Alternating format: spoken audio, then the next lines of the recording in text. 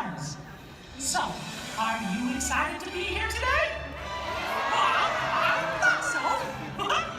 Oh, hey, pal. Thanks for getting things started. And now that we're all together, I've got a surprise for you.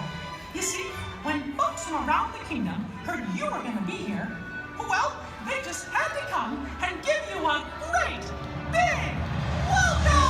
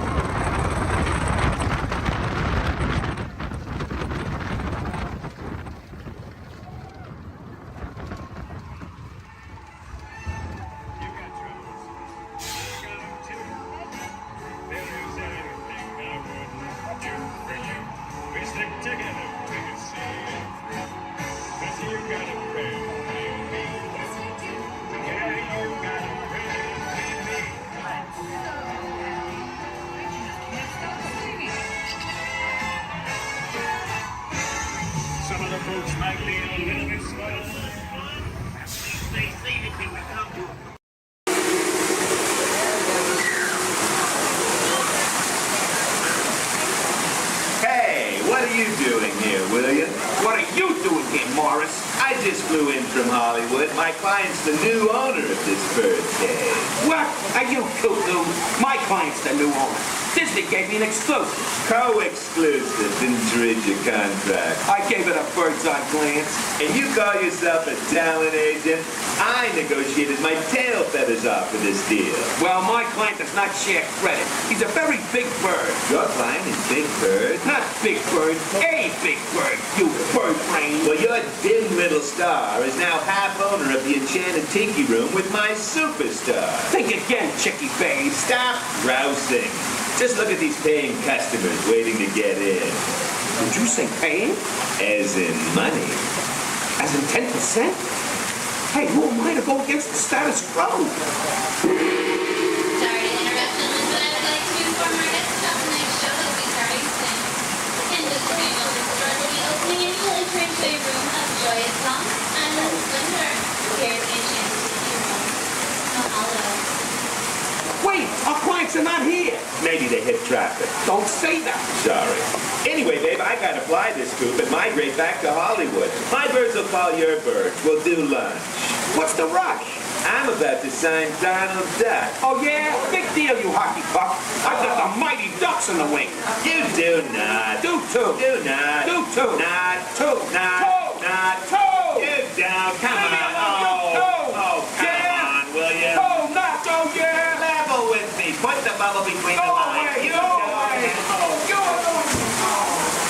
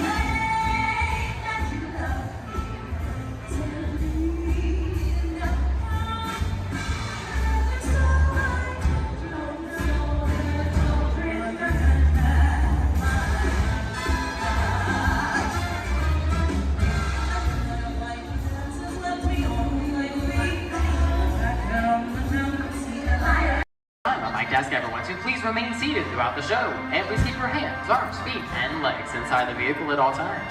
Oh, don't forget to supervise your children, and for the safety of our cast, we ask that you please refrain from the use of flash photography and external video lighting. Now that we've taken care of business, let's talk about me. My name is Travis, and I'll be your guide for this magical journey into the movies. It's the perfect job for me because, why the movies? Is everybody ready? Great, the cameras are ready to roll. Ready when you are, Stevie.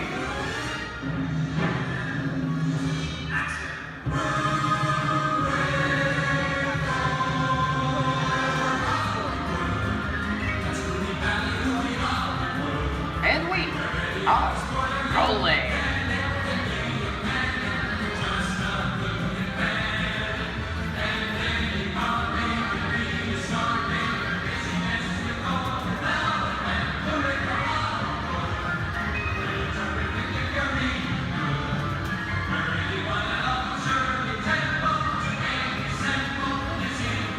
Hello everyone and welcome to the Great Movie Run. Once again, my name is Travis, and on behalf of Disney's Hollywood Studios and Turner Classic Movies, please welcome our host for this one of a kind tour, Robert Osborne. Thank you. Hooray for Hollywood indeed. What better way to start our journey? From the Old West to the rooftops of London and along the Yellow Brick Road, there really is no place like the movies. One of Hollywood's significant contributions to the world of film were great musicals.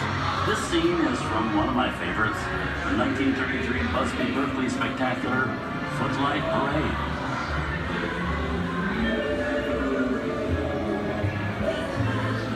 Here's one of the most famous of all dance sequences. It's from the 1952 musical classic Singing in the Rain. Here's Chick Kelly singing in the rain. Literally.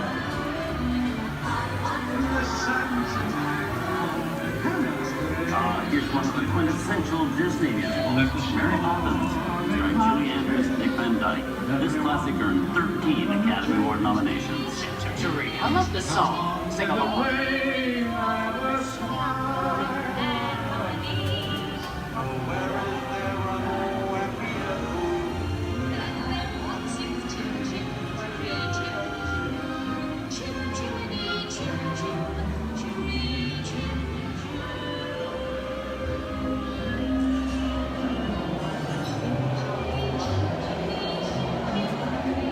Hold on to those wallets and purses, folks.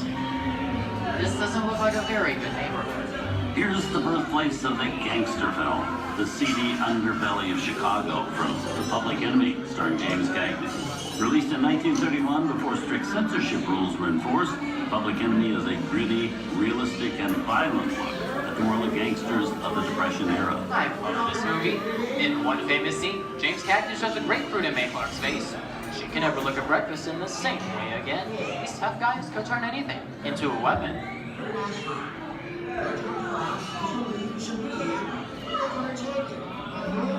You want to kick in with the dog. If you don't, somebody's going to drop by here and take your teeth out one at a time. And me, I get you. Now eat it. Tough guy,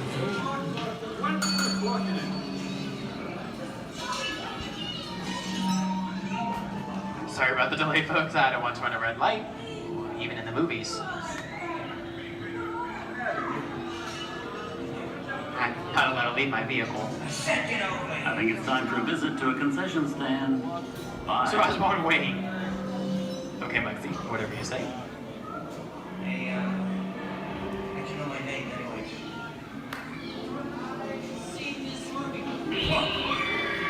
I hear someone singing your fancy cars like to get out of here. So wait for it. I said square out of here or you're gonna get hurt. What reason, sir? Here they come, boss! Get out your grinders!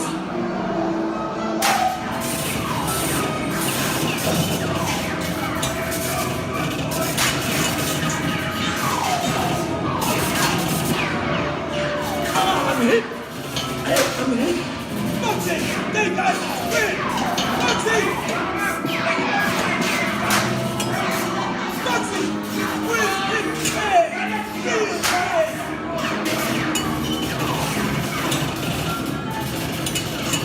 Everybody just sit tight. I don't know my life's against the law. I will never break the law. Hey, watch this. No more red light.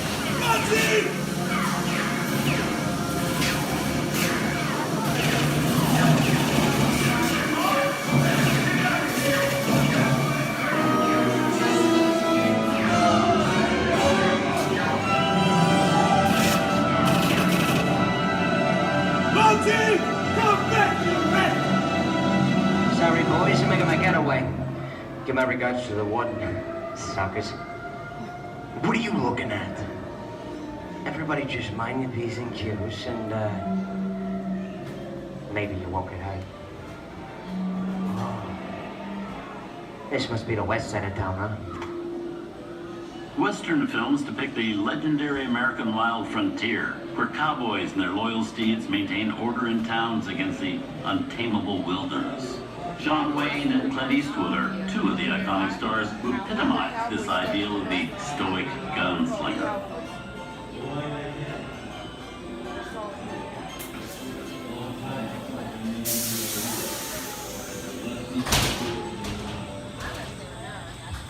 Sleepy little bag, ain't it? That's some mighty tough territory you're heading into, Pilgrim. I'd think about turning back if I was you. That is, if you want my opinion. But I reckon Now that we're in the clear, this looks like the perfect time to collect the all your valuables. We'll start with the jewelry and then we'll... What are you talking about? I didn't even order this thing, mother copper.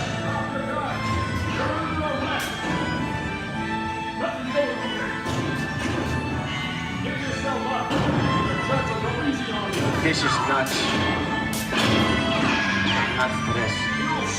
Right this way. What are you doing?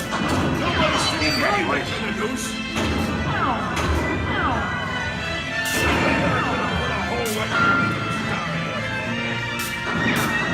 Okay. This way.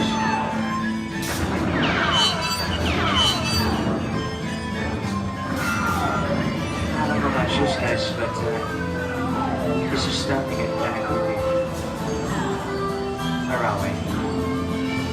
JC? Science fiction has been a staple of classic movies, from George Méliès's Trip to the Moon to George Lucas's Star Wars. In 1979, director Ridley Scott and Sigourney Weaver made audiences believe that in space, no one can hear you scream. This is Alien. Hey, you get down, please. How do we get out of here? Warning, remain in your vehicle. The area you are entering is extremely dangerous. Proceed with caution.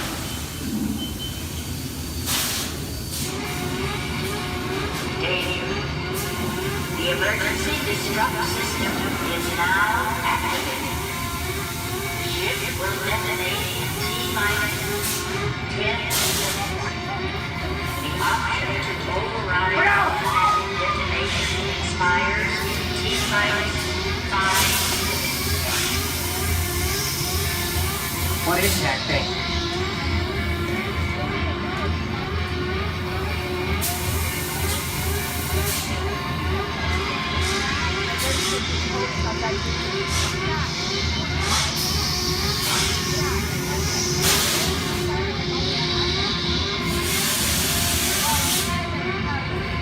Get it together. I'm getting out of here. That's enough creepy crawly things for one day, right? Wrong.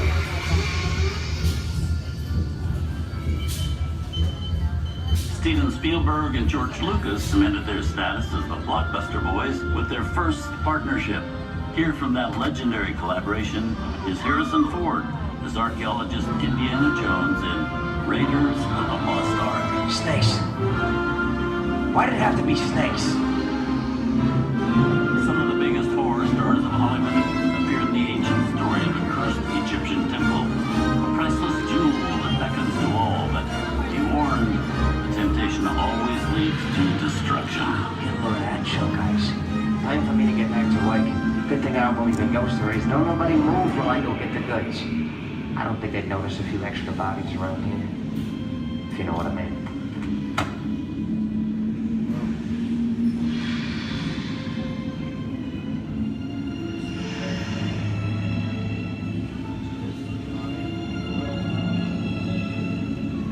I've seen enough movies to know that you really shouldn't even think about trying to steal a jewel.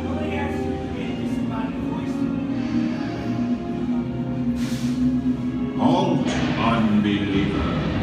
Disturb the treasure of the gods, and you shall all pay with your lives.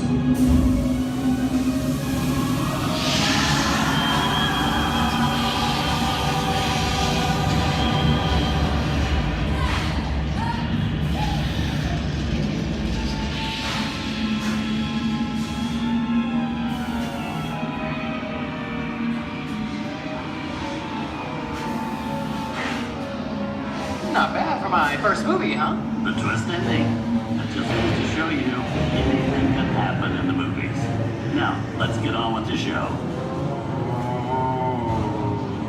I see, things that go bump in the night have always been a staple of movies. One of the first horror films was a silent short featuring a dancing skeleton, written by the Lumiere brothers in 1897. Both audiences and filmmakers were really interested in the cop, but there was no horror was used to describe a film until the 1930s. Wow, there's really a jungle out there. Where are we? This is the jungle home of one of the most famous movie characters of them all, Tarzan. The movie's most popular Tarzan is undoubtedly Johnny Weissmuller, who's run through 12 films as the King of the Jungle. Over there is Marino Sullivan as Jay, and Tarzan sidekick Cheetah, who was portrayed by over a dozen chimpanzee actors over the years.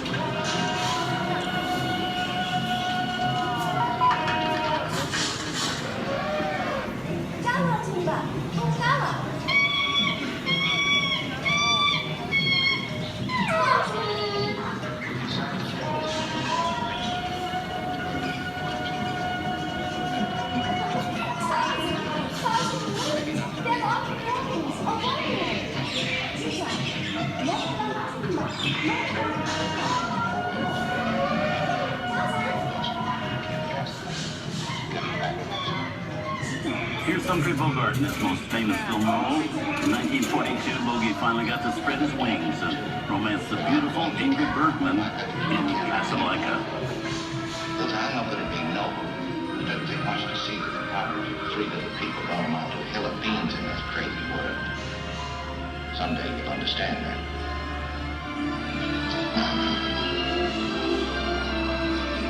He's looking at you, kid.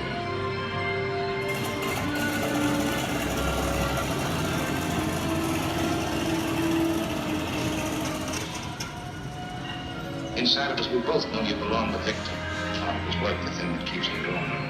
That thing moves around, you're not with it. And now, one of the most famous movie stars in one of his greatest roles, Mickey Mouse, as the Sorcerer's Apprentice in Fantasia. When the film came out in 1940, Walt Disney promised to add new musical sequences in the future. His nephew Roy kept that promise 60 years later with the release of Fantasia 2000.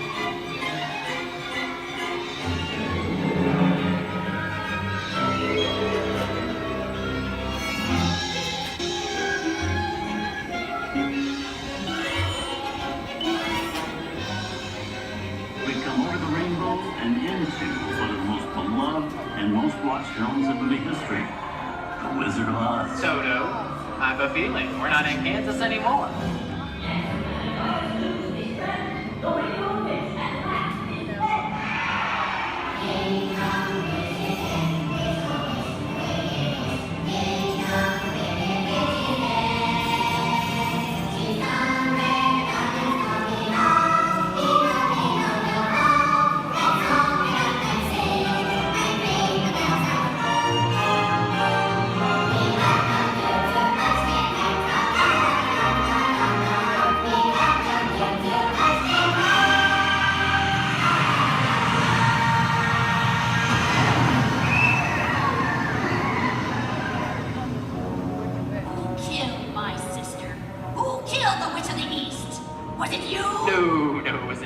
I didn't mean to kill anybody. Well, my little pretty, I can cause accidents too. Oh, rubbish. You have no power here. You'll be gone before somebody drops a house on you, too. Very well. I'll bide my time. But just try to stay out of my way. Just try. I'll get you, my pretty, and your little dog, too. I wonder how we get out of here. What do you folks think? Which way do we go? Follow the yellow brick road. Follow the yellow brick road. Follow the yellow brick road. Oh, why didn't I think of that? Sing along, folks. You know the words.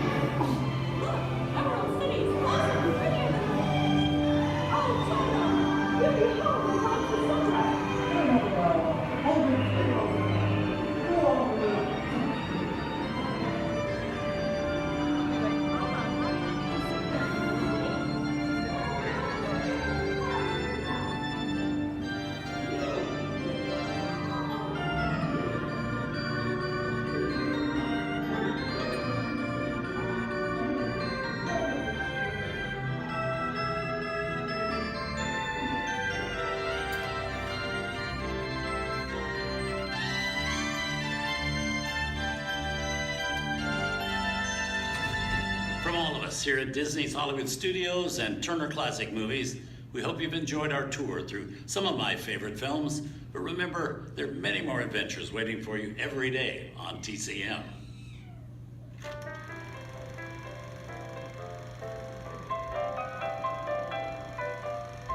We didn't need that. We had to face it. Wait a minute. You ain't heard nothing yet. Step in time!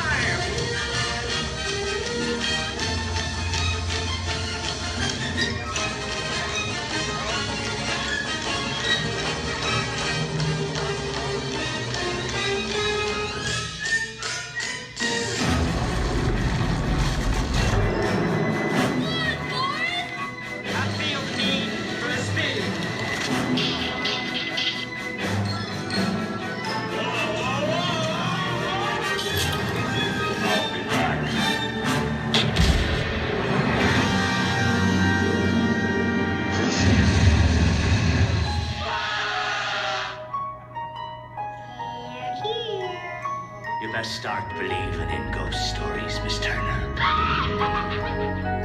Is it safe? No, you're not! I have a feeling we're not in Kansas anymore. I'm a man. Well, nobody's perfect.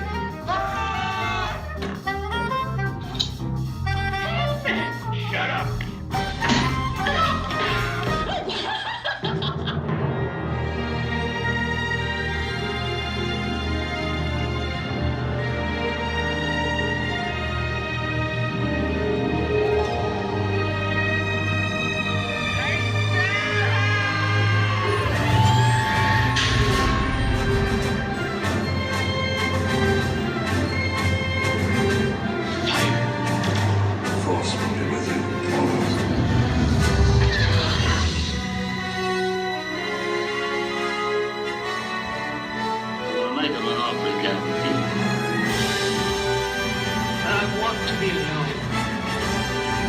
We didn't land on Plymouth Rock. Plymouth Rock landed on us. Good morning, Vietnam! He's looking at you, kid.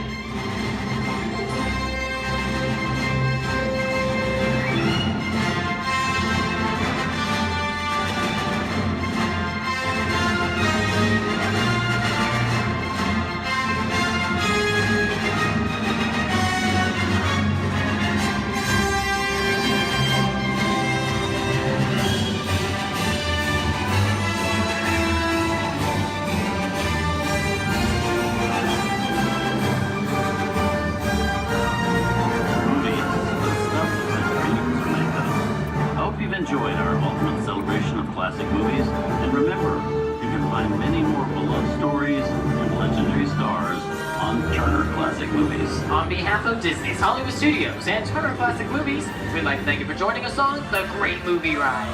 Now please remain seated until the vehicle comes to a complete stop. Please take small children by the hand and gather your personal belongings. And once these doors have opened, rise dramatically to your feet and make a grand exit towards the rear of the vehicle.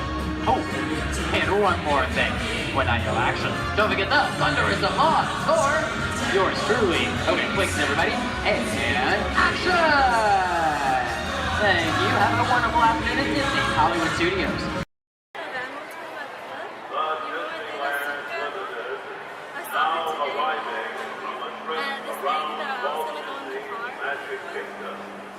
She's a mom of some guy that I used to know. It's because you guys both had the same band.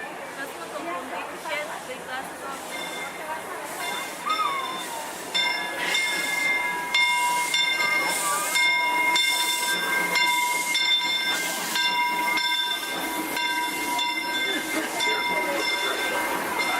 We'd like to thank those of you who've been with me for the grand circle tour of Disneyland. We sure hope you enjoyed the travel with us and see the characters in the train. I'd especially like to thank those of you who've been with me for the grand circle tour of Disneyland. We sure hope you enjoyed your travels with us.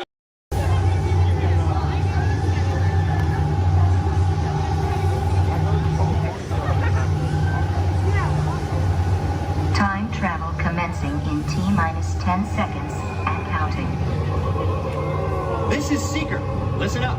We've got to get in, grab the iguanodon, and get out before that asteroid hits. Let's roll!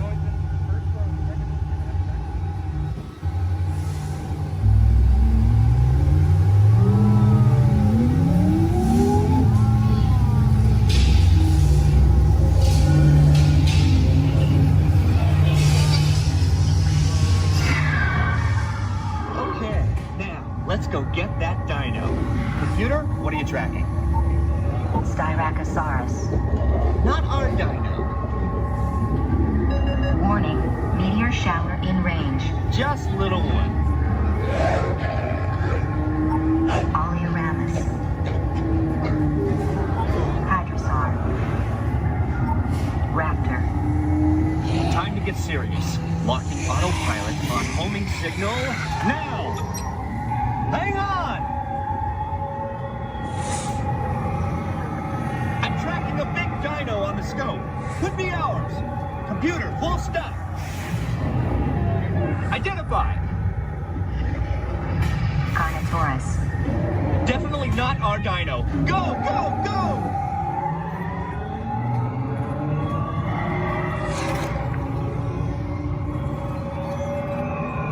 Another big guy coming up. Computer. Slow and identify. Sauropod. Still not our dino, but at least this one's a vegetarian.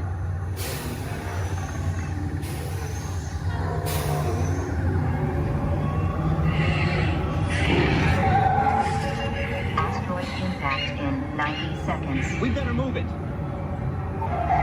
Pterodactyl. Incoming! Asteroid impact in 60 seconds. We can't stop now. Keep going, keep going. Compsognathus. Computer, what's happening?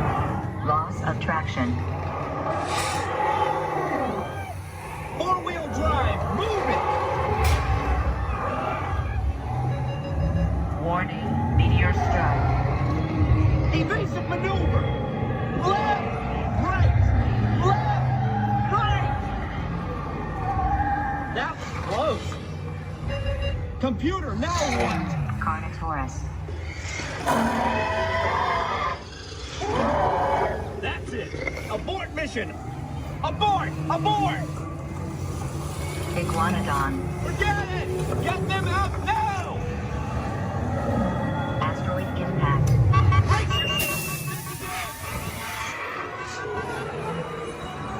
They're not gonna make it! They're not gonna make it! Mission accomplished. You made it! I knew you would, and guess who made it back with you? I better find him before security does. Thanks for everything!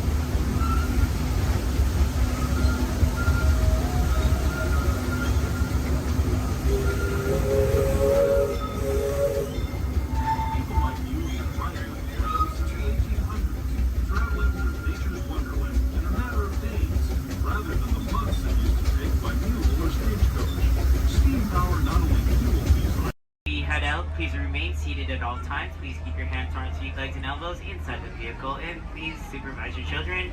This is a one-way trip to Main Street, USA, and enjoy your ride.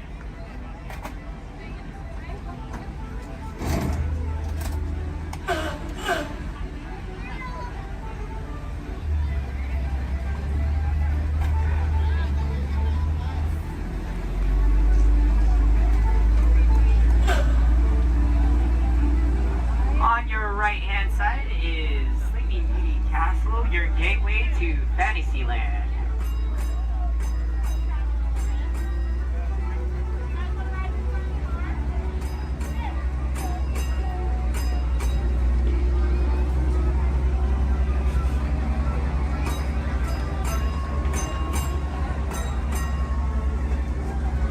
Coming up on your right-hand side is Frontierland and Adventureland. Beyond that, Critter Country, Darla Square, and Star Wars Galaxy's Edge.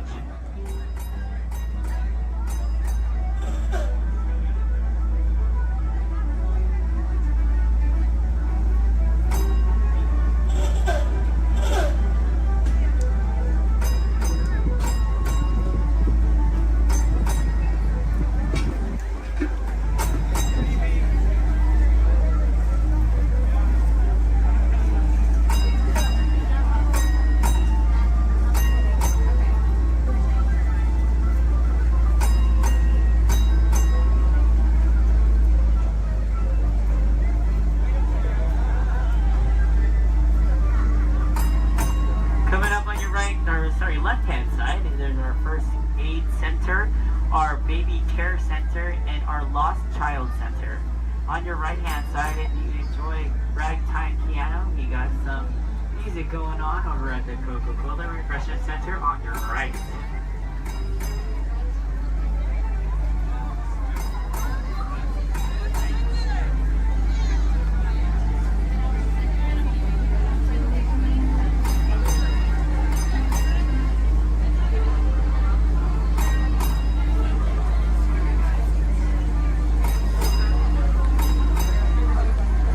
If you get hot later, on your right-hand side is our Dips and Grill ice cream parlor. And on your left is Market House, where you can find our Starbucks coffee and tea. Beyond that is our locker station.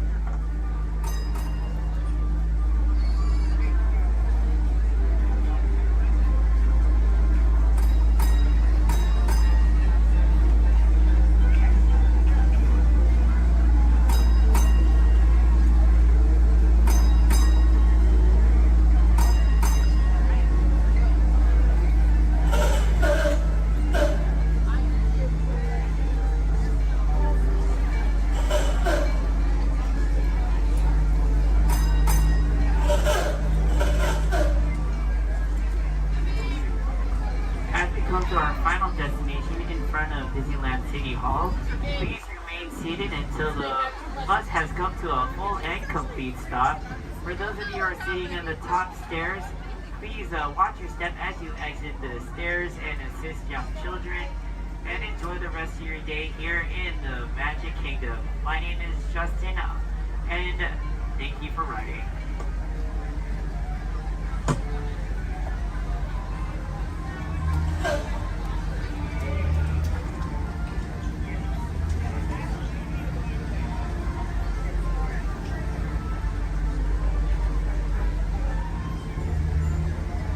Thank you. Please remain seated, folks. I do need to park like right over there. Yeah. Please remain seated, folks.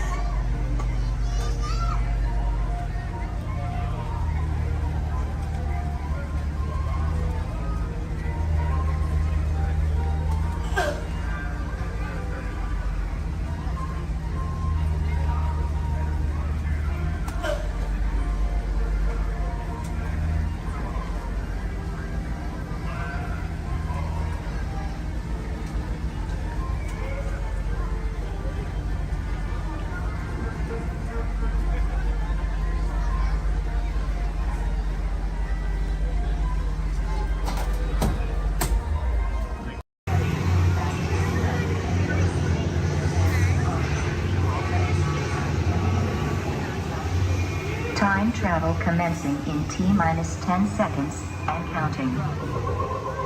This is Seeker. Listen up. We've got to get in, grab the iguanodon, and get out before that asteroid hits. Let's roll!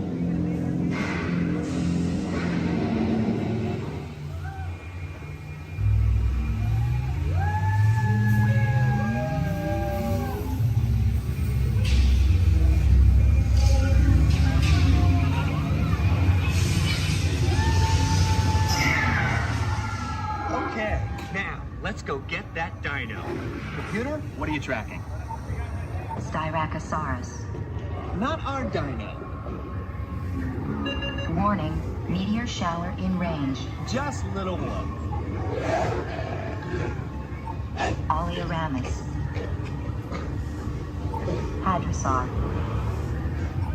Raptor. Time to get serious. Locking autopilot on homing signal now! Hang on!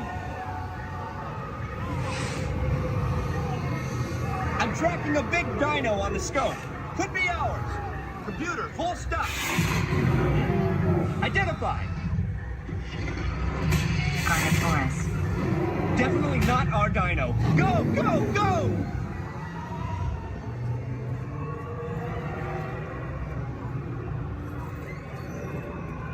Another big guy coming up.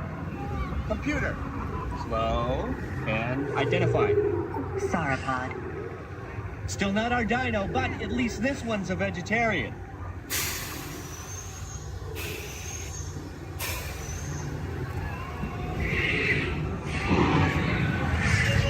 Asteroid impact in 90 seconds. We better move it.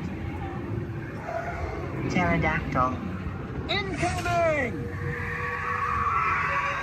Asteroid impact in 60 seconds. We can't stop now. Keep going, keep going. Compsognathus. Computer, what's happening? Loss of traction. Four-wheel drive, move it! Warning, meteor strike. Evasive maneuver! Left! Right! Left! Right! That was close. Computer, now what? Carnotaurus. That's it! Abort mission! Abort! Abort! Iguanodon. Forget it! Get them out now! Asteroid impact. Brace yourself! This is it! They're not gonna make it! They're not gonna make it! Mission accomplished. You made it! I knew you would, and guess who made it back with you? I better find him before security does. Thanks for everything!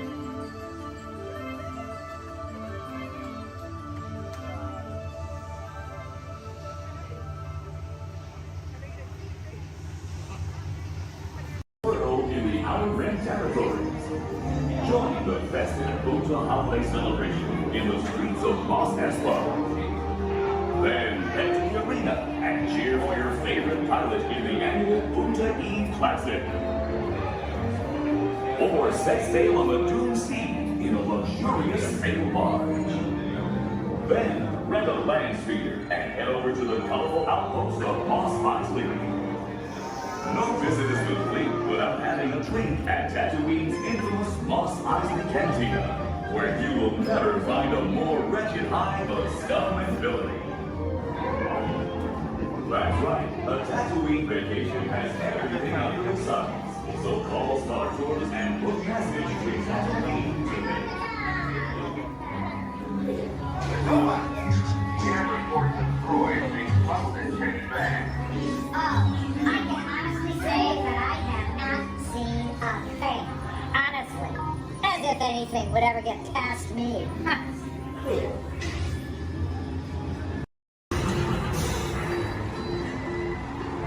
Hang on!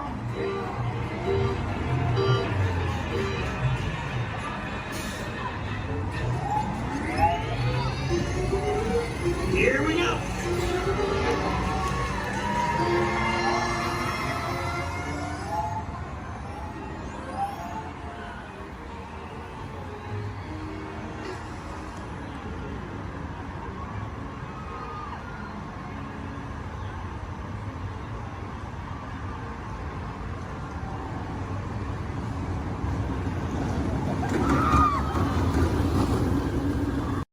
Here we go!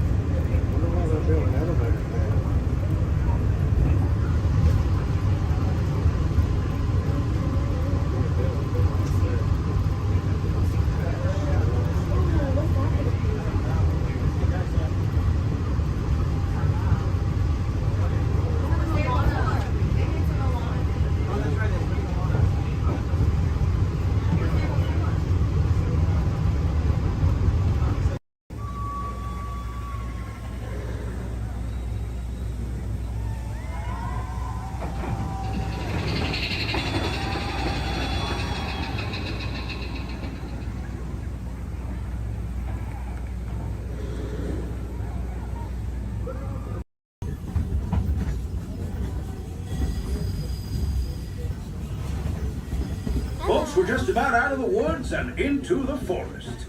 The enchanted forest of Fantasyland, where magic... Listen. Hear that? There it is! On that big metal snake! Oh, Peter, that's not a snake. It's a train. Train, huh? Well, I think it's finally time I trained my shadow to stay put! Come here! Hey! Get back here, Shadow! Shadow! Oh, Tinkerbell, we really must find some stronger thread. Told you it's enchanted, and not just the forest. From the tips of castle spires to the sands under the sea, magic and happily ever afters await around every corner in Fantasyland.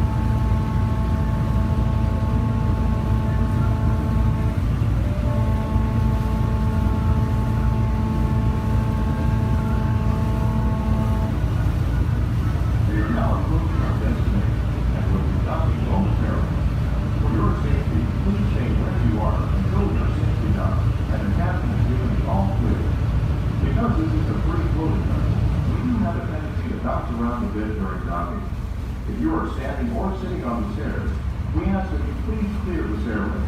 Everyone else, please remain where you are until we've completed our docking. Once again, please clear the stairway. You'll be given an all clear when it is safe to travel the stairs and go ashore. Por favor, manténganse alejados de las escaleras.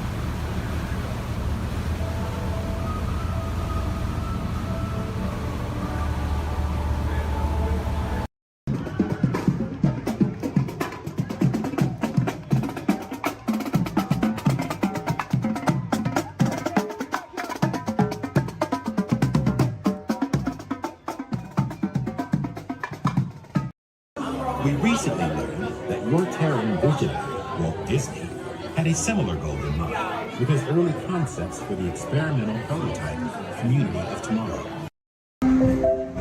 This is Starport 75. Or as we locals call it, Space Mountain. Our high-speed rocket port to distant deep space destinations.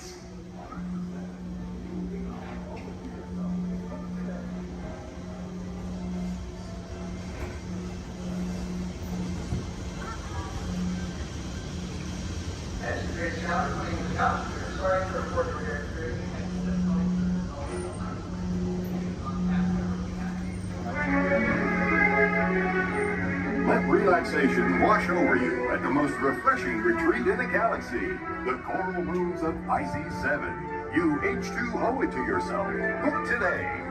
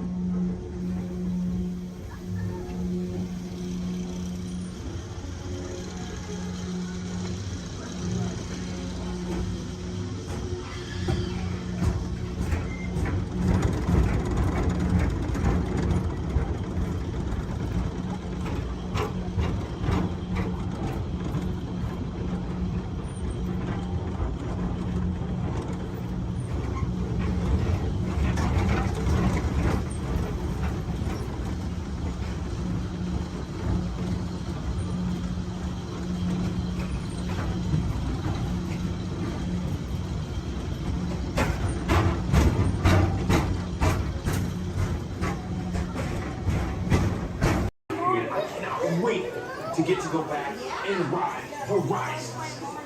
Also want to see the energy, dinosaurs, and of course, hear the Veggie Veggie Fruit Fruit. That is the best. Can't wait.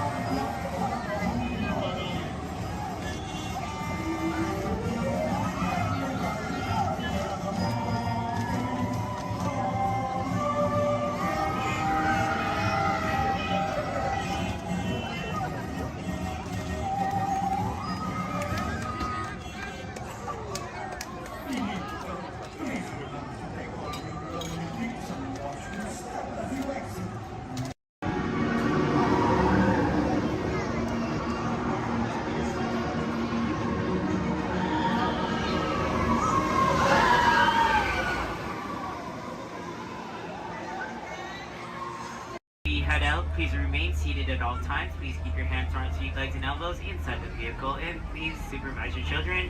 This is a one-way trip to Main Street, USA, and enjoy your ride.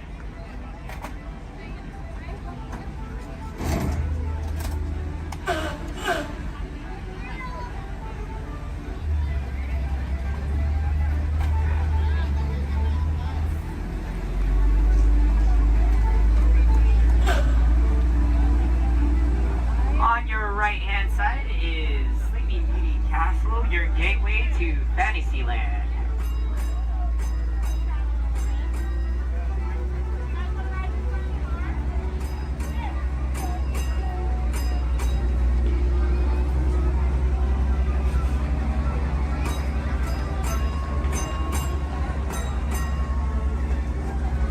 Coming up on your right-hand side is Frontierland and Adventureland. Beyond that, Critter Country, Darling Square, and Star Wars Galaxy's Edge.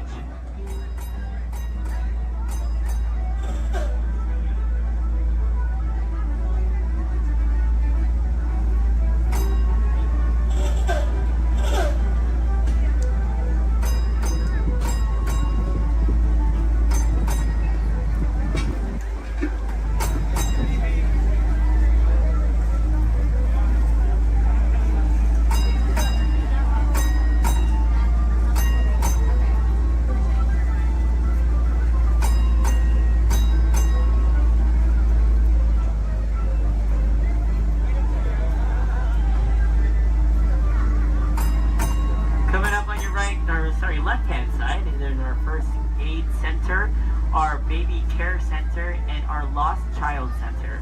On your right-hand side, if you enjoy ragtime piano, you got some music going on over at the Coca-Cola Refreshment Center on your right.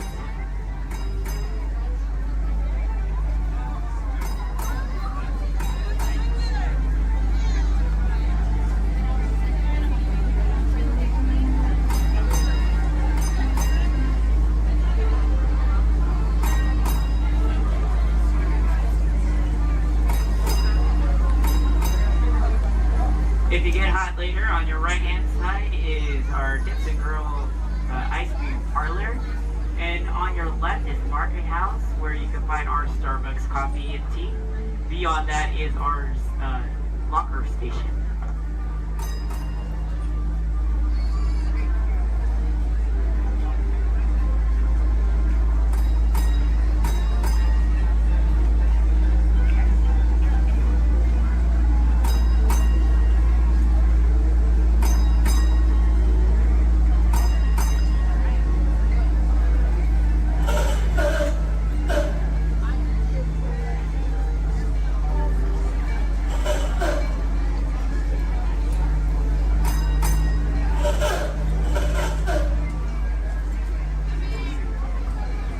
To our final destination in front of Disneyland City Hall. Please remain seated until the bus has come to a full and complete stop. For those of you who are sitting in the top stairs, please watch your step as you exit the stairs and assist young children, and enjoy the rest of your day here in the Magic Kingdom. My name is Justin, and thank you for riding.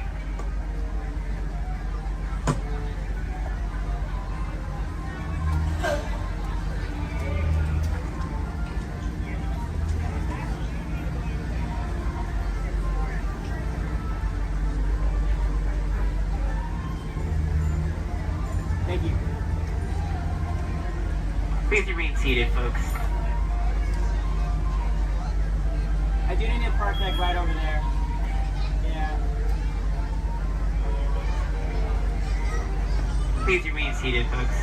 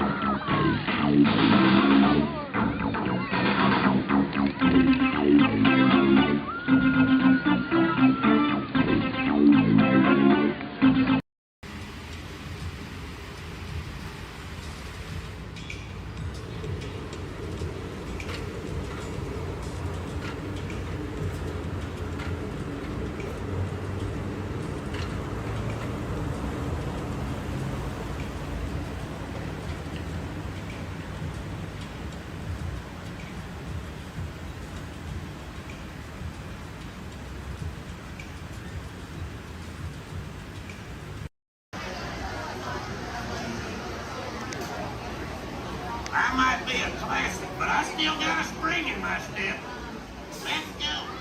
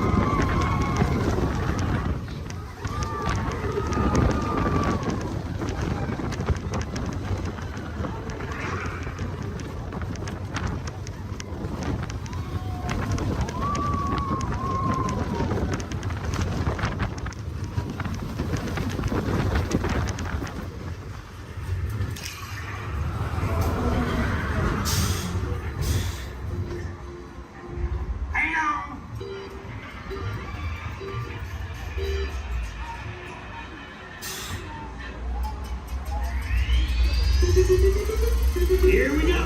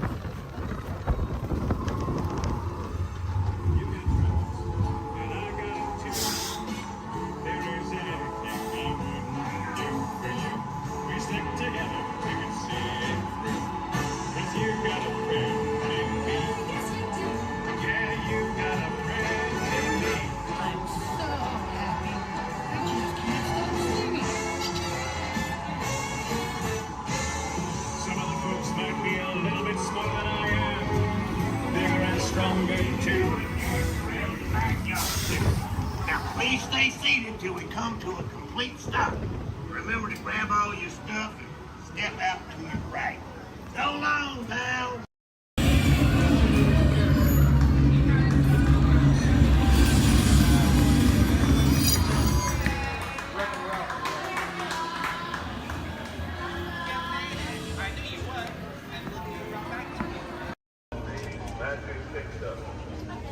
Passengers will stand by to board.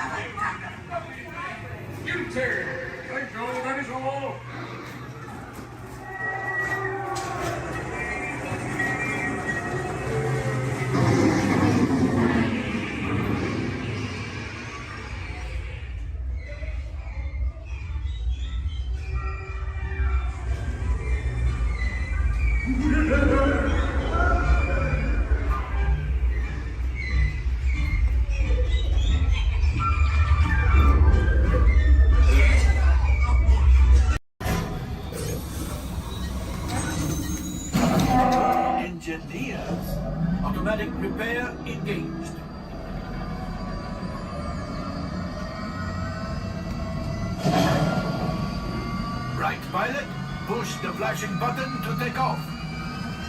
Pilot on the left, move your stick to fly right and left. I was just about to say that. Pilot on the right, pull back on the stick to fly out, and push forward to fly down. Oh, watch it! Chewie is flying this thing looking in the air. Weapons are online. Left pilot, hit the booster. Now let's go get that coaxial. Right pilot, make the jump to light speed.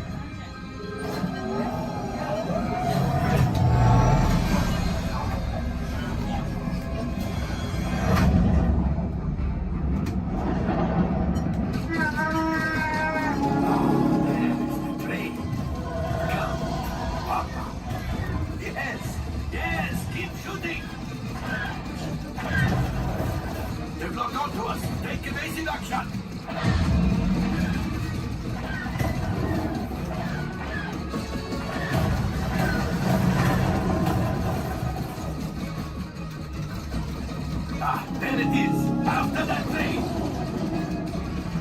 Gunners, fire the harpoon! Excellent! Now, gunners, shoot the cargo free! Left pilot, brakes! Well, my friends, that could have been much worse. Okay, it's much worse.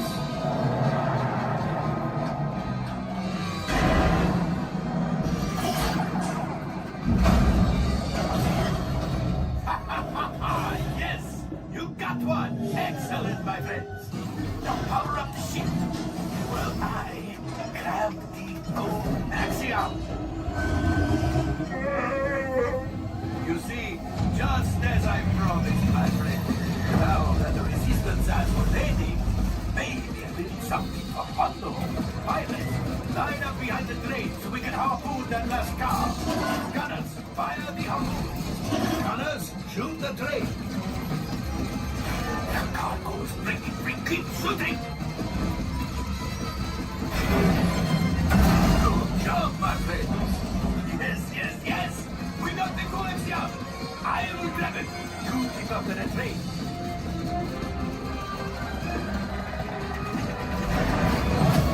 Gunship.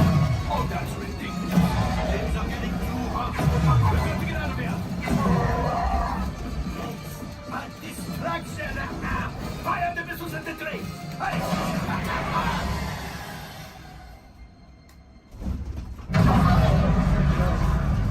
Watch out! The Star Destroyer is collapsing! Left pilot, hit the boosters! Boost! Boost! Boost! We made it! I don't believe it, but we made it! Now, let's get out of here!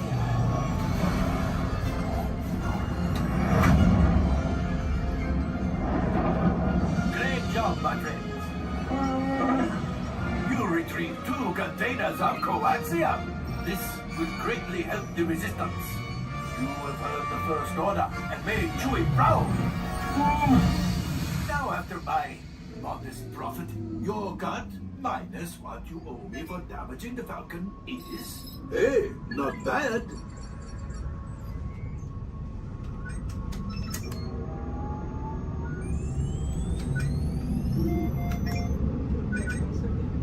R5, damage report. Engine failure. All right. Hyperdrive leak. That is not too good. Multiple hull ruptures. Well, it could be worse. All right, I'm making an executive decision. Everybody out. Go on, get out.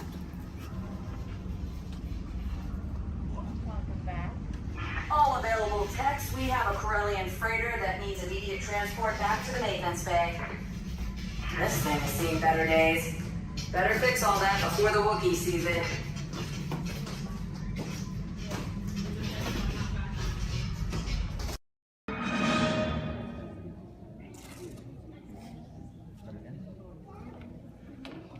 Hi, and welcome to the universe of energy. How are you? Fine. No need to answer. You know, you're probably surprised to see me here, aren't you?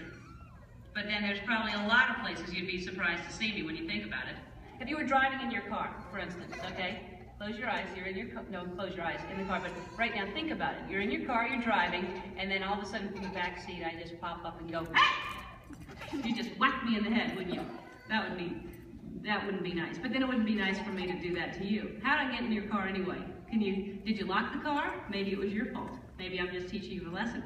But the point is, to see me here as a spokesperson for the universe of energy. I mean, that's crazy, you know. I mean, I'm an expert on a lot of things. You know that. I know that. But not a lot of things. A few things. But energy, I mean, there was a time I could care less about it. And then suddenly everything changed. One day I was sitting in my apartment. I said I was sitting in my apartment when, there it is. I'd offer you some snacks, but I can't hear me. Hey, you! How about sharing some of those chips? No, you're on a diet. Me? How about you? Anywho, I'm watching TV and my favorite show's about to start. This is Jeopardy! Yes! I told you it was my favorite show. Who is it? And of course, no one locks their doors in New York. Hey, it's your neighbor, Bill Nye the Science Guy. Hey, Bill Nye the Science Guy, it's Ellen, Just Ellen, I guess. What can I do you for? I'd like to borrow some aluminum foil, a clothespin, and a candle. Another hot day, huh? Actually, I'm working on a new experiment. Take whatever you need. I don't want to miss any of the game. What are you watching? Jeopardy. Yes. A professor of energy at Princeton University, Dr. Judy Peterson. Oh my gosh. What? It's my old college roommate, Judy Peterson. She was such a smarty pants, know-it-all. I had the best nickname for her, though. What was that? Stupid Judy. Ellen, that makes no sense. She has a PhD. I know, but it made me feel better. So now I guess she's some hotshot, energetic professor. She's a professor of energy. Whatever. Who cares about stupid Judy and her stupid energy? Ellen, energy's the most important thing in the universe. Oh yeah, sure. Take her side. I'm not taking her side. It's just that without energy, nothing would go. Nothing would happen. I mean, there'd be nothing. Well, then we'd really be in jeopardy now, wouldn't we? Yeah, well, what is, thanks for the supplies, and see you later. What is? Bye-bye. It's the Parliament of Israel. Right again. Go. Right again, Judy. Stupid Judy, stupid energy. Maybe the universe needs energy, but I don't. I'll take a nap for 100. I know. Big piece of corn right there in the teeth. How could you not see it? I'm gonna have to call you back. Now, as most of you know, when someone falls asleep watching TV, that person is going to have a what? Anyone? Sequence.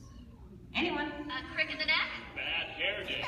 A dream sequence. That's right, man, a dream sequence. Right. Mine was more of a nightmare, actually. And actually, we should get some fog in here. Always nice to spice up a dream sequence with fog. No, not in here. Over there. The dream. Scary, huh? This is Jeopardy!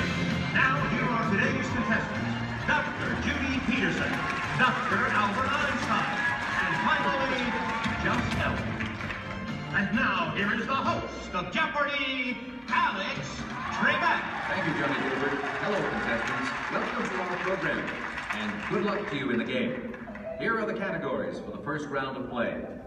Solar energy, wind power, energy from water, fossil fuels, fusion, and finally, gas. Ellen, since this is your dream, we'll let you make the first selection. I will take fossil fuels for, let's go 100. Fine. The answer is, this was formed from microscopic plants and animals trapped in ocean floor sediments millions of years ago. Ellen. Yes, I know that one. That's, what is the stuff trapped? Microscopic fuels and plants and animals and Sorry, Ellen. We were looking for something more than just an embellishment of what I had already said. Anyone else? Judy. What is petroleum, Alex? What is bituminous? What is solar thermal conversion? What is hydroelectric? What is helium? And so, as we come to the end of the first round, ladies and gentlemen, Judy has the commanding lead. Ellen has her work cut out for her, and Dr. Einstein is nowhere, relatively speaking. Is this a nightmare or what? Oh, Ellen, your first correct response. Wait a minute. Dreams! This is my dream. I'm in control now. I can still win. I still have a chance to. Ellen! Who is it? It's me, Bill Nye the Science Guy. Hey, I'm glad you came to help me. Actually, I came to see Einstein. Wow, you're getting clobbered. Yeah, this Nightmare Jeopardy version's a lot harder than the home version. Can you help me? Sure, but first we have to go back. Back stage? No, way back, like many billion years ago. Okay, but can we stop at a mini-mart or something to get some snacks? Because I have a tendency to get hungry after a couple billion years. No can do, time's wasted. Come on! Wait, it's not even over. It gets really weird from here. Now some person I don't even know reminds me there's no eating, drinking, smoking, or flash photography allowed in my dream. There is no eating, drinking, smoking, or flash photography allowed in Ellen's dream. And she forgot something. And no videotaping, okay? And those of you who are just walking in right now, you're late. Where have you been? I love your hair. No, not you. No, I mean, it's all right, but that's cute, yeah. Anyway, so you're not completely lost. Here's a recap of what has been going on. I'm Ellen. Hi. I love Jeopardy. I used to not care about energy at all until I had a nightmare that I was on Jeopardy and all the categories were about energy. Oh, don't I know it's scary. So my neighbor, Bill Nye, stepped in to help me out. Bill Nye, the science guy. You know him? Anyway, so he comes in to help me out. That's what's going on. Got it? Good. If you don't, then that's your problem because you're late. And you think about that next time.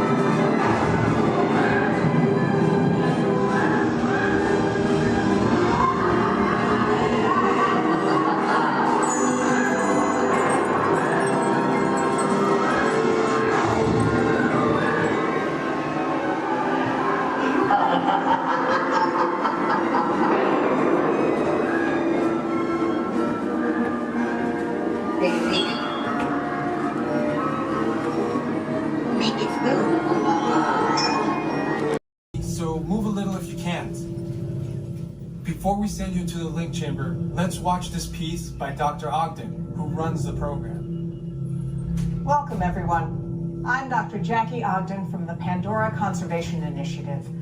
You're about to experience a ceremony that's very special to the Na'vi, flying on the back of an Ikran, or as we call it, a banshee. To the Na'vi, connecting to an Ikran and flying on its back is an incredibly important rite of passage they call Ikni Maya. With permission from the Na'vi and in partnership with Alpha Centauri Expeditions, we can now bring this amazing experience to you. The way you'll be able to fly is by linking to an avatar that's already on the back of an Ikran. Let's see how this works. We establish a link using powerful psionic amplification equipment. A human driver is connected to an avatar, which could be physically hundreds of kilometers away. When you follow our technician into the link chamber, you'll see a series of 16 link chairs. Please go to the number that matches the number you're standing on now. First, stow your gear in the storage containers on the back wall. This should include all bags, cameras, and other items, including cell phones. It's important to push them all the way into the bin. Then get onto the chair as you would a bike. Straddle the seat, step forward, and sit down. Slide your hips forward until you are against the chest pad, and then move your feet all the way forward. Wait until you're seated before you put on your flight visors. Hold on to the hand grips as shown. It's important to hold on to the hand grips at all times. After you're seated, back and leg restraints will be firmly engaged. For your safety, throughout this entire experience, always remain seated and supervise your children. Once the link takes place, you'll be connected to your avatar and sitting on the back of an Ikran. It'll feel like you're really there. Moments later, you'll begin your flight. A Na'vi guide will lead you out.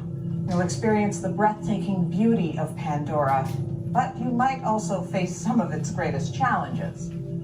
Some of this flight might be intense, but trust your guide and be brave. As the Na'vi say during this important rite of passage, Sivak Ho, rise to the challenge. Good luck. All right, you ready? Let's get you into the link chamber. All right, everyone. When the wind picks up just right, it can carry the sights and sounds from the lush jungles of India to the grand canvas of sky above. Join us now as we allow the magic of Disney storytelling to soar like never before.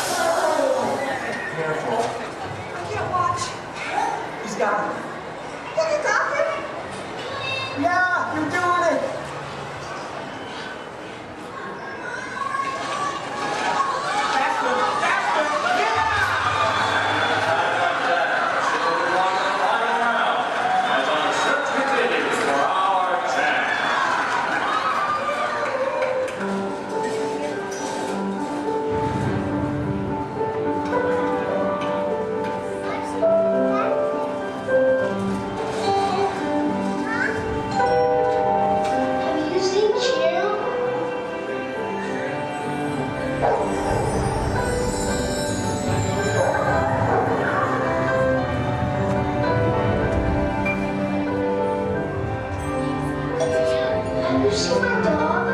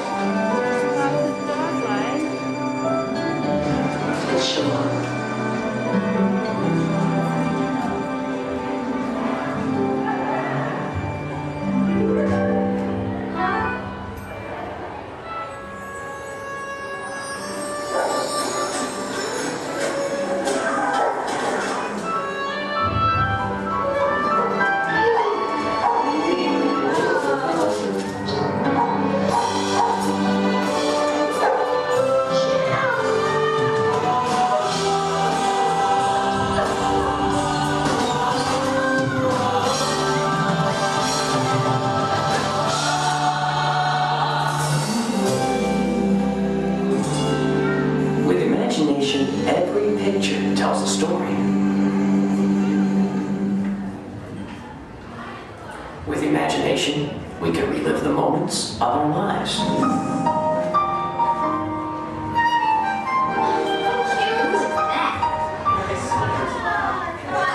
monster.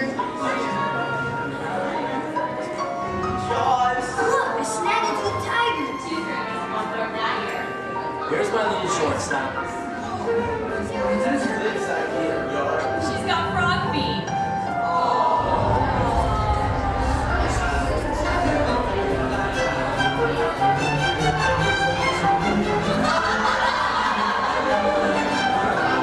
I think we should call this Jerry's picture.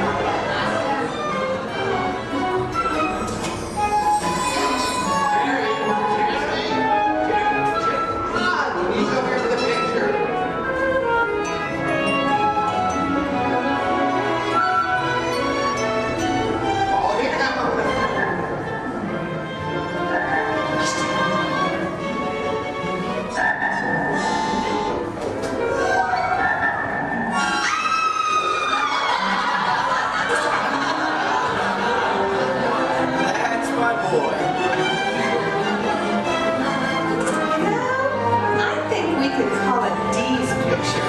Couldn't we, Dee?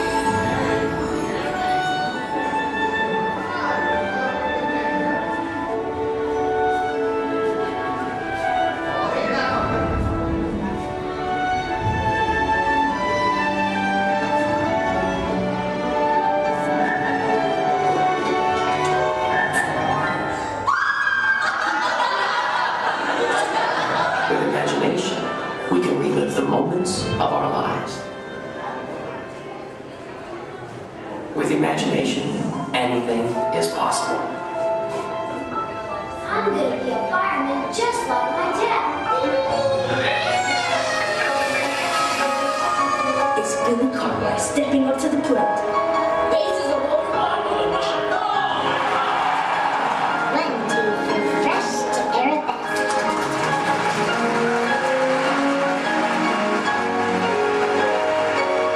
This is Houston. How's the view up there?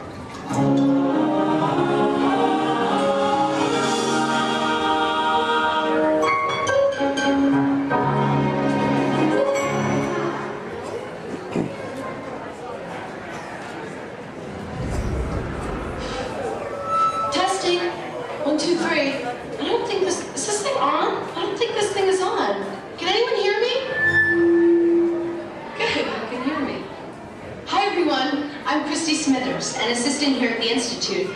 We're just about ready for you next door, but before we go in to see today's presentation, here's a message from my boss, the head of the Imagination Institute. Hello, Dr. Nigel Chen here. Welcome to our annual open house. It is my pleasure to have you here, just as it is your pleasure to be here. For over 100 years, the Imagination Institute has honored the world's leading thinkers, dreamers, and innovators with the Inventor of the Year Award. This year's recipient, Professor Wayne Zielinski, holds patents on numerous unique, one-of-a-kind inventions, including the hands-free phone helmet, the hands-free personal grooming helmet, and his newest creation, the video camera helmet, which, if I'm not mistaken, is also hands-free. But what brought Professor Zielinski to our attention was not headwear, but his incredible shrinking and enlarging machine. Although he's had some small setbacks, he has demonstrated a truly enormous gift for imaginators. Today, before receiving his award, the good professor will demonstrate for us his latest inventions, all developed right here at the Institute. Before we begin, I have one special reminder. Do remember, safety goggles must be worn during the presentation. But please, for your safety, do not put on the safety goggles until you are safely seated, safely inside the theatre safely. Right. Now, please gather up your personal belongings and move all the way into the auditorium. See you in a few minutes. Cheerio.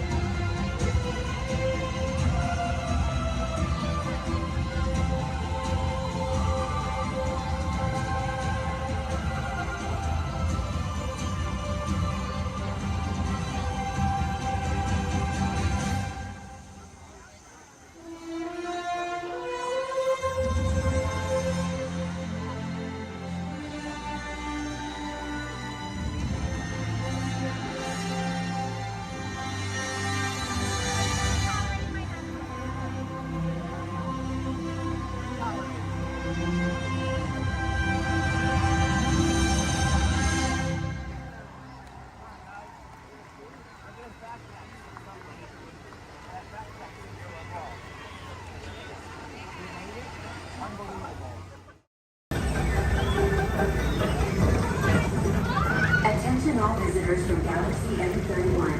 Please keep forward-facing tentacles clear of oncoming vehicles. Thank you.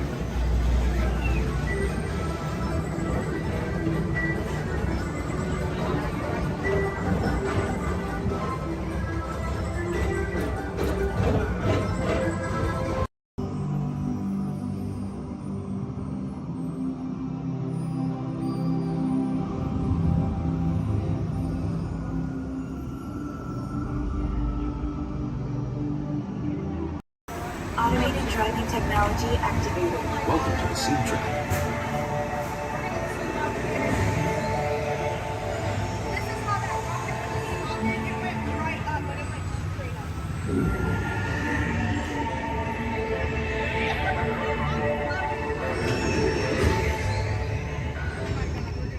We'll begin with the capability test to see how your vehicle designs perform under challenging weather and surface conditions. Monitoring road surface.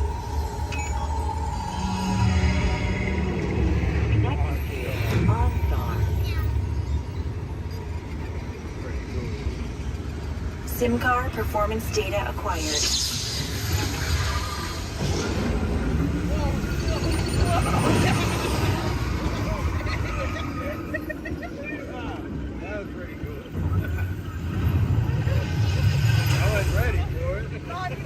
Let's see how your designs hold up now. Commencing SIM car off-road and extreme weather sequence.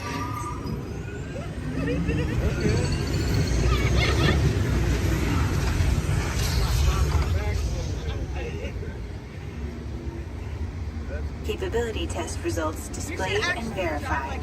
Now let's see how your vehicles compare when it comes to their efficiency. Scanning the SIM card for optimal eco efficiency.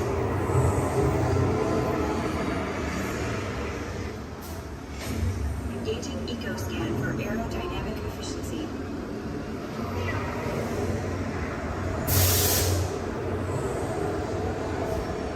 Drive systems analysis. Hyperspectral imaging in progress. Calculating total enviro impact.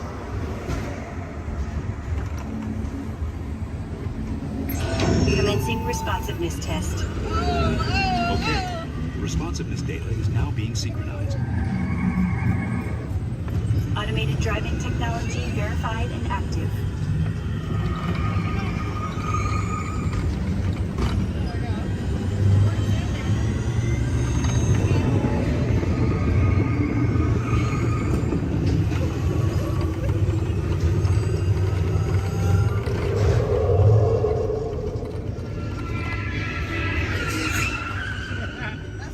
Automated crash avoidance technology disengaged.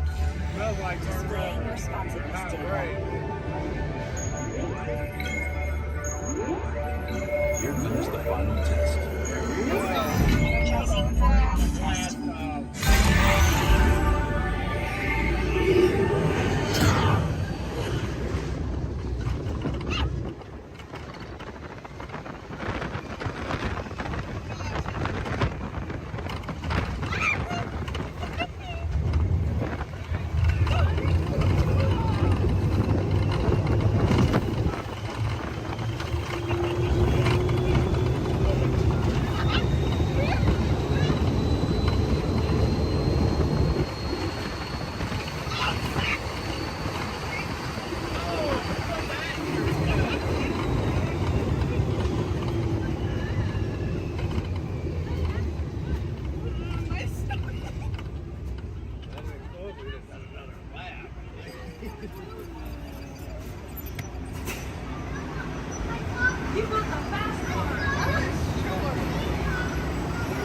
Displaying power test results.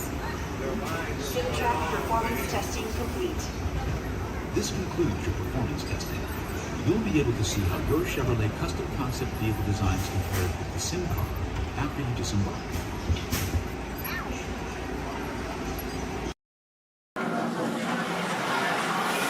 Time travel commencing in T-minus 10 seconds and counting.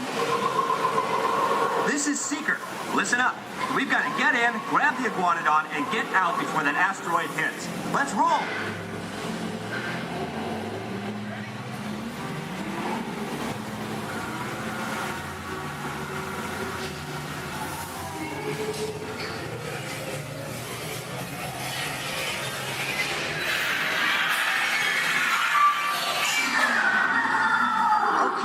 Now, let's go get that dino.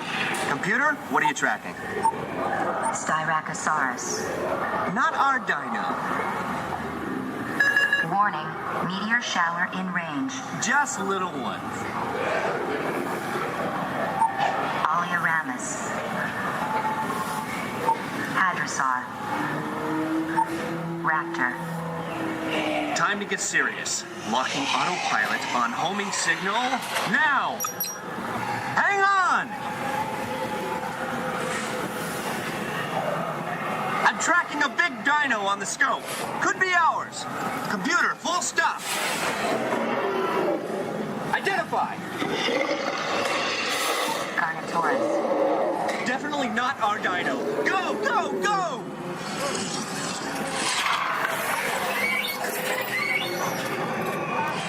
Another big guy coming up.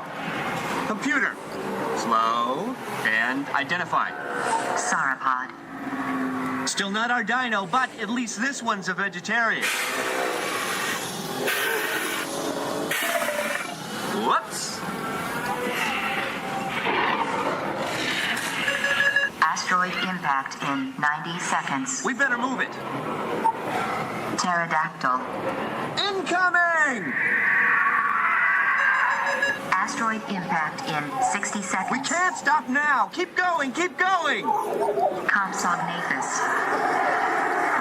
Computer, what's happening? Loss of traction. Four-wheel drive, move it. Warning, meteor strike. Evasive maneuver. Right, left, right, left. That was close. Computer, now what? Carnotaurus. That's it. Abort mission. Abort, abort. Iguanodon. Forget it. Get them out now. Asteroid impact. Brace yourself. This is it. They're not gonna make it. They're not gonna make it. Mission accomplished. You made it! I knew you would, and guess who made it back with you? I better find it before security does. Thanks for everything!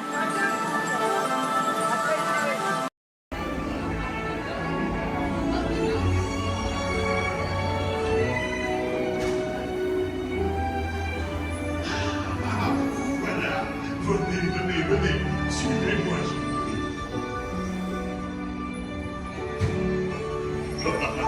Mes chers amis, is waiting for you. This way. Qu'attendez-vous?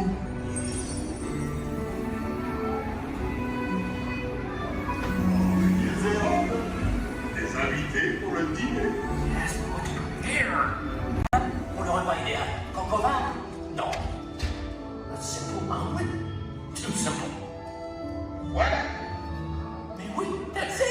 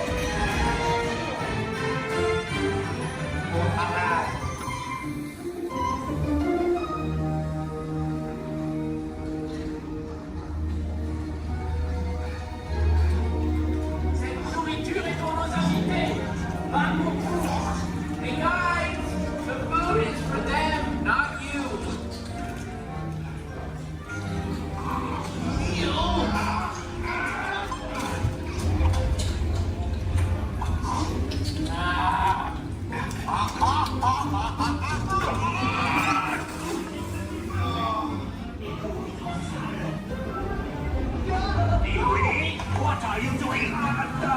Que manigancez-vous? Out of my way.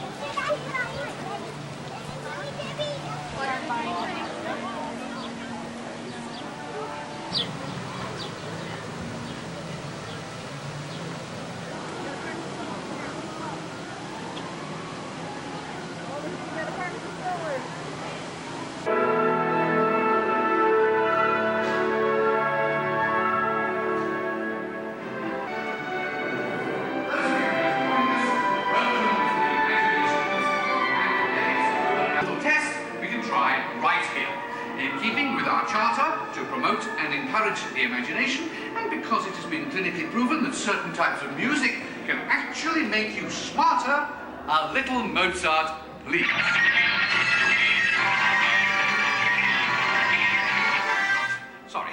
Sorry, that was the wrong type of music. And for those of you who might have dropped a few IQ points, just follow the people in front of you and we'll get you some help. And now, a little Mozart.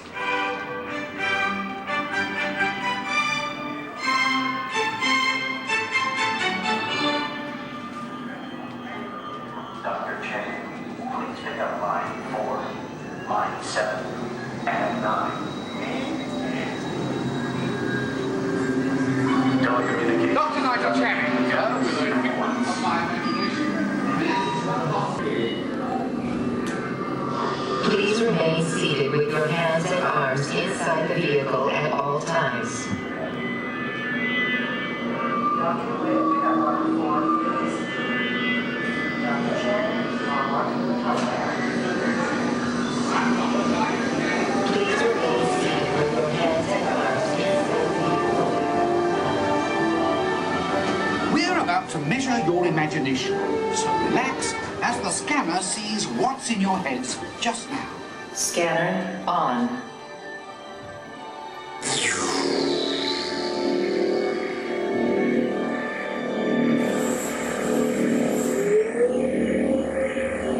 Well, as you can see, there's not much going on upstairs, imagination-wise, but that's just perfect for our experiments. Yeah, I got the same ring at mark right there. Perfect. And the sequence. Give me tones and rapid description.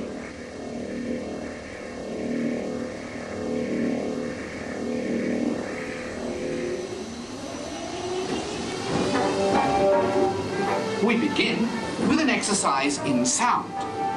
Listen closely and see what you hear.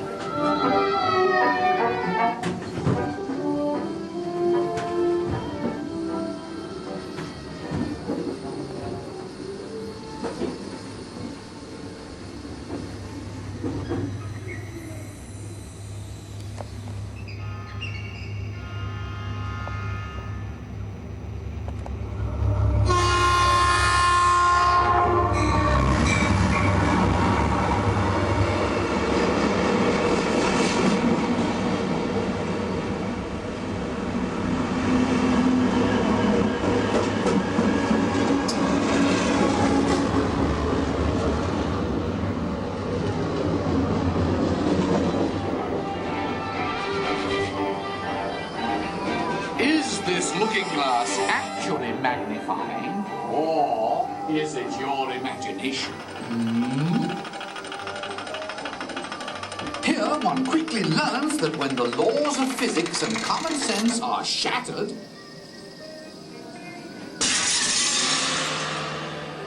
imagination takes over. Welcome to the Illusion Lab, where things are not always what they seem. Looks can be deceiving, can't they?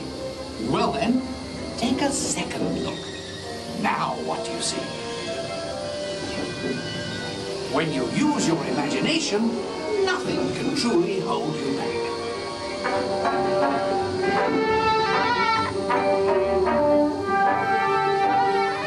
In the next experiment, let color work its magic on your imagination.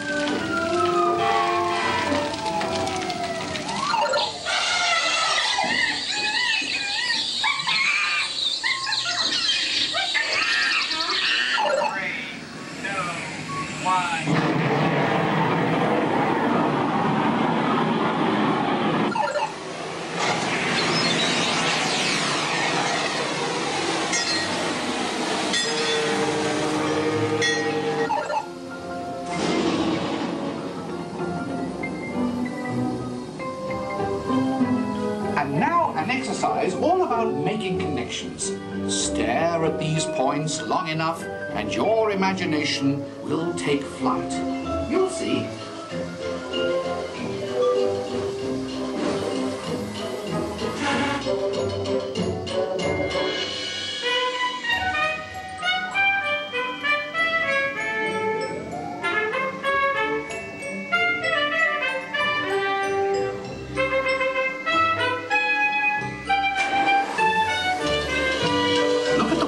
Different angle, and anything is possible in the Gravity Lab.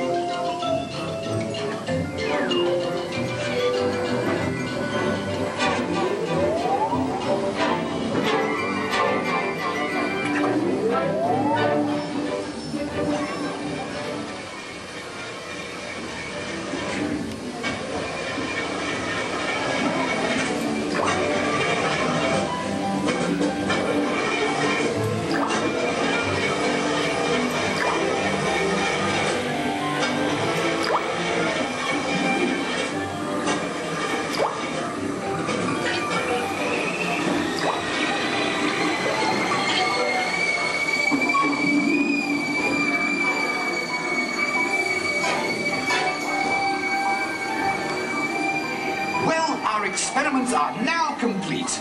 Time to run you through the scanner once again. Who knows what we'll find in your imagination this time? Scanner on. Initiate feedback program. Strong believing this. Recalibrate for a wider scan. Interesting. Stand by. Recalibrate. Settings at full. Scanner readings at 150, 175. Test on existing performance level at optimum. You've pushed the scanner to the limit. This is absolutely unbelievable. Fantastic! Look what your imaginations have created.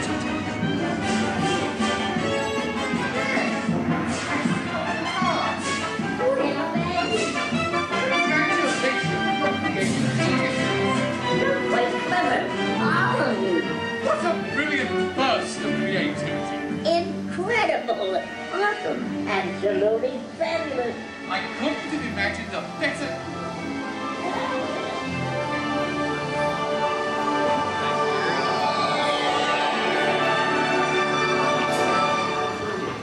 Reality restored.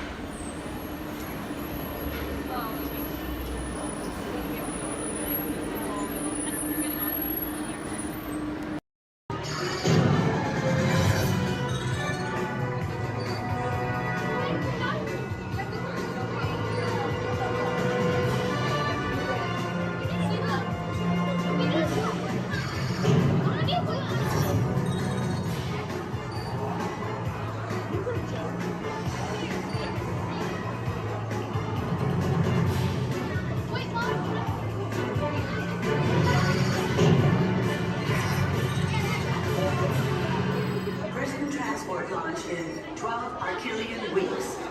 Hold on, people. Zed here. Glad you made it to the Black Bar Florida Tourism to be with us today. New MIT recruits. Warning. Warning. Warning. 10 seconds to planetary implosion. 8, 7, 6, 5. Planetary implosion averted. Have a nice day. Have a dull moment around there, folks. Many of you may be wondering, are resident aliens really that common here on Earth? After all, how many antennae does one see in a day? And that's precisely the point. Because when they get here, they look like this. Then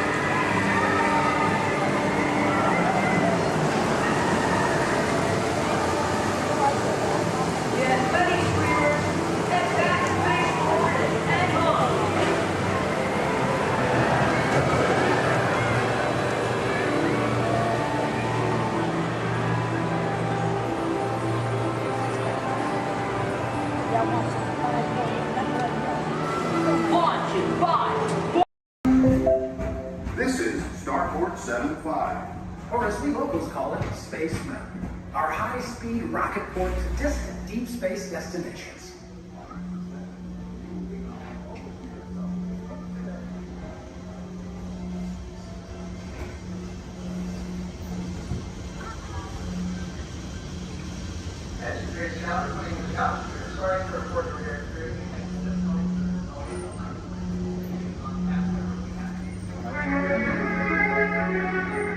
let relaxation wash over you at the most refreshing retreat in the galaxy, the coral rooms of IC7. You H2O it to yourself. Book today.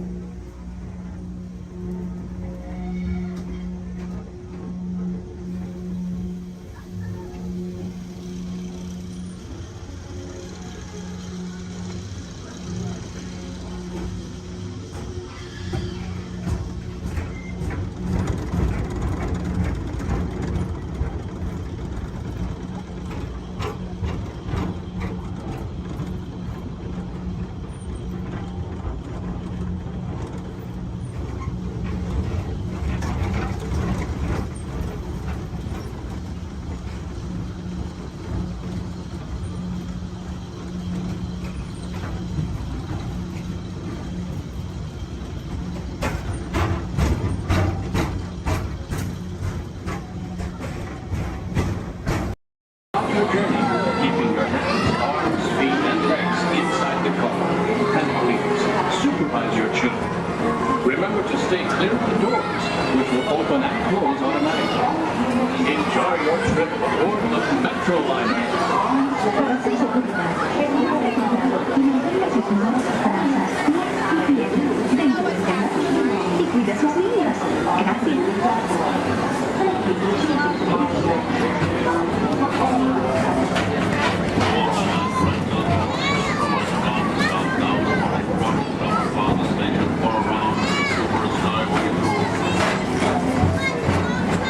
Welcome aboard, ETA travelers. We hope you enjoyed transit authorities super style.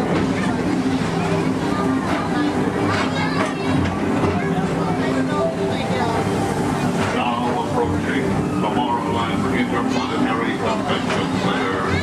The convention center is host to a galaxy of wonders from the following places.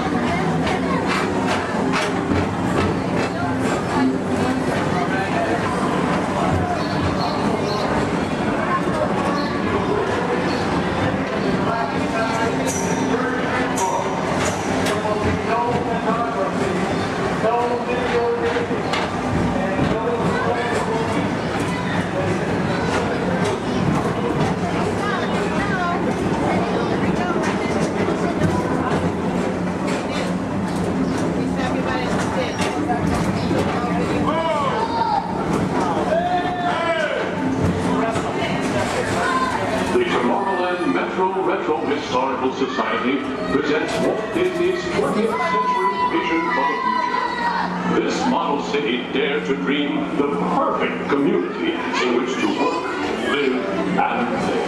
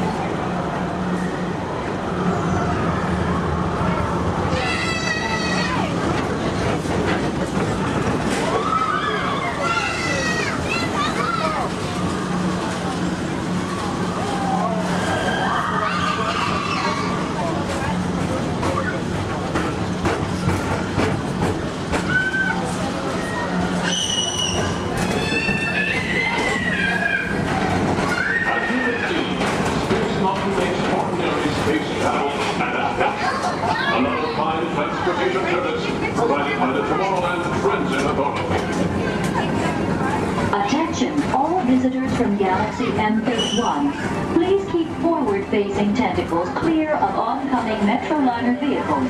Thank you.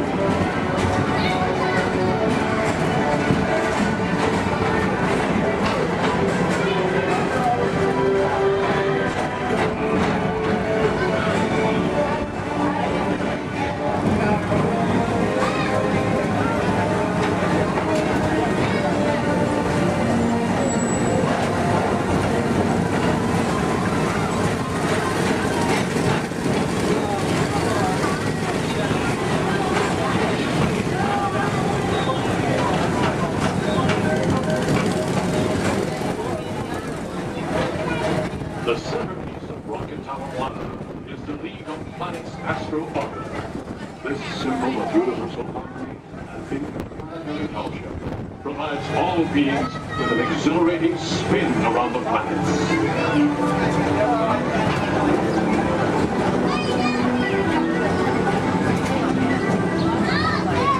Remember, Blue Line passengers, for all your future travel needs, the TTA services all of Tomorrowland's outlying areas, including the personal rocket ship docking lot, and of course, perfect parking, the latest Paging Mr. Morrow, Mr. Tom Morrow. Your party staff has arrived. Please give them a ring.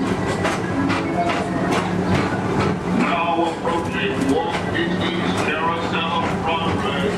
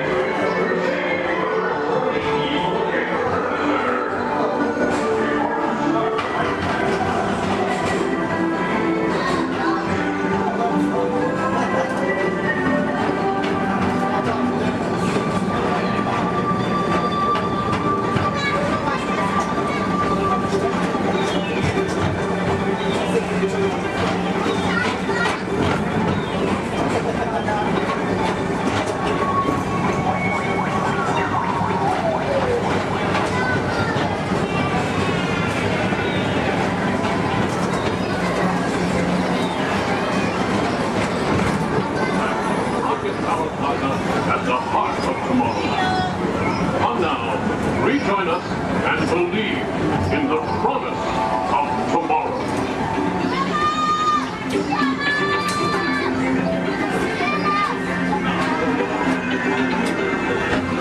Rocket Tower Plaza Station.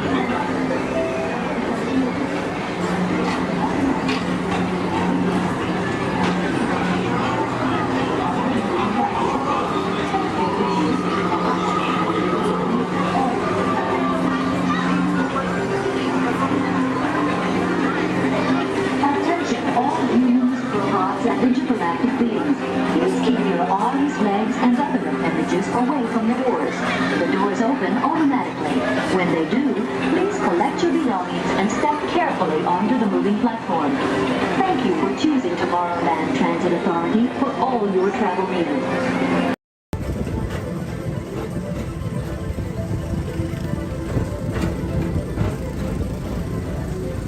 Attention all visitors from Galaxy M31. Please keep forward-facing tentacles clear of oncoming vehicles. Thank you.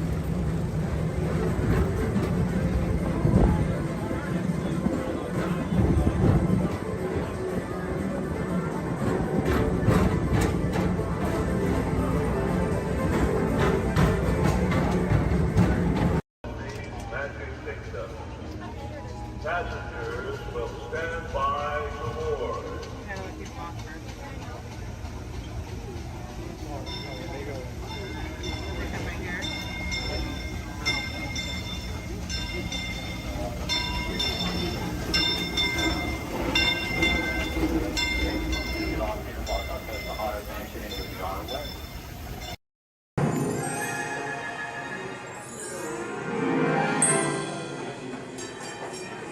Ready? What card is that? Okay, keep your eye on it. Wait. Please. Blow on it.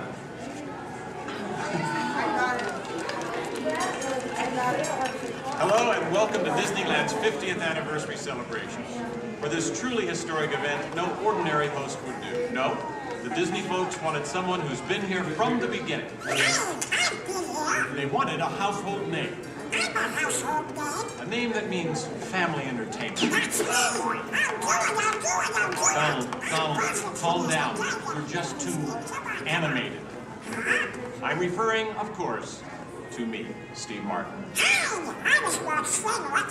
Oh, really? Well, I don't remember him calling that show the Donald Duck Club. Now just waddle along. As I was saying, the Disney folks came to me because I began my career right here at the Magic Shop at Disneyland. That's me, Disneyland class of 1960. Magician, prestidigitator, and seller of fake vomit.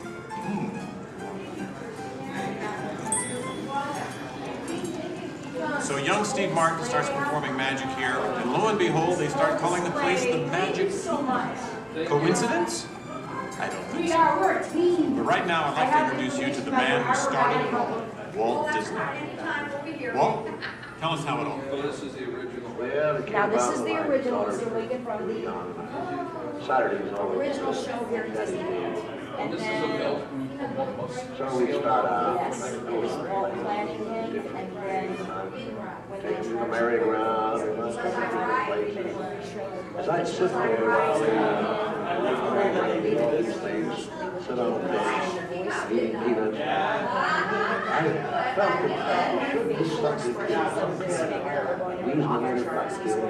Parents and the children could have fun together. Great idea. So that's how Disneyland started. I'll take it from here. Oh yeah, and I did not. This priceless artwork shows the first design for Disneyland. A small park that would have been near the Disney Studios in Burbank. It's sweet, isn't it? But he couldn't stop there. Not Walt. He wanted a world of the future, an exotic jungle, a wilderness frontier. This is just the most rare and valuable piece of art for Disney Archives. It's the painting that sold the concept of Disneyland to the bakers. It was a painting. You guys really. Thank you. And just get this lobby just open this morning. So you were here day one. It's just open today. Then Walt heard about an orange grove in Anaheim. Thank you. You're welcome. An hour away from any major city at the end of a dirt road. Talk about impossible dreams. If I could take you back in time. Wait a minute. What am I saying? I'm a magician.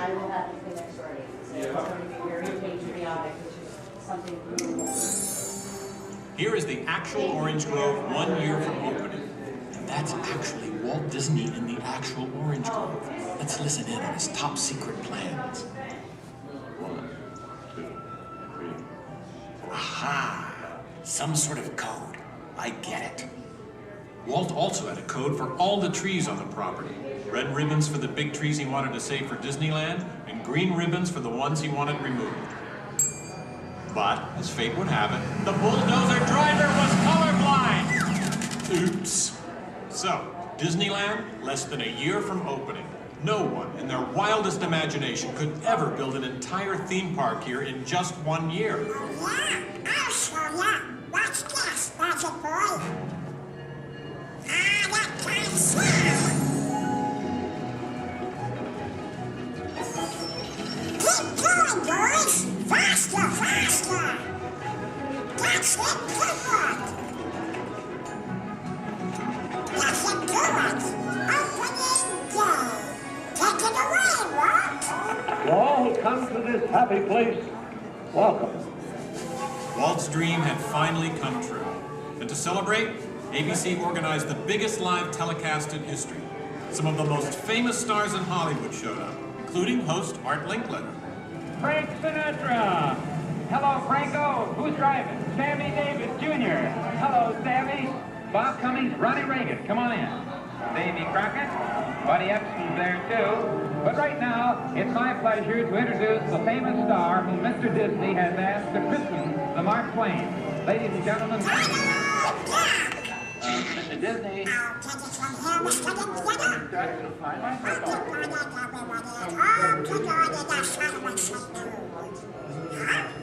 Hey, what's the big idea? I'm translating. Nobody can understand what you're saying. Cannot. Not. I'll show you. Ignore the duck. As I was saying, the lands that America saw on the Disneyland television show became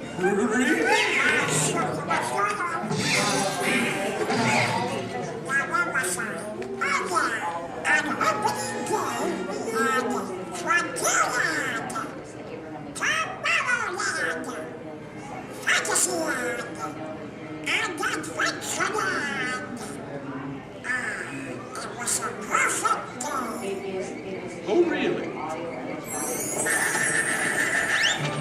I wouldn't say perfect.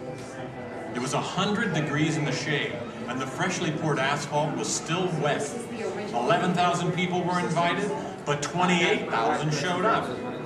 Newspapers predicted the worst for Walt and his park, and only 90 days later, the 1 millionth guest walked through the gate. Disneyland not only survived, it thrived.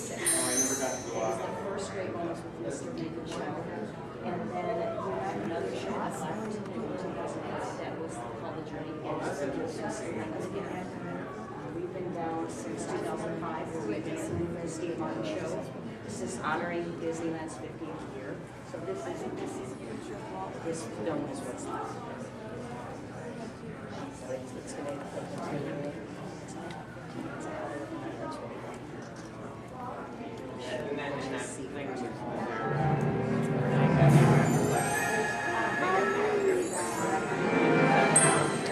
Walt wanted the magic of Disneyland to begin as soon as you walk through the gates. And your first stop was this turn-of-the-century street inspired by the small town where Walt grew up. He felt so at home here. He even had an apartment built for himself above the fire department, and it's still there today. Walt paid tribute to his father in one of the shop windows. In others, you'll find some of Disneyland's most important contributors. Nice try, Donald. Many shops have come and gone here over the last 50 years. Gone is the working pharmacy, and gone but not forgotten, my favorite, Hollywood Maxwell's corset shop, better known as the Wizard of Bras. Yes, Disneyland is filled with nostalgia and memories, but that's only part of the magic. Let's not forget fantasy. Ah, hear that? When you wish upon a star, your dreams come true. For Walt, that was the very essence of Fantasyland. Of all the lands, this was closest to Walt's heart. He even placed the Disney family crest right above the castle gate. Fantasyland was created by the same artist who created Disney's animated films at the studio.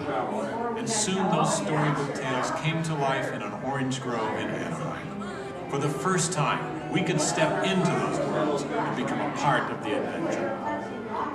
In Adventureland and New Orleans Square, surprises happen all the time. In fact, Disneyland is the only place I can think of where you can be attacked by pirates, frightened by ghosts, and nearly crushed by a giant boulder, while keeping your arms, legs, and feet inside the vehicle at all times. And here's the adventure that started them all. Remote rivers through a treacherous jungle. Could something go horribly wrong? Only a punchline. Over the years, the Jungle Cruise has become a showcase for handsome and witty river guides. Oh no! That big elephant is coming up to us and it looks like he's going to squirt us! Everyone in the back, get down! Don't worry, it never happens.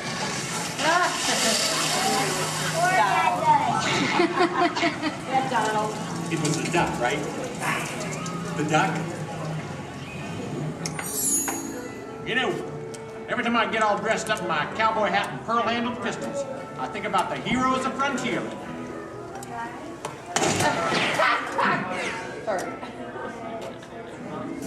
You see, Walt believed it was important to pay tribute to the pioneers who blazed a trail across frontier America. And I agree. Especially when it involves saloon girls and blazing six-guns! In Frontierland, you could meet popular Disney heroes of the day, like Davy Crockett and Zorro. For a while, there was an authentic American Indian village. And in the little mining town called Rainbow Ridge, you can board a mine train or pack mule to explore nature's wonderland. And then the West got a whole lot wilder. Big Thunder Mountain Railroad was a thrilling addition to Disneyland's growing mountain range. The first peak was the Matterhorn, one of Disneyland's first e-ticket attractions. But the most out-of-this-world mountain of them all is right here in Tomorrowland. When Disneyland first opened, Tomorrowland gave us a preview of the amazing, futuristic world of 1986. Okay, so the 1980s didn't turn out that way. But Tomorrowland is really about imagining the possibilities of the future. So we got to go to the moon before real astronauts did. We got to travel through the mighty microscope on atommobiles, beyond the realm of normal magnification.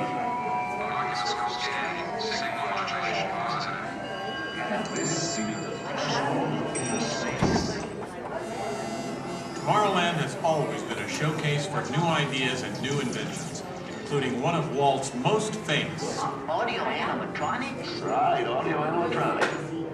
And this technology wasn't just for the birds. Walt's idea got better and, as always, bigger. With my new wash day marble, it takes only 5 hours. Not only could these robotic performers talk and act, they could jam. Hit it, boys!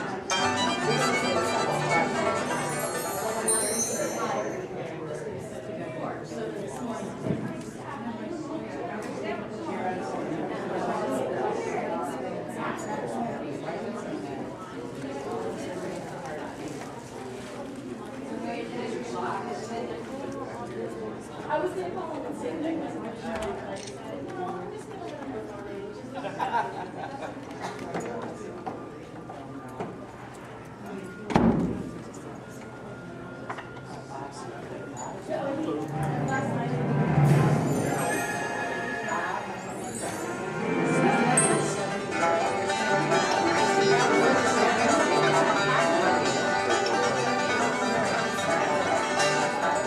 Yes, Disneyland has had thousands of great entertainers over the years, and not all of them have had servos and circuit boards. I learned a lot about comedy by watching Wally Bogue, star of over 47,000 shows at the Golden Horseshoe Revue. And he was only one of the great homegrown acts that brought their unique magic to Disneyland over the years.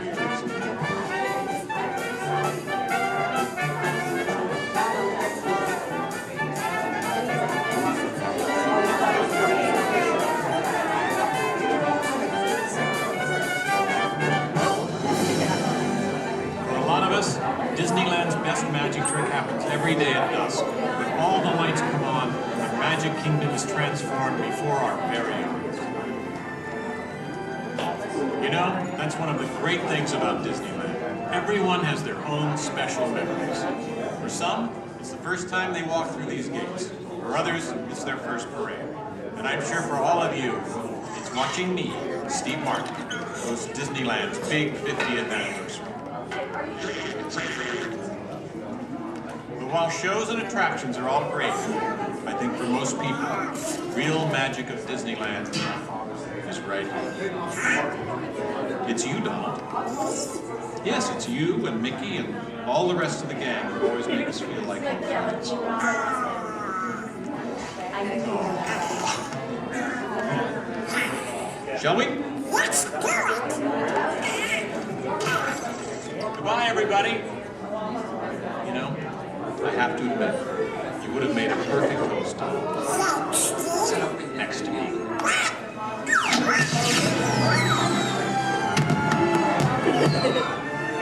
All come to this happy place. Welcome. Disneyland is your land.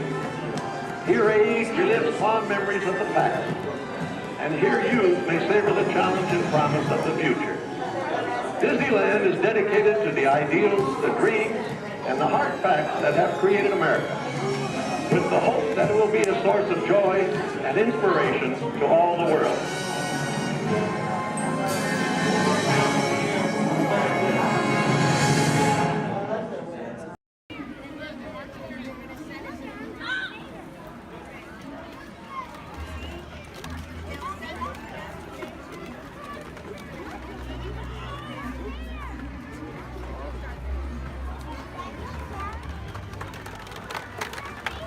Go Empire! Yay!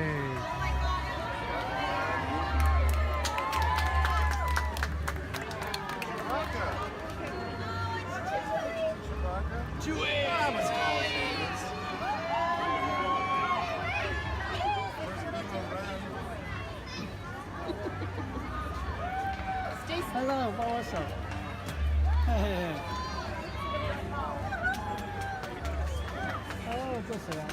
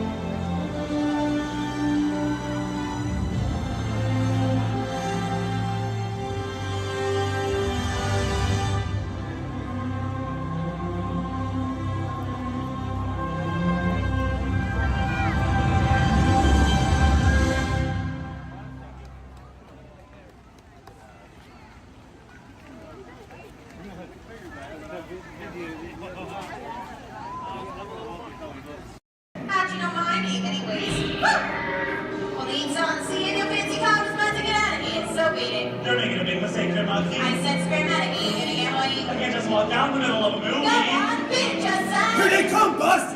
Get out your grinders! I'm gonna go by Mr. Osborne.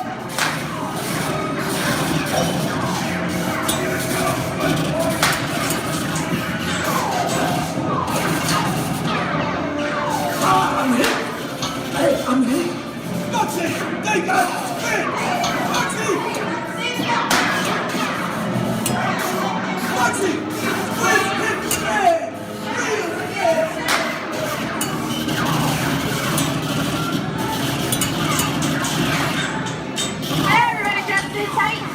might skip the law and I would never break the law. Hey, watch this. No more red light.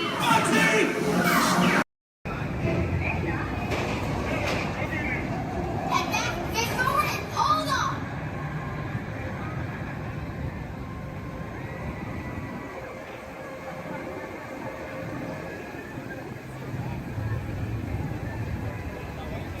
5, 4, 3, 2, 1, go!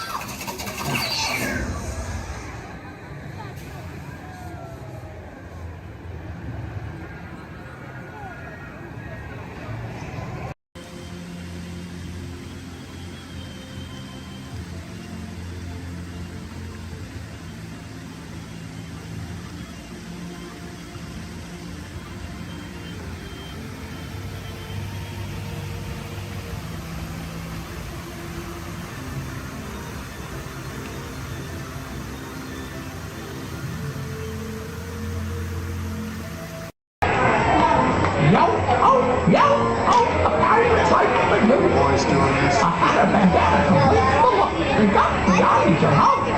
With patches of feathers, it's like that can look. We got the eyes, you know.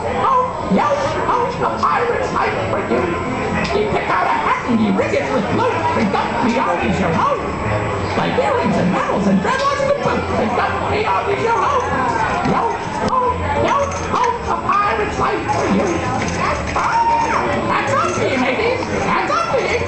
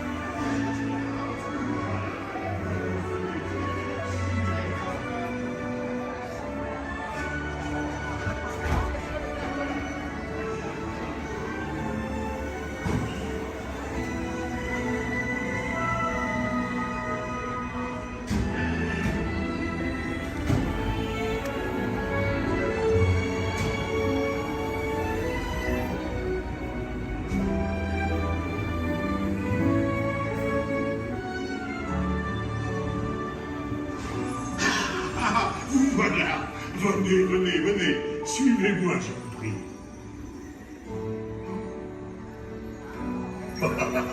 Chef Remy is waiting for you. This way.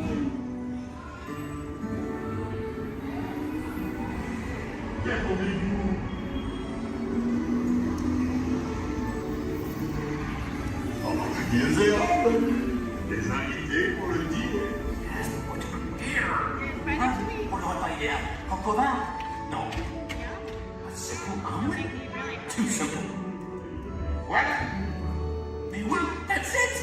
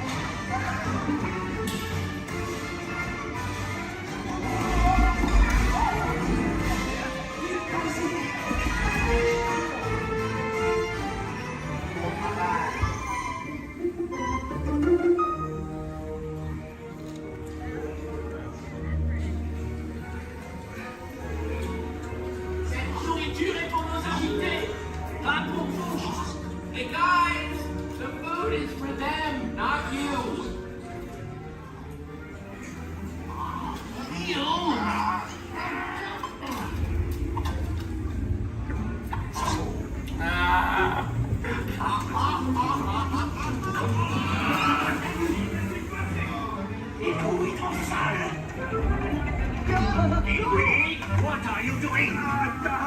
Que manigancez-vous? Out of my way!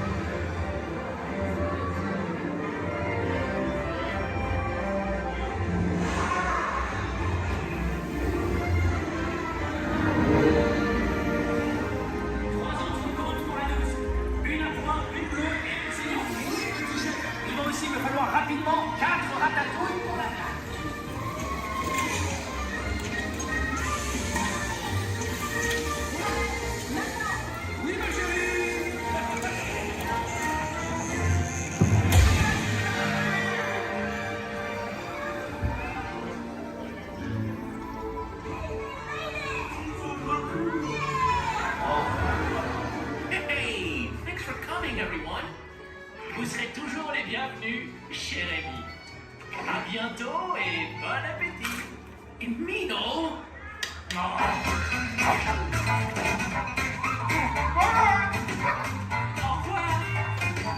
Never for you, right this way. You are always welcome at Bistro Chez Rémi.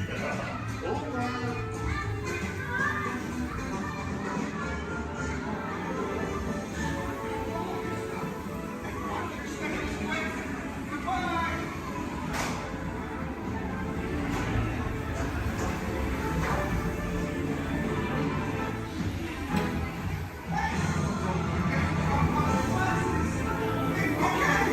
Be sure to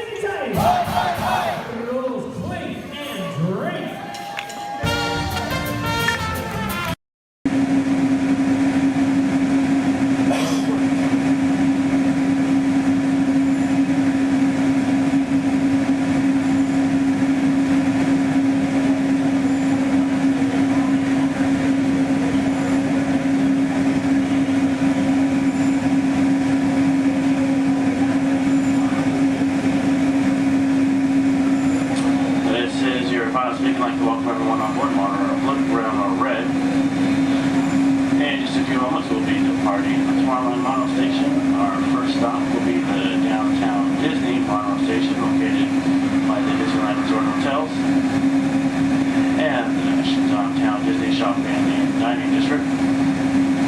And then we'll be returning here to Tomorrowland. Tomorrowland will be our final stop.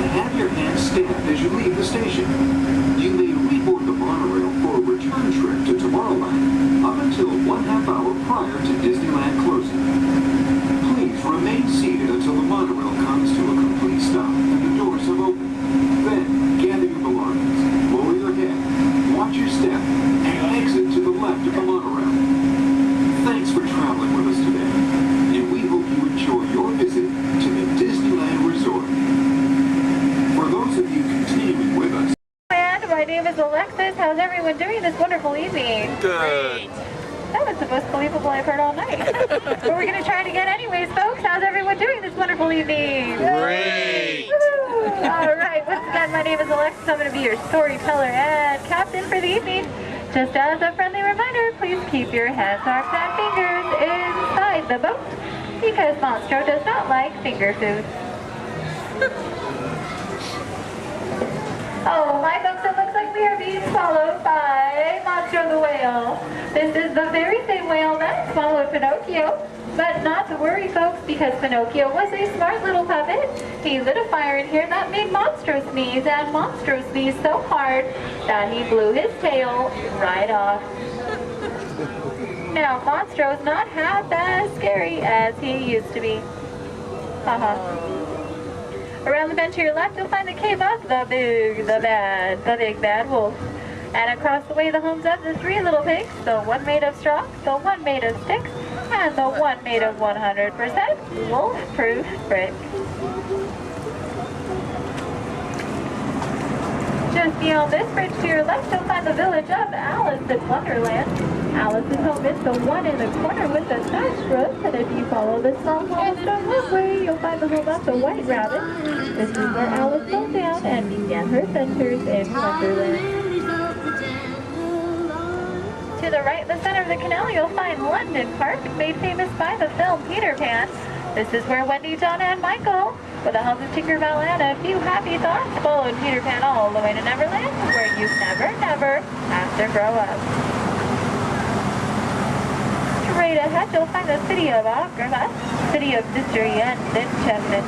The busy marketplace below is where Aladdin and Jasmine first met, and Aladdin, being that prince of thieves that he is, he not only stole bread that day, he stole Princess Jasmine's heart. Aww. And it's underneath these rose-covered arches where Aladdin and Jasmine took their first magic carpet ride into a whole new world.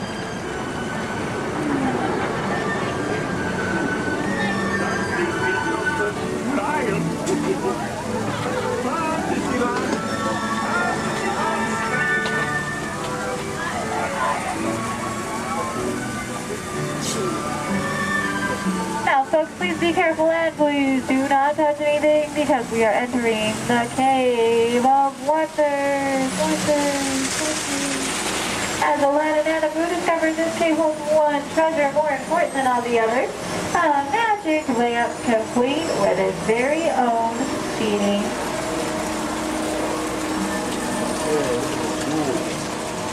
To the right, you'll find the home of Snow White and the Seven Dwarfs.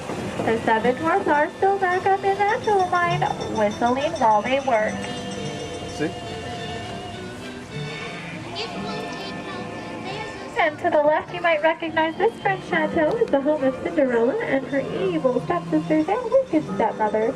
But not to worry, folks, because Cinderella now lives in that same castle high atop the hill, where her and Prince Charming have lived. Does everyone know the rest of the sentence? Happily ever after. To the right, folks, in case you are like Dory from Finding Nemo with a short-term memory, you'll find the city of Agrabah, city of mystery and enchantment.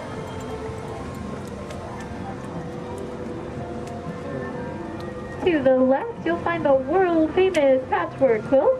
This patchwork quilt is comprised completely out of desert flowers, and it, along with every other plant and tree here in Storybook Land, are 100% real. They have just been miniaturized by a process known only by Tinkerbell and a few of our Disneyland gardeners.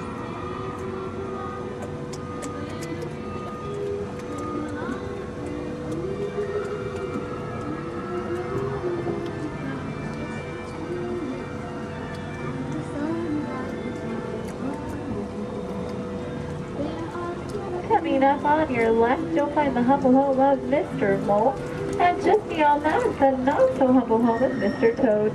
Doesn't look like either of them are home right now. I've heard it's because they're on some wild ride. Bordering the canal to your left, you'll find the 3 Dutch windmills. The windmill in the center is best known for sheltering the local animals in Disney's animated film, The Old Mill. Straight ahead below those Alpine mountains, you'll find the village of Geppetto and Pinocchio. That workshop near the waters where Geppetto made his wish for Pinocchio to become a real live boy. If you listen carefully, you just might hear them still celebrating inside.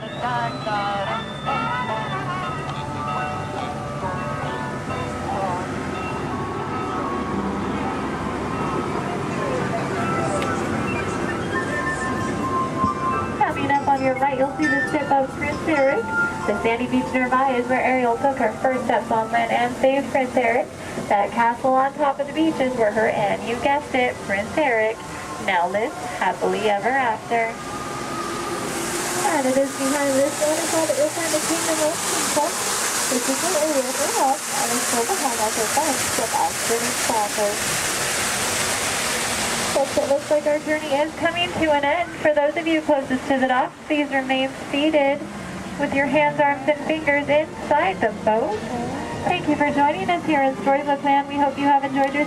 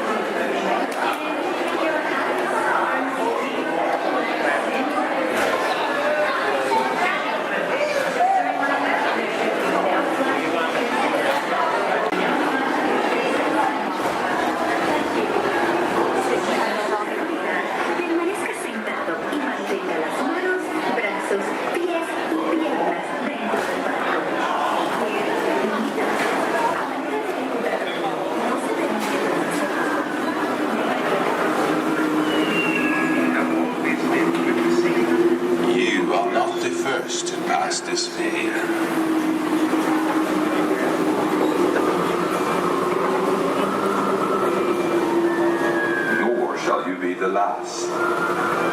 Those who seek the spirit of Norway face peril and adventure, but more often find beauty and charm.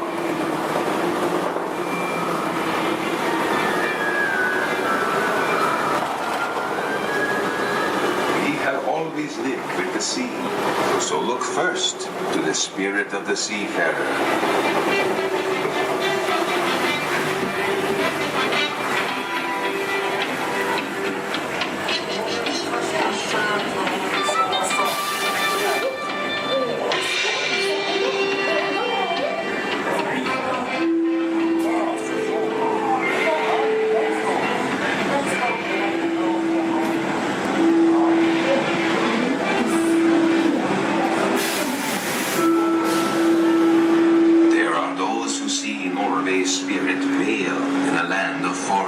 And mystery, where trolls still prowl the water's edge. What is? How dare you come here? Invaders! Stop! This is troll country! Get away! Be gone! I'll cast the spell. Yes! Yes! You'll disappear! Disappear! Disappear! Back! Back! Over the farm!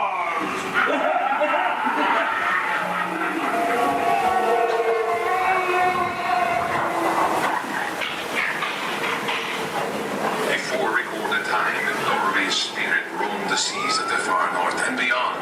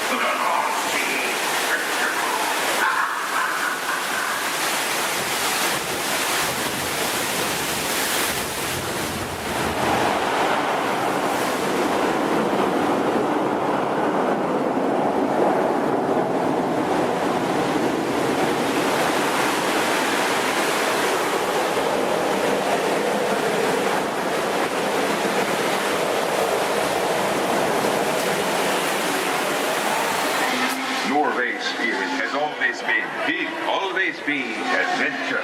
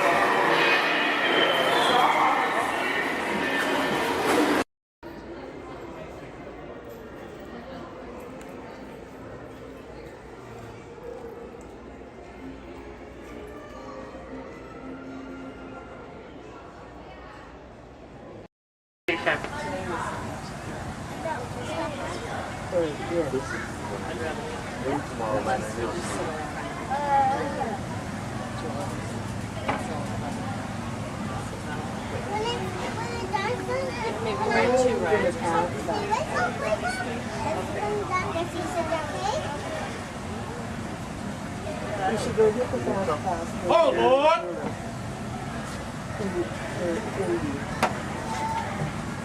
Is it all right there?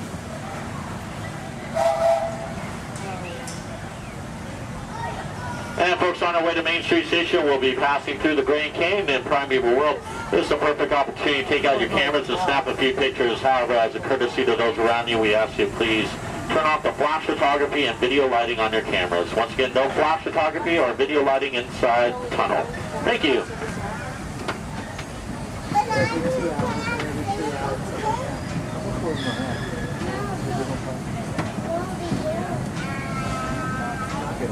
To those joining us, welcome aboard.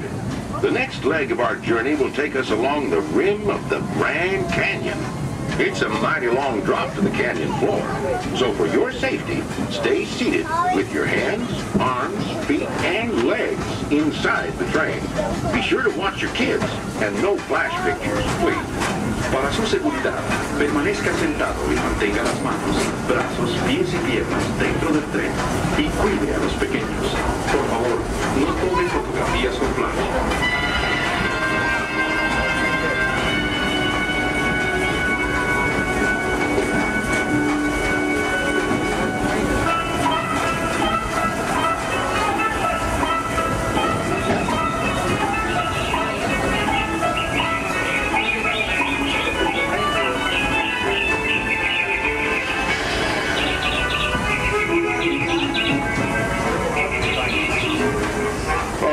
Everybody to please remain seated at all times. Thank you.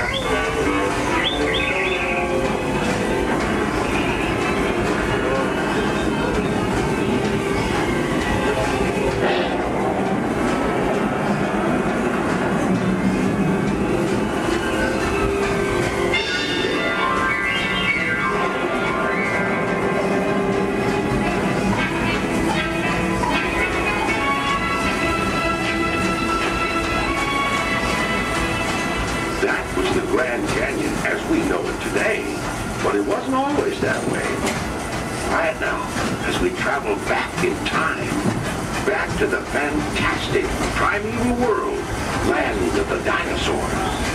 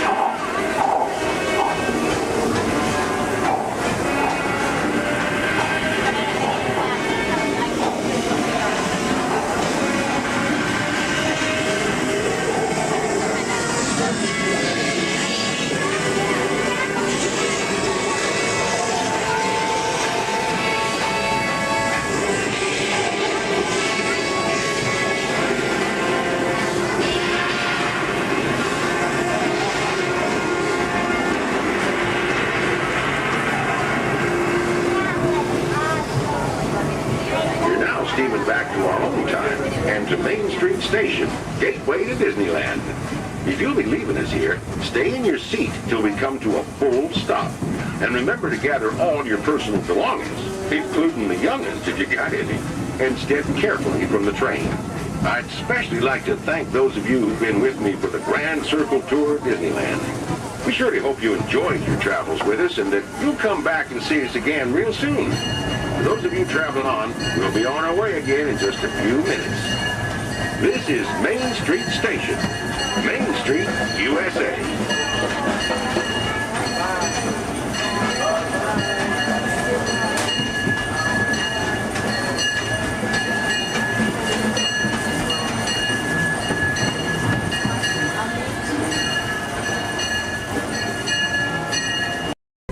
In the life cycle, there are winners and there are losers.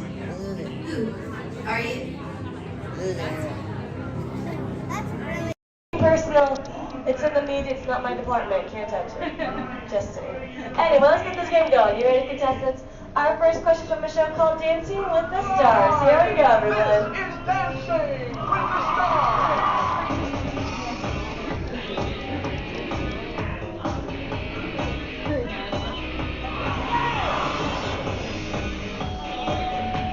The NFL legend who danced his way to victory in Season 3 of Dancing with the Stars is A. Jerry Rice, B. Emmett Smith, or C. Apollo Antonova. All right, everyone, take it to the contestants. Contestants, what do you think the answer could possibly be? Contestant number one.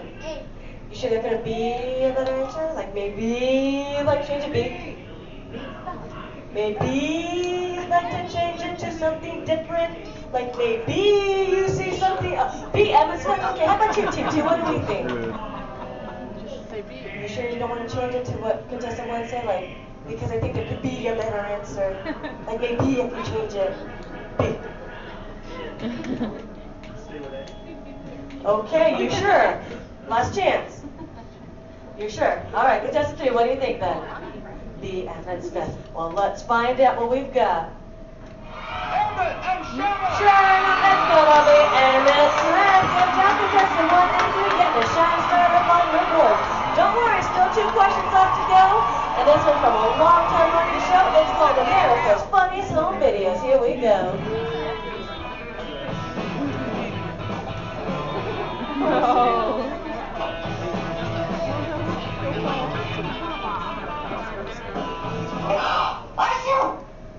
ABC's America's Funniest Home Videos often features dogs doing extraordinary things. In this last video, the dog is going to A. Imitate the woman's sneeze, B. Lick the woman's nose, or C. Fetch the woman a tissue. Alright, contestants, you might see a subtle hint up there to help you out with this answer. So who wants to answer first? Hit that button. Here we go. Team number 2. B. B. Lick the woman's nose?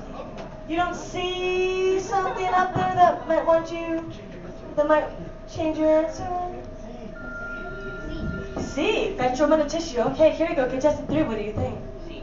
And contestant number 1? C as well. Let's find out, everyone. We've got a sneeze. And we got a tissue. Good job giving all of you a shining star. Anyway, folks, commercial break time. Here we go. If any of you missed your favorite ABC shows or just want to start watching new one, log on to the website. It's abc.com. Up there you can see their motto is Start Here, and that's because they're a multi-platform network, which means you can watch your shows not only on your big screen, but your computers and now even your handheld devices. Anyway, everybody, take the focus off me. I'm back up here on the screen because we're moving on to our final question. Are you ready, contestants? It's from Extreme Makeover Home Edition.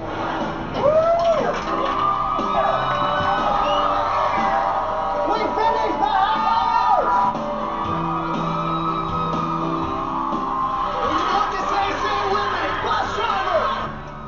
On ABC's award-winning Extreme Makeover Home Edition, Ty Pennington is famous for saying these words before every new home is revealed. A. Bus driver, take it away. B. Bus driver, move that bus. Or C. Bus driver, hit it. Here we go, contestants. Here we go, team number 2.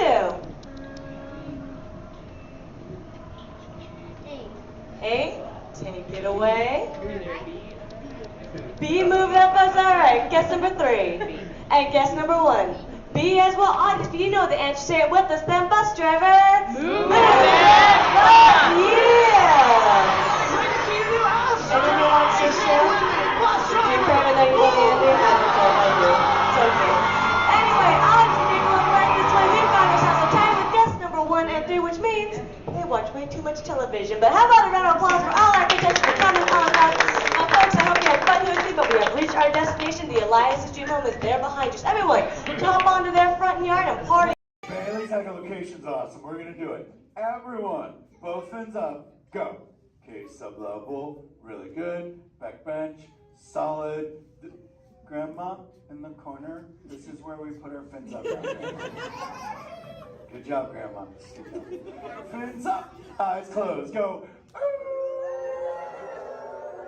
How many fins am I holding up now? No, you gotta go.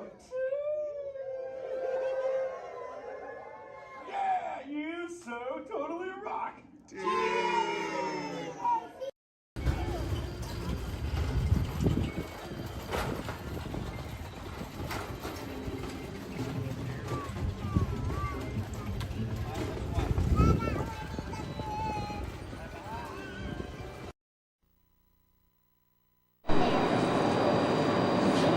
Please stand clear of the doors. Por favor, manténganse alejados de las puertas.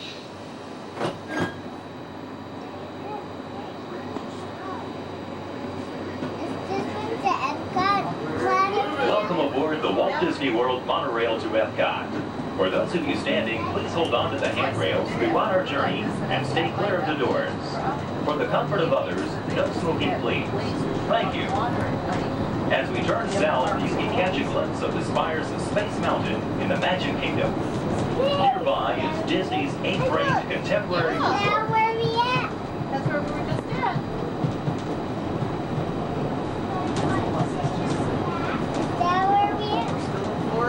Yeah, we weren't at the Magic Kingdom today, though. What?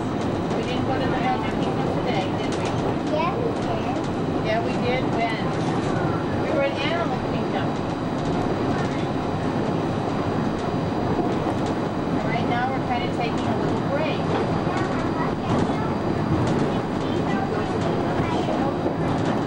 Not today. Yeah, we've seen it. Yeah. Earlier in the week,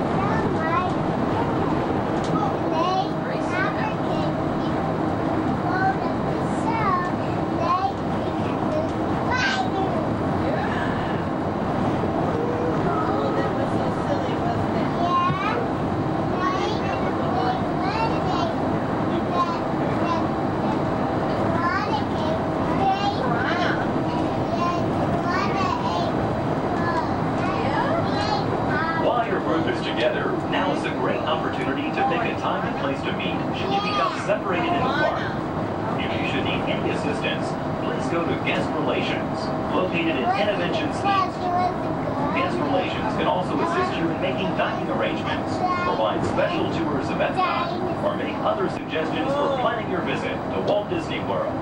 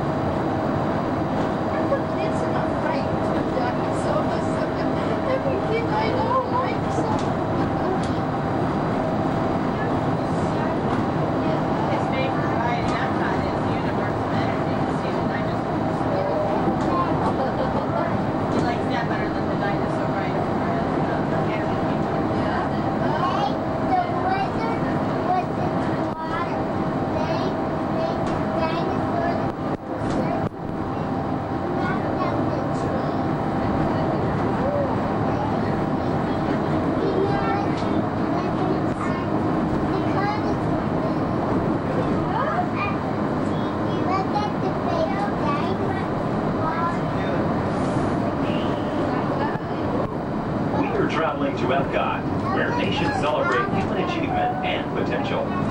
Its 300 acres are divided into two worlds, Future World and World Showcase. Future World offers fascinating explorations into realms of energy, transportation, and imagination. You'll also find adventures in communications, sea exploration, food production, and other vital topics.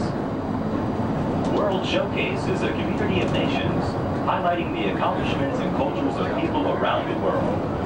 On the banks of the 40-acre World Showcase Lagoon are Mexico, Norway, China, Germany, Italy, the American Adventure, Japan, Morocco, France, United Kingdom, and Canada. Young adults from each nation represented in World Showcase are among your hosts, making this a true international exchange.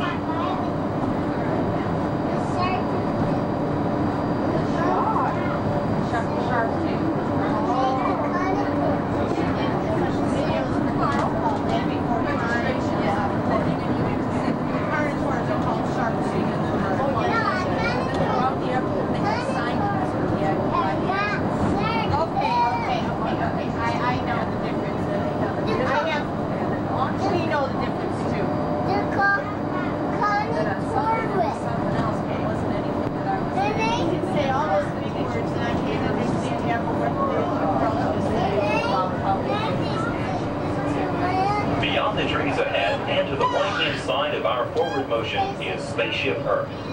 This 18-story geosphere marks the entrance to Epcot. Inside Spaceship Earth, time machine vehicles take you through the evolution of human communications, from a distant yesterday to the dawn of tomorrow.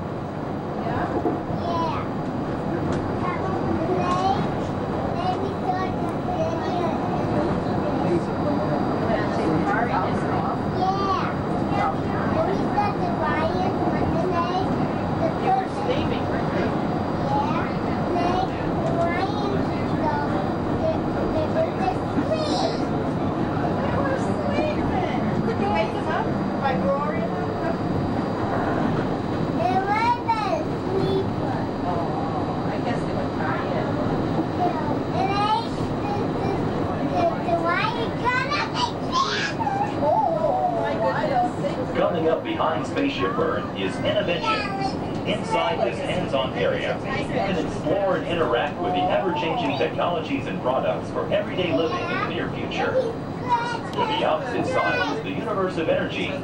Inside, you'll find Ellen's Energy Adventure, hosted by Ellen DeGeneres and Bill Nye the Science Guy. Next is the Wonders of Life, where you'll discover Body Wars, which takes you on an amazing trip through the human body.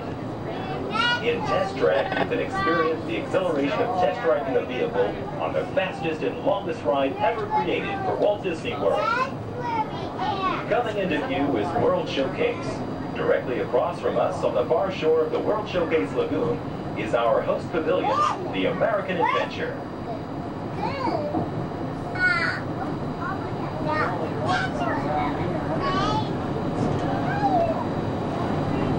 The glass pyramids are the gateway to your journey into imagination.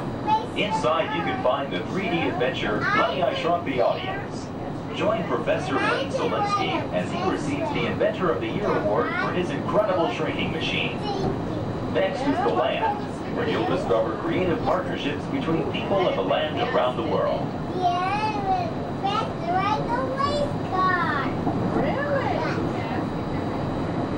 In the living seas, you can descend via hydrolator to Seabase Alpha and navigate the largest, most spectacular coral reef environment ever created by humankind. Ladies and gentlemen, we are approaching the Epcot monorail station. Smoking is not permitted at Epcot except in designated areas. Please consult your guide map or ask a cast member the location of designated smoking areas. Please hold on to the handrails and stay clear of the doors until the monorail stops completely and the doors open. On behalf of the cast of the Walt Disney World Resort, we'd like to welcome you to Epcot. There's some of the signs there. We'll just watch and see somebody. I got one to go. Okay, sit down. Sit down, please.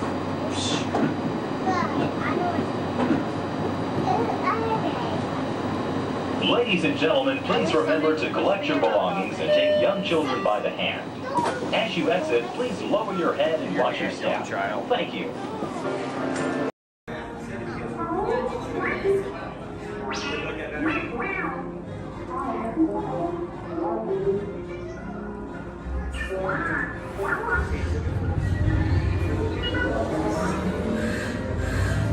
Incoming transmission from Ray.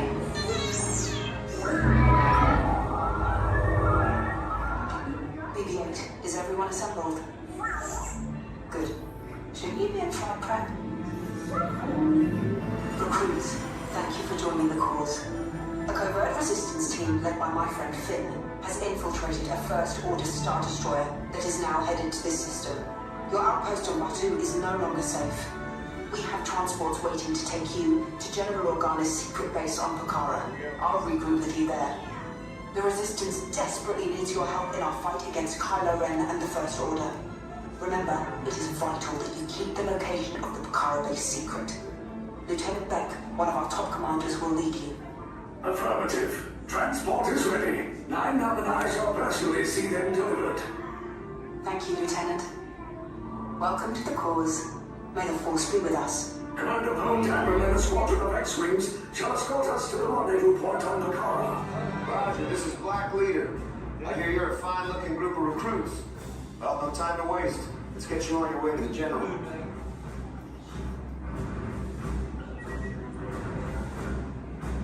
You to walk and get that movie star treatment. There you go. That you know you deserve. And you know what? You might look and see. And see. This could be the start of something wonderful. An orchestra of penguins. Yeah, probably took the job for the hell of it.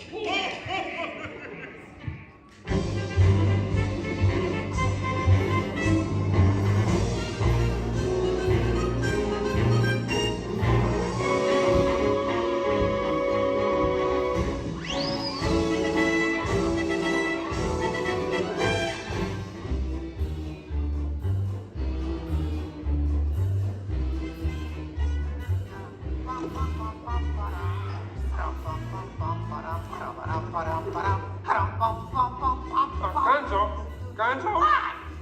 Oh, sorry, boss. Hi-ho, Kermit the Frog here, and welcome to Muppet Vision 3D. Now, let me show you around our research center.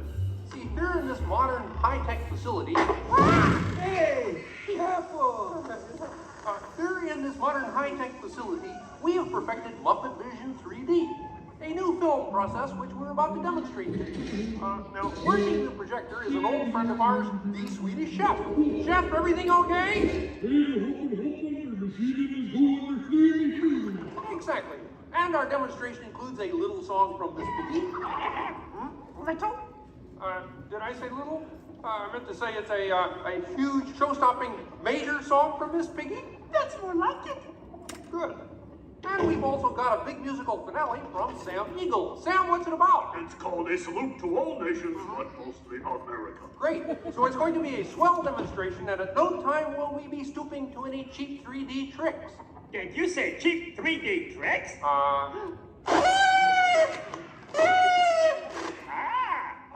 And here's something I wanted to spring on you.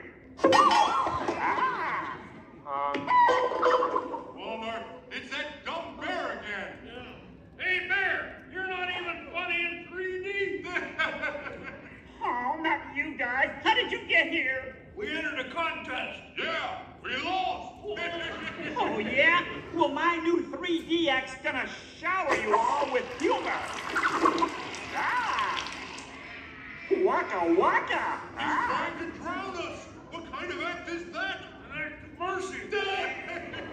Listen, better luck next time, Posse. Okay? And now, if you'll come this way, I can show you our secret laboratory. You see, we invited distinguished scientists from all over the world to come and work here. Unfortunately, none of them showed up. So instead, I'd like to introduce you to the guys who invented Muppet Vision, and they can show you some of their... right now, I'd like to turn you over to Dr. Bunsen Honeydew and his assistant, Beaker. Well, thank you, Mr. Kermit. Today, let's look at the advancements we've been working on for Muppet Vision. Beaker, would you turn on the machine?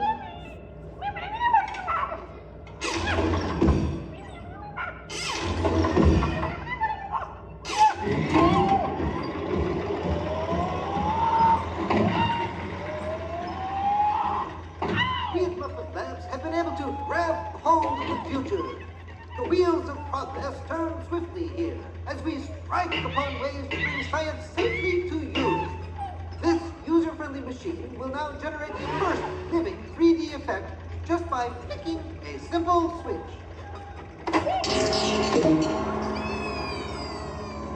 I'm Waldo, the spirit of 3D.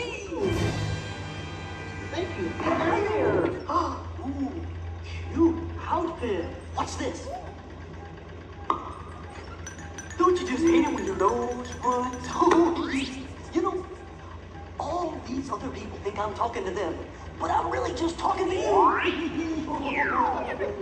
Well, I think that would be just about enough of Waldo, Beaker. You may deactivate. What? What are you... Watch it. Oh dear, he won't deactivate. Ladies and gentlemen, there's nothing to worry about, but please keep your heads down. I'm bouncing on people's heads. Beaker, activate the inflatomatic. The what? You... Beaker, hurry.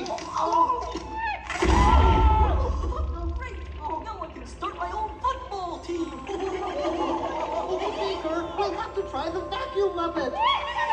Yes.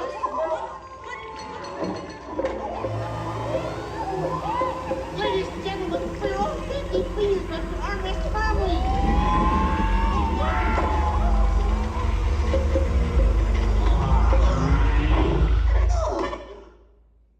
Hey, I'm free! Taxi! All right, now I'm getting out of this place.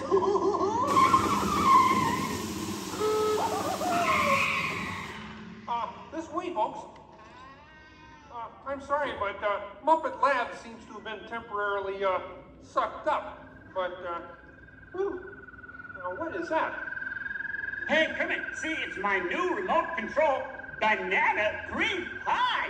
Yeah. Hey, Kermit, watch this. What?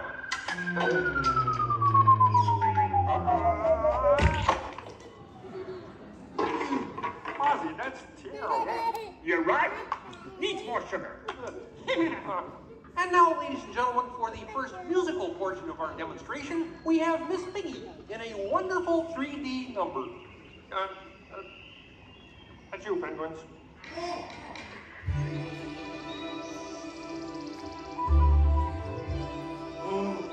Doesn't it look beautiful? Yeah, too bad they're gonna spoil it with a pig. La la la la la la. Oh, sun shining bright above you. Soft breezes seem to whisper, I love you. Birds singing in the sycamore tree.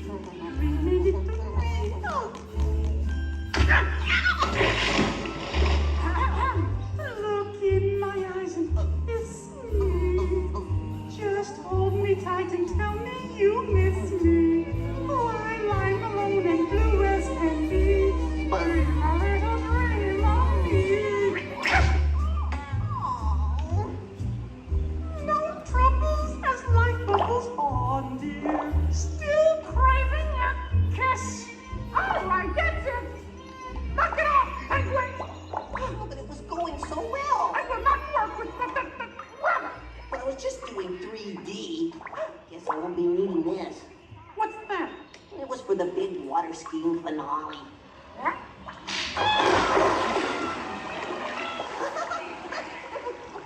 Bee Bunny, what are you doing? What do you mean? You are ruining this film. Well, I was Get just out. trying to Get help. out. I didn't mean anything. Go away. Aw. Go away.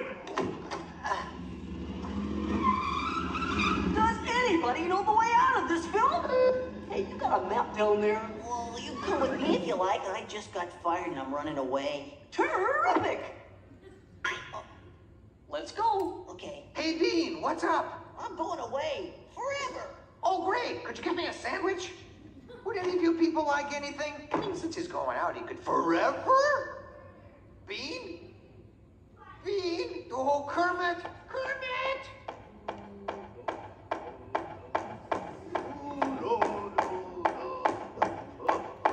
Hey, sweeter, that's a great effect. Hey, Fuzzy, Kermit! What is it? Bean Bunny ran away! Oh, no. Yes, our ribbons! Hey, we gotta find him. I know! All right, everybody spread out and look for Bean. Right. I'll go this way. Ladies and gentlemen, we'll continue the show in just a moment. But in the meantime, if you see a rabbit, holler. Bean. Bean? Oh, Bean! Bunny! Bunny! Bean! Where are you? Bean? Bean! Bean? Bunny!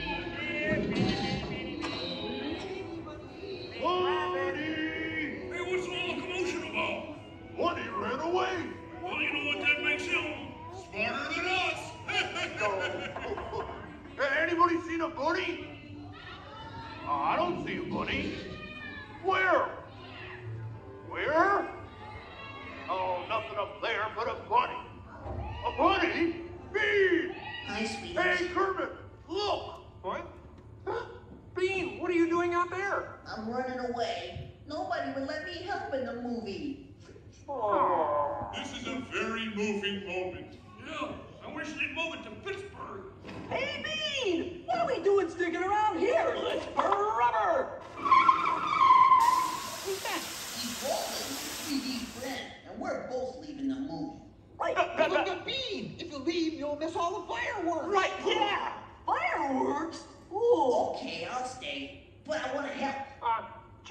anything Bean can do in the final number? Oh gosh, maybe Bean could set off the fireworks. That's cool. Yeah, and I'll stay and help. I love fireworks. Well, okay. Sam, are you about ready? Yes, it's a glorious 3-hour finale. You got a minute and a half. Okay, everybody, get ready. Ladies and gentlemen, the Muppets proudly present the final demonstration of Muppet Vision 3D.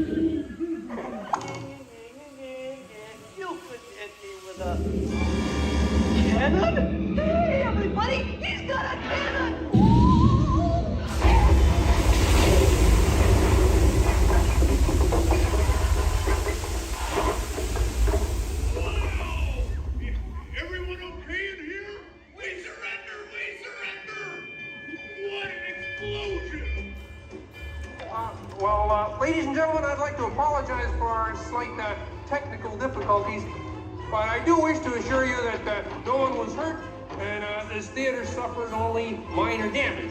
So thank you very much for coming to see this demonstration of Muppet Vision technology, and enjoy the rest of your stay, and come see us again sometime.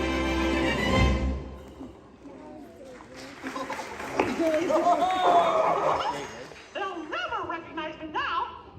Forward!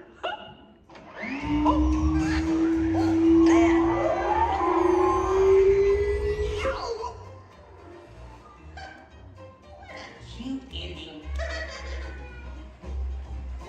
Well, what do you think? We have time to go to the bathroom before the next show? We can't, you old fool. We're bolted to the seats. On behalf of Kermit the Gang, thank you for joining us. Now please gather your personal belongings and waka waka and close the doors to your right.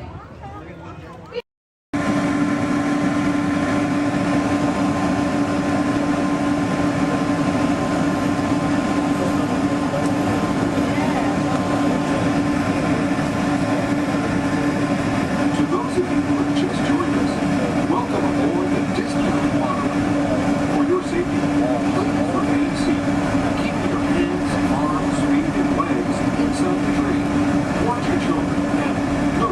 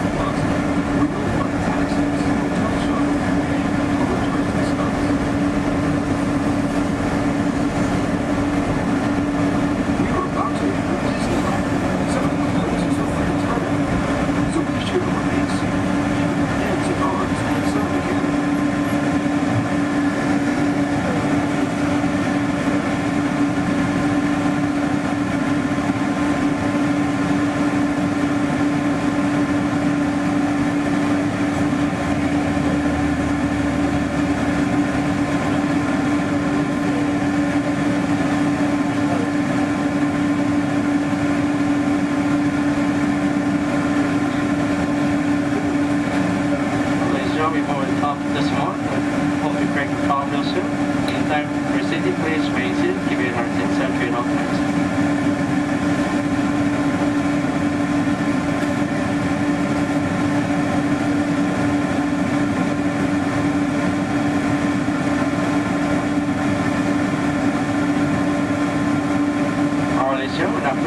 Please remain seated, keep your hearts in center at all times.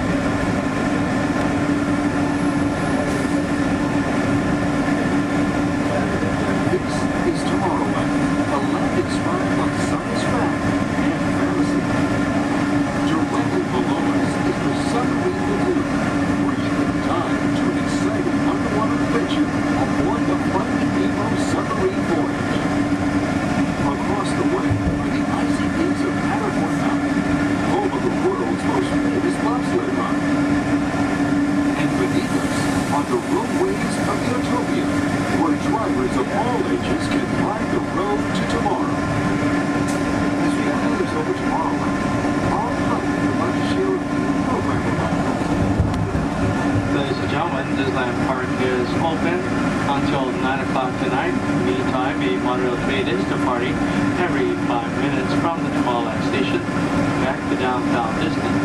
If you would like to leave the park and return later today, please make sure you have with you your valid Disneyland passport ticket and a hand stamp so you can re-enter the park anytime up to 1/2 hour prior to Disney Park's closing. You can get your hand stamp whenever you depart today. Today here at Disneyland Park, we'll have Celebrate a Street Party down Main Street USA at 5:30 p.m. And also tonight, as part of Halloween time at the Disney Resort, we'll have Halloween Scream, a bonus surprise in the sky at 8 p.m. Thank you, and have a pleasant day here at the Disney Resort.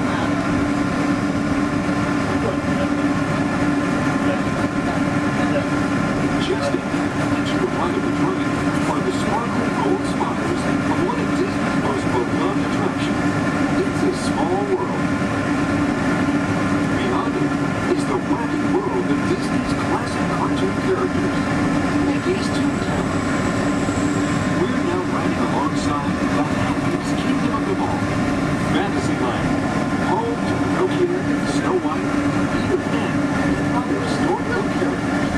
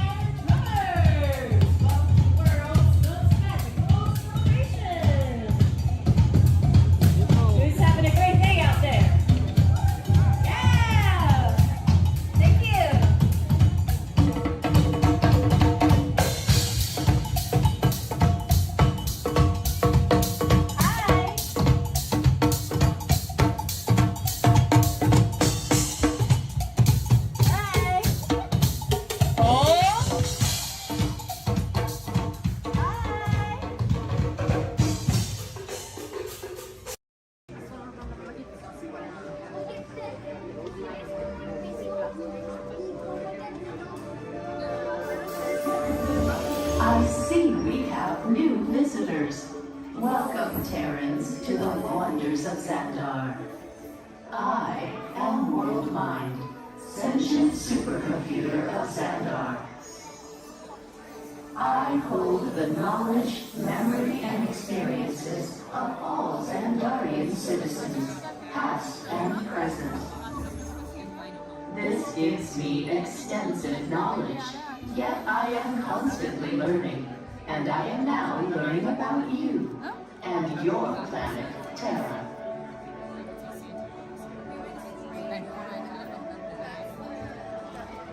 Much of my knowledge of your world came from your great scholar, Peter Quill. However, many of his facts have yet to be confirmed, such as the incredible importance of a legend called Footloose. Through my fellow Xandarians working here at the wonders of Xandar, I am discovering more about you Terrans. Such as your fascination with eating the turkey leg.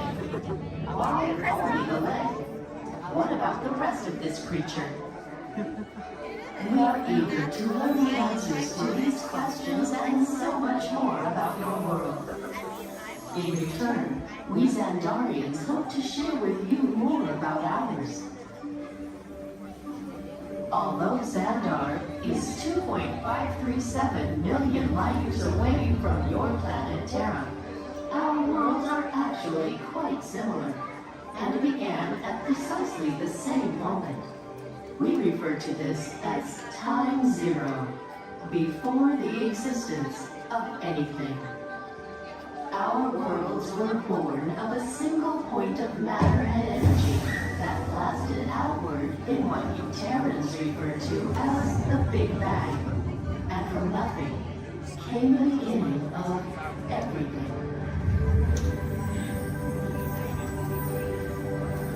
Incredibly hot and extraordinarily powerful, this explosion filled the cosmos with a cloud of rapidly moving particles.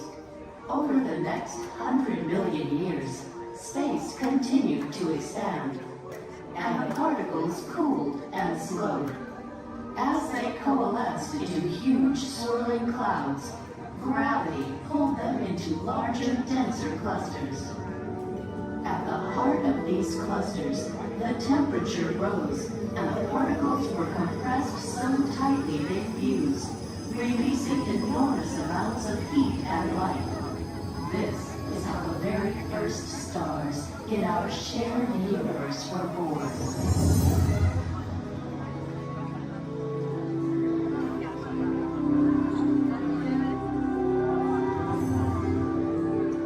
The singularity is just one of the commonalities between our two worlds that we will explore today.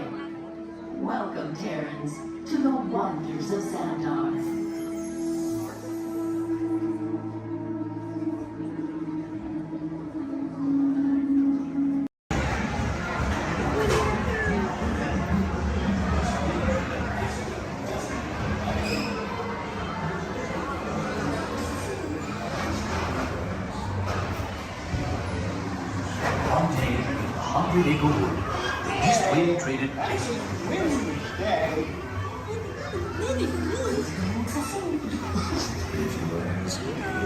He'll never reach there. Mommy! Oh dear! Can you talk to me, Mom? Look, Mama, look! I'm a fight!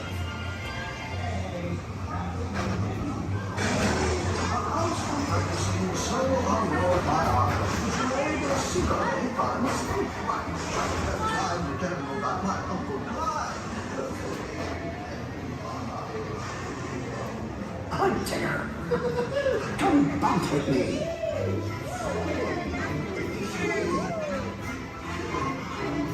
It makes you feel just great, doesn't it?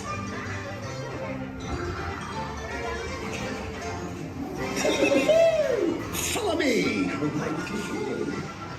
I almost bounced right out of the ride. Watch out, I have a month in the water. They feel honey. Still honey.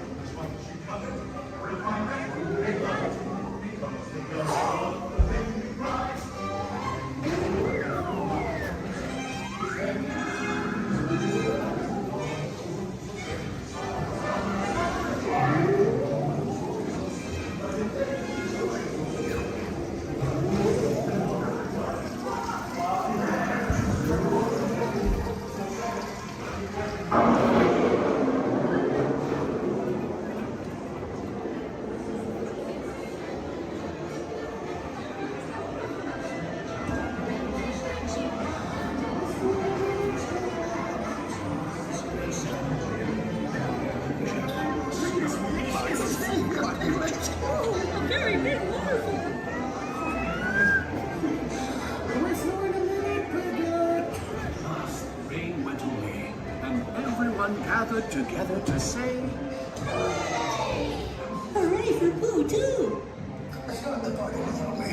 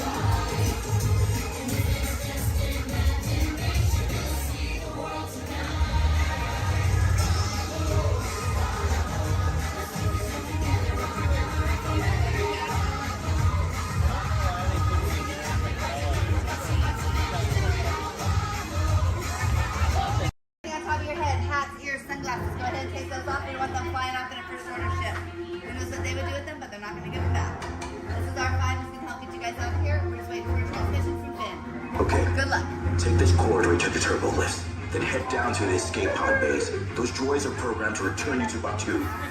Hurry and don't get caught. Lieutenant Beck will guide you. Recruits, for your safety, stay seated with seatbelts securely fastened. Keep hands, arms, feet, and legs inside the transport and supervise your children. Tell them it's a prisoner transfer. Did it work? Good. Now get a move on. There's a clear path to the turbo lifts at the end of the hallway. Turn right.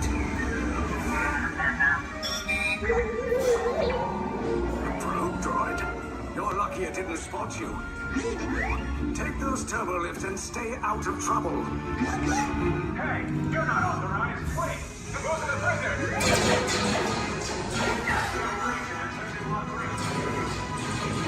Cover is blown. Find an alternate route. Who picked these two droids anyway? Detention breach. Users not seen at level 3. Everyone, fire!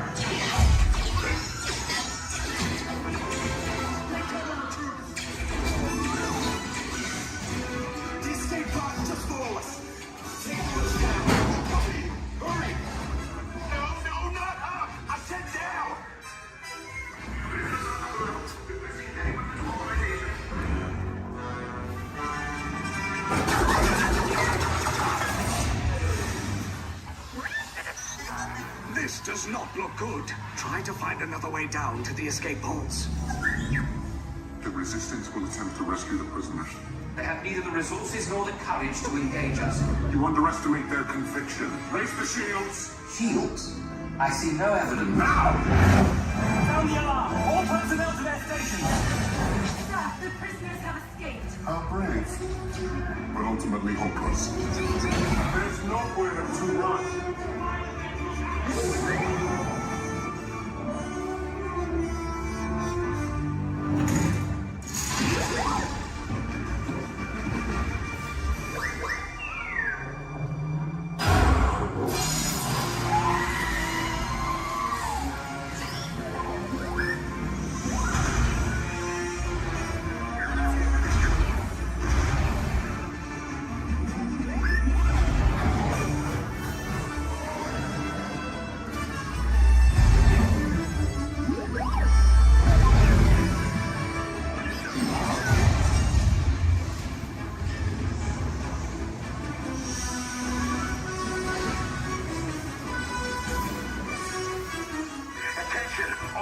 Personnel, abandon ship. I repeat, abandon ship.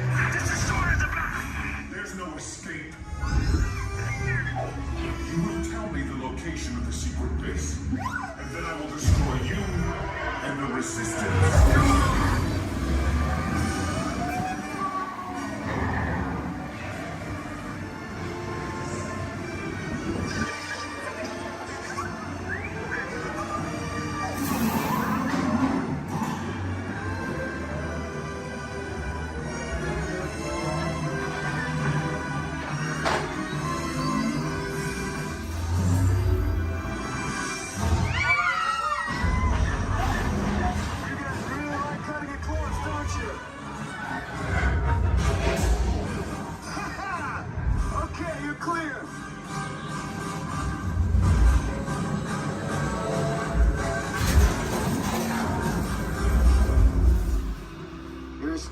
Came in a little off target.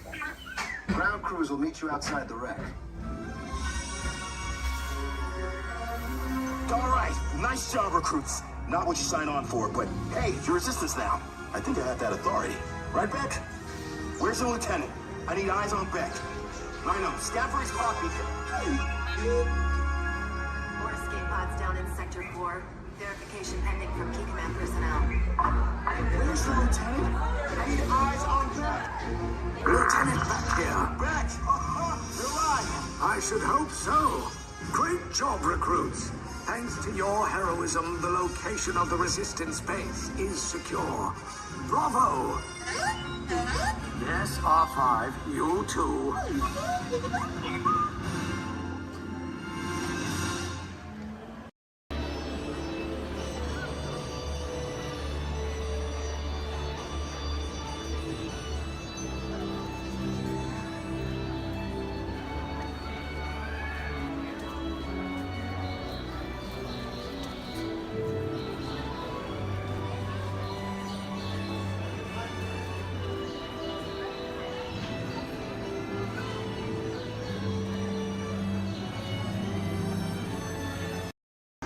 Sit back, relax, and enjoy living with the land. Por su seguridad, permanezca sentado con sus manos y brazos, pies y piernas dentro del banco y cuida a los pequeñitos. A manera de recordatorio, no tomar foto con flash y luz de video antes de llegar a Ninandero.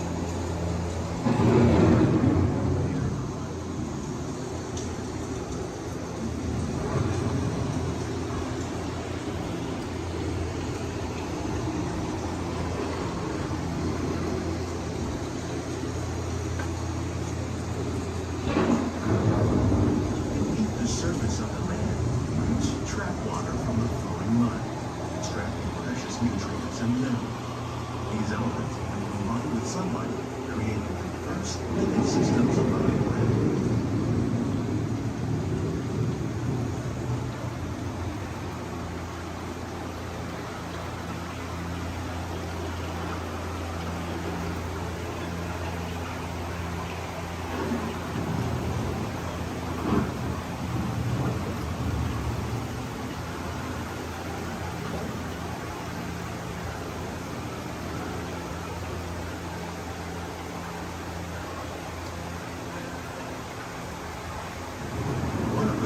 Systems is the rainforest, home to the most amazing concentration of life on our planet.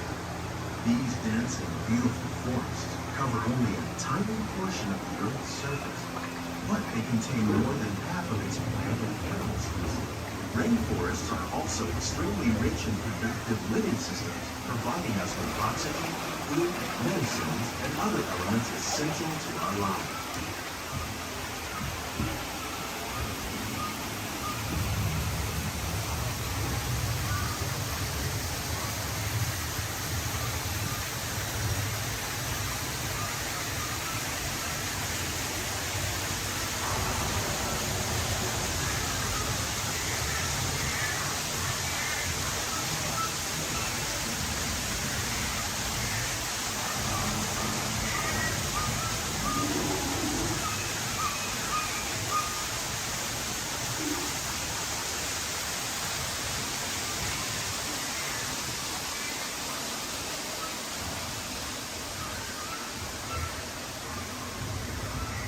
In the desert, nature has created a very different, no less beautiful living system.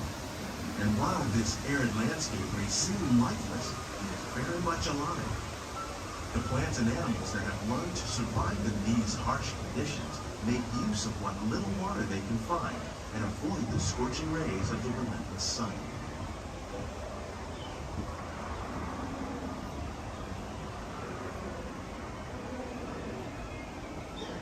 The American prairie once appeared as desolate as the desert, but over time, rainwater and nutrients gradually penetrated the hard surface of this land. Even the hooves of the mighty buffalo helped create the rich soil that will one day become home to the American farm.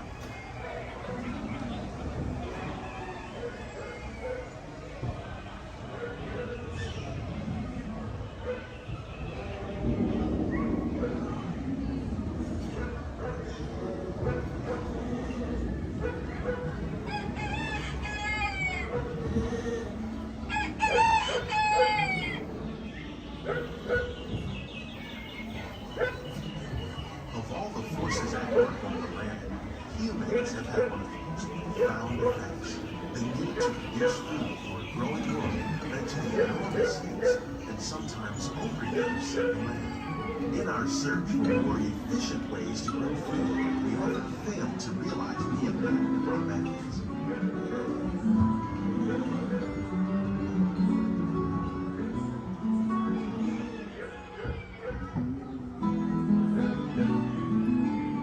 Today, we're learning to live with the land, discovering better ways to grow food that will assure both human and environmental well-being.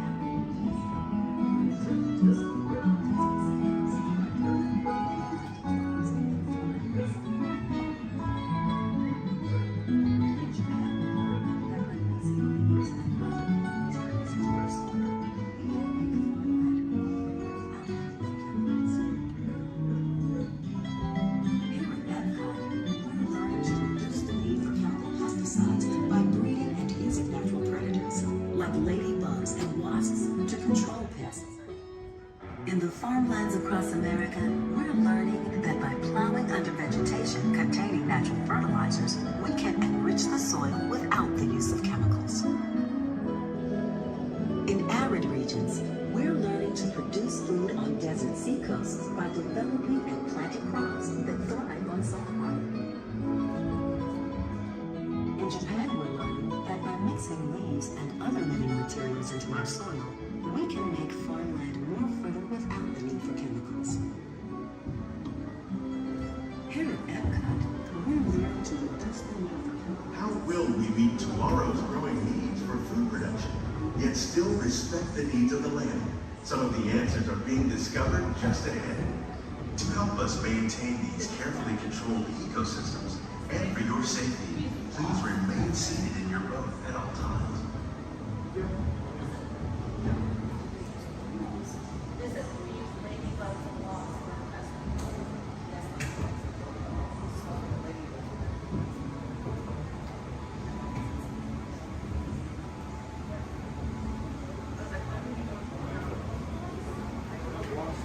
Welcome to our living laboratory, where scientists from Epcot and the U.S. Department of Agriculture are exploring innovative ways to produce milk harvests now and into the future.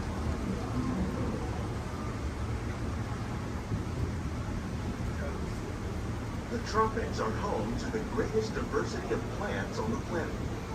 Many of these, like papaya, bananas, cacao, coffee, and rice, are well known around the world. These are just a few of the edible plants that have been an important source of nutrition for people living in the tropics. Many are rich in vitamins and minerals, while others are well adapted to growing in less than ideal conditions. Some, like the water lily, thrive in wet, swampy areas and waterways. All parts of this plant, even the flower petals, are edible. The starchy fruit of the plant has long been used to make flour for baking.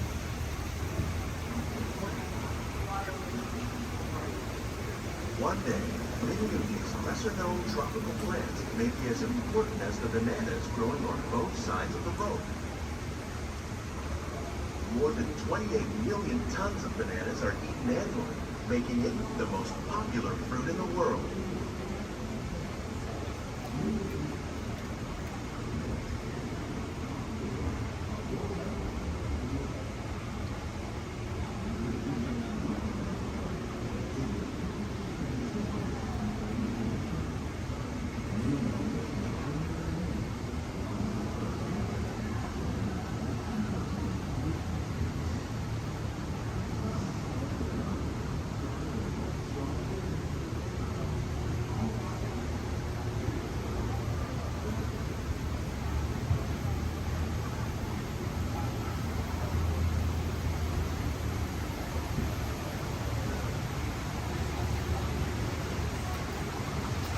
When we mention farming, you probably don't think of fish.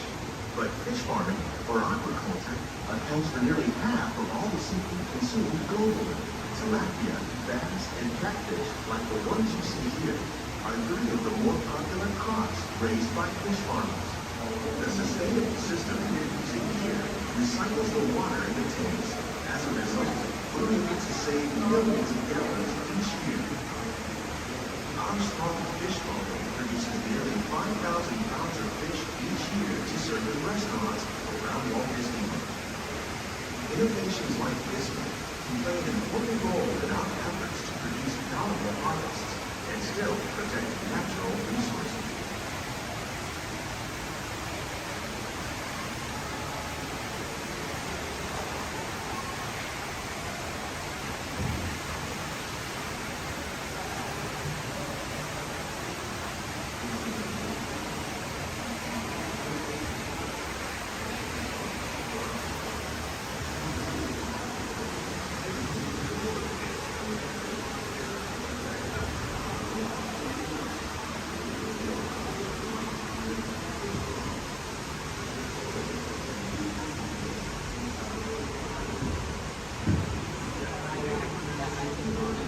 While there are more than 50,000 edible plant species in the world, most of us are only familiar with the handful that make up our everyday diet. The common grains growing here, maize, sorghum, and millet, plus rice, account for nearly 2/3 of our global food consumption. Learning how to increase yields of these staples is an important goal of research around the world.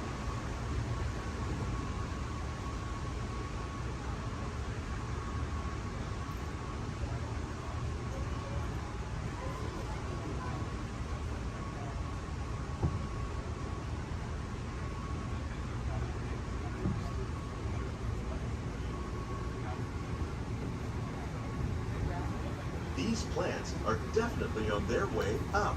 Innovative growing techniques like these increase yields while more efficiently using resources like water, fertilizer, and pesticides. Another innovation at work here is our integrated pest management program. By populating our greenhouses with beneficial insects that prey on harmful pests like aphids and flies, we are significantly reducing our reliance on conventional pesticides. We're growing these crops using our nutrient film system. This technique precisely controls and recycles water and nutrients. With it, we can produce over 27,000 heads of lettuce a year in this one small area.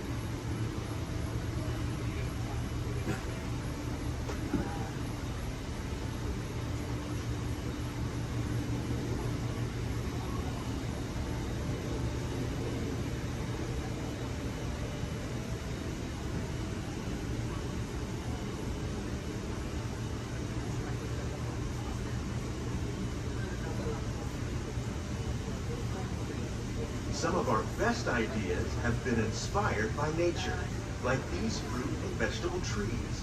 By growing these ground plants vertically, we can increase yields and better control diseases. These crops taste as good as they look.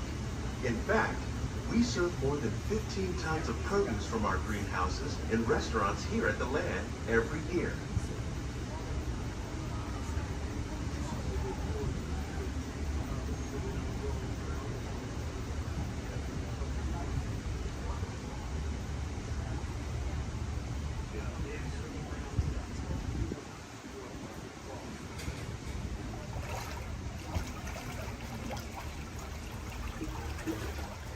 The future of agriculture may include innovative ideas like this vertical growing system. Plants grown in this way use a fraction of the space required by traditional growing methods. That saves water and increases production. The aquaponics system on your left combines hydroponics with aquaculture. The fish provide a natural source of fertilizer for the plants, and the plants help keep the water clean for the fish. It's another great way to produce more while using less. In our lab, Epcot scientists are working with the U.S. Department of Agriculture on a number of innovative projects. The goal of these efforts is to produce higher yielding and better quality plants.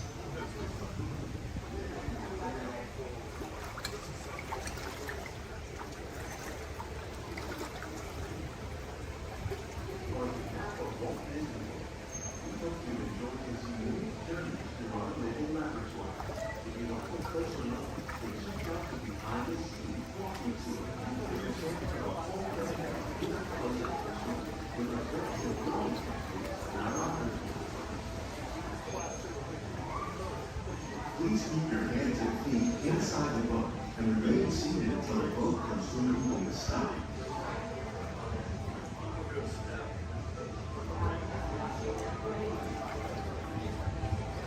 These greenhouses represent just a fraction of the work being done worldwide to produce bountiful harvests for our growing population.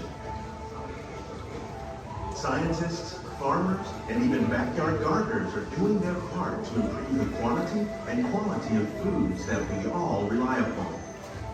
Together, we can continue to find more ways to increase food production and protect our precious natural environment. Only then will we truly be living with the land.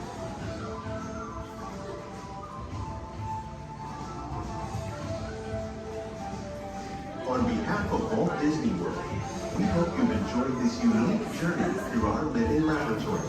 If you'd like a closer look, then check out the behind-the-scenes walking tour. A chance for the whole family to get up close and personal with the plants and growing techniques in our laboratory. Please keep your hands and feet inside the boat and remain seated until the boat comes to a complete stop.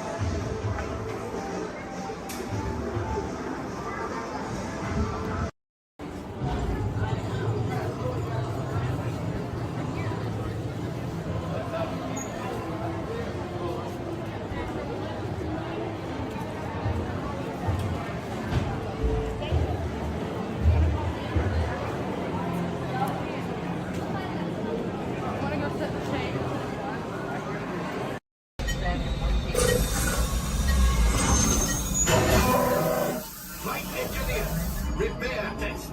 Hit your flashing buttons. You better be faster or real trouble. Whenever they like really press them. Right, pilot. Push the flashing button to take off.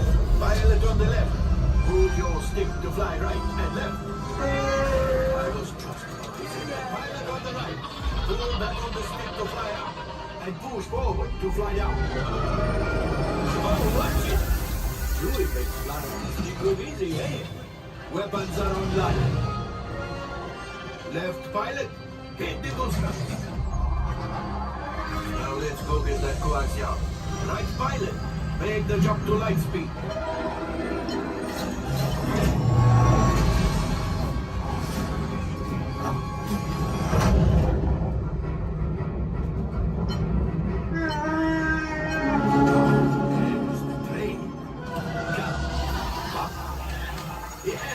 Yes, keep shooting. It's not got to us. Take evasive action.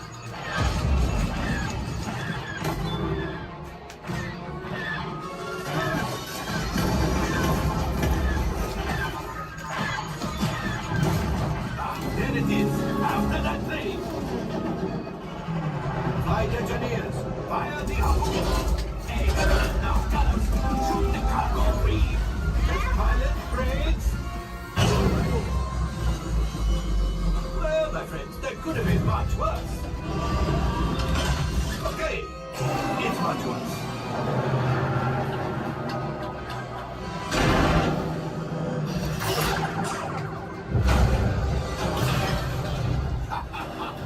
Yes, you got one. Excellent, my friends. How about the ship? Well, gravity go axiom. You see, just as I promised, my friend, now that the resistance has what they need, maybe they did something for Paldo.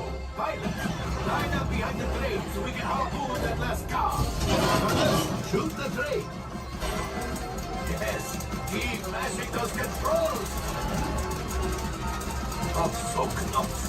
Keep reeling.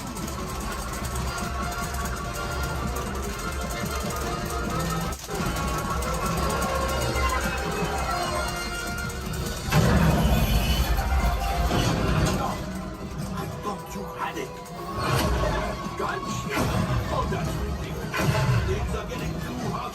We're trying to get out of here. Yes, a distraction. Fire the missiles at the train. Hurry.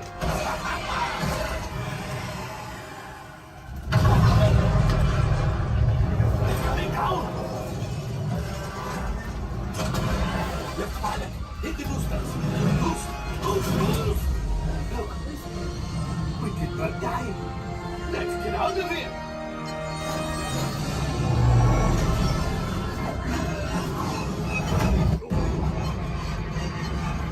Your hyperdrivers fail. Pilots, evasive maneuvers. We've got company. True is right. If we need them back, they may find the resistance. He's the last. Did it. Watch out! Oh, that's going to be the mark. Great job, my friends. You retrieved one container of coaxium. This would greatly help the resistance. You have heard the First Order and made Chewie proud. Now, after my modest profit, your cut, minus what you owe me for damaging the Falcon, is, hey, not bad.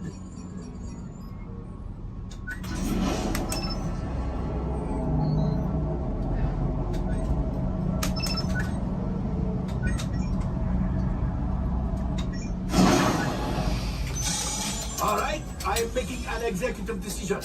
Everybody out. Go on, get out.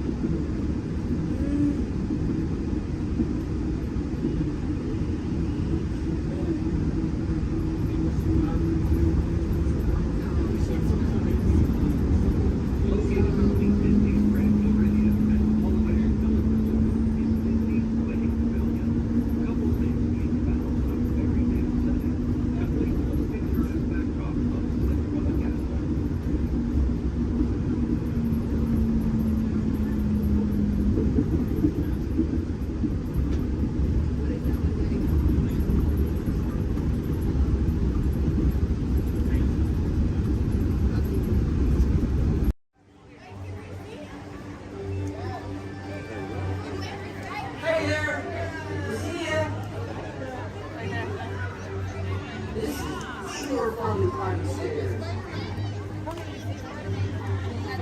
Don't forget to have you on your video. Hashtag Amazing Spider-Man.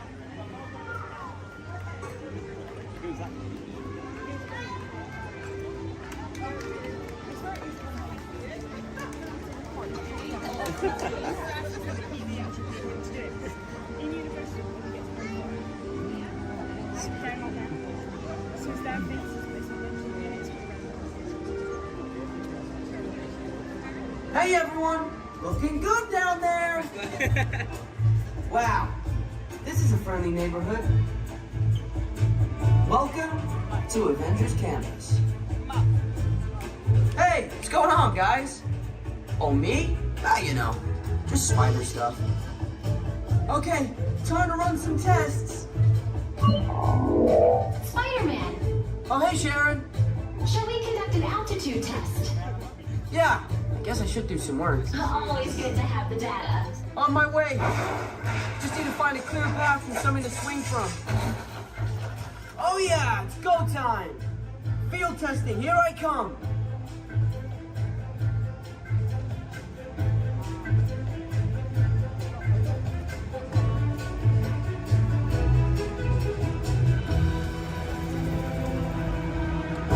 Time for some field testing.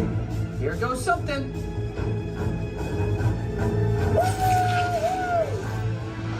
Brace for impact.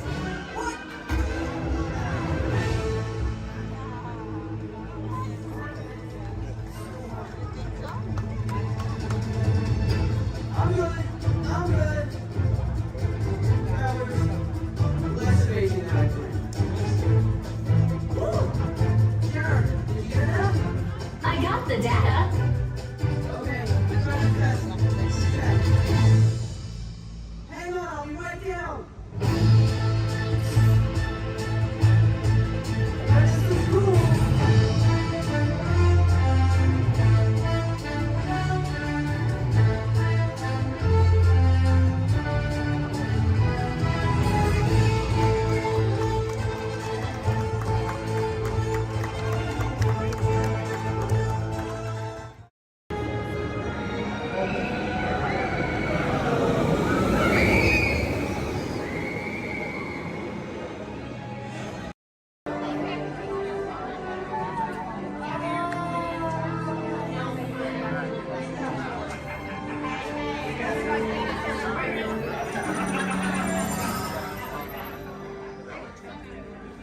Greetings, Terrans.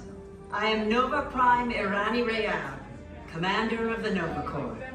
On behalf of all Xandarians, I hope you have enjoyed exploring the wonders of Xandar. As you have seen, your world and ours were born of the same moment, one which you refer to as the Big Bang. As such, we are all galactic neighbors in a vast universe which we and countless others share. For you to travel to Xandar would take 2.5 million years, assuming you had a ship that could fly at the speed of light. So we decided to come to you. But even we could not have reached you so easily were it not for the Cosmic Generator, an advanced piece of Xandarian technology that creates jump points, artificial tunnels that act as shortcuts, linking distant points in space. It is our desire to share this wondrous technology with your people so that together we might explore new worlds and create a brighter tomorrow. And now, as the culmination of the wonders of Xandar, you will be teleported to a Nova ship above your planet for a demonstration of the Cosmic Generator. I trust you will find it an unforgettable experience.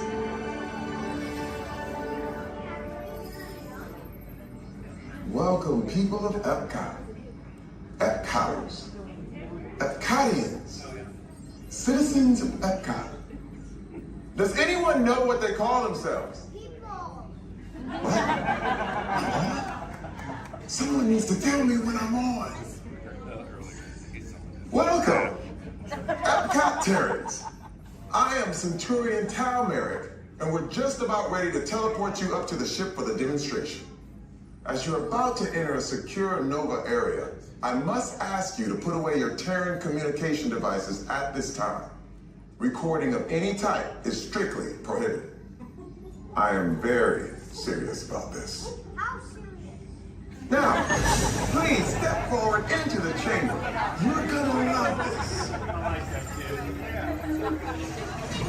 You're on! That was the best. That was like probably highlight. You're on! Someone get that guy back. I should warn you that we have never teleported Terrans before. But since your molecular structure is very similar to Xandarian's, it should work. It'll work. So long as you are standing inside the lighted ring. You do not want to know what happened last time someone did not stand where I told them to, okay? Stand by for teleportation. Here we go.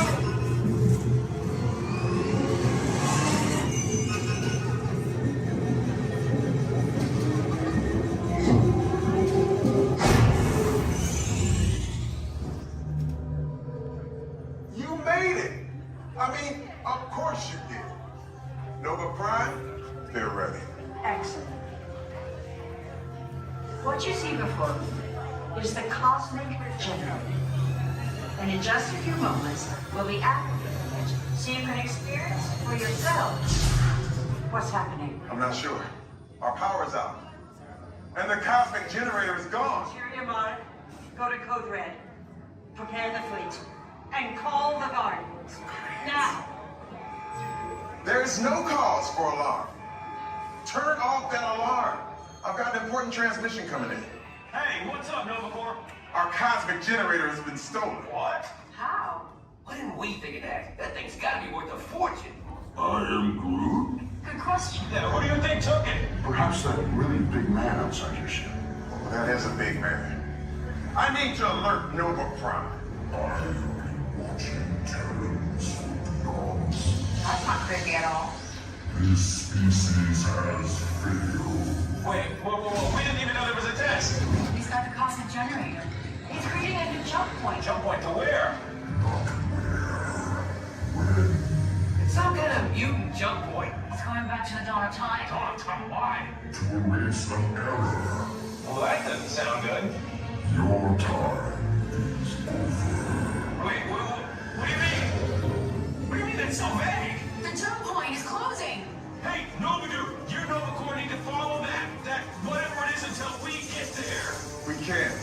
Our power is down, and I've got to get these Terrans onto evacuation shuttles. I got it.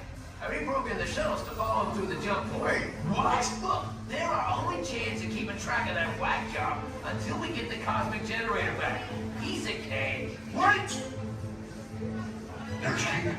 Where's this King? The odds are impossible. Yep. But it's our only shot. Good luck. Are you sure you can control it? Come on, it's me. We got this. We're all toast. First there was cake, now there is toast. This plan is making me so hungry. Terrence, listen up. We need to make our way to the evacuation shuttles now. We'll follow the fleet and get our power.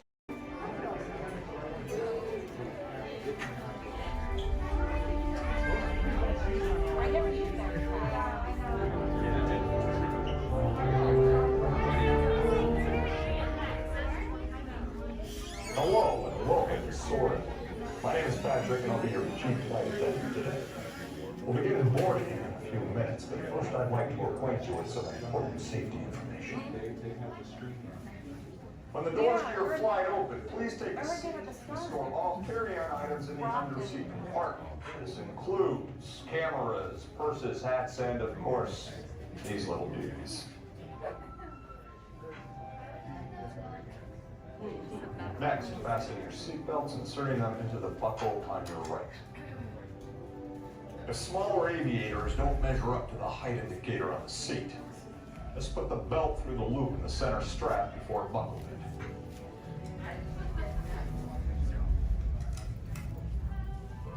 Nice work, pal. Soon you will be airborne. So if you or your little aviators have a fear of flying or of heights, you might want to wait for your party if you like. Okay, let's review. That is seat belt, carry-on item, safety strap, fear of heights, keep your hands and arms inside at all times. Anything else? Yeah. Have a nice flight. Alright, my friends, we're gonna load about 3, followed by 2, then 1. Rose, please follow me. 2, you're gonna follow 3, 1, you're gonna follow 2.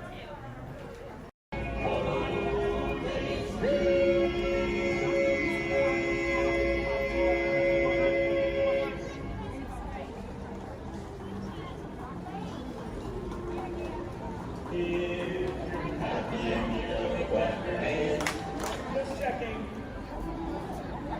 If you're happy and you know it, lick your nose. So keep trying. If you're happy and you know it, then your face will surely show it. If you're happy and you know it, give us $1. Oh yeah.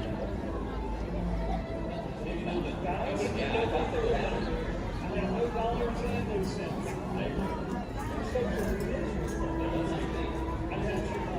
How about we sing their favorite song? Which one is that? The last one. One of our favorite tunes. Yeah, 20.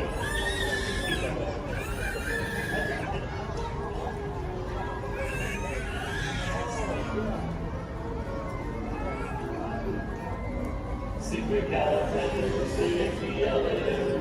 even though it sounded maybe 65 if you say it loud enough, the long sounded gorgeous. Super califragilistic gets me out of here. Super califragilistic gets me out of here.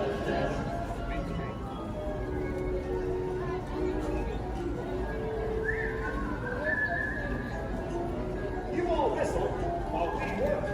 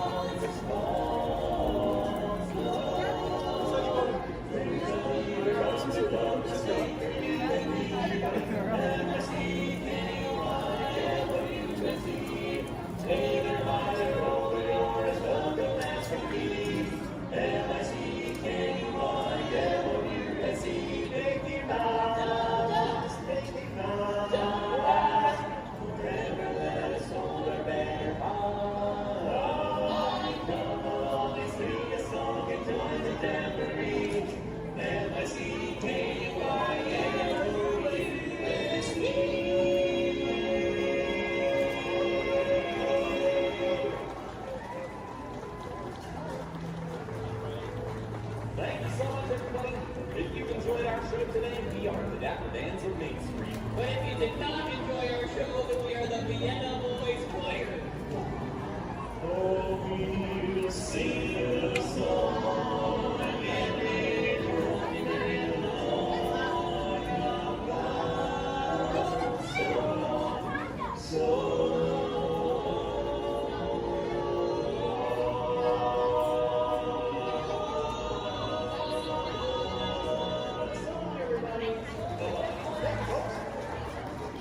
we'll get a line somewhere.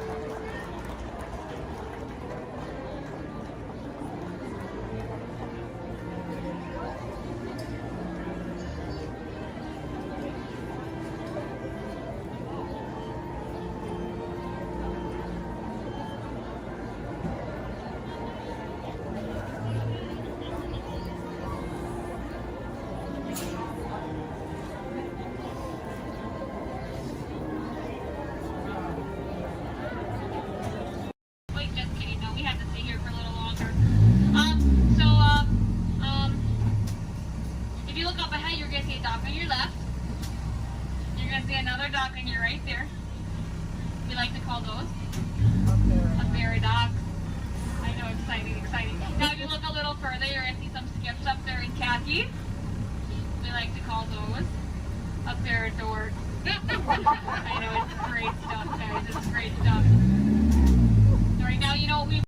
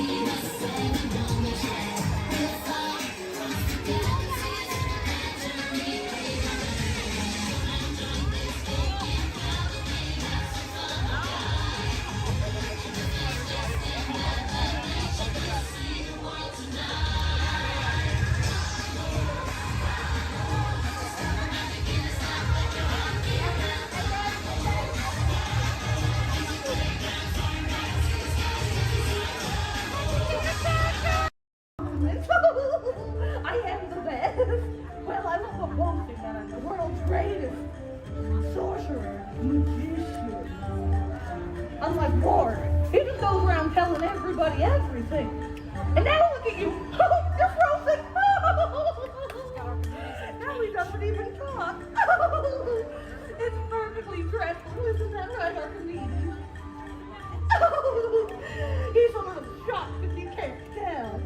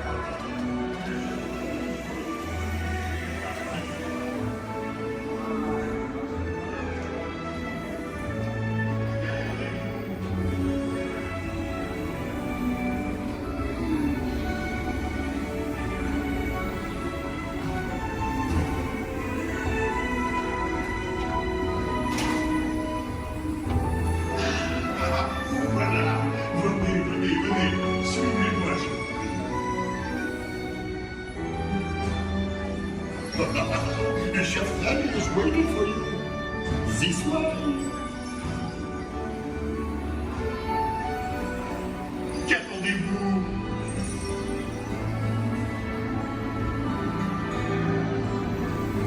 Ils est des invités pour le dîner. Hein? Pour le repas idéal. Coq au vin? Non. A simple omelet? Too simple. Voilà. Mais oui, that's it!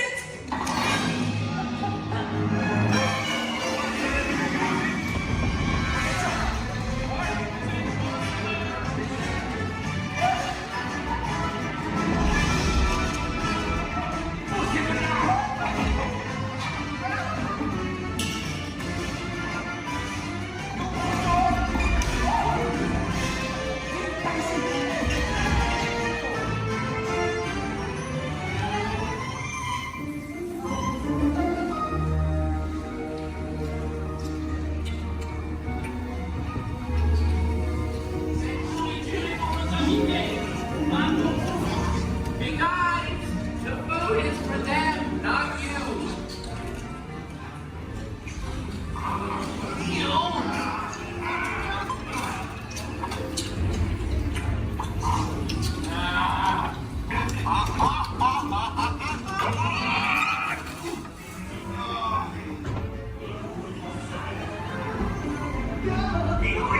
What are you doing? Que manigancez-vous? Out of my way!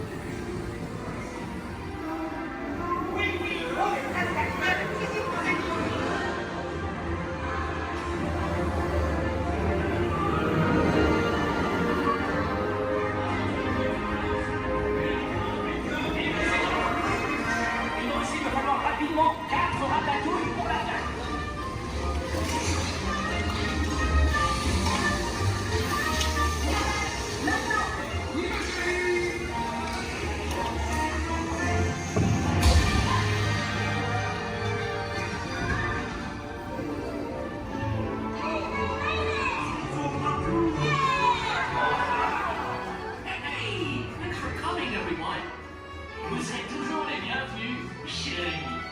À bientôt et bon appétit. Mino.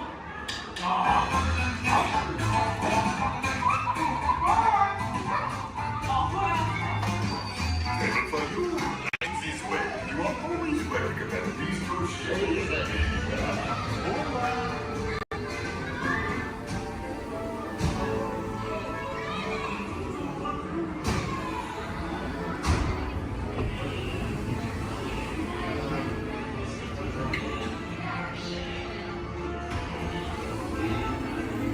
Okay, be sure to grab all your stuff and watch your step as you exit.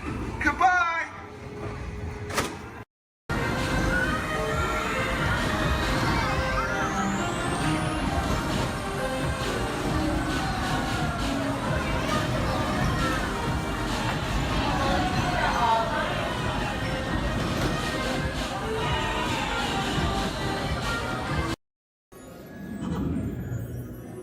Oh boy!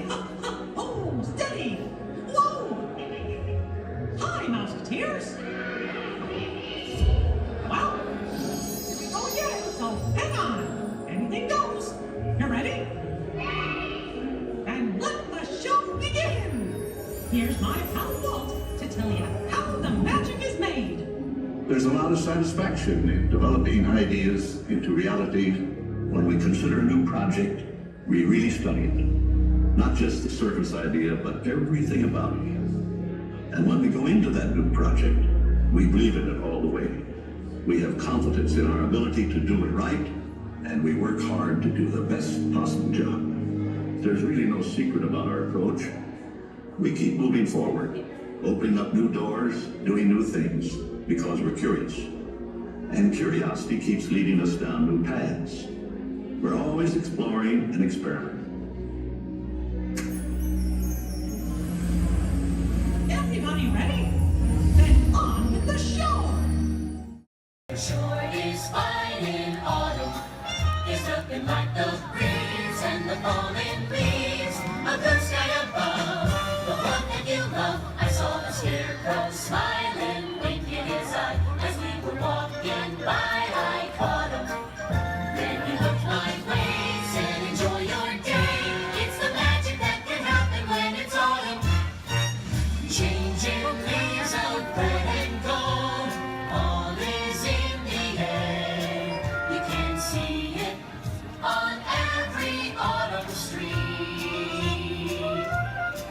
And if you find that someone warms your heart every time you meet, you should remind them that you find them positively sweet.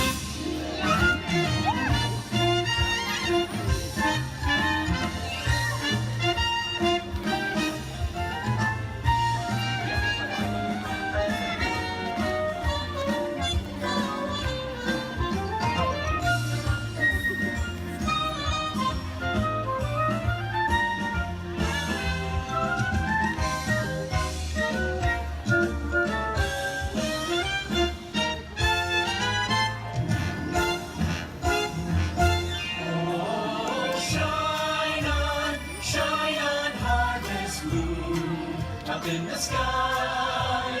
I ain't had no lovin' since January, February, June or July. Snow time ain't no time to stay. Outdoors it's good, so shine on harvest moon for me and my gal.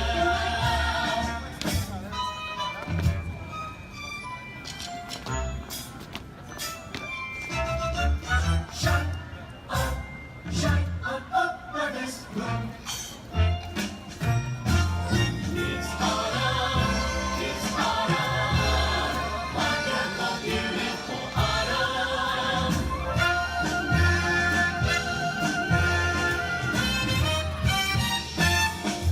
Let's take another hayride under the trees. It makes me smile from top to bottom, because that autumn chill gives me such a thrill.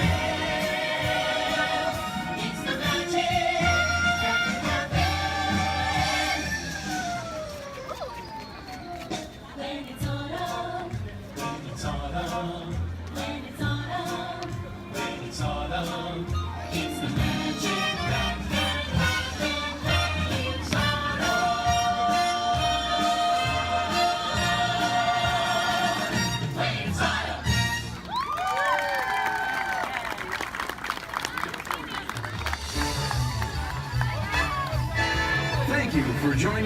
on Main Street, USA. And from all of us here in the Magic Kingdom, we hope to see you again real soon.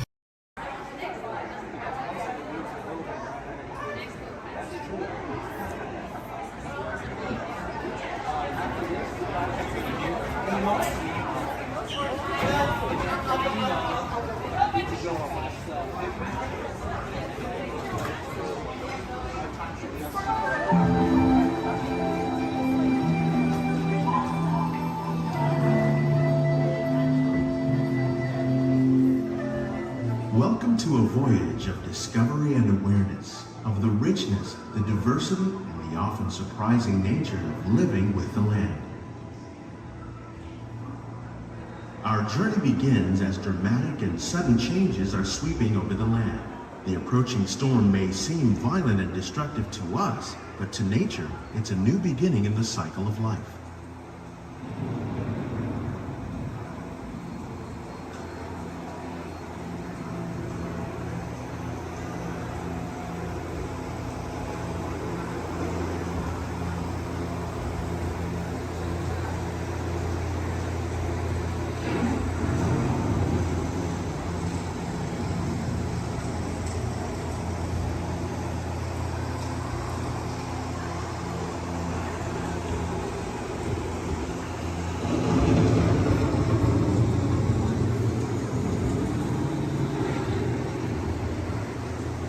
Beneath the surface of the land, roots trap water from the flowing mud, extracting precious nutrients and minerals.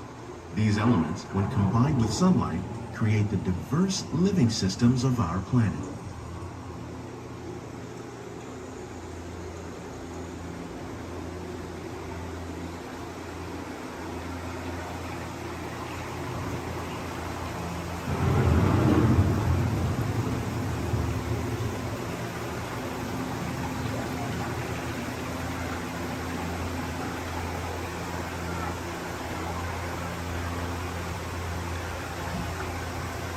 One of those living systems is the rainforest, home to the most amazing concentration of life on our planet.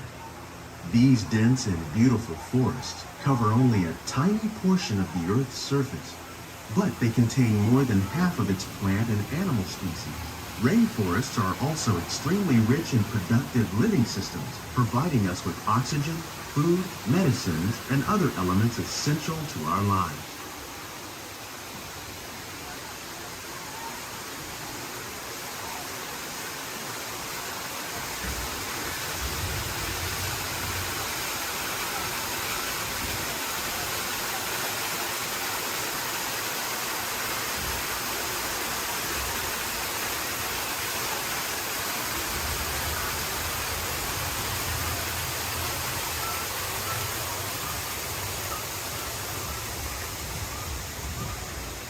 In the desert, nature has created a very different, but no less beautiful living system.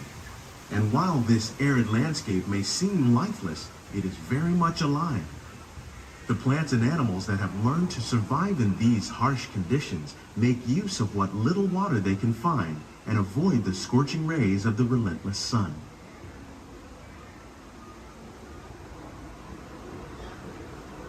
The American prairie once appeared as desolate as the desert, but over time, rainwater and nutrients gradually penetrated the hard surface of this land. Even the hooves of the mighty buffalo helped create the rich soil that would one day become home to the American farm.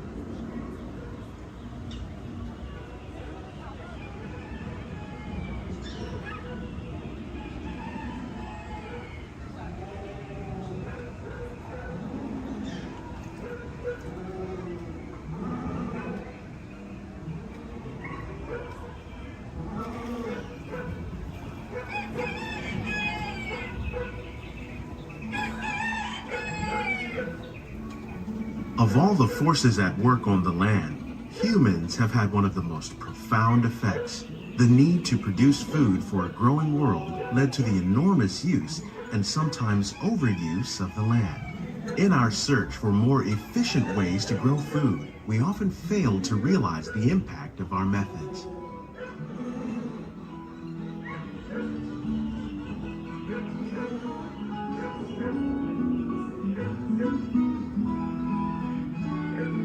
Today, we're learning to live with the land, discovering better ways to grow food that will assure both human and environmental well-being.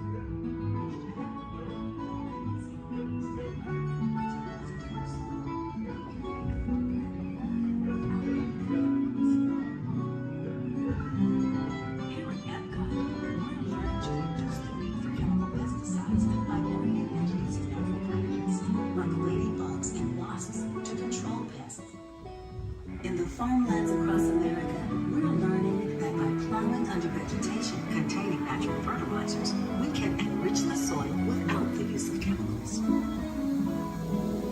In arid regions, we're learning to produce food on desert seacoasts by developing and planting crops that thrive on salt water.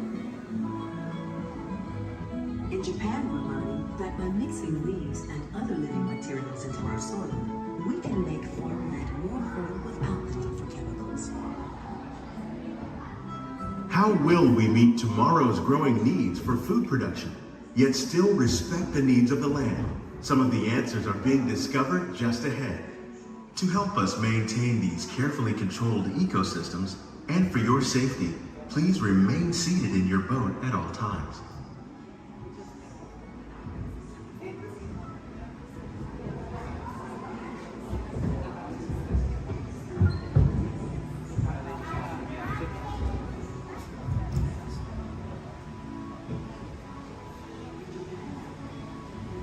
Welcome to our living laboratories, where scientists from Epcot and the U.S. Department of Agriculture are exploring innovative ways to produce bountiful harvests now and into the future.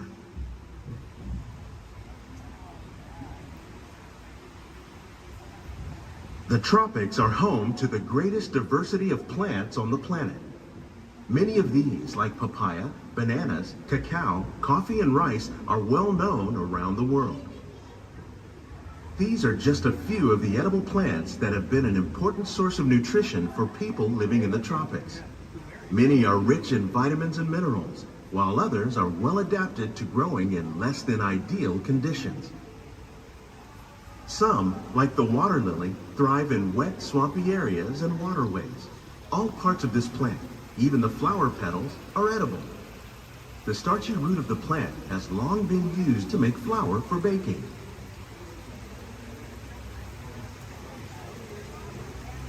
One day, many of these lesser-known tropical plants may be as important as the bananas growing on both sides of the boat.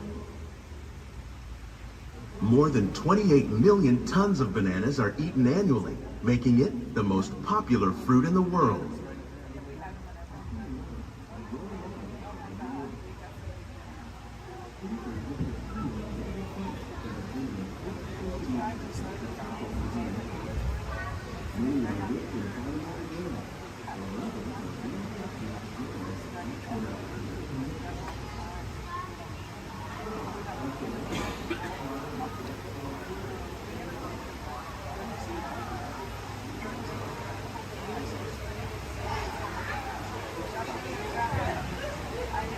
When we mention farming, you probably don't think of fish. But fish farming, or aquaculture, accounts for nearly half of all the seafood consumed globally. Tilapia, bass, and catfish, like the ones you see here, are three of the more popular crops raised by fish farmers. The sustainable system we're using here recycles the water in the tanks. As a result, we're able to save millions of gallons each year. Our small fish farm produces nearly 5,000 pounds of fish each year to serve in restaurants around Walt Disney World. Innovations like this one can play an important role in our efforts to produce bountiful harvests and still protect natural resources.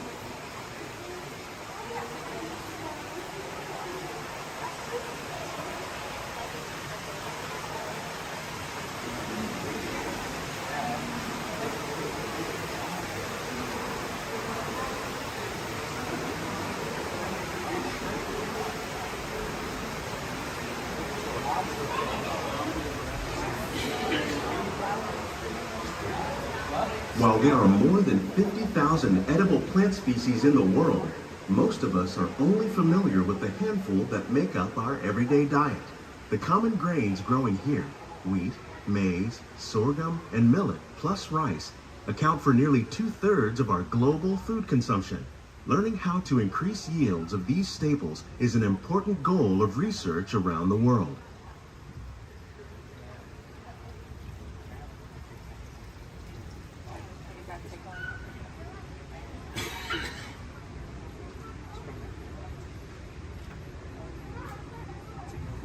These plants are definitely on their way up.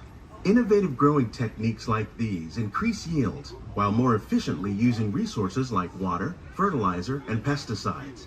Another innovation at work here is our integrated pest management program. By populating our greenhouses with beneficial insects that prey on harmful pests like aphids and flies, we are significantly reducing our reliance on conventional pesticides. We're growing these crops using our nutrient film system. This technique precisely controls and recycles water and nutrients.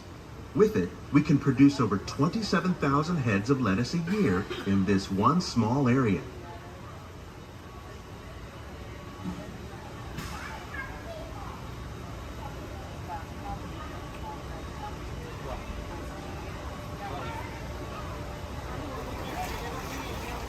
Some of our best ideas have been inspired by nature, like these fruit and vegetable trees.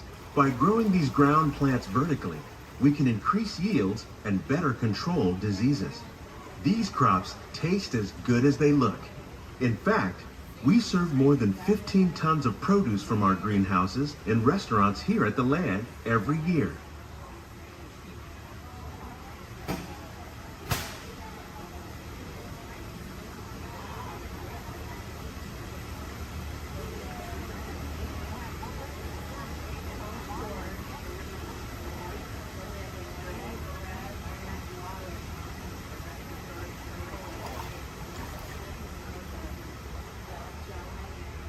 The future of agriculture may include innovative ideas like this vertical growing system.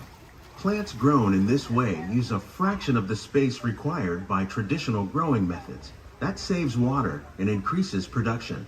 The aquaponics system on your left combines hydroponics with aquaculture. The fish provide a natural source of fertilizer for the plants, and the plants help keep the water clean for the fish. It's another great way to produce more while using less. In our lab, Epcot scientists are working with the U.S. Department of Agriculture on a number of innovative projects. The goal of these efforts is to produce higher yielding and better quality plants.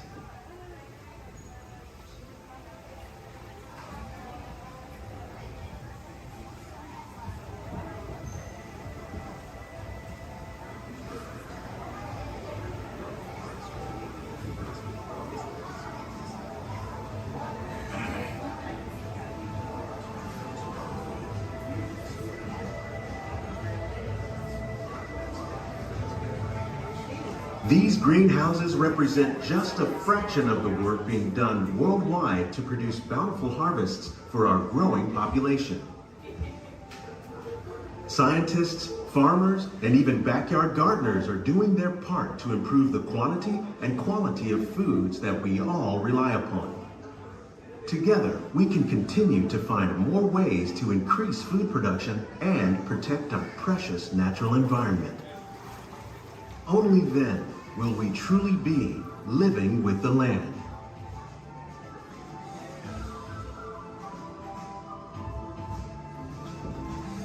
On behalf of Walt Disney World, we hope you've enjoyed this unique journey through our living laboratories. If you'd like a closer look, then check out the Behind the Seeds walking tour.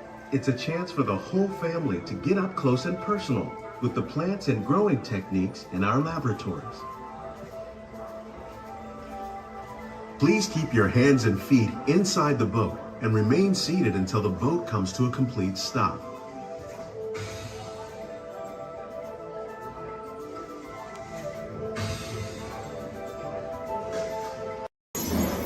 Welcome home,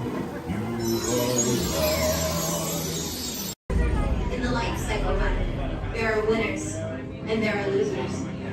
Who are you?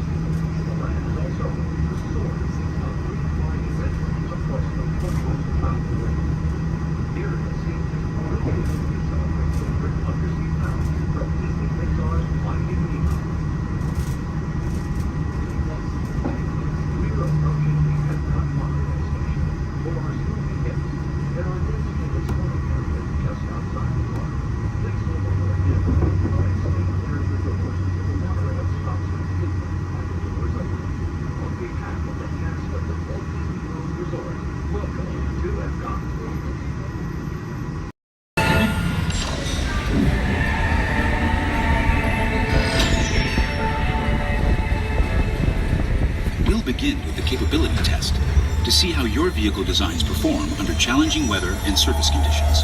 Monitoring road surface. Connecting to OnStar. SIM card performance data acquired.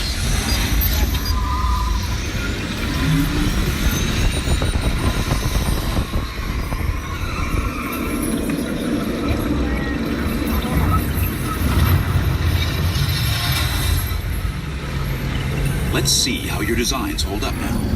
Commencing SIM car off-road and extreme weather sequence.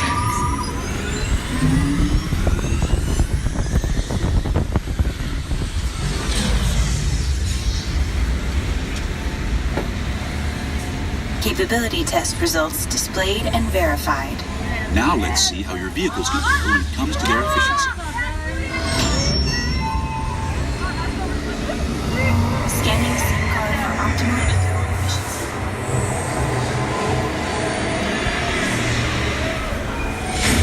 Engaging eco-scan for aerodynamic efficiency.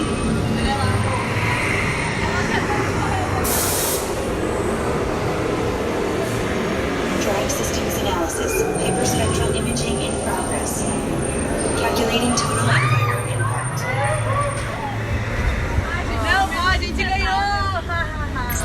Commencing responsiveness test. Okay, the responsiveness data is now being synchronized. Automated driving technology verified and active.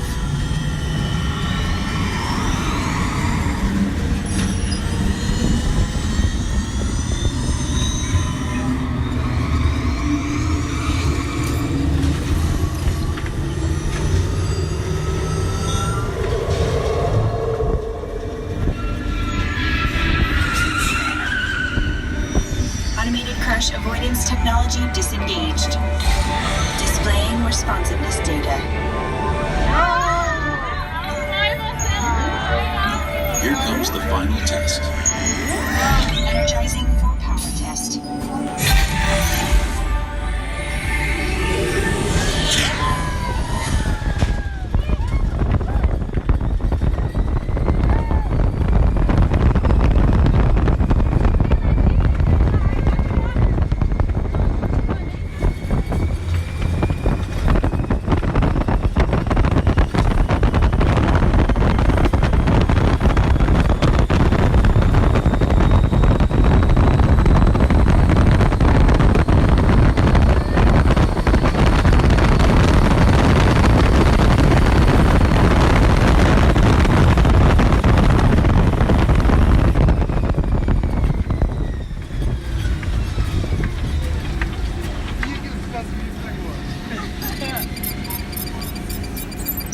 Got an important transmission coming in.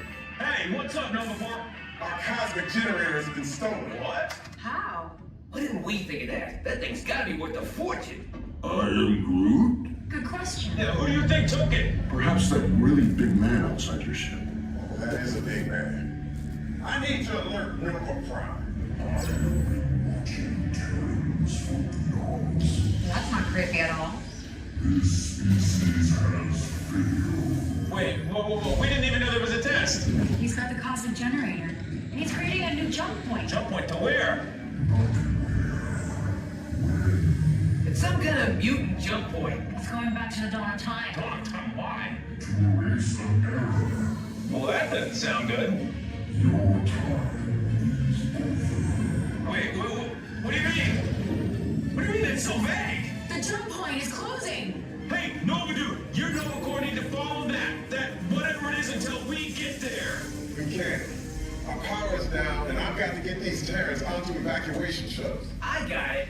I reprogrammed the shuttles to follow them through the jump point. Wait, what? Look, they're our only chance of keeping track of that whack job until we get the cosmic generator back. Piece of cake. Wait! There's cake. Where's this cake? The odds are impossible, Yep. but it's our only shot. Good luck. Are you sure you can control it? Come on, it's me. I got this. We're all toast. First there was cake, now there is toast. This plan is making me so hungry. Terrans, listen up. You need to Living with the land. Permanezca sentado con sus manos y brazos, pies y piernas dentro del parque y cuida a los pequeñitos. A manera de recordatorio, no tomar fotos con flash y luz de video antes de llegar a un hotel.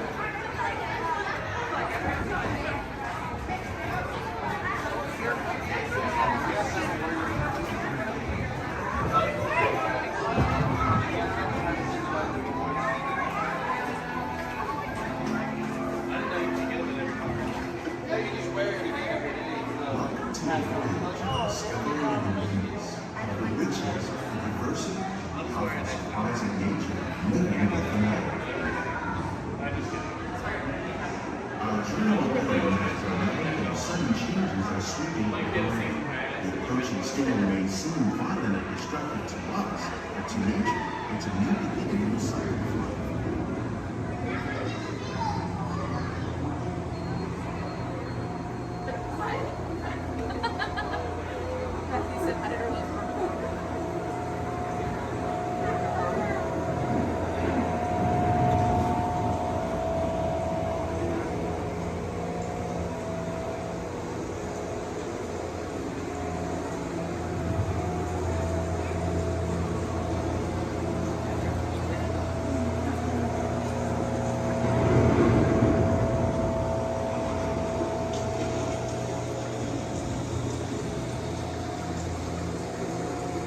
Beneath the surface of the lake, roots trap water from the flowing mud, extracting precious nutrients and minerals. These elements, when combined with sunlight, create the diverse living systems of our planet.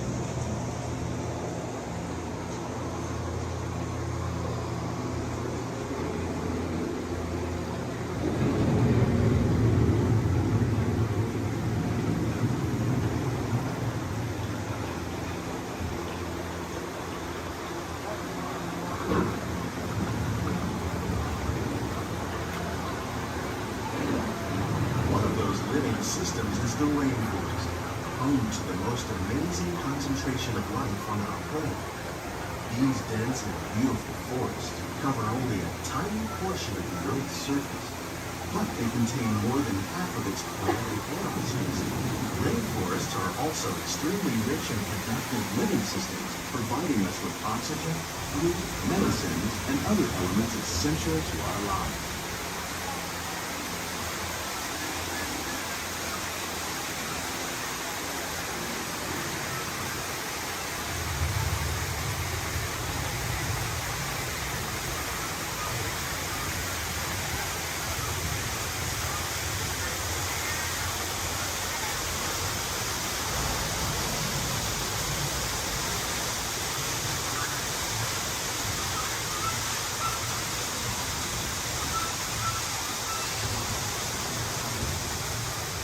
In the desert, nature has created a very different but no less beautiful living system.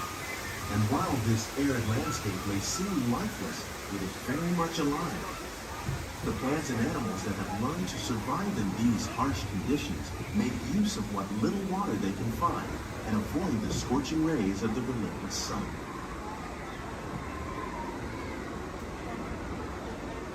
The American prairie once appeared as desolate as the desert. But over time, rainwater and nutrients gradually penetrated the hard surface of this land. Even the hooves of the mighty buffalo helped create the rich soil that one day become home to the American farm.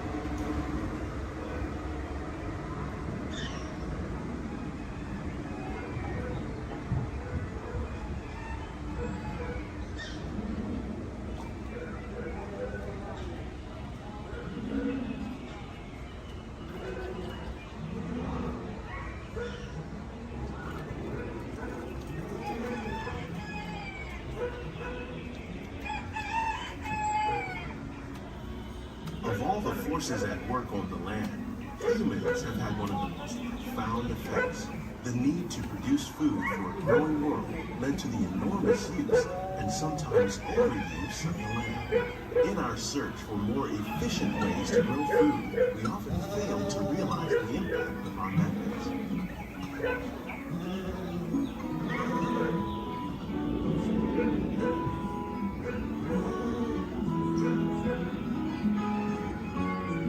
Today, we're learning discovering better ways to grow food that will assure both human and environmental well-being.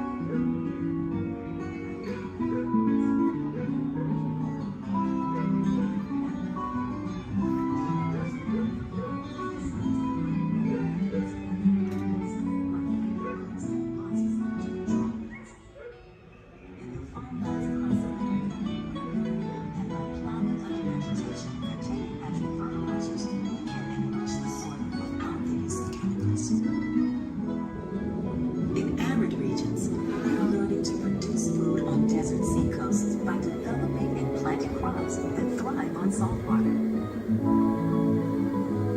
In Japan, we're learning that by mixing leaves and other living materials into our soil, we can make farmland more fertile without the need for chemicals. Here at Epcot, we're learning to reduce the need for chemical pesticides by breeding and using natural predators, like ladybugs and wasps, to control pests. How will we meet tomorrow's growing needs for food production, yet still respect the needs of the land? Some of the answers are being discovered just ahead. To help us maintain these carefully controlled ecosystems, and for your safety, please remain seated in your boat at all times.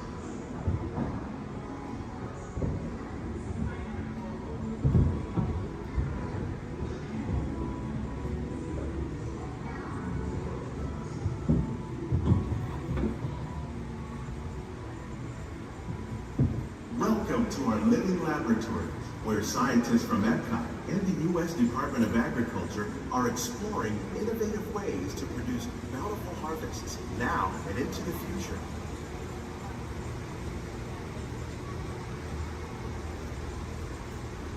The tropics are home to the greatest diversity of plants on the planet. Many of these, like papaya, bananas, cacao, coffee, and rice, are well known around the world. These are just a few of the edible plants that have been an important source of nutrition for people living in the tropics. Many are rich in vitamins and minerals, while others are well adapted to growing in less than ideal conditions. Some, like the water lily, thrive in wet, swampy areas and waterways. All parts of this plant, even the flower petals, are edible. The starchy root of the plant has long been used to make flour for baking.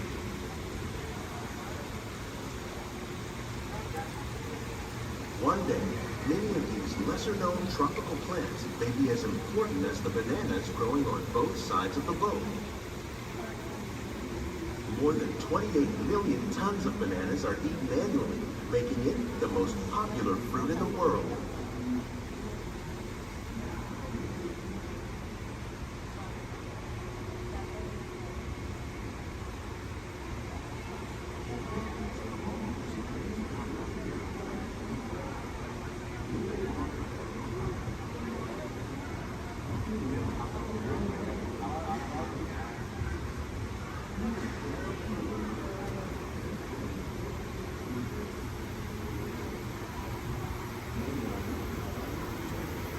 When we mention farming, you probably don't think of fish. But fish farming, or aquaculture, accounts for nearly half of all the seafood consumed globally. Tilapia, bass, and catfish, like the ones you see here, are three of the more popular crops raised by fish farmers. The sustainable system we're using here recycles the water in the tanks. As a result, we're able to save millions of gallons each year. Our small fish farm produces nearly 5,000 pounds of fish each year to serve in restaurants around Walt Disney World. Innovations like this one can play an important role in our efforts to produce bountiful harvests and still protect natural resources.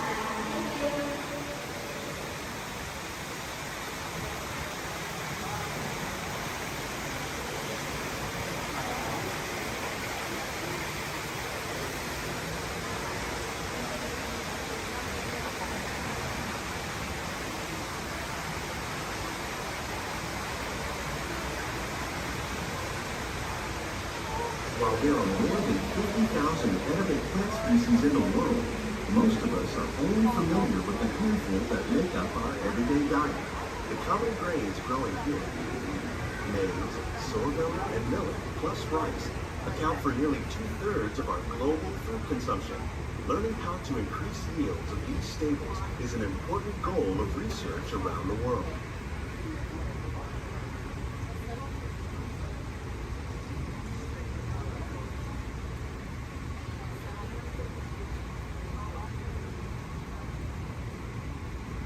These plants are definitely on their way up. Innovative growing techniques like these increase yields while more efficiently using resources like water, fertilizer, and pesticides. Another innovation at work here is our integrated pest management program. By populating our greenhouses with beneficial insects that prey on harmful pests like aphids and flies, we are significantly reducing our reliance on conventional pesticides. We're growing these crops using our nutrient film system. This technique precisely controls and recycles water and nutrients. With it, we can produce over 27,000 heads of lettuce a year in this one small area.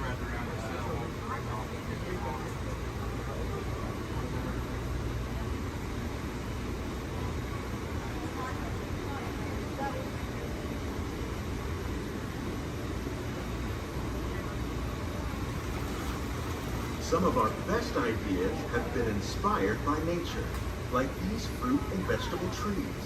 By growing these ground plants vertically, we can increase yields and better control diseases. These crops taste as good as they look. In fact, we serve more than 15 tons of produce from our greenhouses in restaurants here at the Land every year.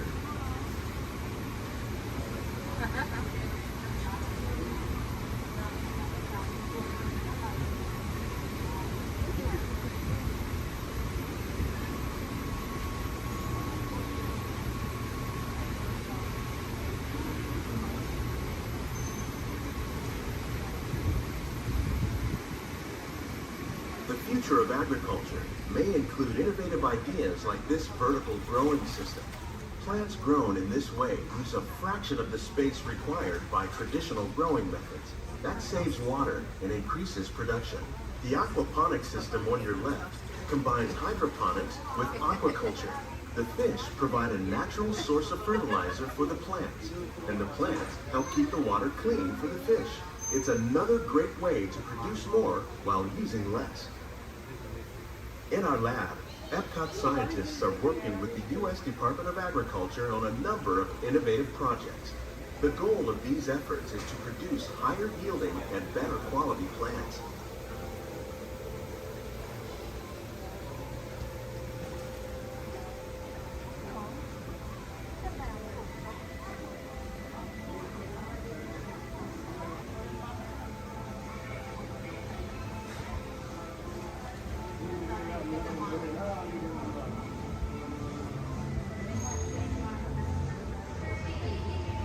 These greenhouses represent just a fraction of the work being done worldwide to produce bountiful harvests for our growing population. Scientists, farmers, and even backyard gardeners are doing their part to improve the quantity and quality of foods that we all rely upon. Together, we can continue to find more ways to increase food production and protect our precious natural environment. Only then will we truly be living with the land.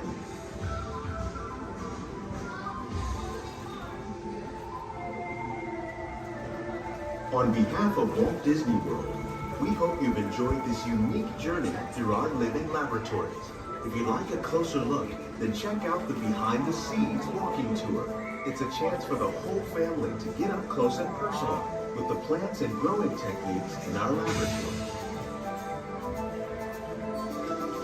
Please keep your hands and feet inside the boat and remain seated until the boat comes to a complete stop.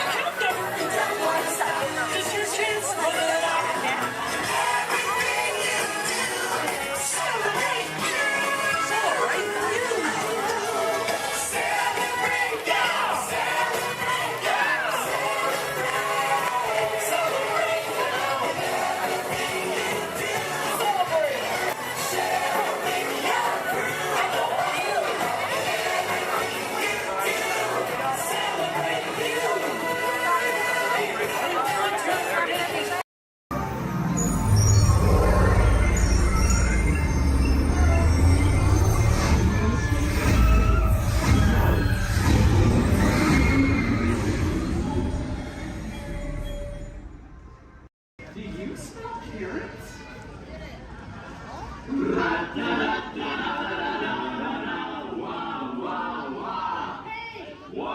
What do you call an old snowman? What? Water.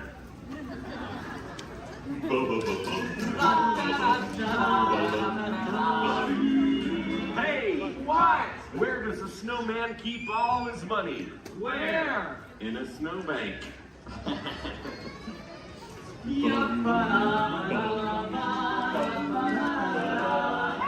What? Who's the snowman's favorite relative? Who? His Antarctica. Your journey.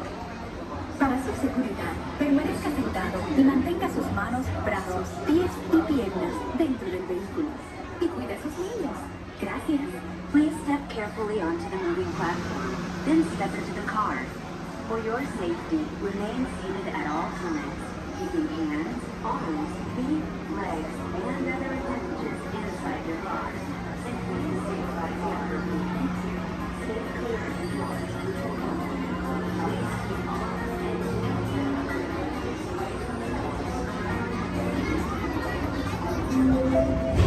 This is the TTA Blue Line, non-stop service around tomorrow.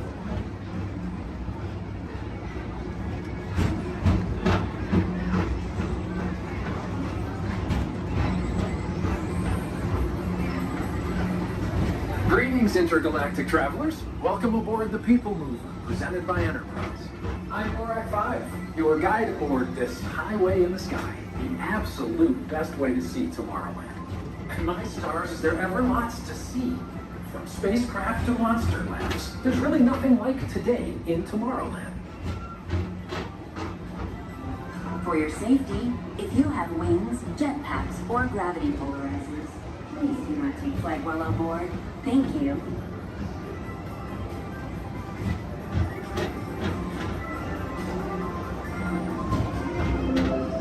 The next station is Tomorrowland Urban Planning and Star Traders. Transfer to green and red lines. Don't worry, your express train keeps on rolling through the future, right by two of my favorite spots.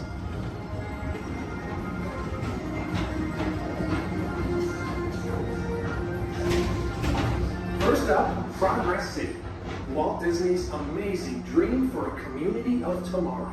Did you know Progress City inspired Epcot and a lot of the visionary ideas throughout Walt Disney World? Look, there's even a tiny people mover. I wonder if there's a tiny mover in there.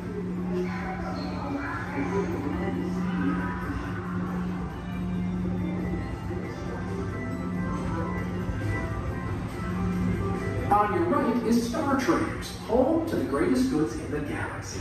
Except actual stars. Those are the moments.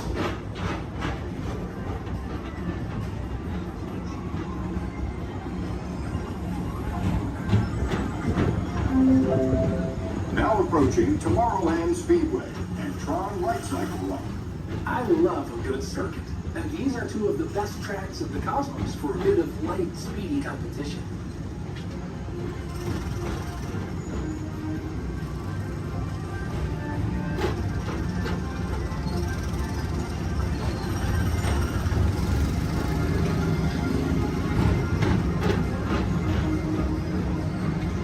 Attention all visitors from Galaxy M31.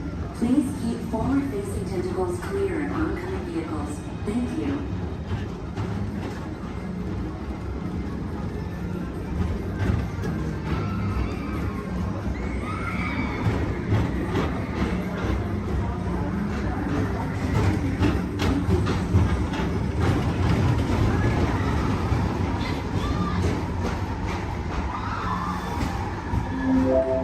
This is Starboard 75. Or as we locals call it, Space Mountain. Our high-speed rocket port to distant deep space destinations.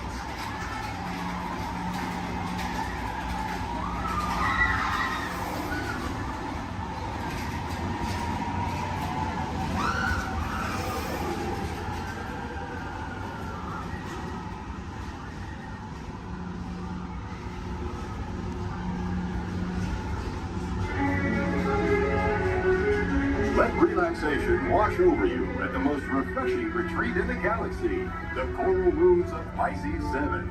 You H2 owe it to yourself. Book today.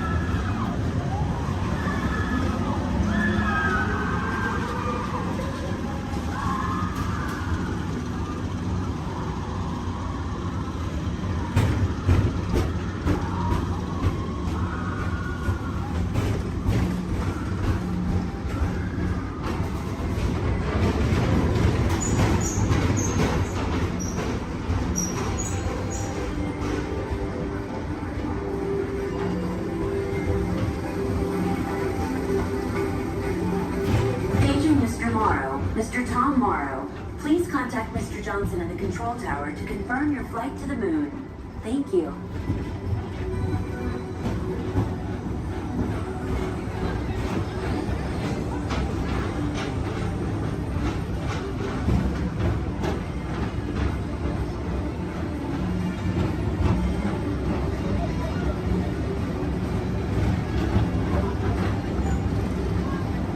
Attention all visitors from Galaxy M31. Please keep forward-facing tentacles clear of oncoming vehicles. Thank you.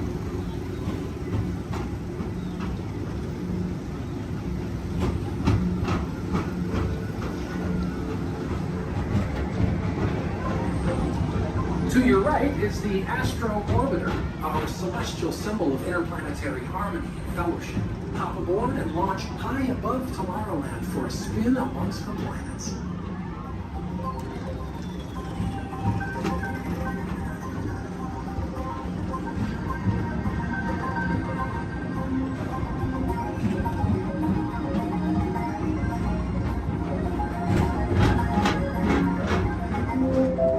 The next station is Walt Disney's Carousel of Progress. As usual, we'll keep moving ahead, and so does the carousel. Like progress itself, this theater never stops, inspiring new generations to dream of a great, big, beautiful tomorrow.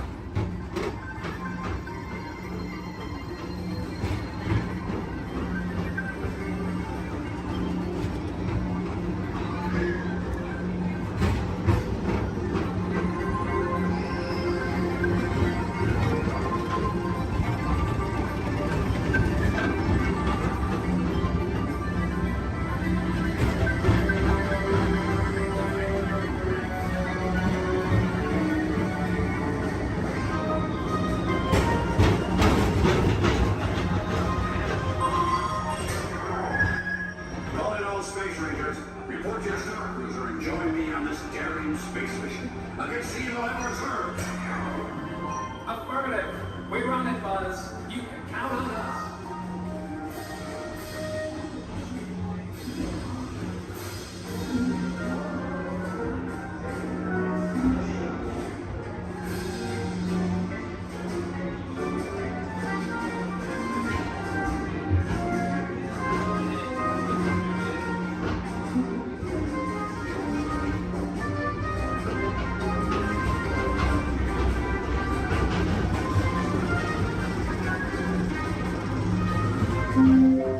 Now approaching Monsters Incorporated lab floor. Mike Wazowski has brought in some real monsters of comedy. Whether you have one eye or nine, take the time to see this show. Now approaching Tomorrowland Transit Authority Station. My fellow sentient life forms, our people mover journey has nearly come full orbit.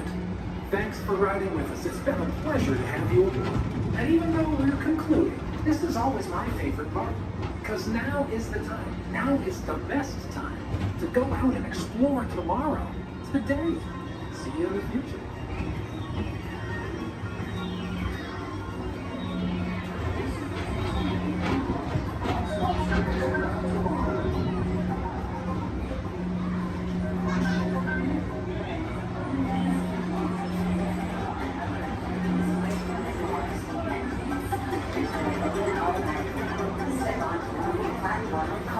And exit by stepping away from the car. Thank you. Please keep arms and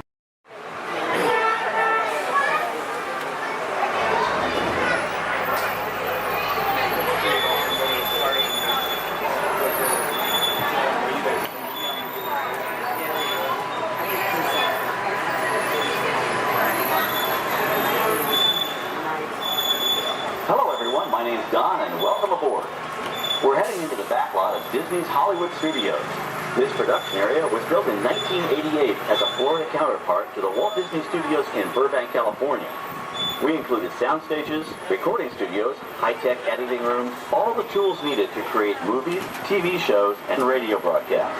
We've even got our very own water tower too. It's up ahead on the left side of our shuttle. We call it the Earful Tower. It's inspired by the water tower Walt Disney had built for his Burbank studio in 1939. Our Florida tower stands a lucky 13 stories high, and we added our own creative touch, a giant set of Mickey Mouse ears. If you wanted to wear those ears, you'd have to have a hat size of 342 3/8. Up ahead, after the next bend in the road, you'll have a perfect opportunity to take a picture of this famous icon. In the world of entertainment, every project starts with a screenplay and a lot of creative ideas. A production studio is where the ideas of writers, producers, and directors are transformed into an on-screen reality. Within these huge spaces, filmmakers can literally create their own worlds.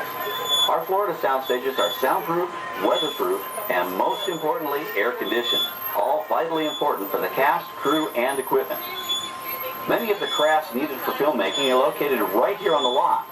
On the left, we have our own greens department. It grows flowers, trees, shrubs, and topiaries.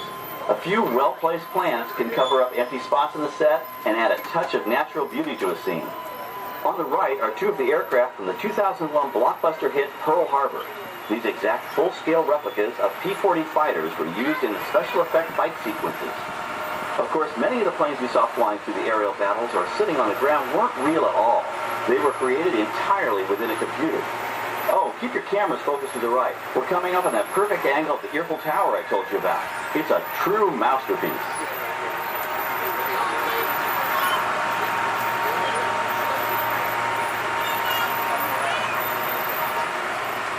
We're entering one of our most glamorous and colorful departments, creative costuming. Every star has to have just the right wardrobe, and it all begins here with a designer's sketch. Our team of designers, seamstresses, and tailors can turn 1.5 million yards of fabric into over 25,000 costumes every year.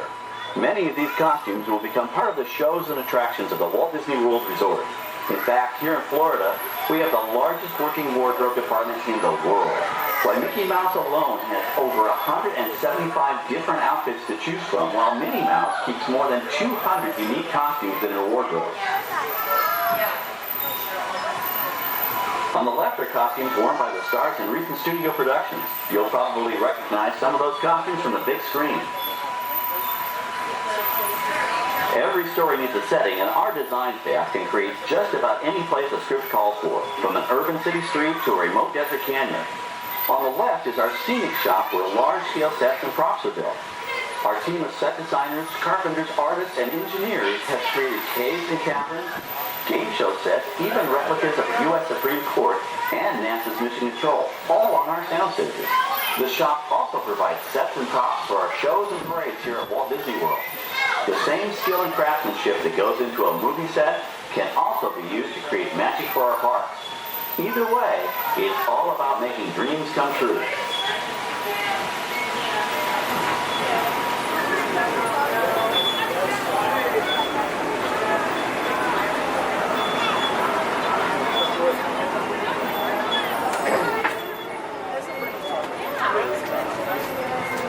Now we're entering a zone we call the Boneyard. It's an outdoor storage area for oversized props and vehicles. cars, trucks, boats, planes, we often save these props in case we need them for future productions. In this backlot collection, you may find real working vehicles, non-working mock-ups, and even large-scale miniatures used in special effects shots. Large-scale models create a more convincing illusion on camera. We even place small cutout passengers in the windows of the plane.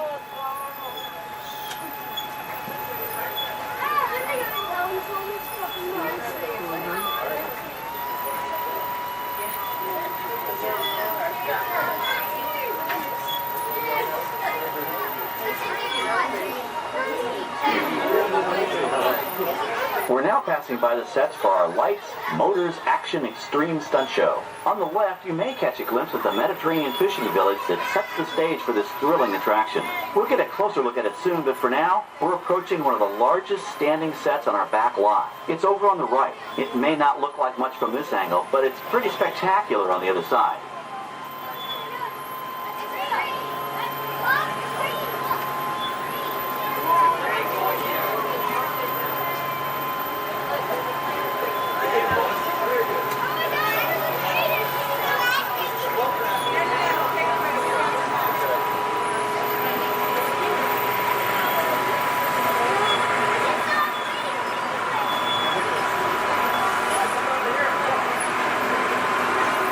This is great, folks. The production crew has just given us clearance to enter the set. Hello, Backlot Tour. I'm Amy, the production coordinator here at the studios. I can see your shuttle heading toward our canyon set. I've given your driver permission to come in and take a look around. I'm up here with our effects crew, and we're getting ready to shoot a test sequence. Oh, on the way in, you're going to be crossing a wooden bridge, and things may get a little bumpy, so please, hold on to your belongings, especially hats, cameras, and glasses, and keep an eye on any small children in your party. And of course, please remain seated at all times. Welcome to the set. As you can see, we brought the bare, dry deserts of Southern California to green, typically humid Central Florida. This set is based on real locations that our production designer took pictures of. Our set crew spent about 6 months building the canyon, but we've used it for a number of TV shows and specials over the years. For our upcoming production, the script called for a tanker truck. We found this one in our boneyard, but it was too big to drive into place. So we picked it up with a crane and set it down here. We're up on the overhead platforms, and I see our director has arrived. As soon as the rain effect is ready, we'll begin the sequence. This set and shower is really just a special effect. We rigged up a series of water nozzles just above your trim. The water sprays in a crisscross pattern to create a sense of depth. But this storm only covers the first few feet.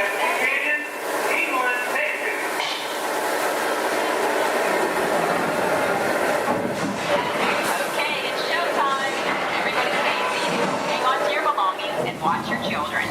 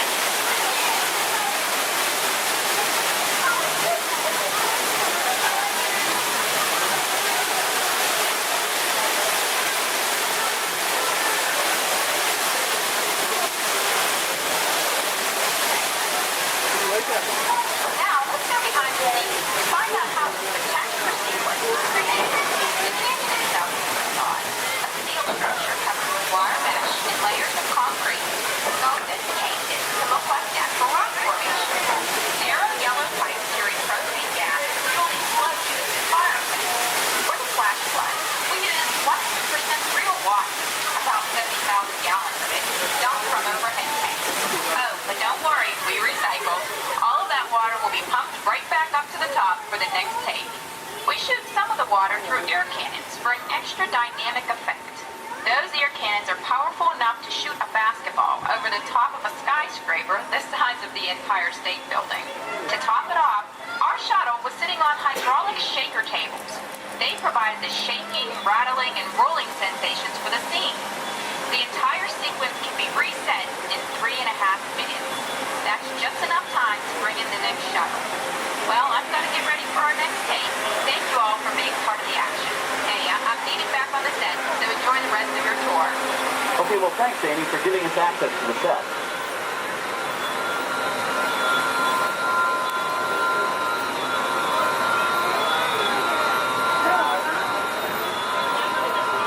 On the right, we have an authentic piece of Disney history. That Gulfstream 1 was known at airports across the country as November 234 Mickey Mouse, but we just call it the Mouse. In 1964, Walt Disney and his hand-picked team used this plane to scout locations for what he called the Florida Project. Soon, they secretly began purchasing thousands of acres of land, which became the Walt Disney World Resort in 1971. During the creation of the resort and later Epcot, the Mouse shuttled studio executives and Imagineers between Burbank and Orlando, making it the most used executive aircraft in the country. Appropriately, the Mouse retired here in 1992. As Walt used to say, it was all started by a mouse. In this case, the 234 Mickey Mouse.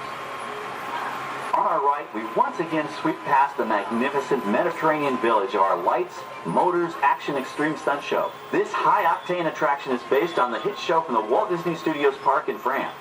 In this action-packed production, you'll feel like you're right there on the set during the filming of a spy thriller, complete with custom-built cars, motorcycles, even jet skis. You'll experience the split-second timing, coordinated driving, and fiery special effects that make action movies a real blast.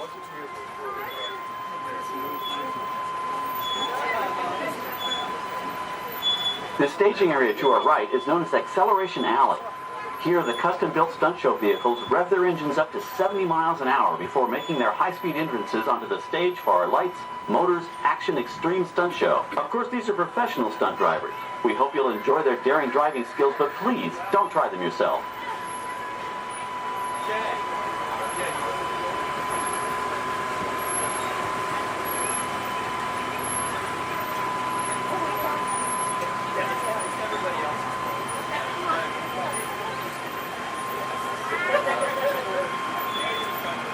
On the left, we've reached our second boneyard with more historic props and vehicles. When we reuse older props in a new production, they're often refitted with custom parts and given a whole new color scheme. You might not even recognize them the next time you see them on screen. For instance, coming up is our friend Herbie the Love Bug. He went through a special demolition derby makeover. Those dents and dings were added on purpose, but he can be polished up as good as new for his next starring role.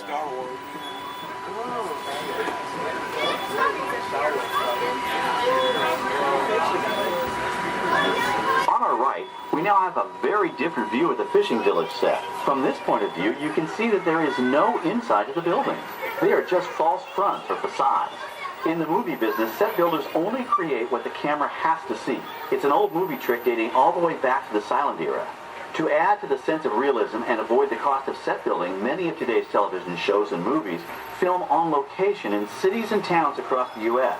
But out in the real world, you've got to contend with noise, traffic, crowds, and various visual elements that may or may not belong in your film. Here on the backlot, we can avoid these problems because we created our very own flexible urban environment. Our Streets of America facades can stand in for a small town or a giant metropolis. As we come around the last corner on our route, you'll see the skyline of New York City in the distance. It's really a series of painted flats, expertly designed to fool the eye and the camera. We can dress and decorate these streets to look like any city we want, from Chicago to San Francisco. Depending on the choice of vehicles, props, and costumes, we can even turn back the clock and set our story in a different time. And what's more, these sets are built with Florida weather in mind. They're made to withstand 100-mile-an-hour winds. You're welcome to visit our Streets of America anytime during your visit today and get an up-close look at the skills of our set designers and builders. We've just about reached the end of our tour. Our final stop is the American Film Institute Showcase, where you can see the actual costumes and movie props used in some of Hollywood's most famous films. There are some pretty amazing items in there, so feel free to take all the time you like. Please stay seated until our tram comes to a complete stop and check around you for any personal items that may have fallen during our trip. Well, as they say in Hollywood, that's a wrap. Thanks for joining our backlot tour, and we hope you'll come back to visit us again soon. Alright, we're going to stop up here in just a moment. I'll open these doors. I'm going to exit out through those blue automatic doors into the AFI Showcase tour. Would like to welcome you. While you're in town, be sure... We interrupt this program for a special report. A child is on the loose in Monstropolis. A human child! If witnesses are to be believed, there has been a child security breach for the first time in monster history. We can neither confirm nor deny the presence of a human child here tonight. I tried to run from it, but it picked me up with its mind powers and shook me like a dog. It's true! I saw the whole thing! Happy birthday, Schmoozy Poo! Oh, goodly bear!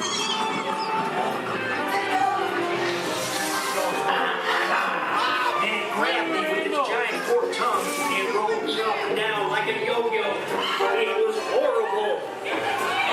I was minding my own business. We gotta get you home.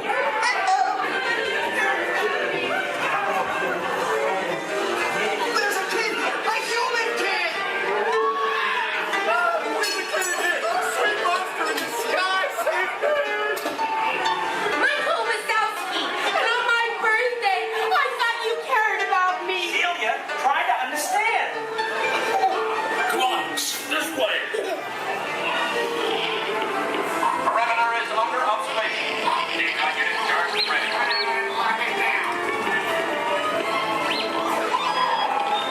There's nothing down here. Be on the lookout for this child.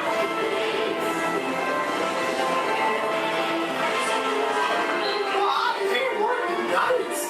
Yeah, nothing exciting ever happens. Hurry up, Sully, hurry up. I've got those doors set up on the stair floor. Done here, Boo? Race you to the stair floor.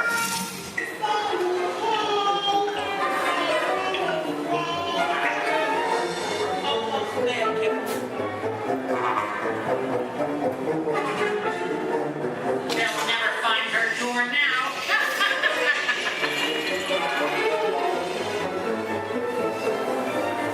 Look, there's your door.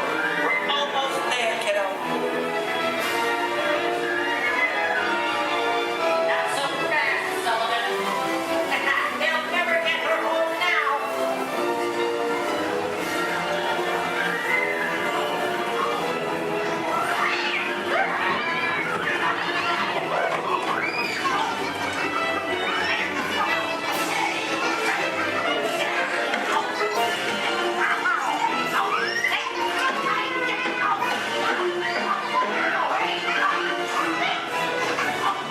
It's been the most terrifying day of my life.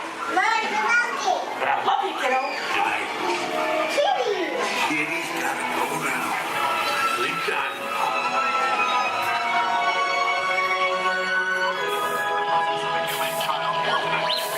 We responded to a 2319 in progress and reported to the scene where we immediately secured the area. Get ready, folks. We have to decontaminate you. After careful and thorough observation of the perimeter, we quickly rendered the situation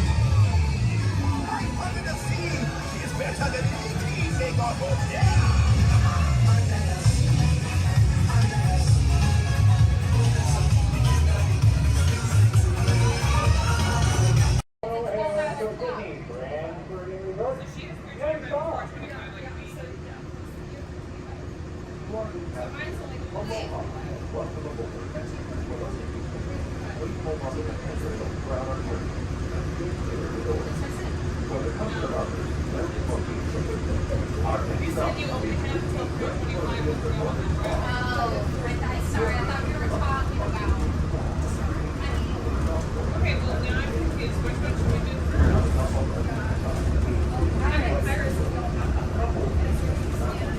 Well, like, as soon as we do Pirates Transfer, you get some space mounts, make sure you keep it to Intrusion alert, level 2. Intrusion. Disarmed. Sensor offline.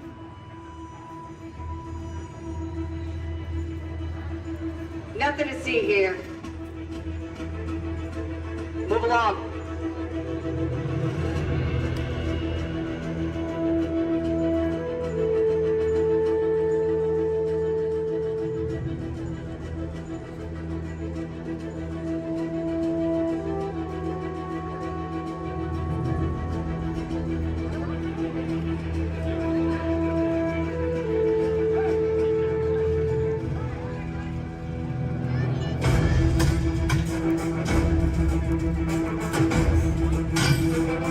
You don't look like recruits.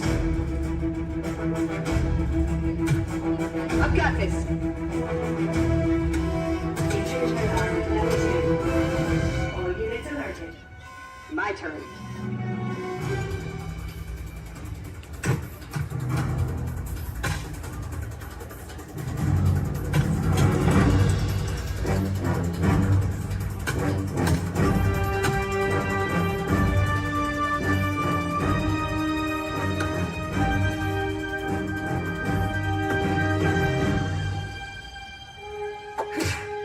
Let's try this again. Who sent you? An old friend. System offline. Assets at risk. Reinitializing. Taskmaster. What do you want? HQ back online. Ms. Romanoff, the Wakandan cargo has been secured safely inside the freight hatch. It's in the jet. Let's go.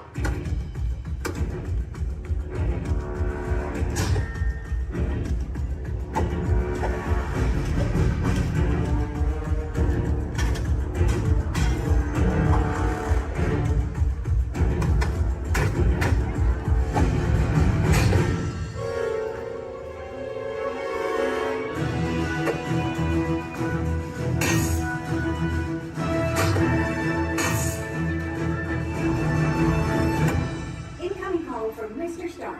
Friday, don't put him through! Yeah, she put me through. Hi, Nat. Everything okay? You need help? I don't need help!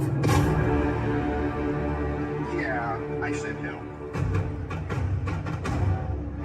Intruders, step aside.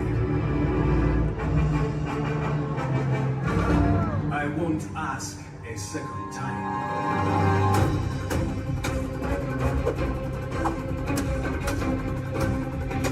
Friday, please introduce our guest. The Taskmaster. Origin unknown. Be ready. Taskmaster has the ability to master and replicate your fighting skills. It's annoying. This is a fight you cannot win.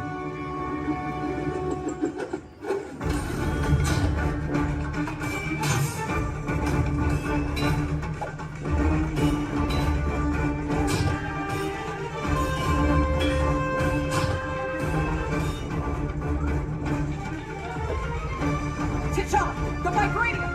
Leave it to me.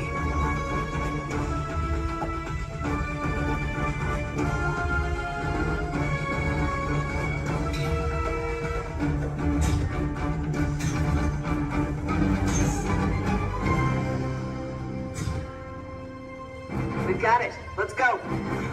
Friday, seal off Bay 94. Yes, Ms. Romanoff. Bay 94 secured. This is not going to end well for you.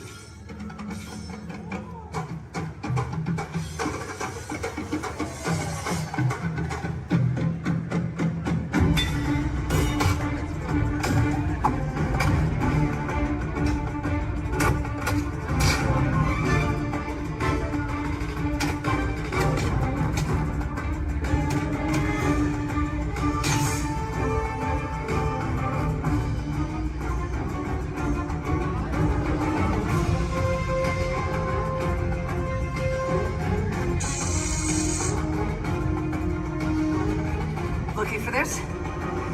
Not today. You know how this ends.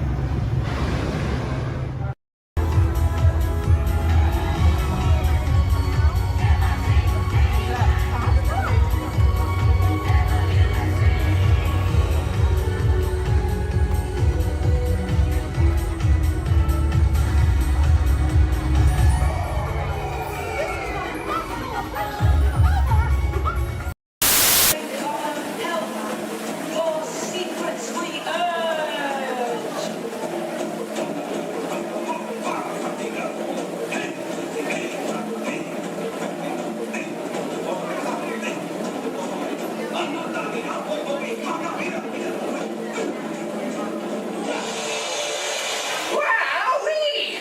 Phew, that's almost as much fun as New Year's Eve in the Orange Groves.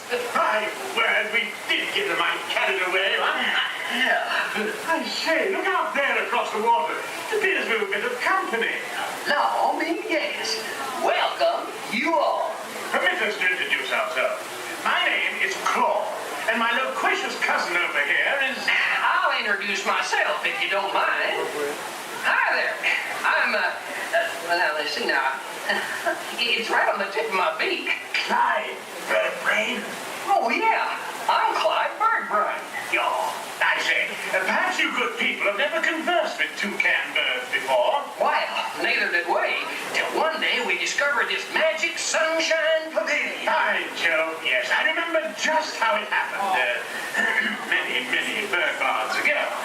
There we were in an explorer's launch on a mysterious river in deepest Adventureland.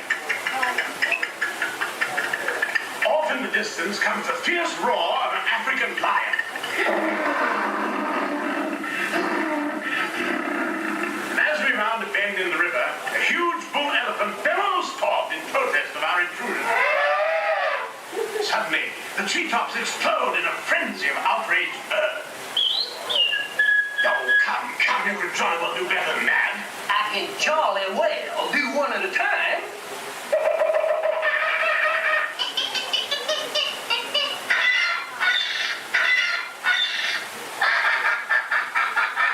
Meanwhile, shifty-eyed crocodiles lurk by the water's edge.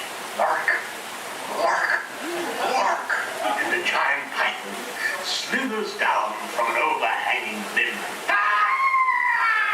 What's happened? What's wrong? I can't stand snakes. Don't be ridiculous. I'm only relating a story. Oh, all right, Clyde. Enough is enough. That wasn't me. I never even opened my beak. Huh? Excuse me, I hate to interrupt such an exciting story, but they're calling us for the show. Land's sakes, it's already showtime? Land's sakes, yes, it's already showtime. Well, I believe it's your turn to make the announcement. Righto.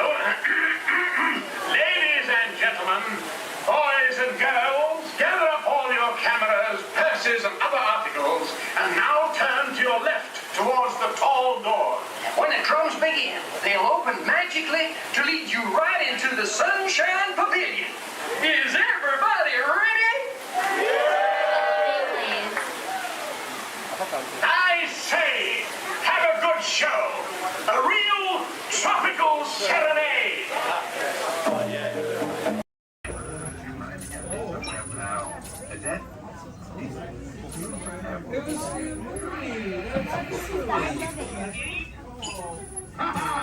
Gotcha. Oh, what are you guys still doing here? Tour's over. The cages are open and the creatures are loose. You gotta get out of here. Wait. Don't get out of here. I could use a hand. My little pal Groot is lost in the fortress somewhere, and I need to find him before he gets ate. I found his tiny little heat signature, see? All those other heat signatures are, well, don't worry about them. Listen up. You guys can be a big help while I look for my pal. A gantry lift full of warm Karens makes a really great distraction. I just need you to wave your arms, scream, whatever it takes, and then all these things will, never mind. You in? It doesn't matter. That was rhetorical. Now let's move. Meet me at the gantry lift. Yeah, I'm gonna go back that way.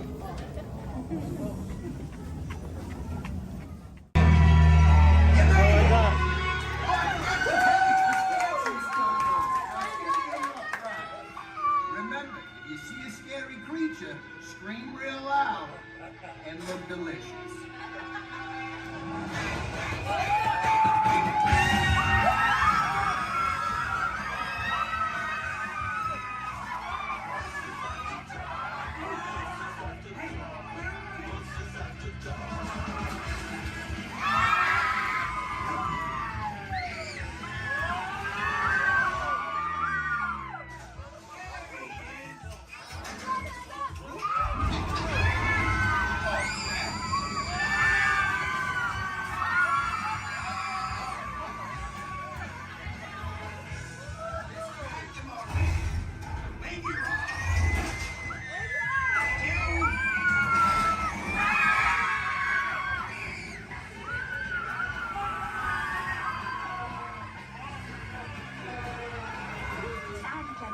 We do hope you've enjoyed your tour.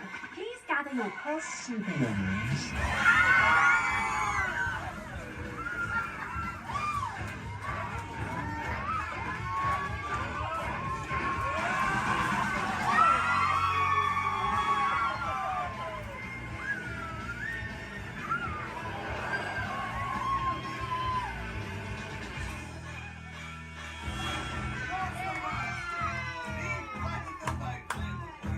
Spit that out, it's not candy. What's your language?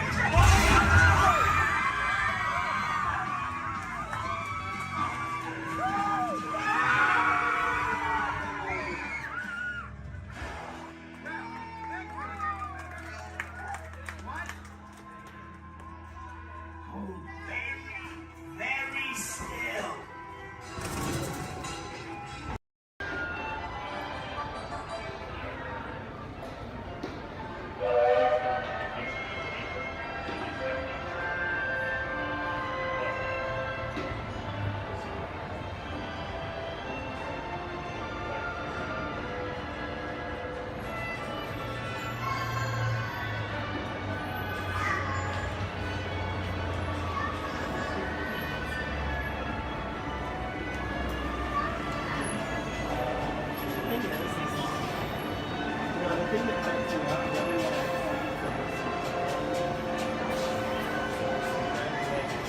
Spot, so let me ask, how's everyone doing today?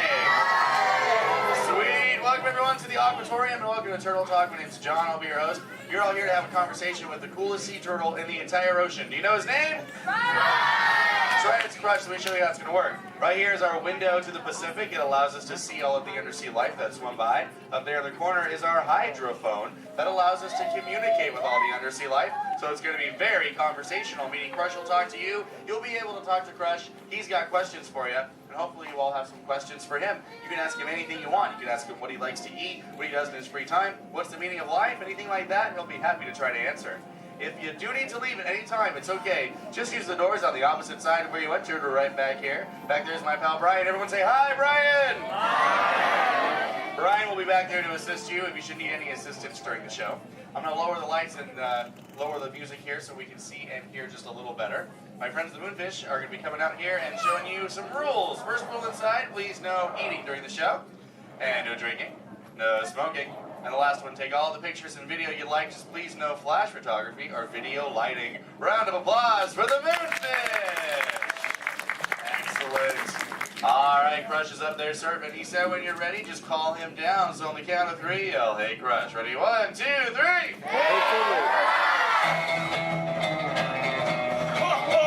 Righteous! Righteous! Yeah! Dude! Scope out that double spinner intro by the turtle, dude. Yeah. Chaw.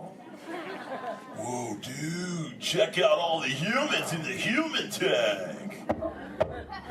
Hello, human dudes. Oh, hey, dudes! Oh, dude, there's even little grommet dudes, sob level. Hello, little dudes. Focus, little dudes. Awesome. Dude, it's John. What's going on, dude? Hey, dude. Hey, do you think you can help me talk to a grommet right over here? Right down front, kind of in the middle, wearing like a greeny color shell, dude. Brown moss on the dog, dude. Hey, what's your name, dude? Rudy. Nice to meet you, Rockin' Rudy, dude. Hey, do you know how to talk like a turtle? No. Oh, no worries. I'll teach you. Can you say totally? No, I can't. Okay, then. Let's go over here, John, dude. Yeah, let's talk to the dudette right here in the pinky shell, dude. Let's see if she can say totally. Hey, what's your name, dude? Gabby. Nice to meet you, Groovy Gabby, dude. So can you say totally? Totally. Whoa, you're good. Okay, now can you say sweet? Sweet. Okay, put both those words together, Groovy Gabby, and say totally sweet. Totally sweet. Whoa, dude, you dude, put your fins together for Groovy Gabby for totally talking turtle, dude. Dude, you're like bilingual. Hey, so like, where do you come from, Gabby, dude? Where do you live? Canada. Ooh, dude, you come from Canada, dude. That's excellent. I have no idea where that is. So how's the surf in the Canada, dude? Why are we whispering? Well, no worries, dude. Hey, so like, who brought you here on this fine day from the Canada, dude? Who'd you come with? With my family. Oh, excellent, dude. You brought the whole familia. Wouldn't it be cool if I talked to, like, your parental units? Totally say, chaw. Chaw. Awesome. Okay, let's find out where they are. Parental units of Groovy Gabby, where are you at? Raise your fin. I want to talk to you. Over here, dude. Oh, dude, excellent, dude. They're, like, way over there. They're, like, taking a mini vacay from the little one over there, dude. Hey, what's your name, dude? Walt. Nice to meet you. What relationship are you to the Groovy Gabby, dude? Father. Oh, you're the Papa Bear. Excellent. Hey, so how many little ones do you have? 2. Oh, you're just getting started. Excellent. Dude, the Crush Man's got 65. You should totally try that. Well, hey, I was wondering, do your little ones ask you a lot of questions? Oh, yeah. Do you always have the answers right? Never. Oh, dude, I'm totally the same way, dude. My youngest son, Squirt, dude, he asks me questions all the time, and I'm like, I do not know. In fact, human dudes, that's totally why I'm here today, to answer all those questions Squirt has about you human dudes. So if you can help me, and so I can take it back to him, totally say chaw. Oh, dude, you so totally rock! Dude! Whoa, dude, we got some advanced turtle talkers out there. Excellent. But for the rest of you dudes, whenever a green sea turtle says you so totally rock, you reply by saying, dude, really loud. So, you so totally rock. Dude! Excellent, now you're all talking turtle. Let's move on to Squirt's first question. Numero uno. Squirt saw you human dudes at the beach the other day, and he wanted to know what you dudes do when you go to the beach. So shout it out, human dudes. What do you do when you go to the beach? Dude, kill the motor, dude. I heard some surfers, swimming, tanning. One little dude over here was like, boogie board. That was awesome. Well, let's see you swimmers out there. Raise your fin if you know how to swim. Oh, not many adults know how to swim. Okay, this is muy importante, human dudes. Raise your fin if you've ever swam or swummed or swam it in your entire life, dude. Oh, that's more like it. Hey, John, dude, let's go to this side of the tank in the first row, fourth noggin. That dude, that looks like a most excellent swimmer. Hey, dude, what's your name? Me? Sandra. Nice to meet you, Surfing Sandra, dude. You should have seen your face when I first called on you. You were like... It was totally awesome. Oh, go ahead, Sandra, dude, what's up? Are there any sea creatures you're actually afraid of? Oh, dude. Those tiger sharks got some serious thrill issues. They're real jerks. Dude, but I'm a pretty fast swimmer, so I can get away from them pretty good, dude. But I do have two very good friends, Chum and Bruce. Oh, and Anchor, too, don't forget about him. Well, Bruce and them started this 12-step program called Fish Your Friends, Not Food. Oh, you know it, dude. You took it, too. That's excellent. It's spreading onto the land. Very cool. Well, hey, I was wondering, dude, do you ever go swimming? Do you like to go fast or slow? I like to just float on my back. Oh, dude. I like your style, Sandra, dude. There you go. Just kind of like sit back and close your lids and be like, dude. I'm Sandra. I hope there's no tiger sharks around. Dude, that's excellent. But I am a green sea turtle, and because of those tiger sharks and my love for the thrill of speed, I totally love to go fast. Hey, human dudes, you want to see how fast I can swim? Totally sensual. Excellent. I'm going to go get my motor running, and human dudes, I need you to time me. So start counting when I say go, and count nice and loud so I can hear you. Okay, dudes? Ready, set, go. 1, 2. Back, dudes. Dude, I just swam all the way around the world. I did, dude. Right through Canada.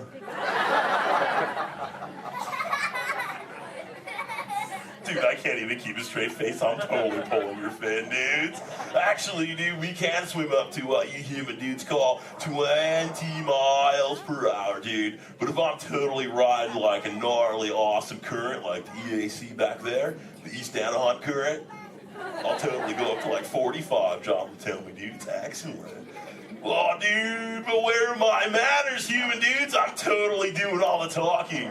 So if you have a question for me, dudes, totally raise your fin nice and high, human dudes. And keep your fin high so I can totally see it. Excellent, dude. All right, hey, John, dude, let's go to this side of the tank. Right in the top part of the lily pad looks like a little dude with a stripy colored, multicolored shell, dude. Totally, dude. Excellent. Hey, dude, what's your name? Robert? Nice to meet you, Rockin' Robert, dude. So what's your question? Do you have a favorite toy? A toy? Dude, what's a toy? I don't know. Something you play with? Oh, dude. Yeah, dude, when I first got into the ocean from the beach, dude, I totally loved to play with this sea star, dude. It was excellent. We used to, totally have fun together. Do you have a favorite toy, dude? Yeah. What is it, dude? A stuffed animal?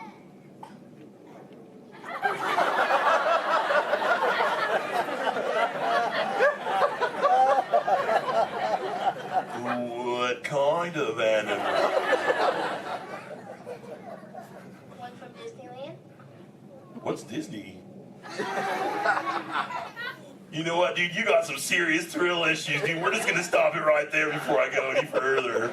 Dude, that's excellent. Hey, actually, dude, you think you can help me with something? Say chomp.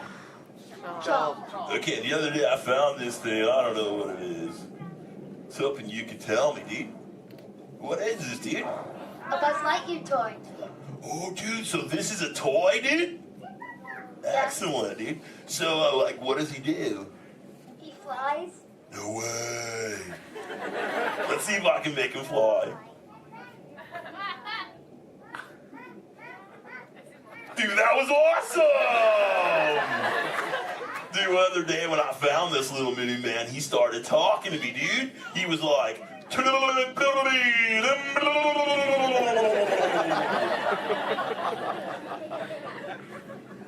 what that means, and he doesn't say it anymore. So do you think Squirt will like this for his next Hatch Day, dude? Say chaw. Chaw. Excellent, I'll totally give it to him. And thanks for your help, dude. You so totally rock. Dude. Does anyone else have a question for the Crush Man? Raise your fin, dude. Oh, dude, let's just go right to the other side, right down front. Looks like a little dudette in a white shell right here, dude. Totally. What's your name, dude? Mallory. Nice to meet you, Mallory, dude. So what would you like to know? Well, if I could breathe into water, would you let me ride on your back? Dude, totally, dude. That'd be the most excellent ride ever, dude. I've always wanted to know what it's like to ride on my shell. Because I'm always riding in my shell. Dude, I bet so too. Well, if you ever learn the superpower of breathing under the water, dude, totally find me in the Pacific Ocean. I'll be waiting. I'll try. Excellent, dude. You're awesome. Hey, it was totally nice meeting you, dude. And for the rest of you humans, this has been excellent. I've learned so much. But I gotta give all this Mondo knowledge back to Squirt. But before I leave you, let me give you some of my ancient turtle wisdom. Remember, human dudes, in the big ocean of life, never make an enemy out of a sea anemone. A sea anemone.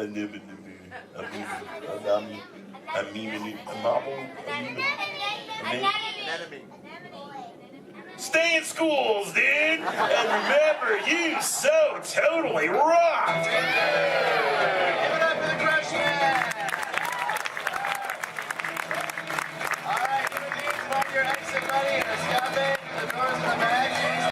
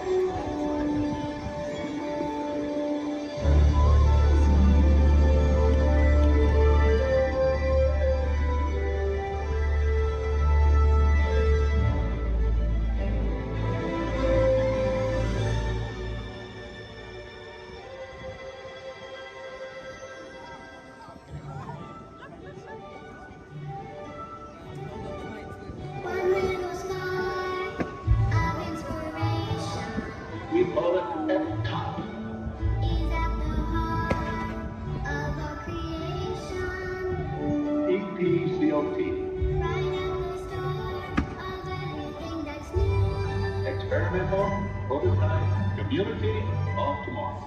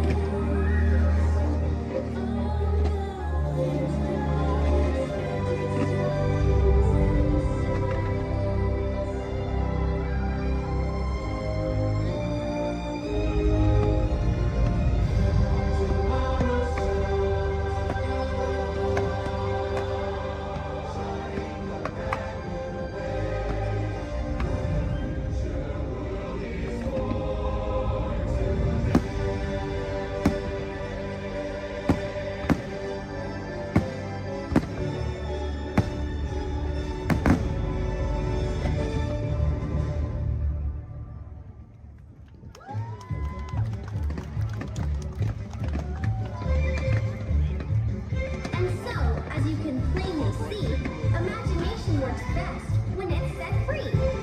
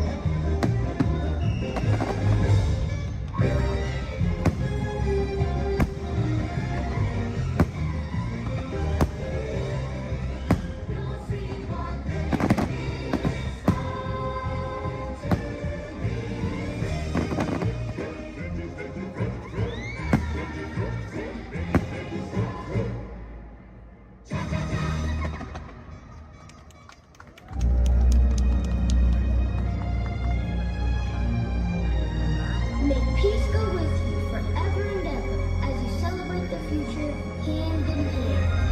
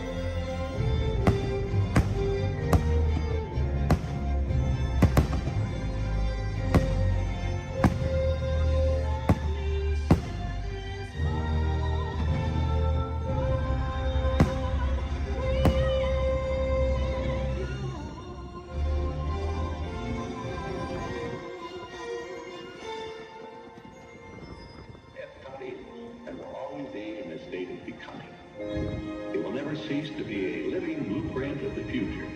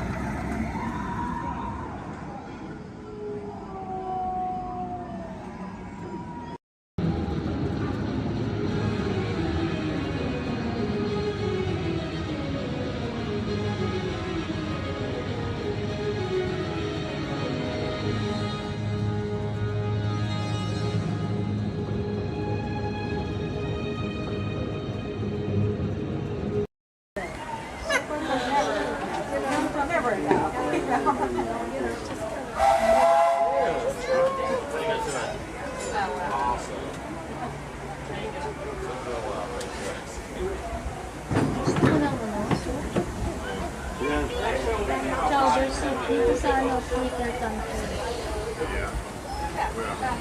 Burgers, chickens, and salad. Barbecue. Hello, folks. Welcome aboard the Disneyland Railroad.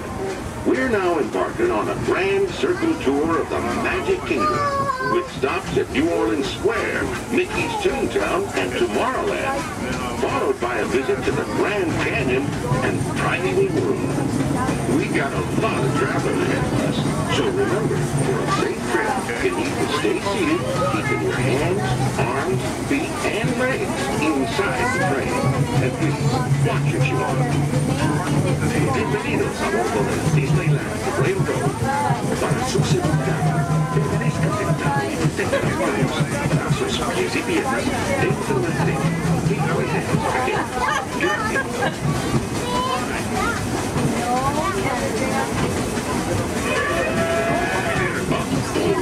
Did you folks hear that? Sounds to me like we've reached the wilds of Adventureland.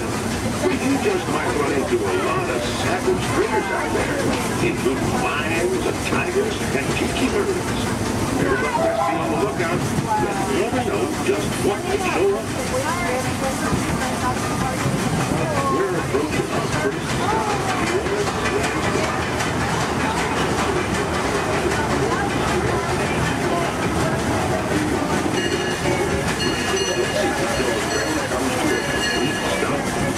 Watch your step, don't get lost. Have a good time at the frontier, yeah? For those of you continuing on, we'll be resuming our trip in just a moment. This is New Orleans Square. Take a drink.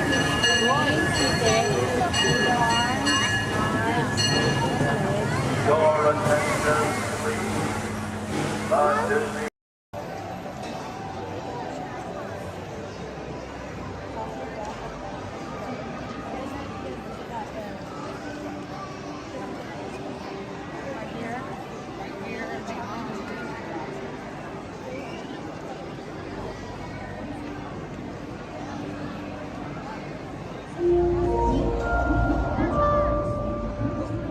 Attention marine life explorers.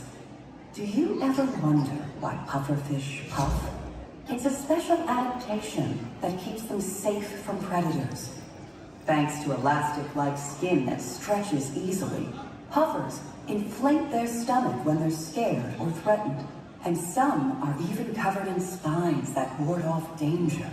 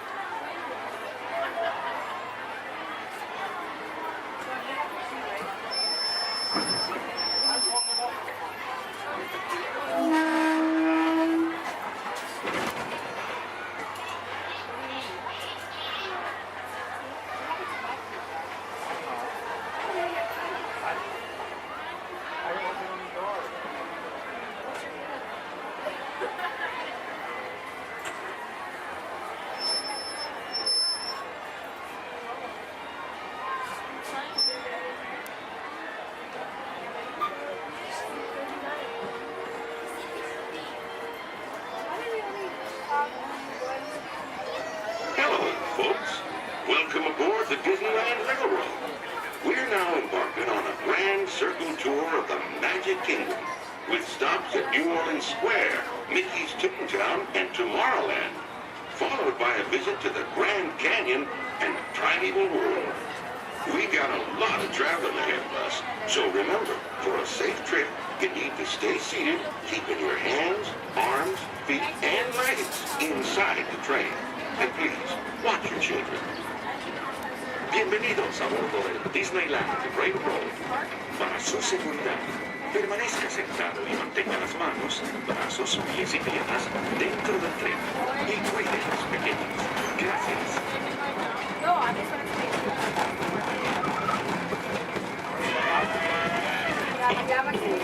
Did you folks hear that?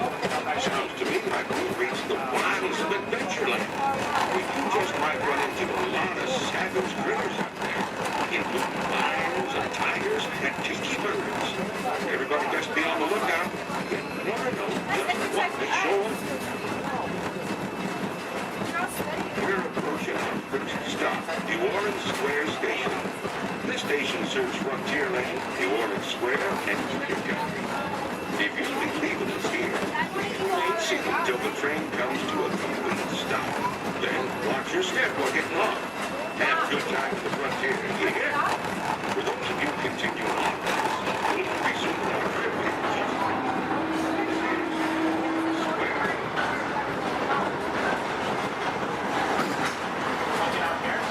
Mom, you want to get off here?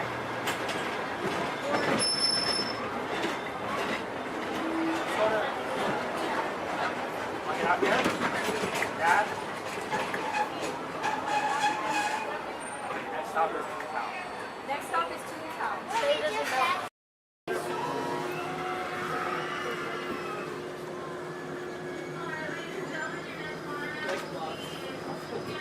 Hello, everyone. Welcome aboard the Disneyland monorail. We are now beginning a 2.5-mile journey to downtown Disney Station and back. For a safe trip, remain seated, keeping your hands, arms, feet, and legs inside the cabin. Be sure to watch your children, and no smoking, please. Bienvenidos. Para su seguridad, permanezca sentado y mantenga las manos, brazos, pies y piernas dentro del tren y cuide a los niños. Por favor, se ruega no fumar. You're riding aboard a Mark 7 monorail, the latest generation of Disneyland monorails. When Walt Disney introduced this attraction in 1959, it was the first daily operating monorail system in the Western Hemisphere.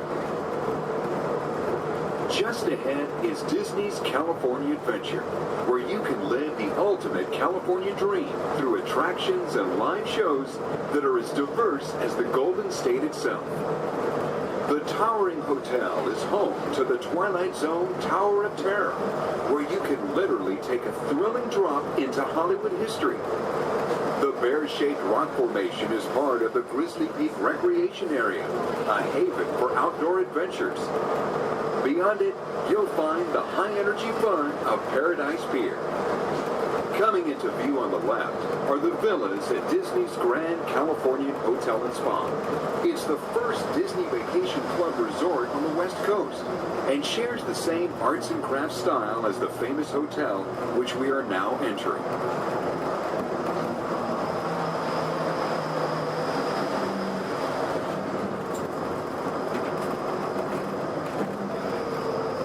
We are now arriving at Downtown Disney Station, gateway to the Downtown Disney District and the Disneyland Resort Hotels. If you will be leaving us here and returning later today, please hold on to your park ticket and have your hands stamped as you leave the station. You may reboard the monorail for a return trip to Tomorrowland up until 1/2 hour prior to Disneyland closing. Please remain seated until the monorail comes to a complete stop and the doors have opened. Then, gather your belongings, lower your head, watch your step, and exit to the left of the monorail. Thanks for traveling with us today, and we hope you enjoy your visit to the Disneyland Resort. For those of you continuing with us, we'll begin our return trip to Tomorrowland in just a few minutes. Thank you.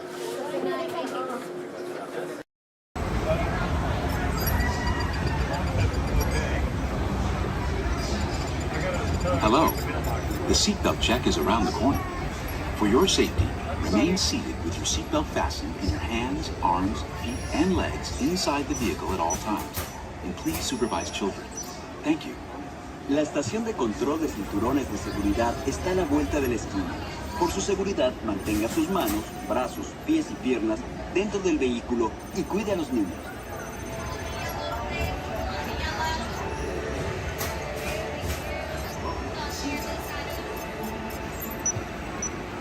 Automated driving technology activated. Welcome to the sim track.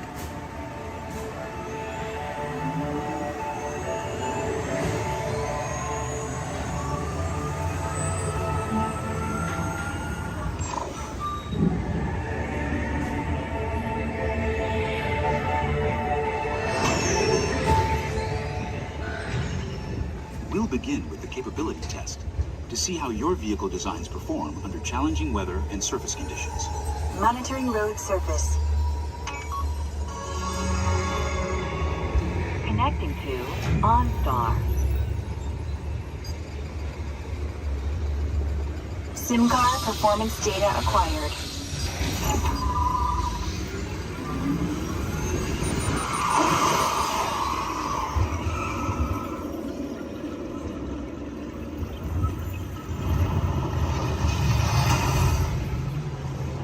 Let's see how your designs hold up now. Commencing SIM car off-road and extreme weather sequence.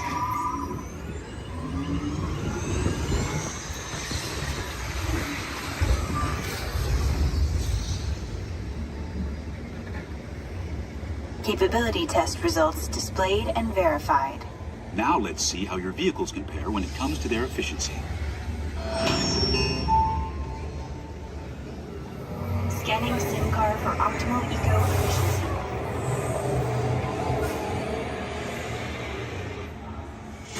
Engaging EcoScan for aerodynamic efficiency.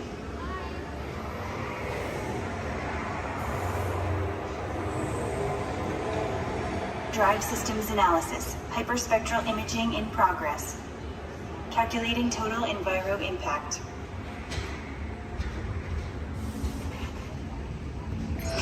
Commencing responsiveness test. Okay, the responsiveness data is now being synchronized. Automated driving technology verified and active.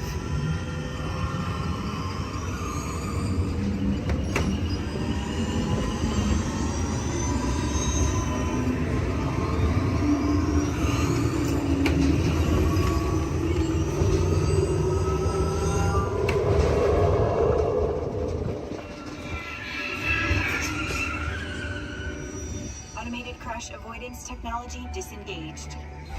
Displaying responsiveness data. Here comes the final test. Energizing for power test.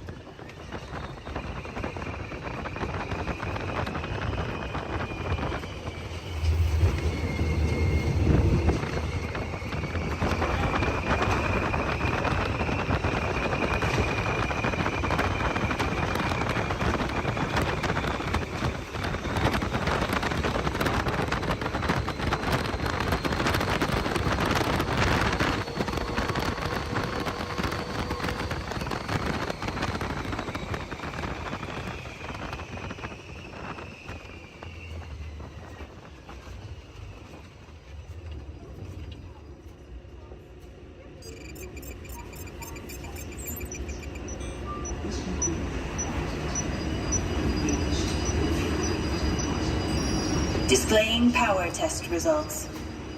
SimTrack performance testing complete. This concludes your performance testing. You'll be able to see how your Chevrolet custom concept vehicle designs compared with the sim car after you disembark.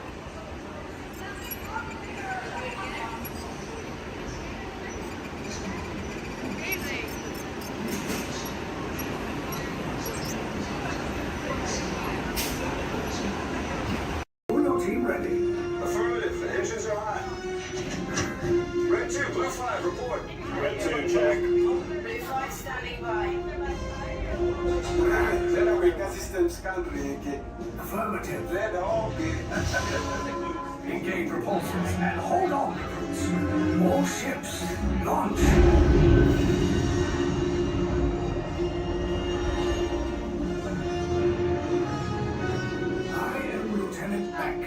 As you heard from Ray, I've been tasked with getting you to Vakara.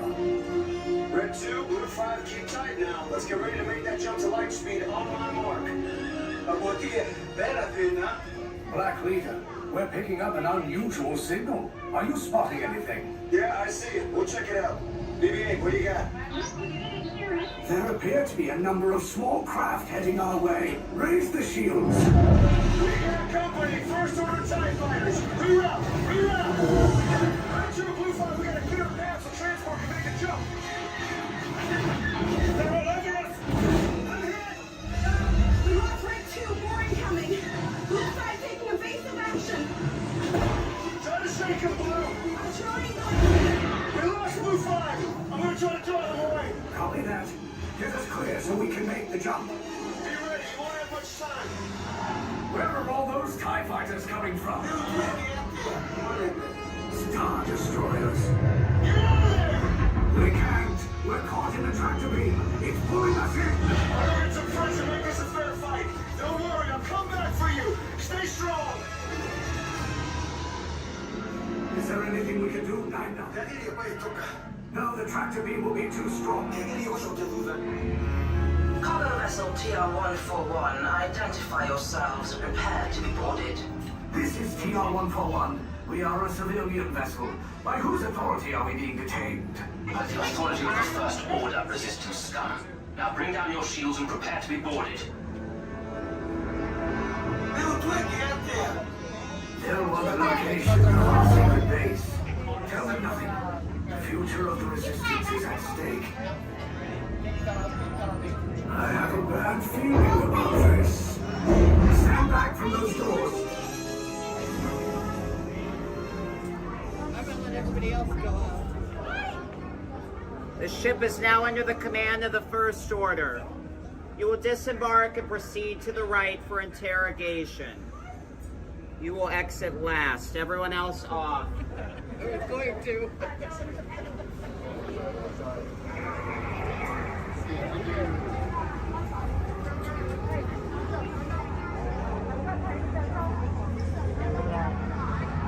We have eyes on you.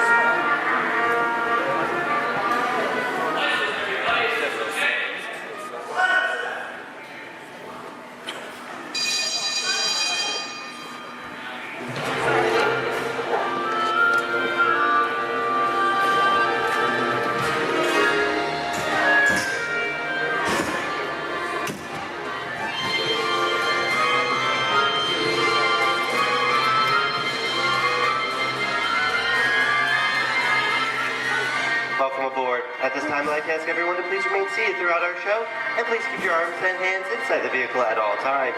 For the safety of our cast, we ask you please refrain from the use of flash photography and external video lighting. Now that we've taken care of business, let's talk about me. My name is Patrick, and I'll be your guide on this magical journey into the movies. It's the perfect job for me because I love movies. Is everybody ready? Yeah! Great, because it's showtime. Ready when you are, CB?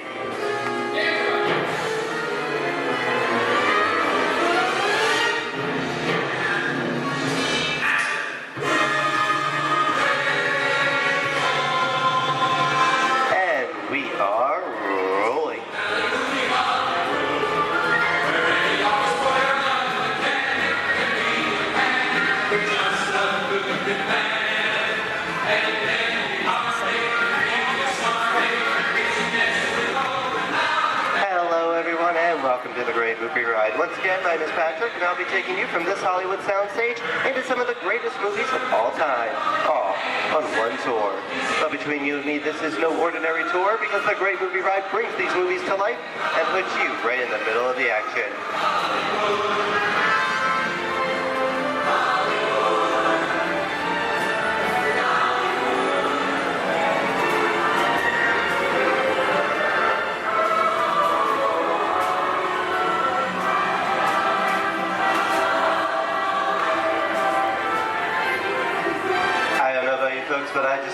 great Hollywood musicals of the 1930s. This is a scene from one of my favorites, the Busby Berkeley musical extravaganza, Footlight Parade, starring James Cagney, Ruby Keeler, and Dick Bow.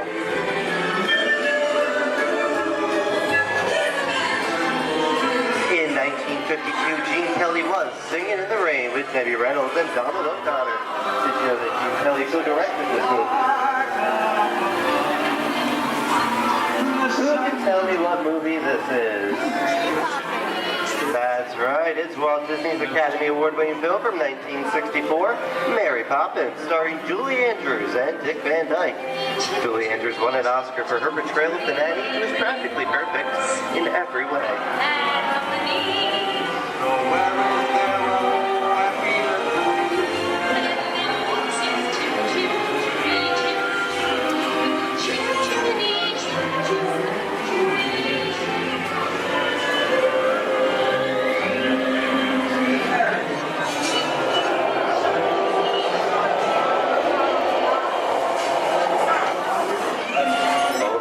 Walt and Bruce's folks.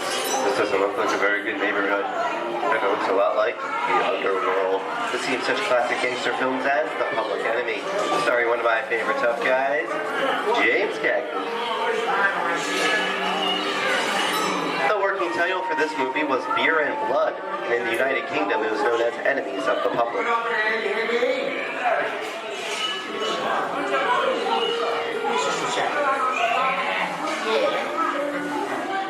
Very nice time.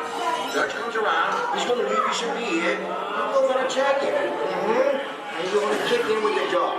If you don't, somebody's gonna drop by here and kick the teeth out one at a time. With me? I get you. Get down,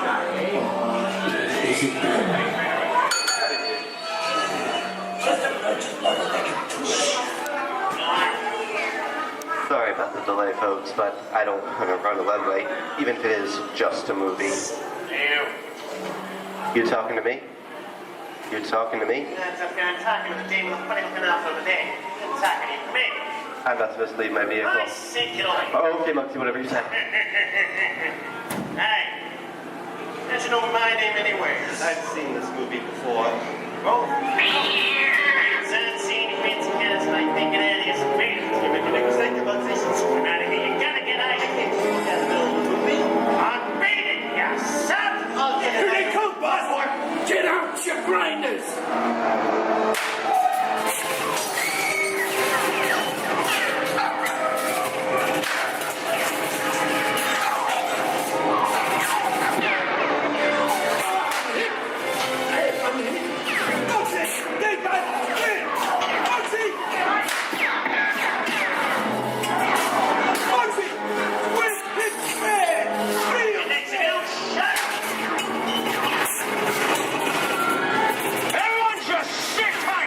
Running a red light against the law, I never break the law. Lady, watch this. No more red light.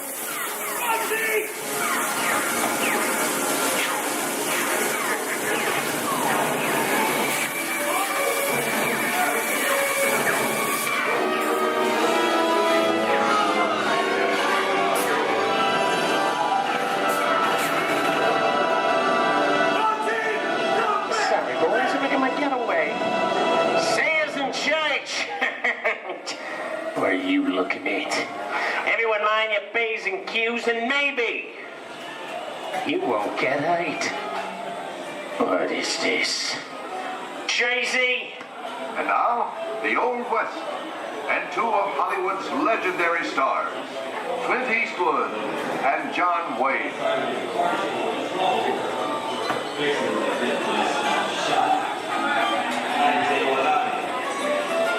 Go right ahead. That's what you're going to do. A long time ago, I made me a rule. Let people do what they want. Sleepy little break. Well, that's some mighty tough territory you're heading into, Pilgrim. I'd think about turning back if I was you. That is, if you want my opinion. Everyone in the clear. It's a perfect time for me to collect up all your valuables. Starting with the jewelry, going on with the cold hard cash. Perhaps work. Hey! It's the bank robber. Don't let him get... I don't like this neighborhood, Cabba! This is nuts. Nuts! Tell us I'm getting out of here. Don't go, man. Get yourself up. Looking at this one. Easy on me. Can't get any worse.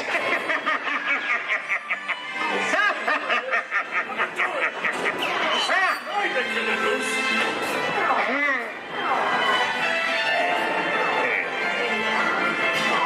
Okay. It's twice.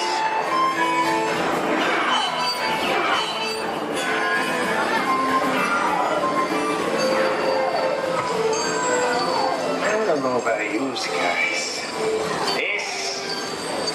This is kind of creepy. What is this? This is Alien. You are with Sigourney Weaver aboard the spaceship Nostromo. Something has gone wrong. One by one, the crew has vanished. And somewhere in the ship, a terrifying creature waits to claim its name. Well, pal, I ain't no victim. Warning, remain in your vehicle. The area you are entering is extremely dangerous. Proceed with caution.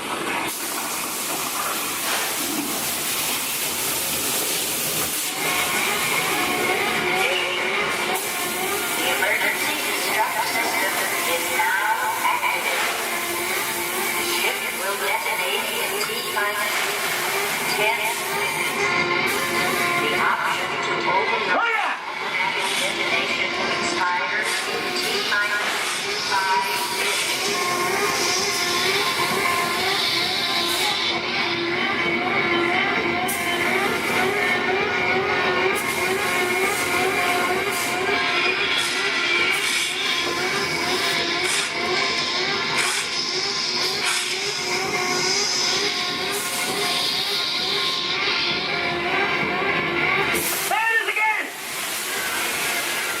Okay, that's enough creepy crawly things for one day, huh? Wrong. Here in Raiders of the Lost Ark, amid 1,000 deadly snakes, Indiana Jones unearthed a great treasure. Will Harrison Ford escape with his discovery? And what will be your fate? Beware. Snakes. Why did they have to be snakes?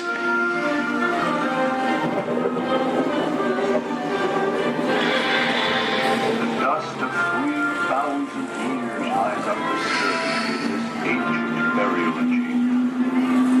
On the chest of the great stone god, a priceless Get a load of that chunk of ice.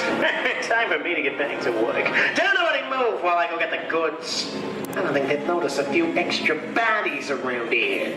Know what I mean? But the jewel is guarded by a curse, and those who dare defy that curse must pay with their lives.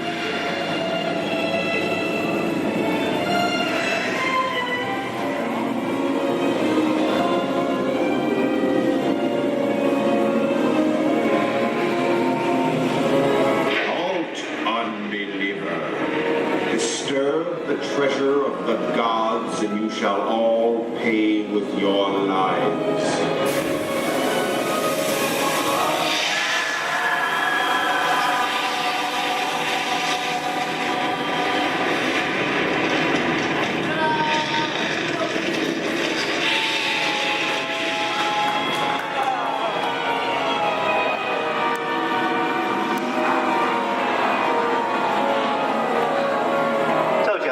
Popcorn.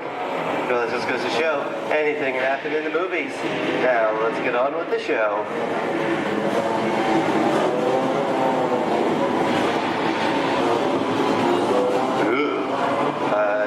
Seat 10, people. The horror movie is my all-time favorite genre. Some of the best horror films were made back in the 1930s and 40s, but monsters, mutants, and maniacs are still audience favorite and continue to haunt us today. That's what I call a wrap.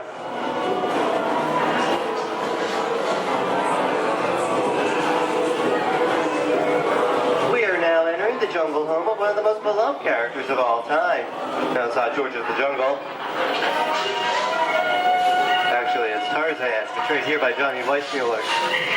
Over here we have Maureen O'Sullivan as Jane, and the lovely and talented Cheetah as herself.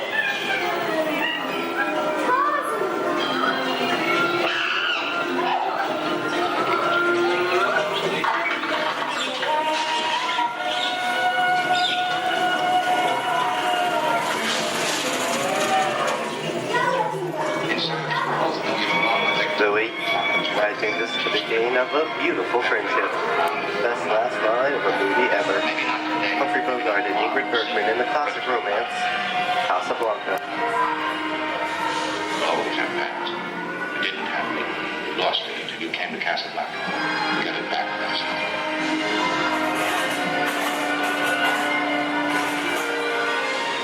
I've got a job to do, too. Where I'm going, you can't follow. What I've got to do, you can't be any part of. Listen, I'm not good at being noble, but it doesn't take much to see that the problems of three little people don't amount to a hill of beans in this crazy world.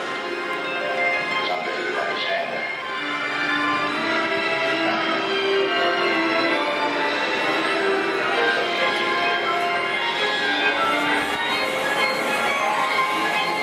And here's one of my favorite movie stars, Mickey Mouse, in one of his greatest roles, the Sorcerer's Apprentice in Fantasia. The sorcerer in the sequence is named Yen Sid, which is Disney, spelled backwards.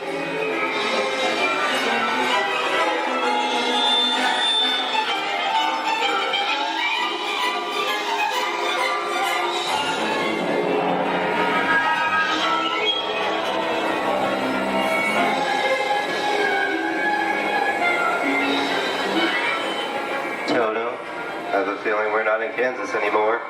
How often do you get to say that? I'd say we are definitely somewhere over the rainbow in one of the most beloved movies of all time.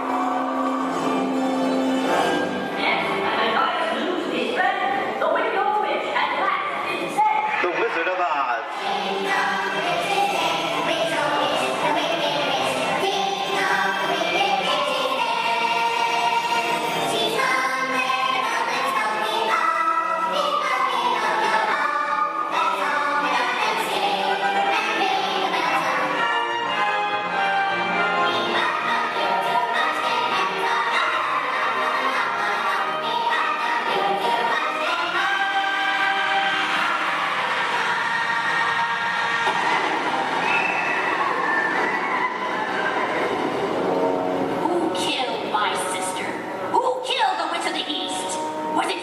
No, it was an accident. I didn't mean to kill anybody. Well, my little pretty, I can cause accidents too. Oh, rubbish. You have no power here. Be gone before someone drops a house on you, too. Very well. I'll bide my time. But just try to stay out of my way. Just try. I'll get you, my pretty. And your little dog, too. I wonder how we get out of here. What do you folks think? Which way should we go? Follow the yellow brick road. Follow the Yellow Brick Road? No, what I think of that. Bring along, folks. You know the way.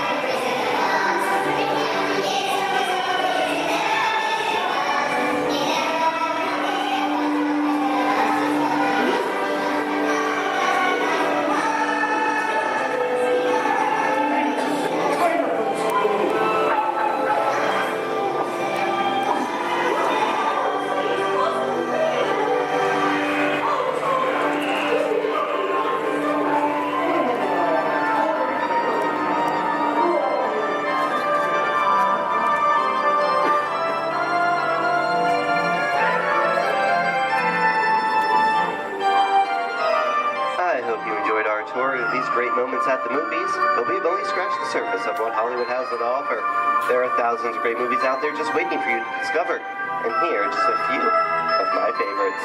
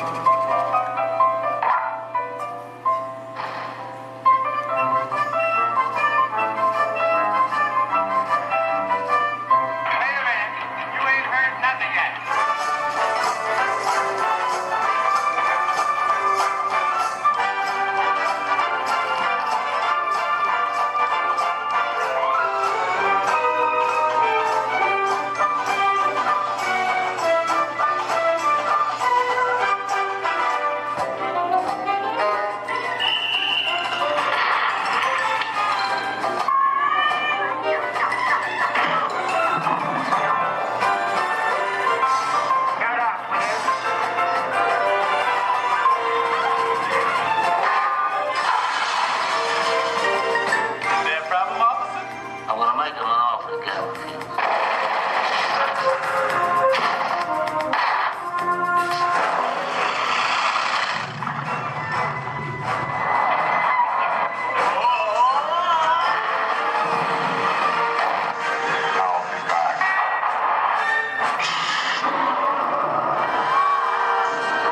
not in Kansas anymore.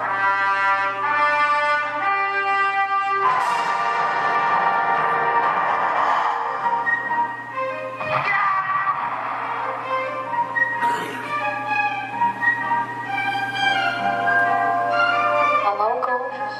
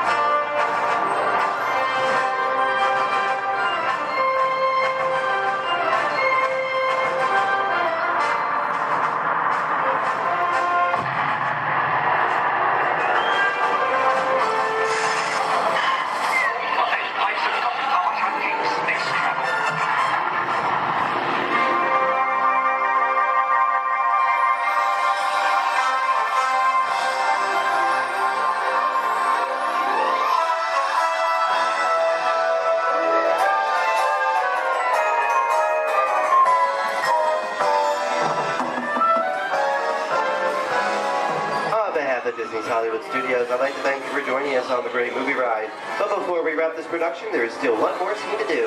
It's called The Exit. The action begins with you remain seated till we come to a complete stop. Then gather all your personal belongings and take small children by the hand. When these doors open, rush dramatically to your feet and make a grand exit directly to the rear of your vehicle.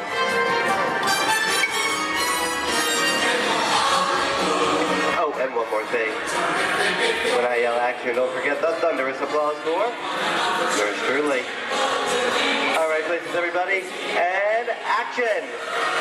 Thank you, thank you. Have a wonderful day here at Disney Hollywood Studios, and we'll see you at the movies. The stuff movies are made of. Goodbye, everyone.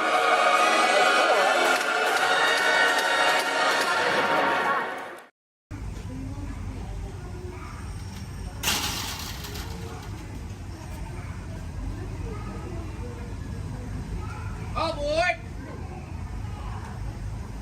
For those of you just joining us, welcome aboard Excursion 3 on the Disneyland Railroad. For your safety, please remain seated at all times, keeping your hands, arms, feet, and legs inside the train. Please supervise all children, making sure they are seated away from the train openings, either fully on a lap or on a bench. Our next stop will be Main Street, but before that, we will travel into the tunnel ahead and journey through the Grand Canyon and Primeval World. While you are more than welcome to take as many photos and videos as you'd like, we do ask that you please turn off all flash photography, video lighting, lighted toys, and accessories, including any lightsabers, light up ears, bubble box buildings, and many more.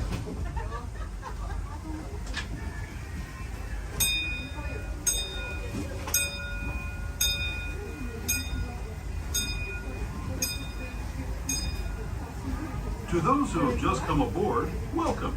The next leg of our journey will take us from the fantastic world of the future to the breathtaking beauty of nature's own design, the Grand Canyon. For your safety, stay seated with your hands, arms, feet, and legs inside the train. Watch your children and no flash photography. Para su seguridad, permanezca sentado, mantenga las manos, brazos, pies y piernas dentro del tren y cuide a los pequeños. Por favor, no tome fotografías con flash.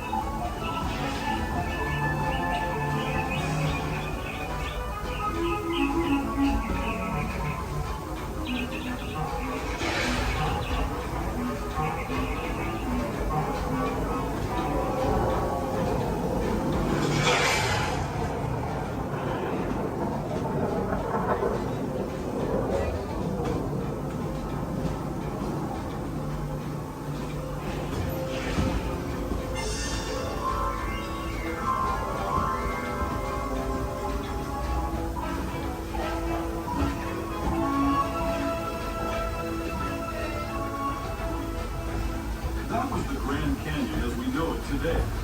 But it wasn't always this way. Now, let's travel back in time, way back in time, to the fantastic past of the mighty world, land of the dinosaurs.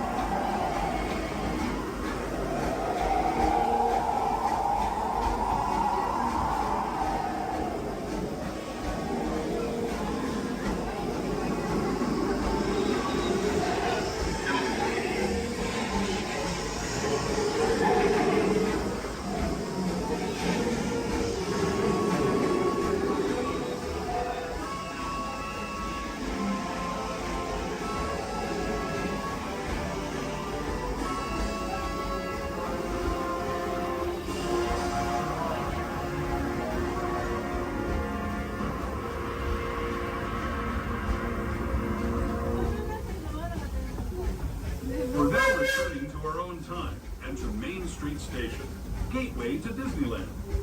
If you're leaving us here, stay in your seat until we come to a full stop. Remember to gather all your personal belongings and step carefully from the train. I'd especially like to thank those of you who've been with me.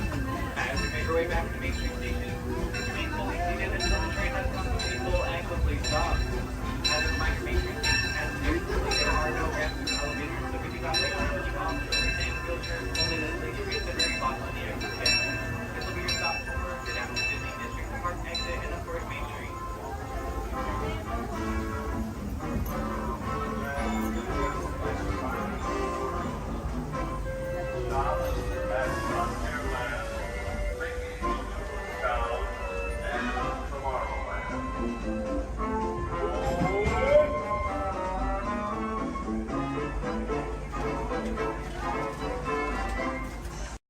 Ladies and gentlemen, this is Disney's All-Star Sports Resort. Please collect your belongings, watch your head and step in this park, and take small children by the hand. Thanks for riding with us, and welcome home.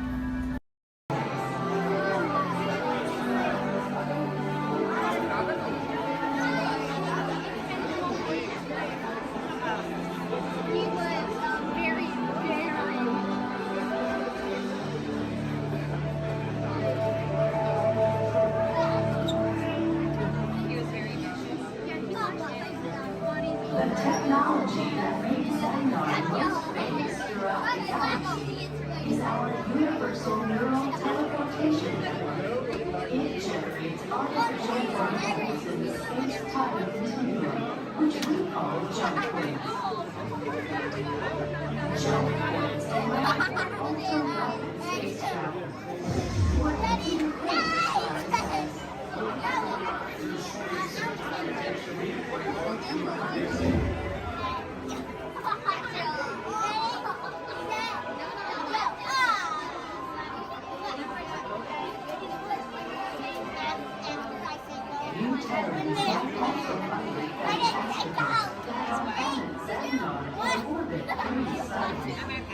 Did you know that your scientists discovered a planet with 3 suns in your own galaxy? Your scientists named this planet HD 13199AZ, which Peter Quinn said is a terrible name for a planet. He said that your parents should have called it. I am still trying to decipher exactly how a name makes a planet's temperature cooler. You may wonder what it is like to live on a planet with 3 suns. Observe. For much of the year, our suns appear close together in the sky, giving it a familiar Terran night and day cycle, yet with a unique triple sunset and sunrise each day. the longest order. The suns draw further apart until they reach a point where the setting of one coincides with the rising of another. At this point, Xandar is in near constant daytime. Is that not wonderful? There are so many wonders in our universe. You will discover more of them as you continue your visit here in the wonders of Xandar. We welcome you, Terrans.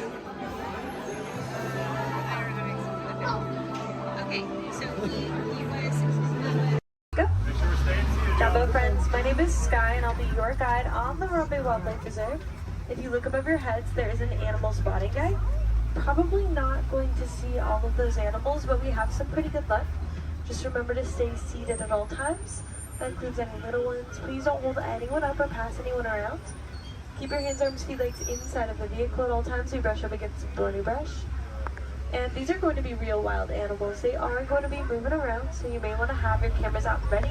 Hold on tight. I recommend a sport or an action mode if you have it.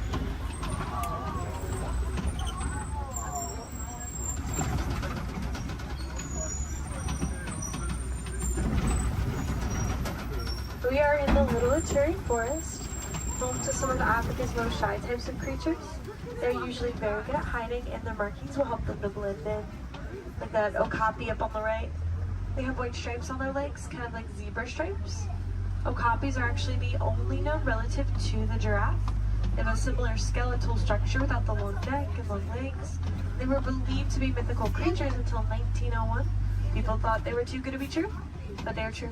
I think they're pretty good. To the right of the bamboo on the hill in the sun, there's a yellow-backed diker, dark brown animal.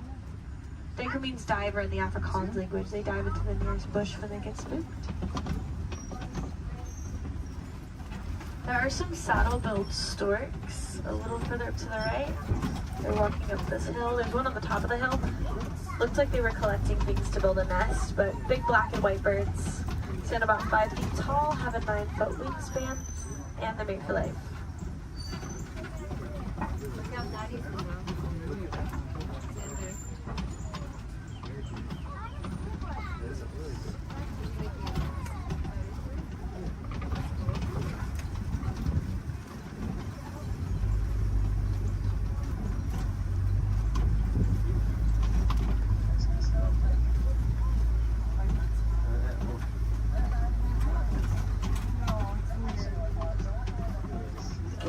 Some antelope further up ahead to the left.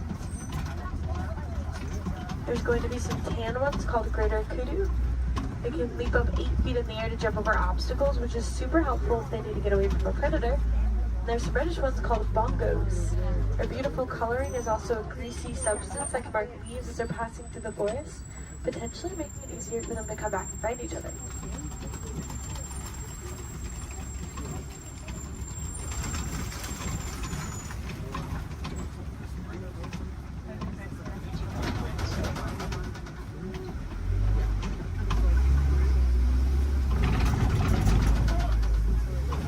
Let's make our way down to the Safi River next. That's home to some of Africa's more aquatic animals. We should probably look for them in the water.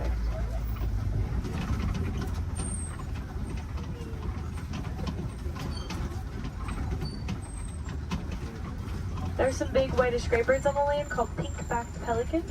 They get a pink coloring on their backs during mating season to help them attract the mates. And there's also some Nile hippopotamus.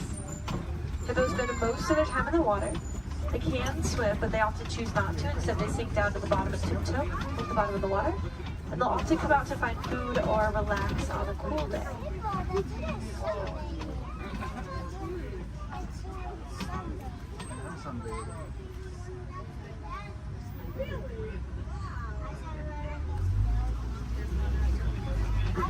The Nile hippopotamus are one of Africa's most dangerous animals.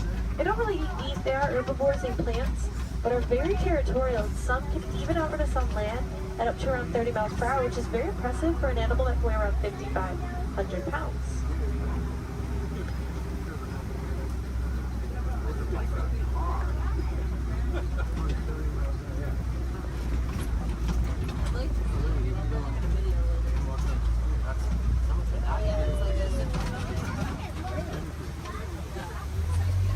deepest bridge, there are some Nile crocodiles. Like very still, you won't see them moving around a whole lot. They spend a lot of time conserving energy in between their meals, but they have quick reflexes and a bite force that can crush bones. Sometimes they actually have to be very gentle with their jaws, like when they help their eggs to hatch by rolling them in between their teeth.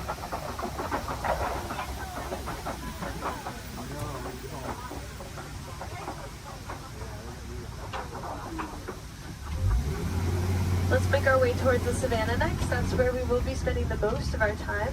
It's known to have vast open grasslands, and it's a really great place to find some more animals.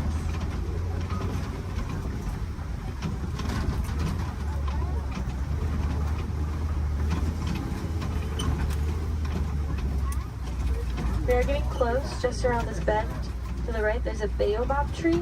It'll be the one that looks like it has been planted upside down. Some people like to call it the upside down tree, but it's also known as a tree of life. It's leafless about 9 months out of the year, collecting thousands of gallons of rainwater in its trunk to survive through the dry season. Anything with horns or tusks can very easily break it open, drain the water out, and get a tree.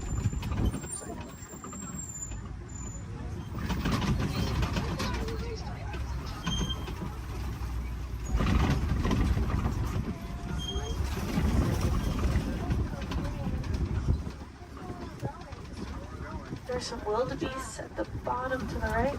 Those are going to be the silverish animals. They can migrate in large herds of up to 1.5 million of them and also run around 50 miles per hour. So they line up in rows, group up, and face different directions to avoid running into each other and if they have to run away from something.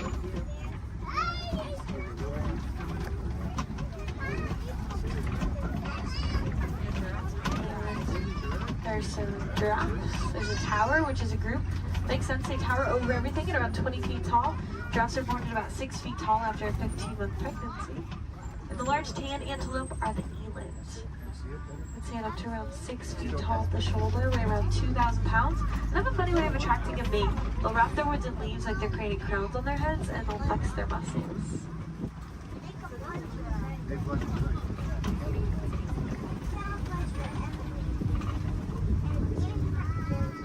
To the right of this den, on our left, there are some African painted dogs. They get their name from their beautiful markings that are as unique to them as our fingerprints are to us. They are not like your pups at home. The African painted dogs are the most successful hunters on the savannah. They hunt in packs and chase their prey to the point that it drops of exhaustion. So very dangerous, also very cute.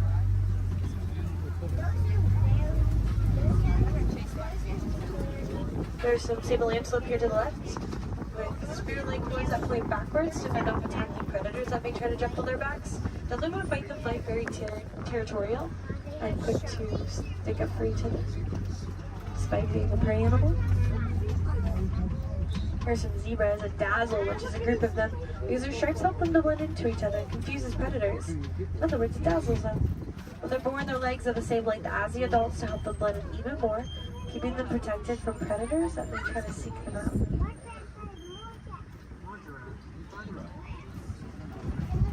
Large mounds at the side of the road are termite mounds, made up of animal dung, dirt, and termite saliva. They get as hard as concrete in the sun, so animals like elephants, giraffes, like to use them as a scratching post, wearing them down.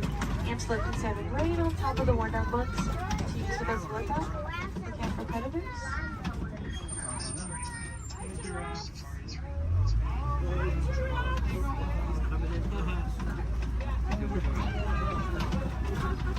We'll see that eland again up ahead and more giraffes throughout the savannah.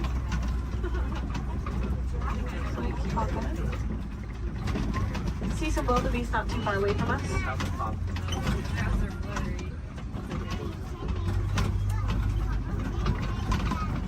They are a silverish animal on the hills up ahead to the right. Wildebeest can migrate in large herds with about 1.5 million of them crossing the savannah each year.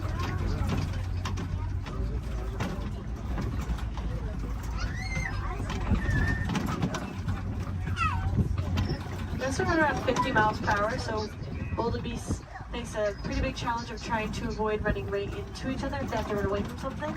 So they often line up in rows, group up, and face different directions. Keep themselves from running into each other.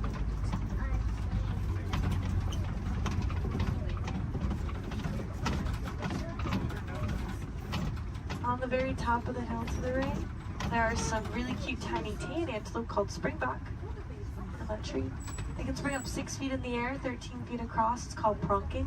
Sometimes they do it to show off to predators because they can also run up to about 60 miles per hour, making them one of the fastest land mammals.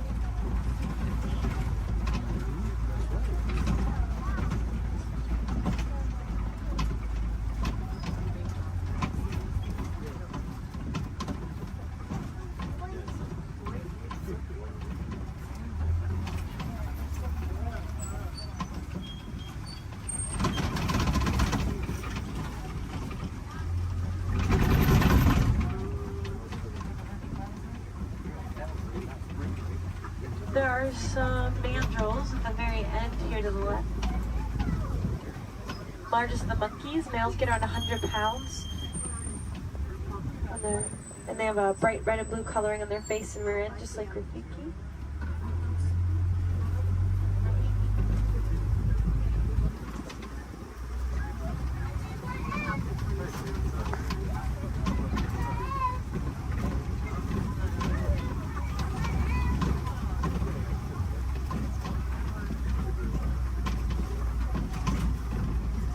Next up, we'll head towards some red clay pits. Some animals really like to eat red clay. It's really good for them. Kind of like taking a vitamin. Although, unfortunately, red clay pits are also often a set of coltan mining, which can cause some problems like habitat destruction, limited food source, more poaching. It's actually very easy to help out with those issues if you are interested. All you have to do is recycle any of your old and used broken electronics or appliances. They contain that coltan. You might be able to find some recycle bins in places like your local grocery stores or electronic stores. Or you can check out Grace Gorillas. They're working to help gorillas in the Congo, and they cover the cost of shipping if you recycle with them. We're pretty big fans too. We named one of the gorillas Grace on Gorilla Falls Exploration Trail.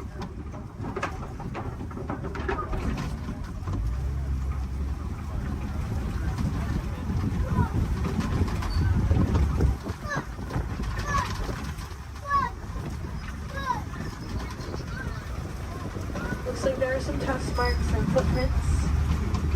Could be getting close to sport.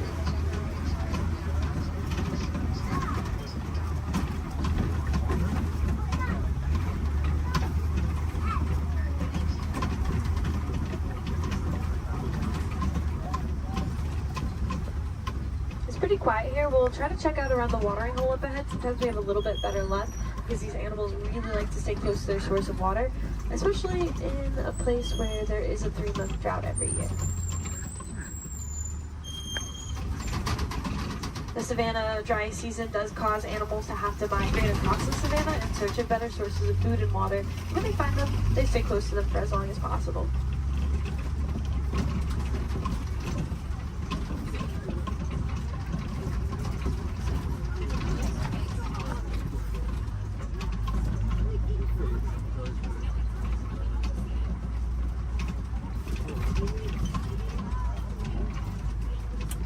There's an African elephant up ahead to the left. It's actually 2 of them. This is a bachelor herd of males, and I can see that they're kind of pushing each other around a little bit. They can roughhouse a little bit. It's pretty normal. African elephants are the largest land mammals. They can weigh up to around 14,000 pounds. Elephants are born at around 300 pounds after a 22-month pregnancy. And they're a matriarchal society, so females are in charge. They actually kick these males out of the herds once they reach maturity of around 13 to 15 years old. Some males migrate alone, some band together and create their own herds called bachelor herds.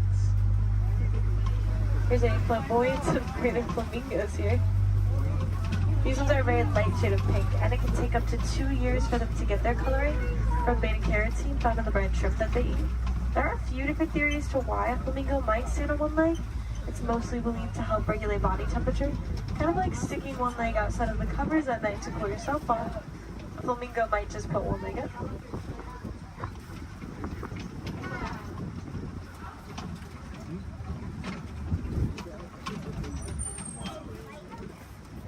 it's really cool to watch those elephants play.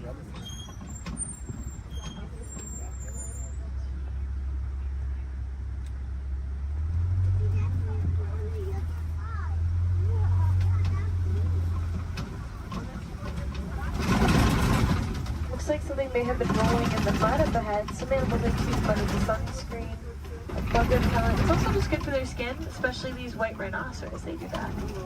They're almost always covered in mud. Rhinoceros can get up to around 5,000 pounds and are very social, love to hang out in crashes, their groups. Unfortunately, they are poached for their horns made out of keratin, which is hair and fingernails.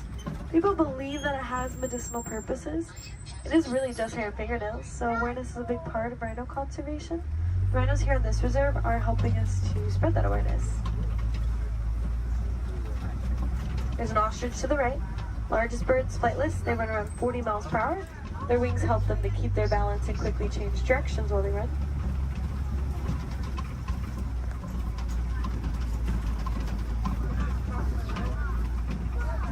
There are some cheetahs along the hills to the left. We should have a whole coalition of them, which is a group of them. Fastest land mammals, they have a top speed of up to 70 miles per hour, which we'll get to in just a couple of seconds. Cheetahs really only run for about 30 seconds at a time. Not long distance runners. And they are most active during the day. They do their hunting during the day to avoid the competition that they would have if they were to hunt at night, especially alongside big cats.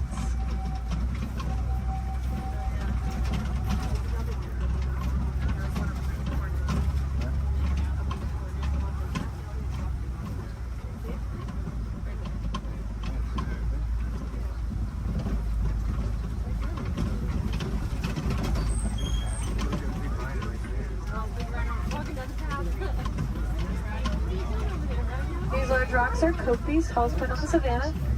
Some animals like to use them as a vantage point to look over the savannah. See if maybe you can find something on the other side.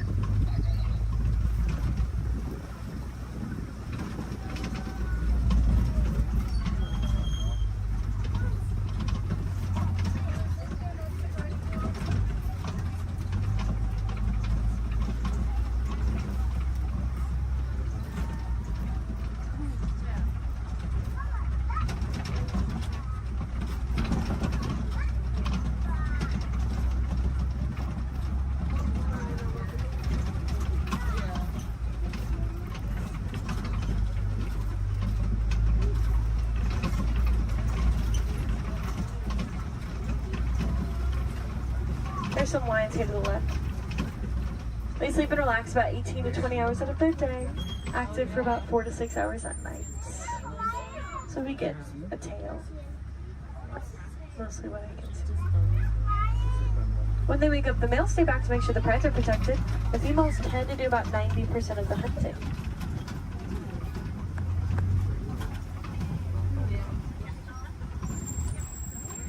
There's some warthogs in the back left. They just look like hairy rocks in the break of that bush. Pumbaa, that means foolish one in Swahili. Actually very intelligent. They'll back up into those burrows with their tusks out to ward off predators. Also use them to dig too, but they work smarter, not harder. They will find them abandoned or steal them from other animals if they can.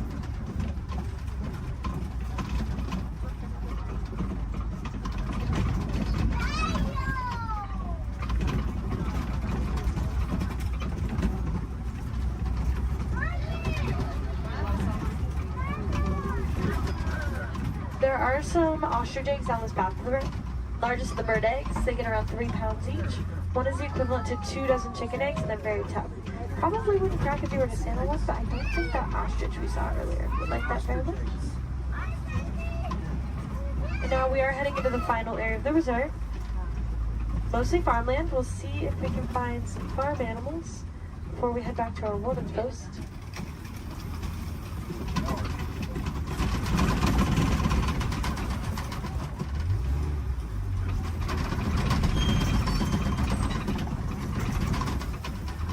There are some Nigerian dwarf goats here.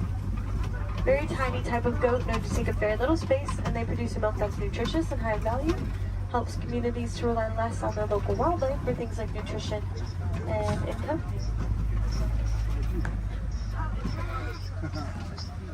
The yellow box and the yellow post here to the left is a beehive fence from our Elephants and Bees project, which is personally one of my favorite projects that we've ever worked on. Basically, elephants don't like bees. They can hear the buzzing over a mile away and stay away from it. So we've been helping to build beehive fences around crops for farmers in Kenya to keep elephants from eating and destroying crops. Then farmers won't have to resort to poaching them. It's also good for the bees, and farmers can sell the honey as an extra crop. So again, that is the Elephants and Bees project. It's about that time that we start to make our way back to the warden's post. Just make sure you have everything. Check those rows, gather up all of your trash. Please don't leave anything on the trucks. If any of you are wilderness explorers, you have been aboard the Symbol 1. That is SAM BA1 Symbol 1. Badges can be collected further down the path as you exit. And if you want to help out these amazing creatures, then I definitely recommend checking out the Disney Conservation Fund. You can learn more about the cool projects that we work on. You can donate to it if you'd like. Any amount Disney matches every cent. We'll give you a cool pin for it. You can also just reduce, reuse, recycle. Those are great ways to help. And if you learn any cool facts about animals or conservation anywhere around the park today, just share them with a friend. Awareness is always the first step, so by talking about the animals, you can help them out. Again, my name is Sky. I had a lot of fun out there. I hope you did too, and I hope you'll join us here again soon. No two safaris are ever the same. The animals will definitely make sure of that. But we aren't going to stop in this area right here. I'm actually going to take you back to the same warden's post I picked you up from. So we're just passing through, but it's not going to take us too long.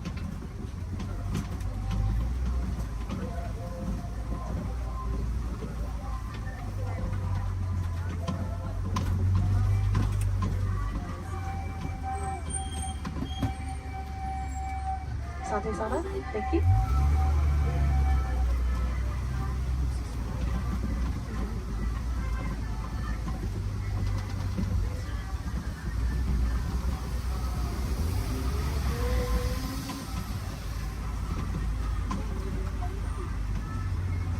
Again, just going to pass through here and keep on going. While we have a few moments ahead of us, this is also a good time to decide where you want to head next. You will already be on the Gorilla Falls Exploration Trail as you exit. So if you continue on, you can see some animals like gorillas, meerkats, zebras, naked bull rats. Back in Asia is the Maharaja Jungle Trek if you'd like to see some animals like Sumatran tigers, Komodo dragons, fruit bats. There's also a trail called the Garden of the Tree of Life around the big tree in Discovery Island. So you can get a closer look at the carvings. There's a lot of really cool picture opportunities over there and more animals along the trail as well. And of course, if you love those goats as much as I did, you probably want to pet one. There's a petting zoo at Rafiki's Planet Watch. Just take the Wildlife Express train and Harambe to get up there. Let's try to make this a little less awkward and hang out here while they load this truck ahead of us. In a moment, we will be passing by this guest who are probably a little confused right now to why you're on the truck and they're not. So personally, I like to wave to them, say Jumbo, get them excited for their adventure. You don't have to do that if you don't want to. You can completely ignore them. We'll never see them again anyways. You can awkwardly stare at them as we roll by. That's fine too. Or look at the beautiful plant life on our left. Totally up to you.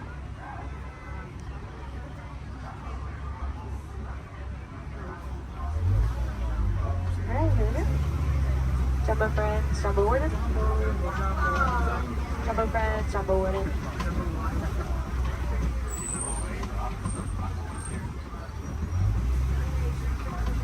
Here in Harambe we say Kwaherini, which means to go well. So Kwaherini, enjoy the rest of your day out there in the wilds. And go make a big difference out there, friends. Bye.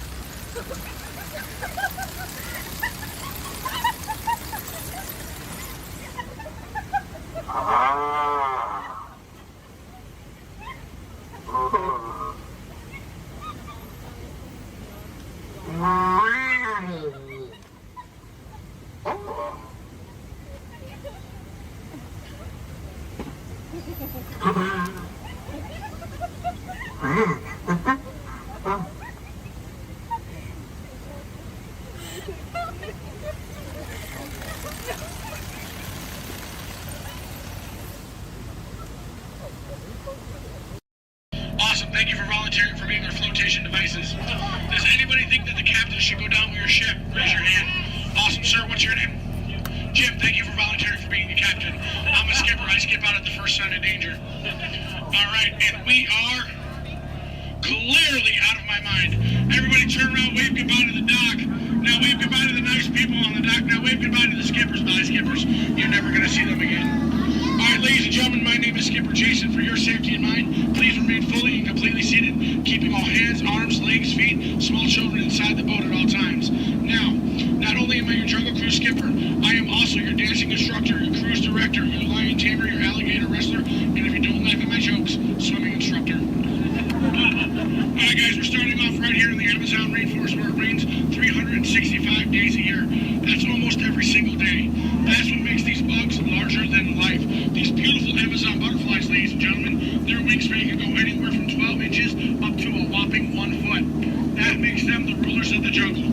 True monarchs, true monarchs. And over here, ladies and gentlemen, we have Inspiration Falls. Now, I am told the longer we stare at Inspiration Falls, the more and more we are inspired to go. Deeper and deeper into the jungle.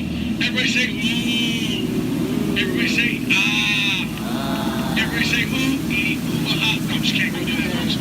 Anyway, so much inspiration, we are going to not only change rivers, but jump continents. We are now on the continent of Africa along the Congo River. Now, we're going to see how far we can go on this boat with me behind the wheel. Who here wants to see the world-famous Jungle Book? Raise your hand. Awesome, everybody. Because there it is.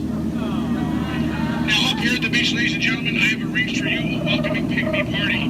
There's going to be music, dancing, singing, eating, drinking, all sorts of fun, all sorts of game, all sorts of craziness, all sorts of... Oh. I can't see anybody canoe. Guys, the jokes are only going to get worse from here, I promise. I wonder what might have scared off my friends, the pygmies. Anybody see anything that might have scared them away? Yes, that giant python could have done it, princess. They can grow up to 33 feet in length, but don't get too close. They can develop a crush on you. They're really friendly. So let's stop by my base camp, guys, and pick up some supplies. Oh. This is what happens, guys, when you leave your door open in the jungle. You get unwanted house guests, and they break every single thing that you own. Good news, though, guys, they got my Jeep to turn over.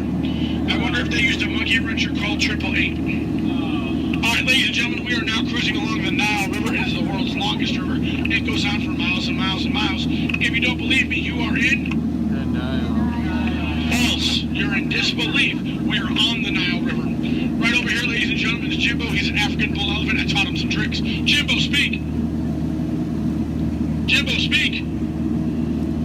Okay, we're getting the silent treatment. That's fine, that's fine. Esmeralda, speak. Really? What did I do? Come on, guys. Get with the program. There they go. All right, right over here, guys, we got the sandstone rock formation. A lot of people take it for granted, but I think it's still rocks. It's one of our bolder attractions here in the jungle. Now, ladies and gentlemen, we got the wildebeest, we got the giraffes, gazelles, impalas, zebras, and lions. Hey, guys, those zebras in the back, they are the oldest zebras on property. You know how I know that? They are still in black and white. Don't worry about that zebra with the lions, everybody. He's just dead. Dead tired. Dead tired. All right, ladies and gentlemen, over here, we're going to say hi to one of my oldest friends in the jungle. Her name is Ina. So as we go by, I want everyone to wave and say hi to Ina for me. Here we go, everybody. Say it. Hi, Ina! By the way, Ina is the zebra in the back. It looks like those guys on that tree are in some trouble. Oh, boy. All right, ladies and gentlemen, we are now cruising along in crocodile country. Crocodile country, there's a lot more dangers than just crocodiles. There's monsoons, there's rapids, and there are these giant things called waterfalls. So if you guys see a waterfall, point it out for me so we can avoid it. We don't want to go over it just yet. We want to go through it later. What's that? Where? Where? Oh, that is Schweitzer Falls, ladies and gentlemen, named after the late great Dr. Albert Falls. As we go by, I want everyone to lean. Lean. Lean. Don't worry about looking stupid. I'm doing it for you. Lean. Lean. Lean. And we will make it. All right. Ooh, that was close. Man. I know a lot of people will ask me, Skipper Jason, how is it you became a world-famous jungle cruise skipper? And I tell them, quite frankly, isn't it plain to see I took a crash course? Toughest thing about flying, ladies and gentlemen, is the ground. It's totally the ground. So we're going to keep cruising right along, people, into this pool full of hippos. It had to be hippos. All right, guys, cover your ears. This is going to get loud. They gave me something to scare away the hippos. Cover those ears. Shoo, hippos, shoo! Make way! Be gone! Be gone, hippo, be gone! I showed those hippos who's boss. All right, guys, we're now cruising out of this hippo pool and right into headhunter territory. It is not the greatest of places to be headed. If you don't believe me, you can ask my last crew. Those boneheads did not believe me. Wait, you guys hear those drums? Are those warriors dancing? Yes, they are. That can only mean one of two things. They're either going to attack the boat or they've lost the key to the men's room.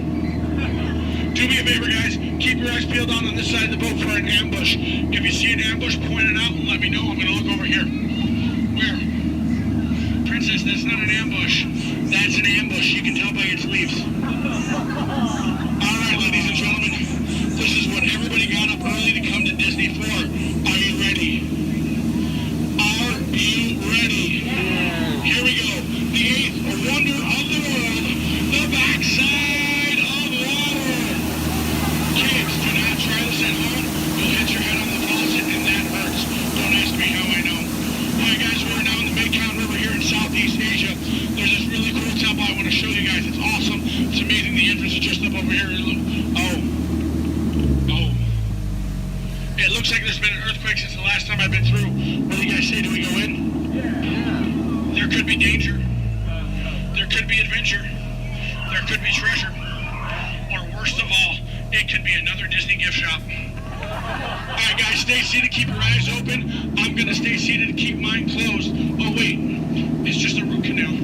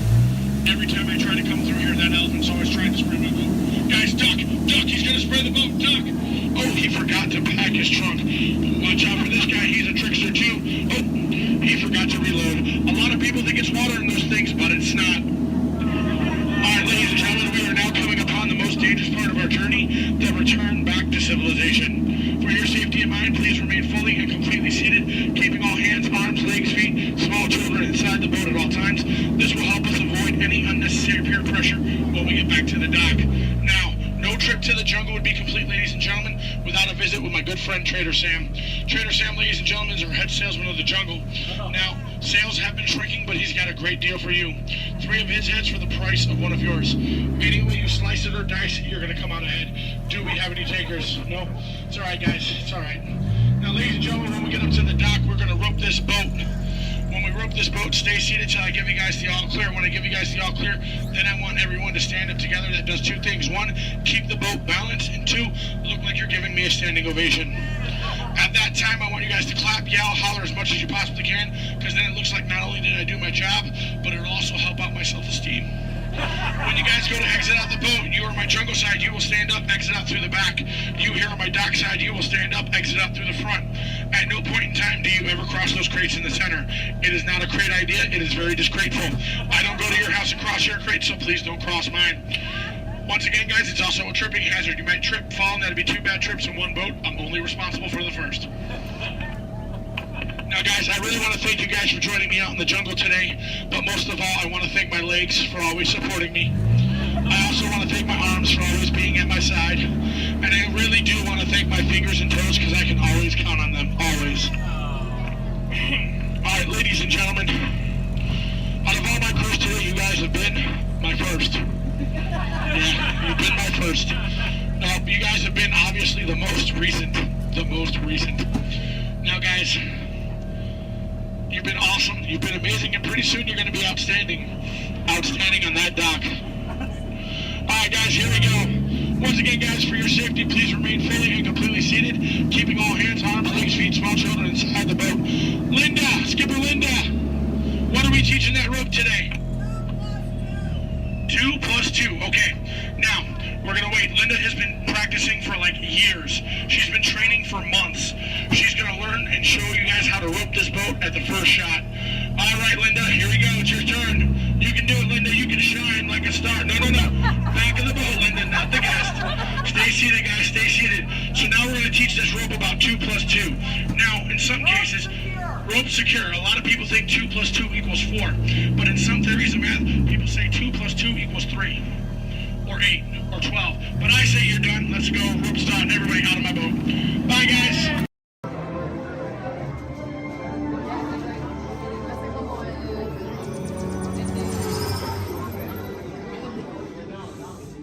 Greetings, Terrans.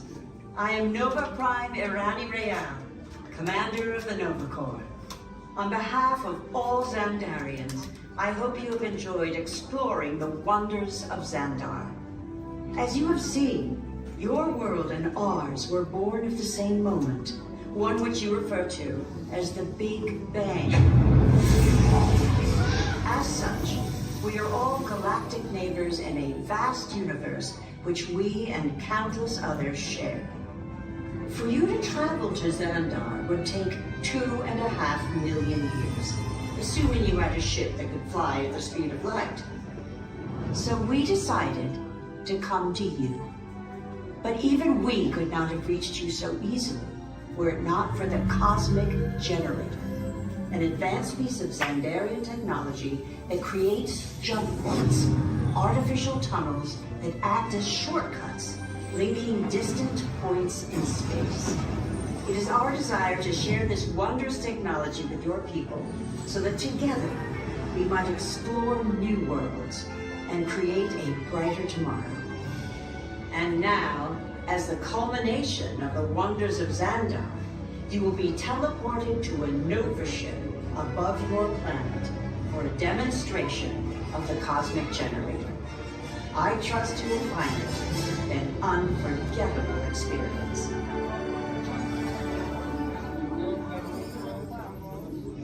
Welcome, people of Epcot, Epcoters, Epcotians, citizens of Epcot.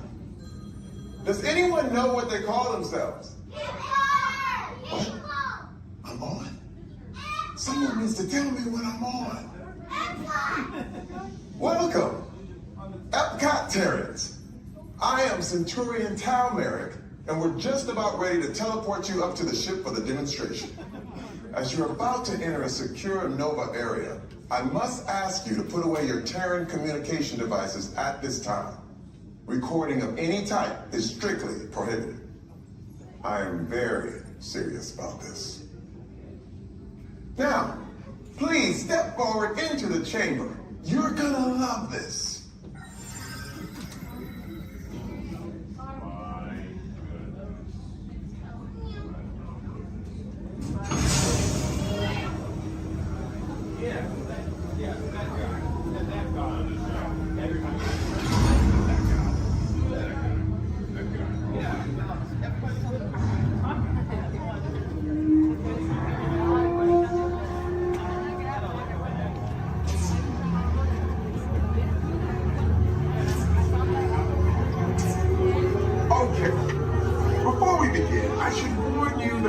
Never teleported Terrans before, but since your molecular structure is very similar to Xandarian's, it should work.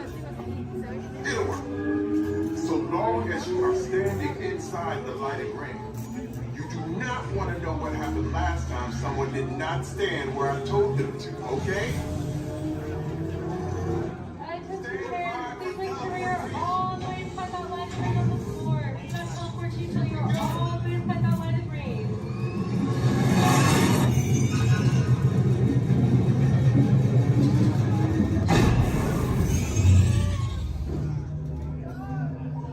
You made it!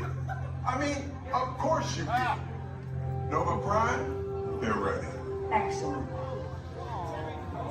What you see before you is the cosmic generator. And in just a few moments, we'll be activating it so you can experience for yourself what's happening. I'm not sure. Our power's out. And the cosmic generator is gone. Cheerio, Mother. Go to Code Red. Prepare the fleet. And call the Guardians. Now. There is no cause for alarm. Turn off that alarm. I've got an important transmission coming in. Hey, what's up, Nova Corps? Our cosmic generator has been stolen. What? How? Why didn't we think of that? That thing's gotta be worth a fortune. I am Groot. Good question. Yeah, who do you think took it? Perhaps that really big man outside your ship. Oh, that is a big man. I need to alert Nova Prime.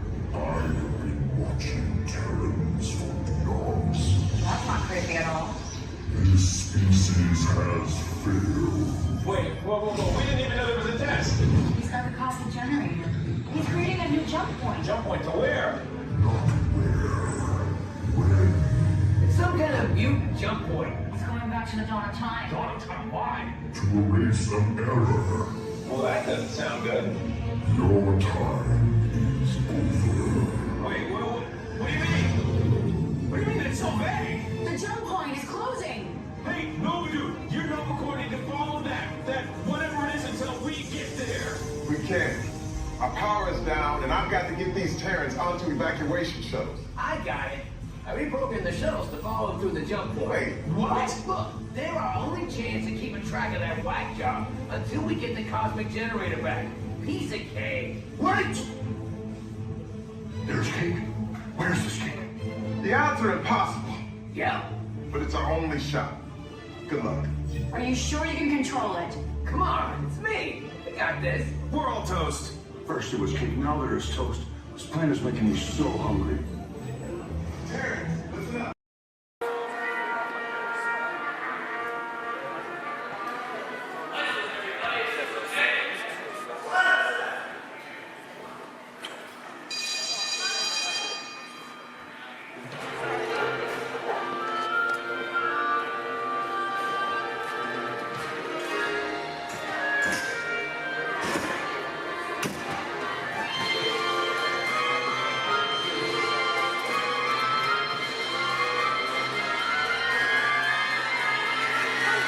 Welcome aboard. At this time, I'd like to ask everyone to please remain seated throughout our show, and please keep your arms and hands inside the vehicle at all times. For the safety of our cast, we ask that you please refrain from the use of flash photography and external video lighting. Now that we've taken care of business, let's talk about me. My name is Patrick, and I'll be your guide on this magical journey into the movies. It's the perfect job for me because I love movies. Is everybody ready? Yeah! Great, because it's showtime. Ready when you are, CB?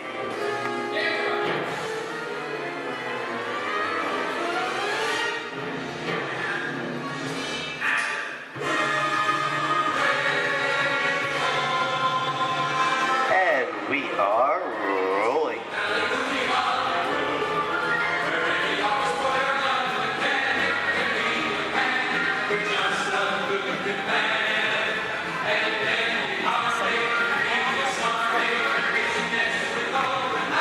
Hello everyone and welcome to the Great Movie Ride. Once again, my name is Patrick and I'll be taking you from this Hollywood soundstage into some of the greatest movies of all time, all on one tour. But between you and me, this is no ordinary tour because the Great Movie Ride brings these movies to life and puts you right in the middle of the action.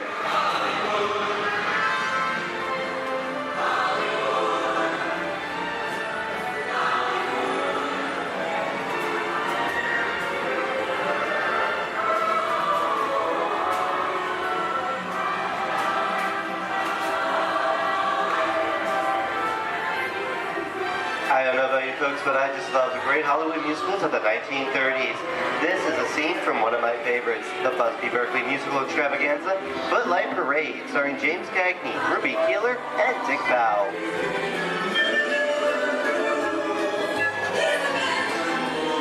In 1952, Gene Kelly was Singing in the Rain with Debbie Reynolds and Donald O'Connor. Did you know that Gene Kelly co-directed this movie? Who can tell me what movie this is? That's right, it's Walt Disney's Academy Award-winning film from 1964, Mary Poppins, starring Julie Andrews and Dick Van Dyke. Julie Andrews won an Oscar for her portrayal of the nanny, who was practically perfect in every way.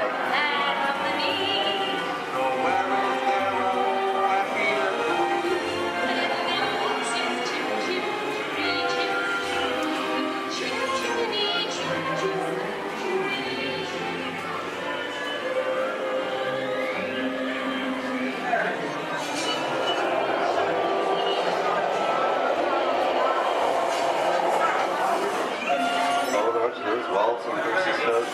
This doesn't look like a very good neighborhood. It looks a lot like the underworld. To see such classic gangster films as The Public Enemy, starring one of my favorite tough guys, James Cagney. The working title for this movie was Beer and Blood, and in the United Kingdom it was known as Enemies of the Public.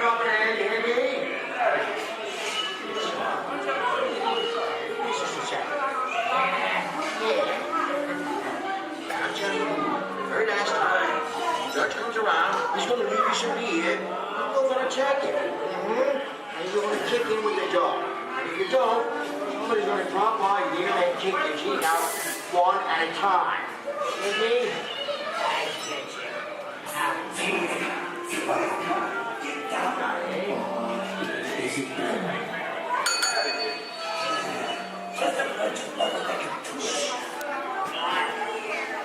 Sorry about the delay, folks, but I don't want to run a red light, even if it is just a movie.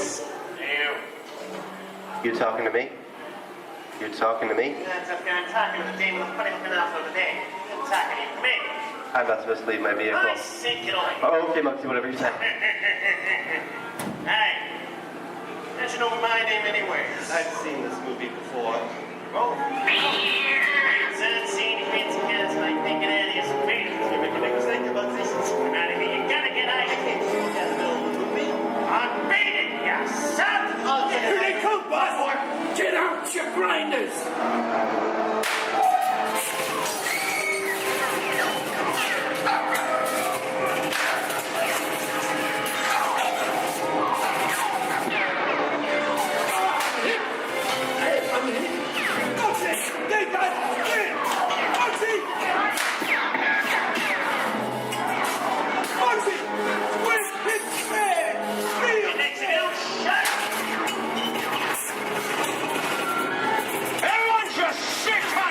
Running a red light against the law, and I never break the law. Lady, watch this.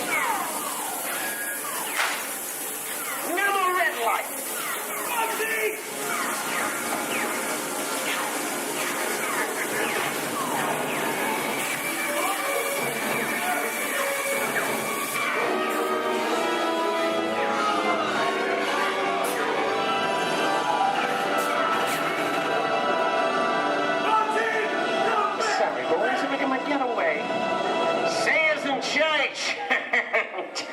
What are you looking at?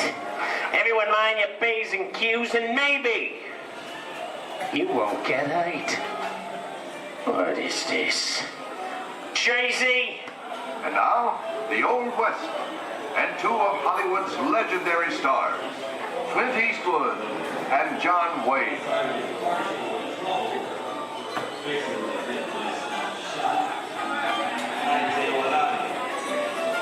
Go right ahead, if that's what you're going to do. A long time ago, I made me a rule. Let people do what they want. Sleepy little bug.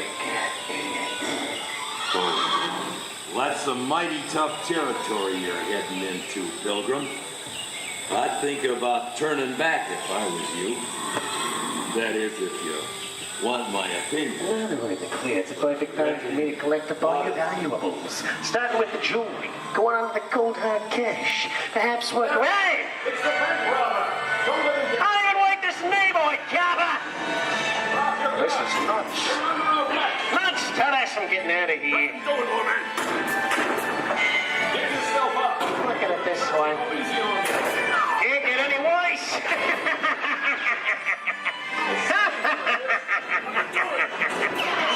I didn't get it loose.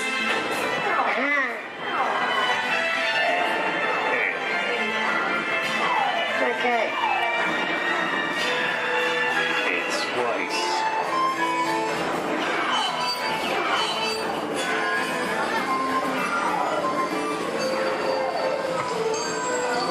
I don't know about you guys. This is kind of creepy. What is this? This is Alien. You are with Sigourney Weaver aboard the spaceship Nostromo. Something has gone wrong. One by one, the crew has vanished. And somewhere in the ship, a terrifying creature waits to claim its name. Well, pal, I ain't no victim. Warning, remain in your vehicle. The area you are entering is extremely dangerous. Proceed with caution.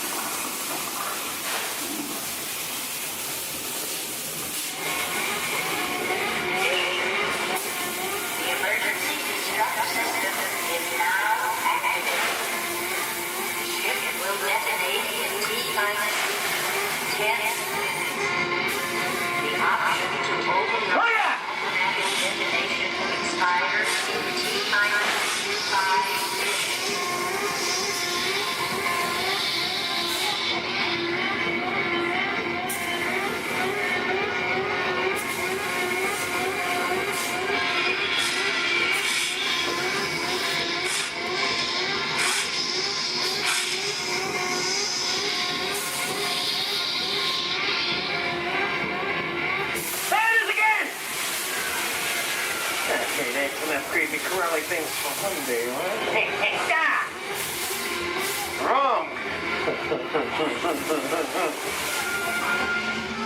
Here in Raiders of the Lost Ark, amid 1,000 deadly snakes, Indiana Jones unearthed a great treasure. Will Harrison Ford escape with his discovery? And what will be your fate? Beware. Snakes. Why did there have to be snakes?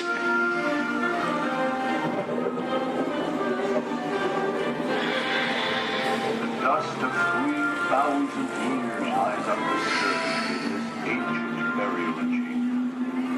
And on the chest of the great stone god, a priceless Get over that chunk of ice.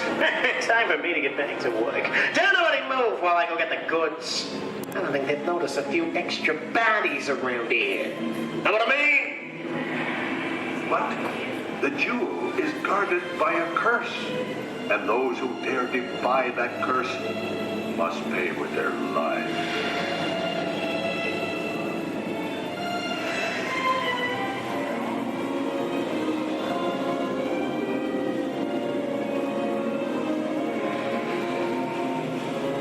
Halt, unbeliever. Disturb the treasure of the gods, and you shall all pay with your lives.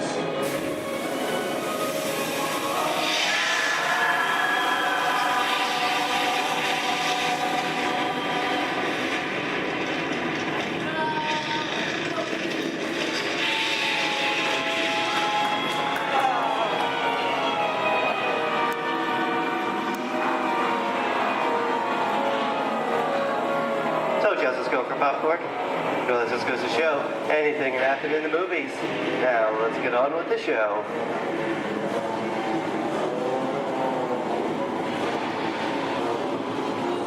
Ooh, I see 10 people. The horror movie is my all-time favorite genre. Some of the best horror films were made back in the 1930s and 40s, but monsters, mutants, and maniacs are still audience favorite and continue to haunt us today. That's what I call a wrap.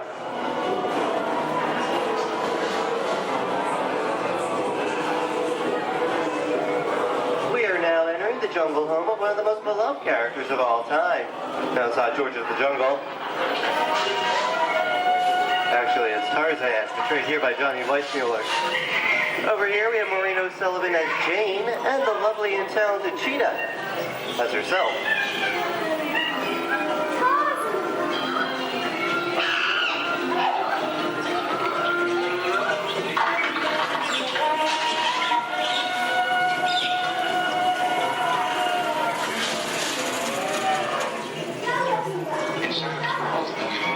Zoe, I think this is the beginning of a beautiful friendship.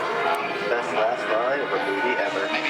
Humphrey Bogart and Ingrid Bergman in the classic romance, Casablanca. Always have that.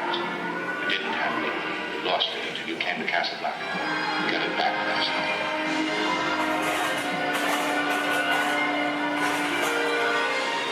I've got a job to do too. Where I'm going, you can't follow. What I've got to do, you can't be any part of. I'm not good at being noble, but it doesn't take much to see that the problems of three little people don't amount to a hill of beans in this crazy world. Someday you'll understand that.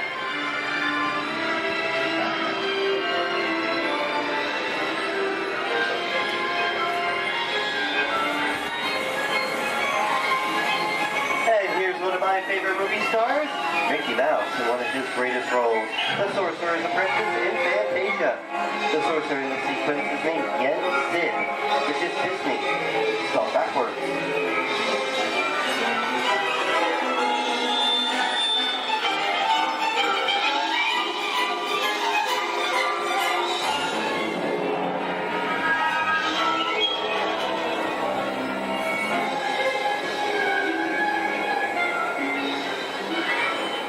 Toto, I have a feeling we're not in Kansas anymore. How often do you get to say that? I'd say we are definitely somewhere over the rainbow in one of the most beloved movies of all time.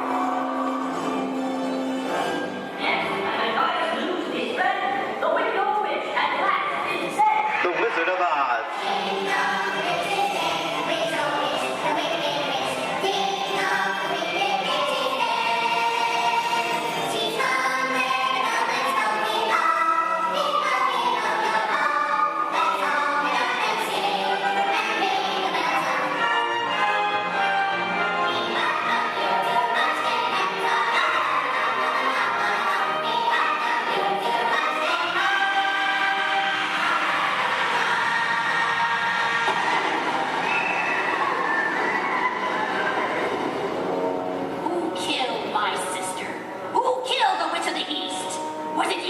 No, it was an accident. I didn't mean to kill anybody.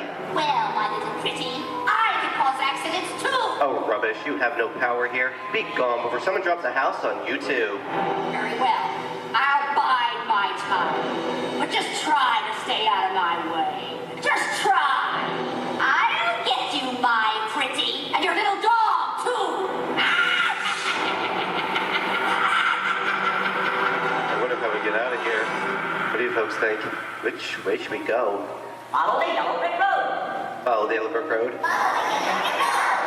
No, what do I think of that? Bring along, folks. You know the way.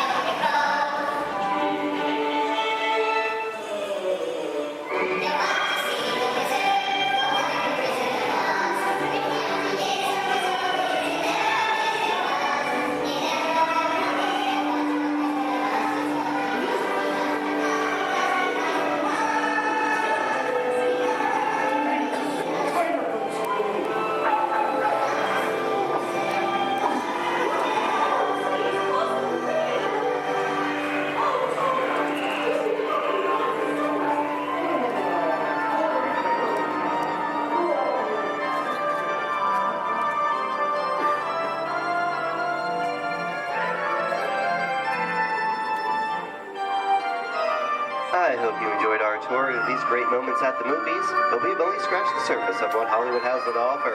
There are thousands of great movies out there just waiting for you to discover, and here are just a few of my favorites.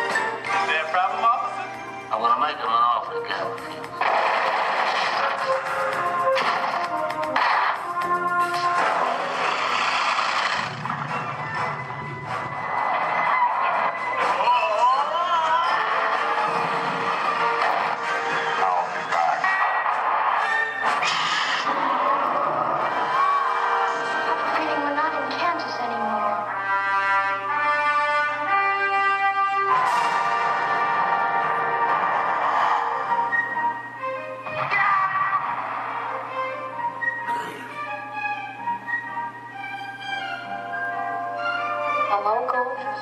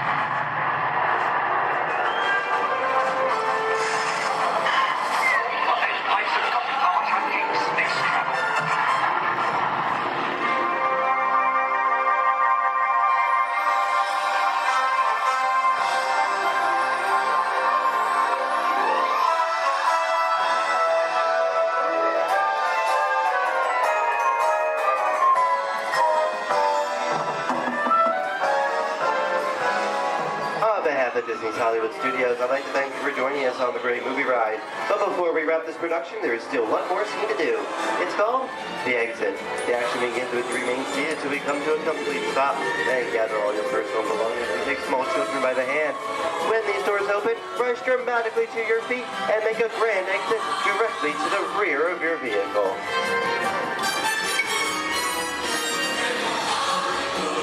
Oh, and one more thing. When I yell action, don't forget the thunderous applause for yours truly. All right, places, everybody, and action! Thank you, thank you. Have a wonderful day here at Disney Hollywood Studios, and we'll see you at the movies. The stuff movies are made of. Goodbye, everyone.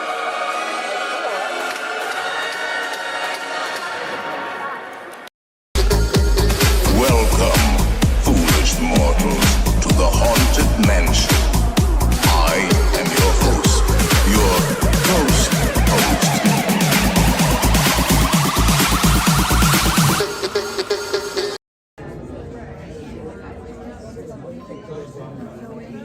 Hello, and welcome to Storage. My name is Patrick, and I'll be your chief flight attendant today. We'll begin boarding in a few minutes, but first I'd like to acquaint you with some important safety information. When the doors to your flight open, please take a seat and store all carry-on items in the under-seat compartment. This includes cameras, purses, hats, and, of course, these little beauties. Next, fasten your seatbelts, inserting them into the buckle on your right. If smaller aviators don't measure up to the height indicator on the seat, just put the belt through the loop in the center strap before buckling.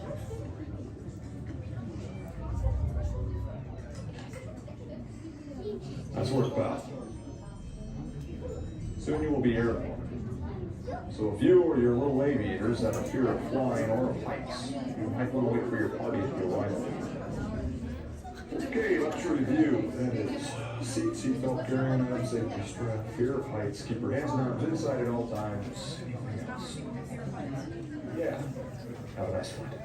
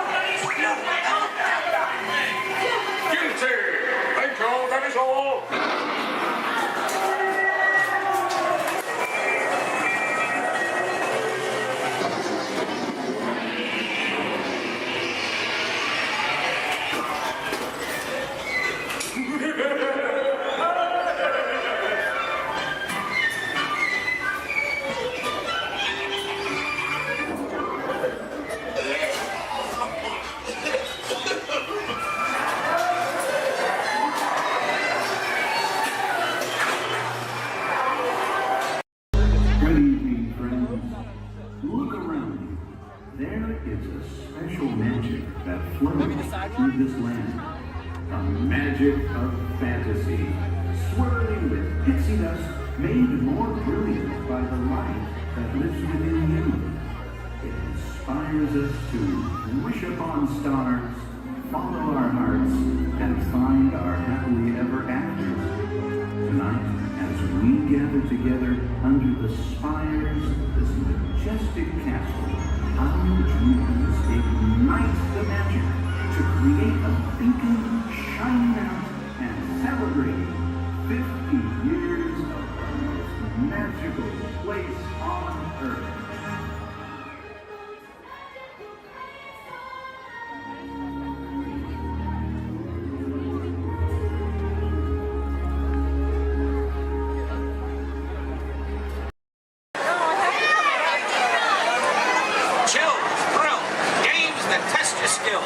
It's all right here at Toy Story Midway Mania. Do you think I'm kidding? Do you think we call it Mania for nothing? Oh no, you gotta see it to believe it.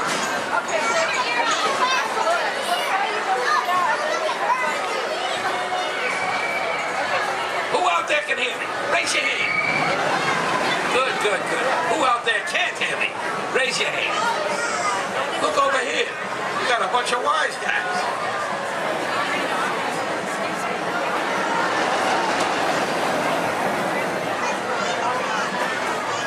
Now where was I? Oh yeah. Hurry, hurry, hurry. Right this way. Toy Story Midway Mania. It's a ride that's a game. It's a game that's a ride. Step right up and see what's inside. Now where was I? Hurry, hurry, hurry. Right this way. The Toy Story Midway Mania. It's a ride that's a game. It's a game that's a ride. Step right up and see what's inside. Oh my God, you're kidding me. Do you think I'm kidding? Do you think we call it Mania for nothing? Oh no. You gotta see it to believe it.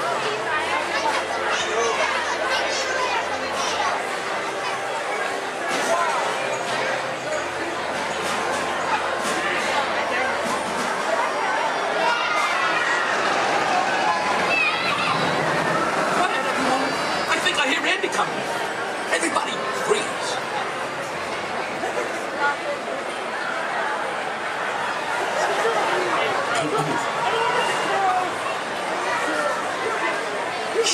Greetings, everyone. We are pleased to announce that tonight, Disney's California Adventure will remain open until 10 p.m. for your enjoyment. Again, Disney's California Adventure will remain open until 10 p.m. this evening. It's okay, folks. Hold so long.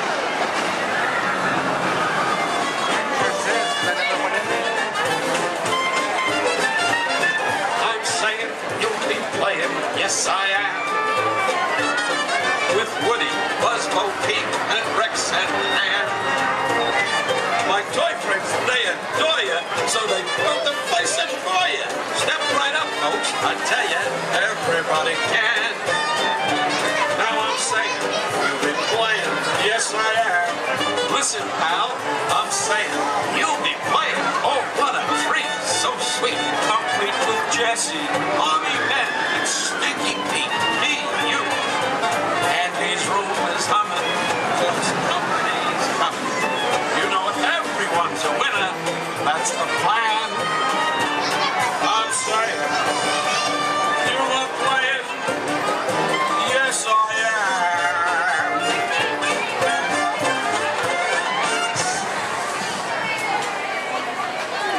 Thank you, thank you.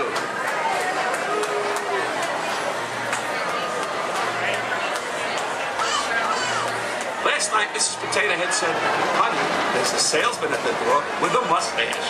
I said, tell him I've already got one.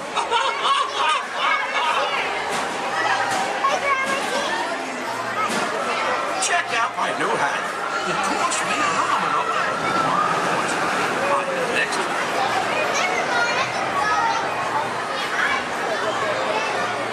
Okay now, give me a D.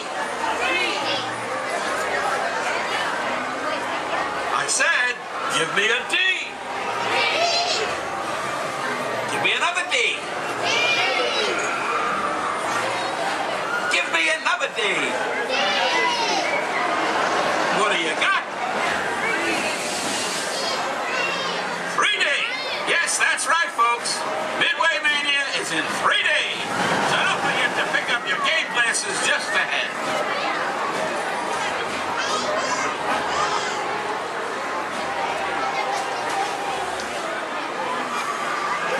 Hey, young man. Yes, you. What?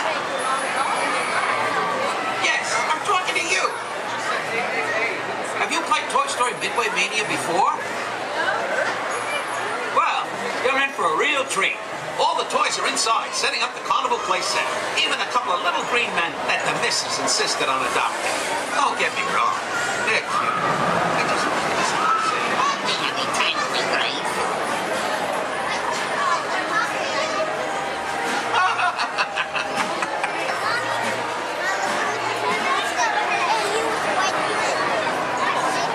Hey, young lady.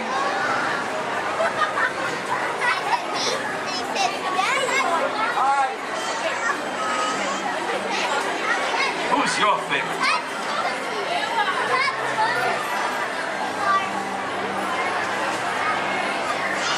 Speak up, princess.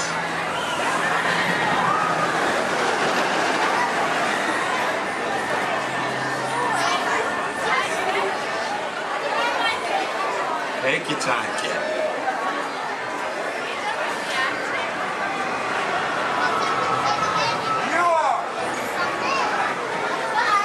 Thanks. You're my favorite too.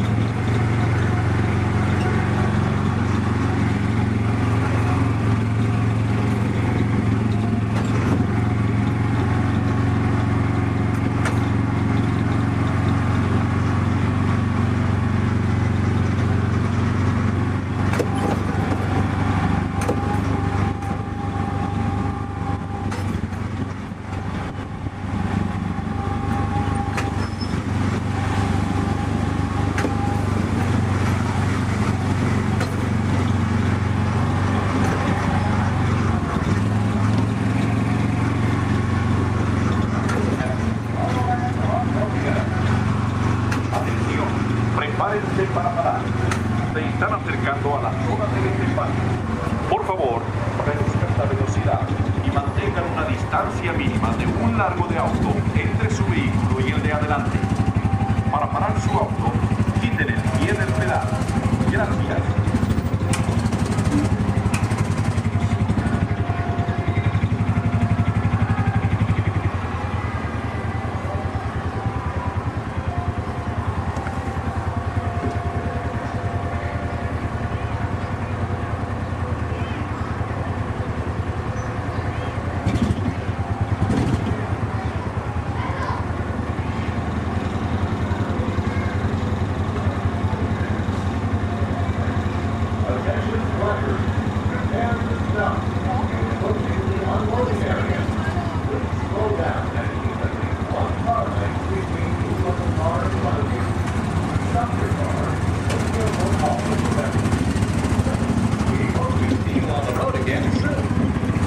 Atención, prepárense para parar.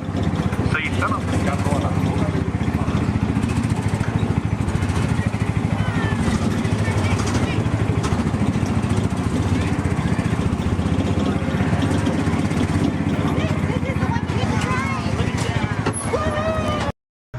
For your safety, please remain fully seated, no lap sitting, and hold on to all loose items.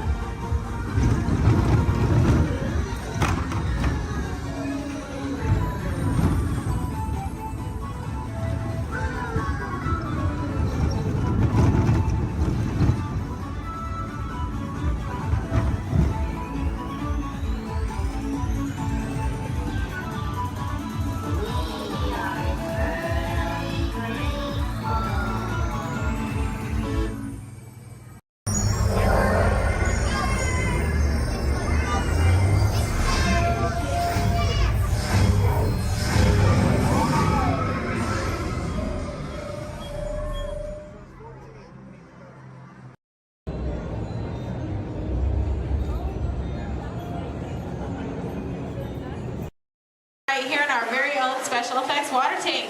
Now water tanks just like this one continue to play a major role in action films. Here the explosive, out of control mayhem that you see in movies like Crimson Tide, The Rock, and Pearl Harbor can all be created using large scale mechanical and physical effects. The action is then filmed as a carefully planned sequence of events. And today you guys are in luck because we are in pre-production for our very own action sequence that we like to call Harbor Attack. We're going to be using some of the same special effects that directors like Michael Bay use in their films. Now, if you'll turn your attention to those overhead monitors, here's Michael to set the scene. In this scene, a patrol boat is on a surveillance mission, searching the skies for enemy aircraft. The crew is caught off guard when the real danger surfaces from beneath the sea. This is going to require a full range of physical effects, split-second timing, and careful direction. We have the lights, we have the cameras. All we need now is the action. And if anybody knows about serious action, it's certainly Michael Bay. Some of the effects that we'll be using in this scene include water cannons, which have been pressurized up to 100 pounds per square inch. We also have bullet hits, which have to be carefully timed and programmed to match the sequence of the visuals as well as the pattern of our sound effects. And the last but probably the most important physical effect in a scene like this is fire, which must be ignited at a precise moment, because it takes a lot of timing and work to reset the charges for an explosion. Of course, the number one consideration in the timing of all these effects is the safety of our actors here on the set, and that's where you come in. Everyone, please give Mitchell a big round of applause! Yay! Mitchell, you have been cast as the mechanic in our scene today. Your scene is going to take place way down here No, you don't have to swim. You can follow Stephanie and she'll show you right where to go. All right, we're going to be filming 2 scenes today, but not in the order in which they appear in the script. Many movies today are shot out of sequence, which means that actors have to react to a situation which may not have yet been filmed. This can be difficult, so it's up to the director to provide the motivation for the scene. All right, Mitchell, here's the setup. The phone next to you is going to buzz as 800 gallons of water are going to dump out of those tanks, fly down that chute, and slam into you like a freight train. Are you feeling motivated to hang on? Good. It's actually 1,000 gallons of water, but we find there's a fine line between motivation and fear. All right, roll, playback, and action. Pick up the phone and talk to your captain. Let him know you just lost your engine. Keep talking. Keep talking.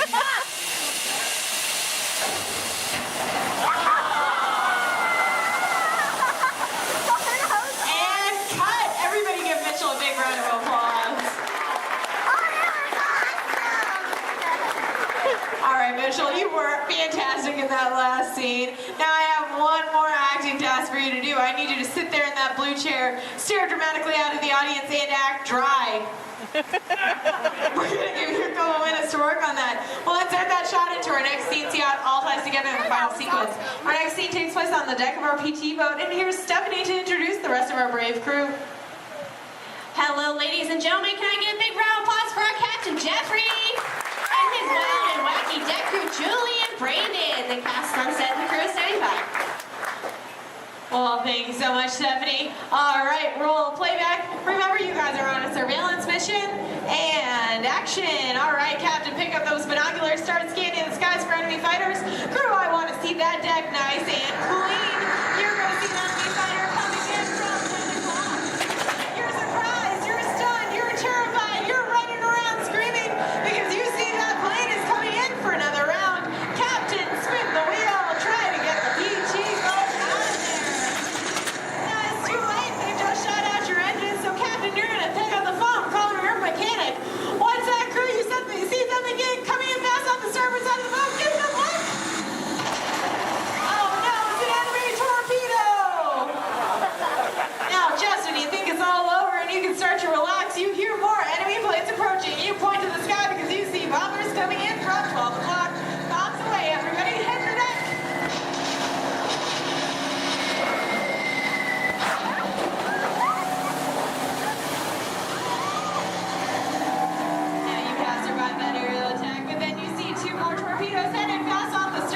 Lucky for you, they pass right underneath the boat, but unfortunately that means they're headed straight for our audience. Point to the audience and yell, look out!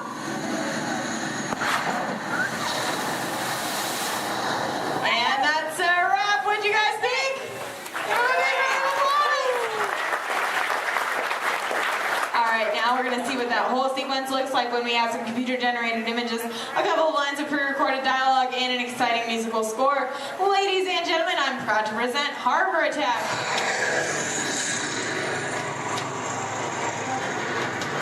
It's not one of ours.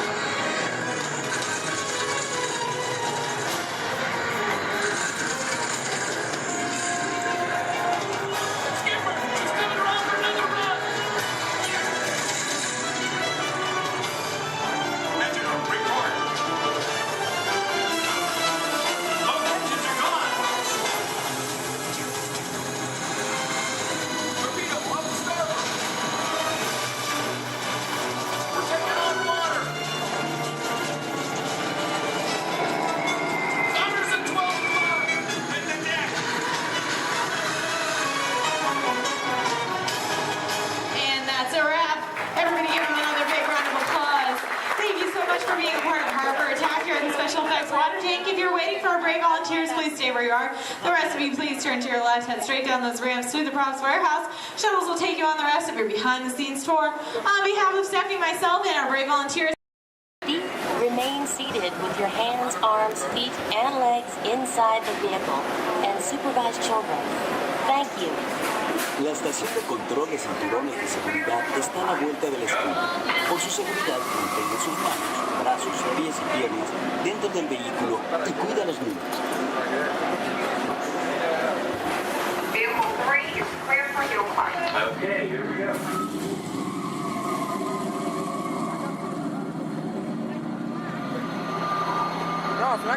Torque and transmission load data are looking good. Great. Let's proceed to the rough road tests. You got it.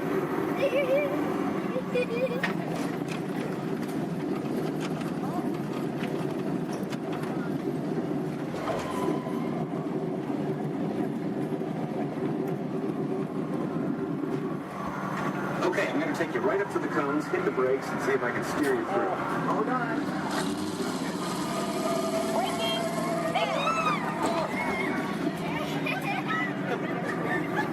Okay, we're back on track. Let's do that other sequence. Okay, let's try it again, this time with the anti-lock brakes. ABS rear. Braking! All right, that's the way it ought to be. You see how ABS lets you keep control of the vehicle while braking?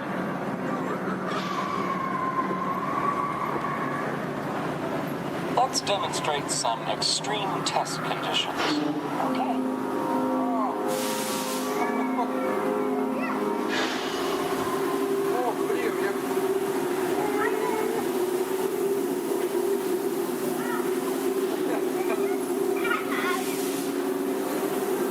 Did you remember to turn off those robots?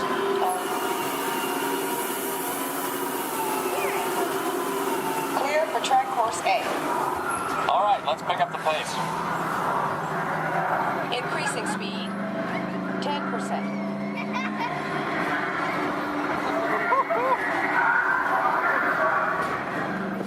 20%.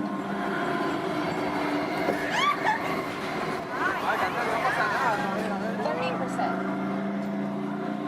Are you seeing an increase in lateral forces? Sure am.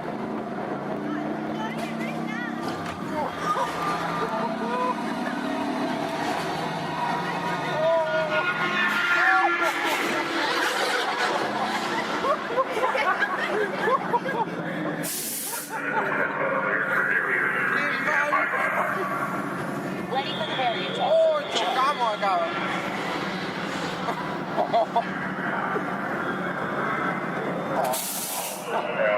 Hang on tight.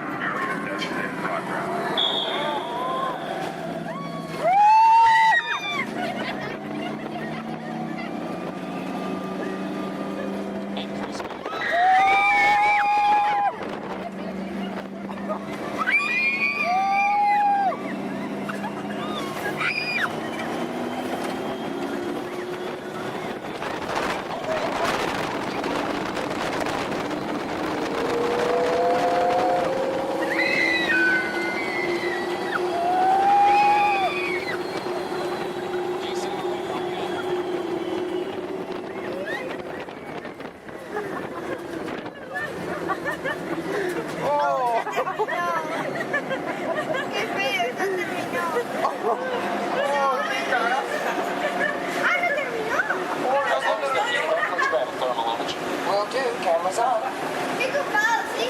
Looks like all test parameters.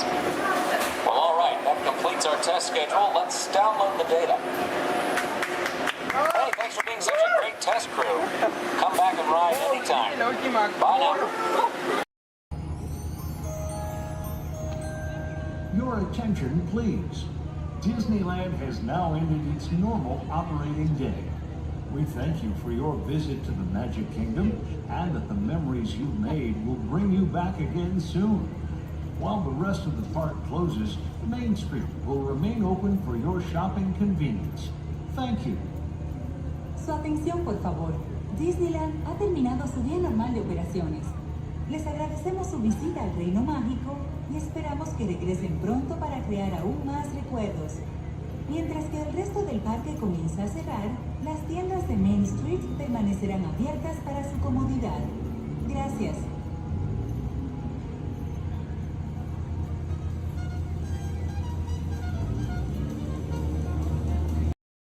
Journey into the movies is the perfect job for me because I love movies. So is everybody ready? Great, because it's showtime. Ready when you are, CB.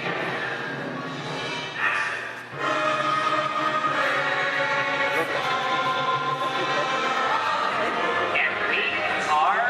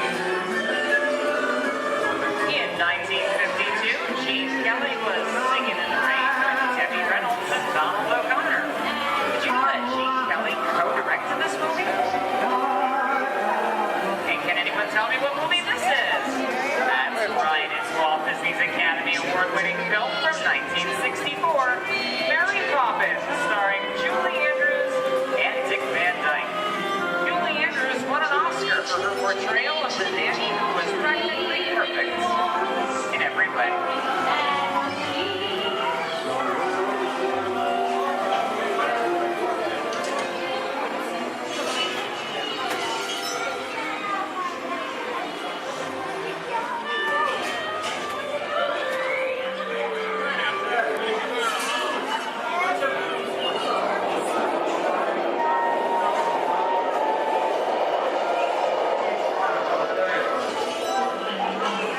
Hold up these wallets and horses, folks. This doesn't look like a very good neighborhood.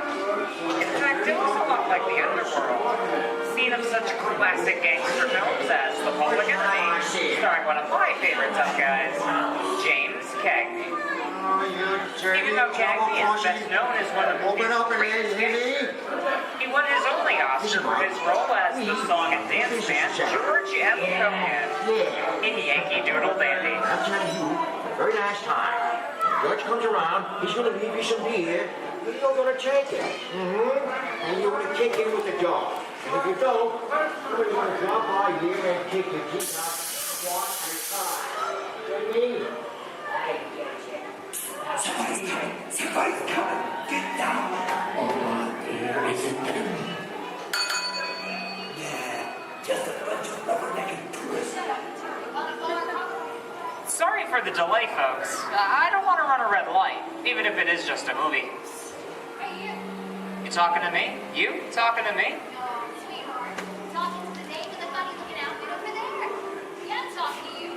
I'm not supposed to leave my vehicle. I said get over here. Okay, Mugsy, whatever you say. Hey. How'd you know my name anyway? I've seen this movie before. You're making a big mistake here, Mugsy. I can't slug out in the middle of a movie.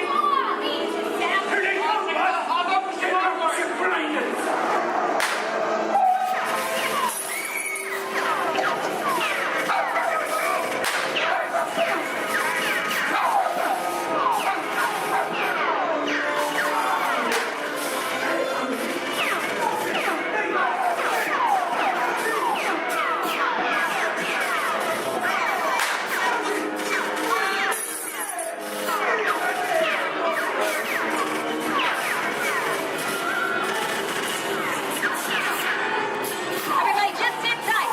Running a red light against the law. Never break the law, they get one. No more red lights.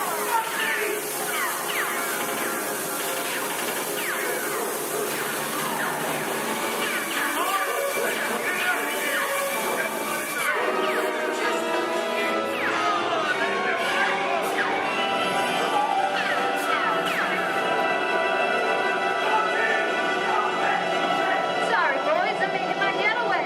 I'll see you in church. And what are you looking at? I'd everybody mind if he's accused, maybe you won't get hurt. Ah, must be the west side of town.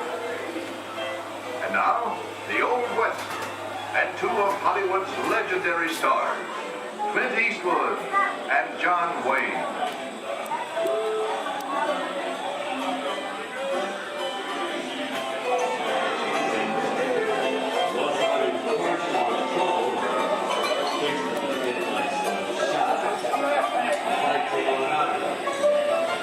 Go right ahead. Long time ago, I made me a rule. Let people do what they want. Sleepy little bug, ain't it? That's a mighty tough territory you're heading into, Pilgrim. I think about turning back. That is, one of my opinions. I reckon you ought to. Now that we're in the clear, this is the perfect time for me to collect up all you valuables. We'll start with the jewelry, then There it is. It's the bank robber. Don't let him get away. Look out, you're part of this neighborhood, copper. Drop your gun. You're under arrest. Nuts. It's nuts to this. Get out of here. Pick yourself up. Well, look at it this way. I can't get any worse.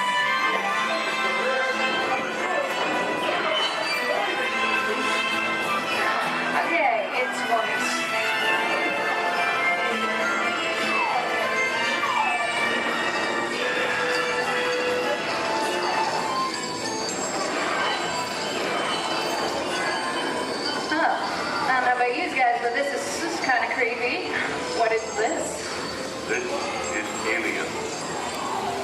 with Sigourney Weaver aboard the spaceship Nostromo.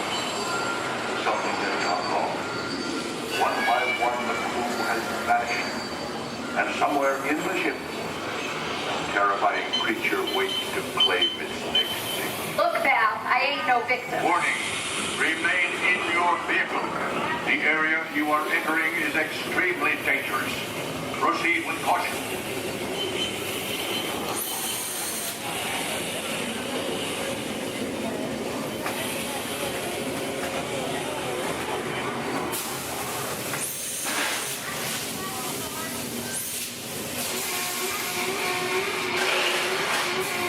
The emergency destruct system is now active.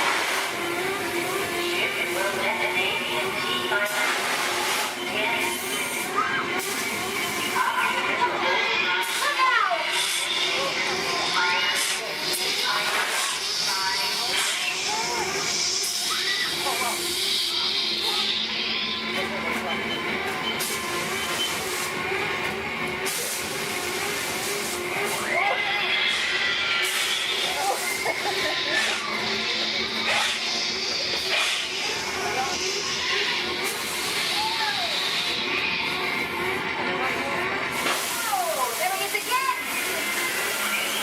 Okay, that's enough creepy crawly things for one day, right? Wrong. Here in Raiders of the Lost Ark, amid 1,000 deadly snakes, Indiana Jones unearthed a great treasure. Will Harrison Ford escape with his discovery? And what will be your Snakes. Why'd it have to be snakes?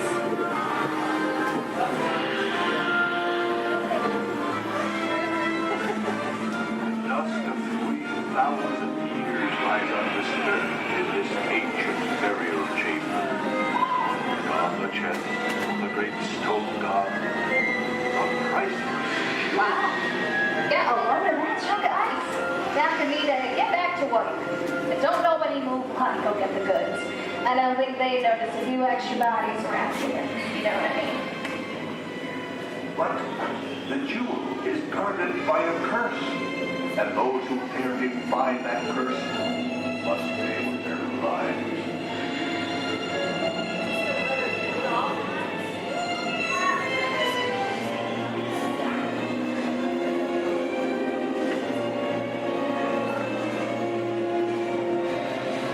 Halt, unbeliever. Disturb the treasure of the gods, and you shall all pay with your lives.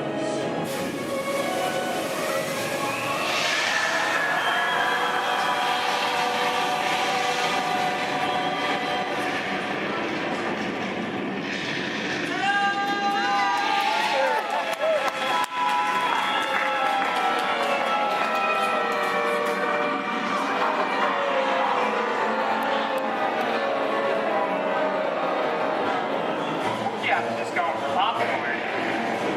That just goes to show you anything can happen in the movies. Let's get on with the show. I see dead people. The horror movie is my all-time favorite genre. Some of the best horror films were produced back in the 1930s and 40s.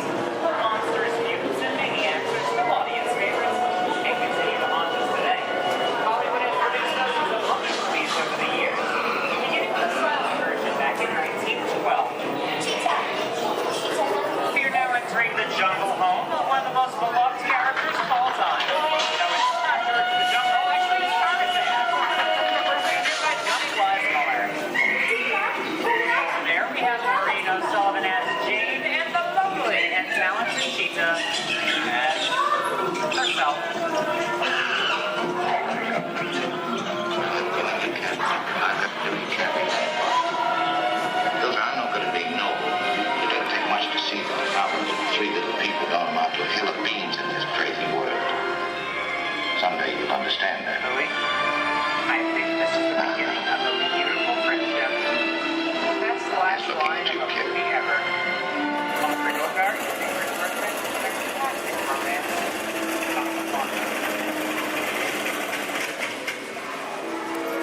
of us, we both know you belong with Victor. Part of his work, the thing that keeps him going. If that plane leaves the ground and you're not with him, you regret it. Maybe not today, maybe not tomorrow, but soon, the rest of your life.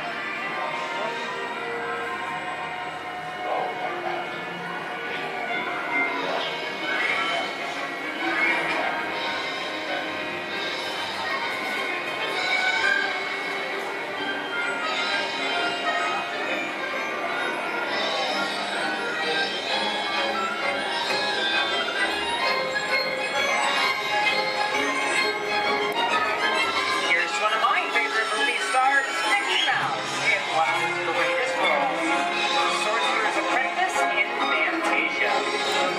The sorcerer in this sequence is named Yen Sid, which is Disney, spelled backwards.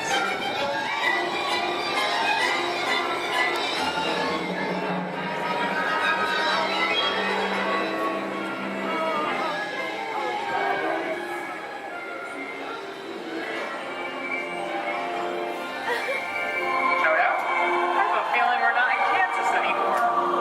How often do you get to say that? I'd say we're definitely somewhere over the rainbow in one of the most beloved movies of all time. And the giant news is ready. The window witch at last is dead.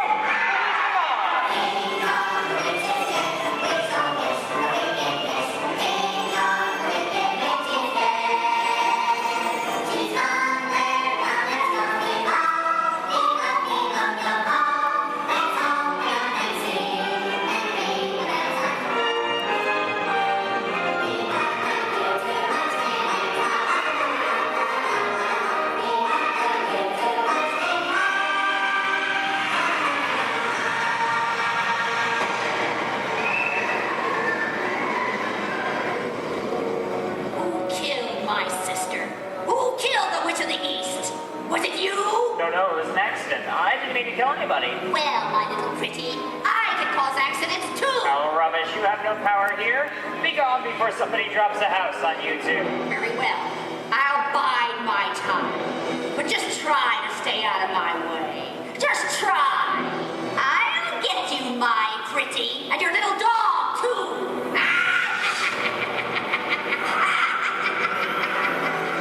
I wonder how we get out of here.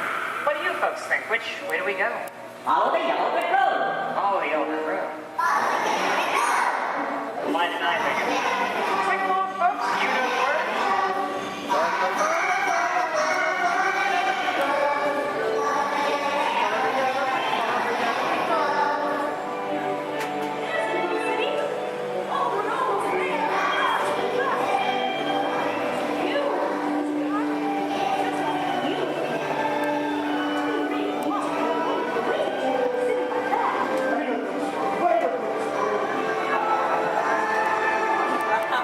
For those of you standing, please hold on to the handrails throughout our journey and stay clear of the doors. For the comfort of others, no smoking, please. Thank you. As we turn south, you can catch a glimpse of the spires of Space Mountain in the Magic Kingdom. Nearby is Disney's 8th-ranked contemporary resort.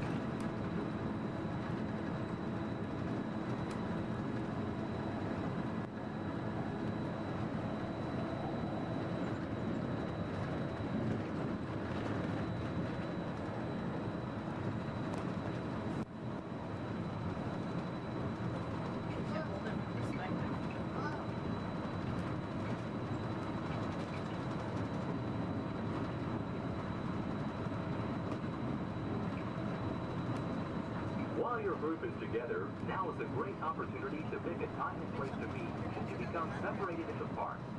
If you should need any assistance, please go to Guest Relations, located in Interventions East.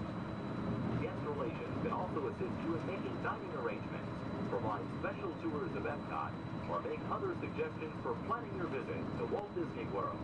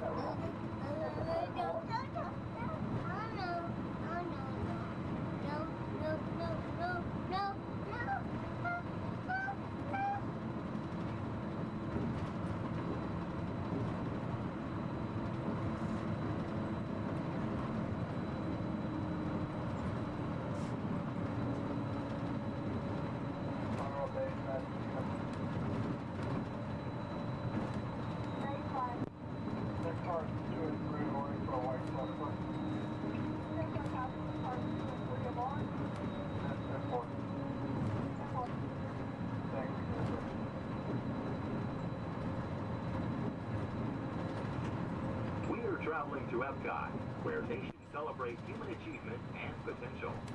Its 300 acres are divided into two worlds, Future World and World Showcase. Future World offers fascinating explorations into realms of energy, transportation, and imagination. You'll also find adventures in communications, sea exploration, food production, and other vital topics. World Showcase is a community of nations, highlighting the accomplishments and cultures of people around the world.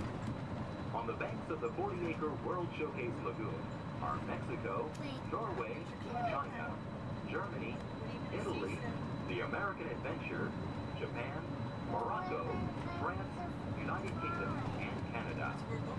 Young adults from each nation represented in World Showcase are among your hosts, making this a true international exchange.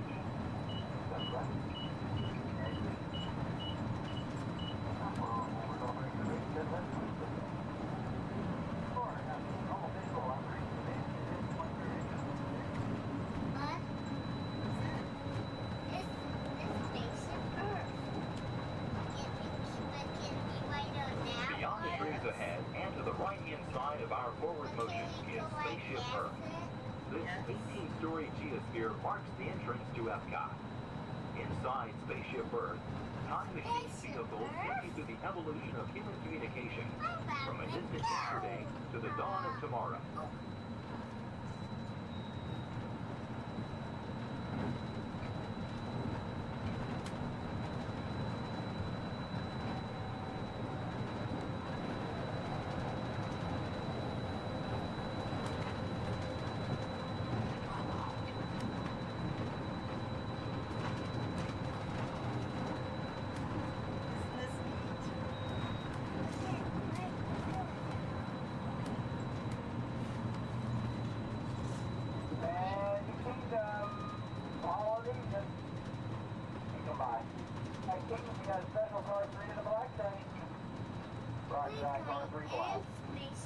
Coming up behind Spaceship Earth is Interventions.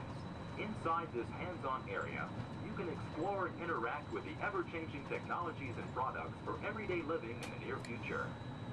To the opposite side is the Universe of Energy. Inside, you'll find Ellen's Energy Adventure, hosted by Ellen DeGeneres and Bill Nye the Science Guy. Next is the Wonders of Life, where you'll discover Body Wars, which takes you on an amazing trip through the human body. No, we are not going to In Test Track, you can experience the acceleration of test driving a vehicle on the fastest and longest ride ever created for Walt Disney World. Coming into view is World Showcase. Directly across from us on the far shore of the World Showcase Lagoon is our host pavilion, the American adventure.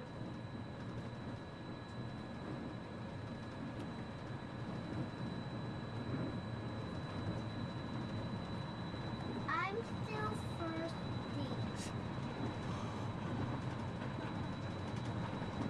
Well, I'm sure we can find something for you to drink.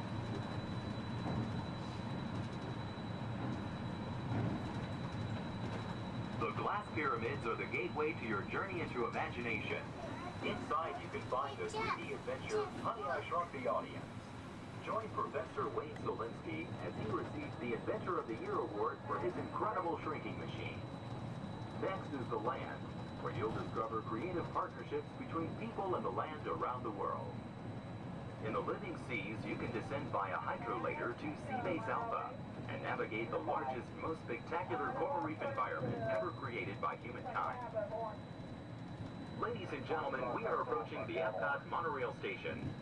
Smoking is not permitted at Epcot except in designated areas. Please consult your guide map or ask a cast member for the location of designated smoking areas.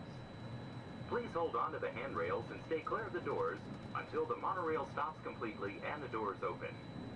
On behalf of the cast of the Walt Disney World Resort, we'd like to welcome you to Epcot. And ladies and gentlemen, this is the Epcot monorail station. If I can please have everybody's attention. Once again, I do need everyone's attention. As you're walking up the platform this morning to the Transportation and Ticket Center, you might have noticed our signs, and if you did not, that is why I'm here. Epcot will be closing this evening promptly at 4 o'clock. Once again, Epcot, the entire park, will be closing this evening at 4 o'clock. Monorail transportation will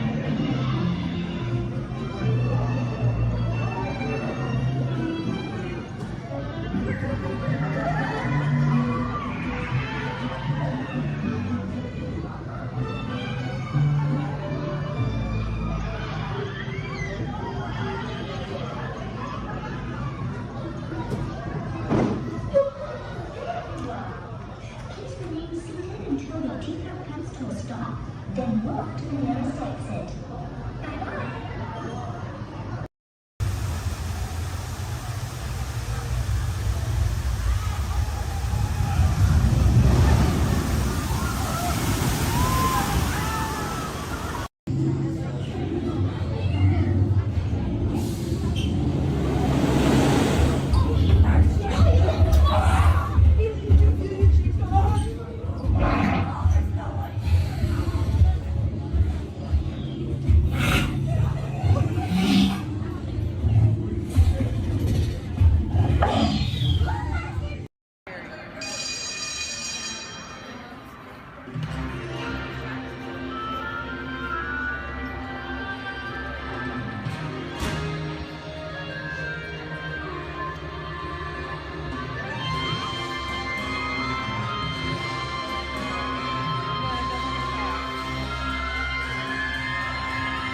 Welcome aboard. At this time, I'd like to ask everyone to please remain seated throughout the show.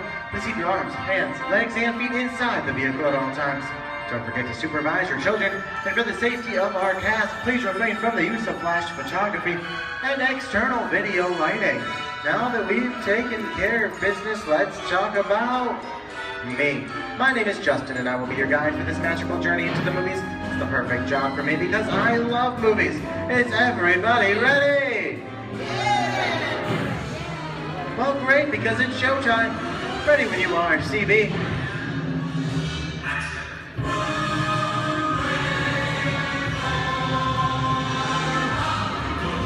And we are rolling.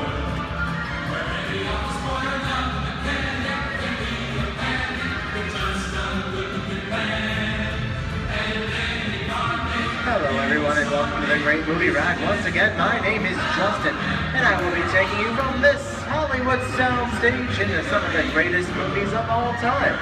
All on one tour. But just between you and me, this is no ordinary tour as the Great Movie Ride brings movies to life and puts you right in the middle of the action.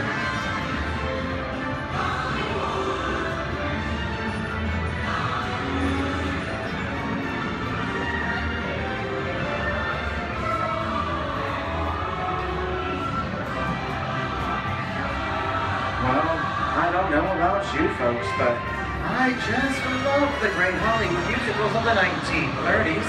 This scene is from one of my favorites, the Busby Berkeley classic Footlight Parade, starring James Cagney, Ruby Keeler, and Dick Powell. In 1952, Gene Kelly was singing in the rain with Debbie Reynolds and Donald O'Connor.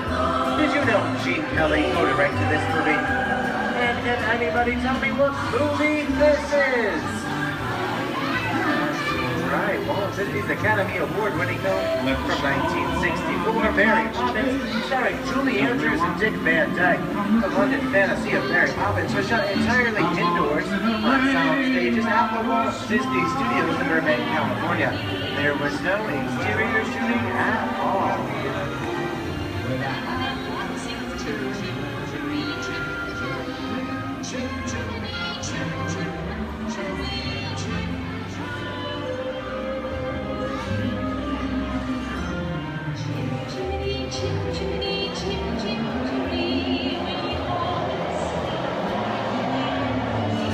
Hold on to those wallets and purses, folks. This doesn't look like a very good neighborhood. In fact, it looks a lot like the underworld, the scene of such classic gangster films as The Public Enemy, starring one of my favorite tough guys, James Cagney. The working title of the film was Beer and Blood, and in the United Kingdom it was known as Enemies of the Public. In one scene, Cagney shoved a grapefruit in Meg Clark's face. She could never look at breakfast the same way again. Kick in with the dog. If you don't, somebody's gonna drop by here and kick your teeth out one at a time. With me?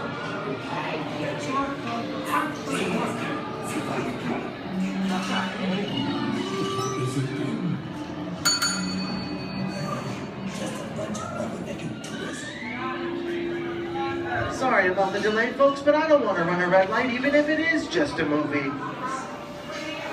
talking to me? You talking to me?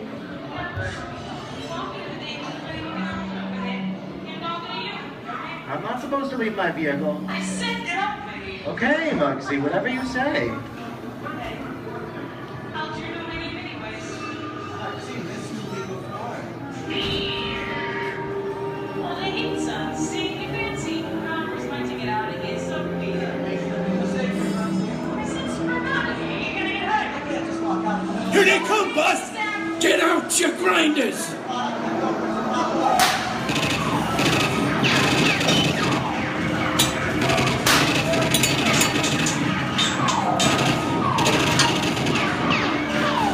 I'm hit! Hey, I'm hit!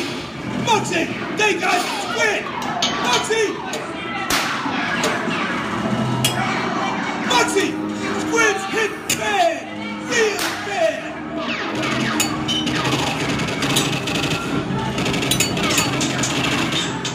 Everybody just inside. Remember the red lights against the law, and I would never break the law. Kick it. Watch this. No more red light. Muggsy!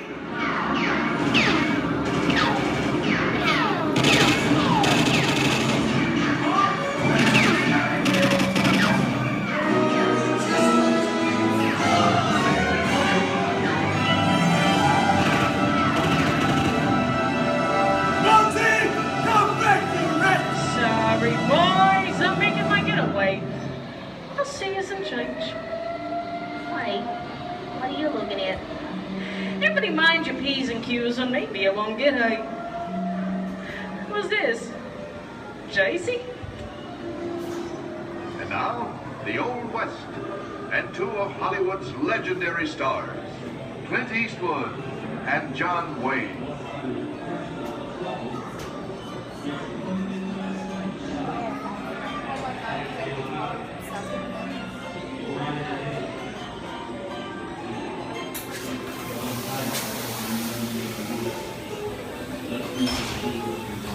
Sleepy little bag, ain't it?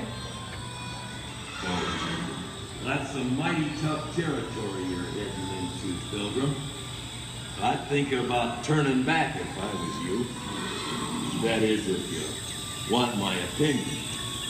But I reckon you ought to do Now that we're in the clean, it's the perfect time for me to collect up all your valuables. We'll start with the jewels.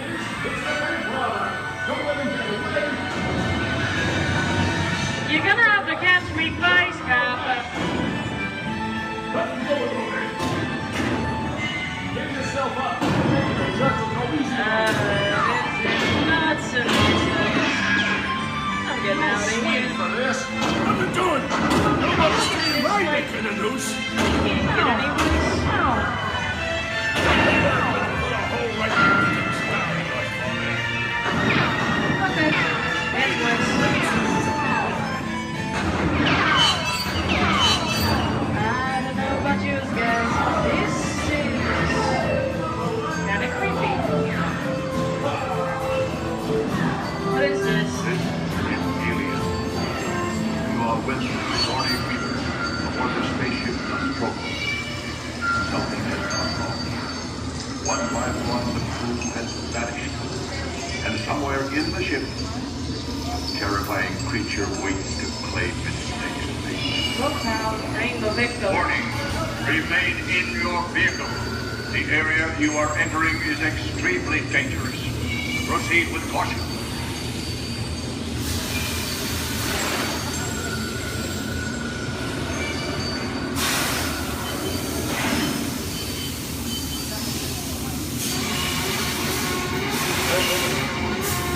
The emergency destruct system is now activated. Ship will detonate silent.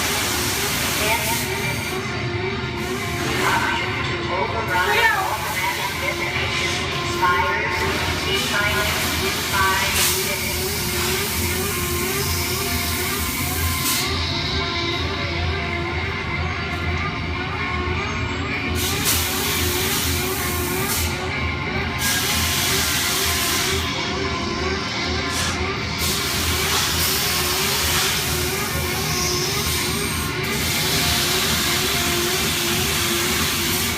There he is again. Okay, some creepy crawly things for one day, right?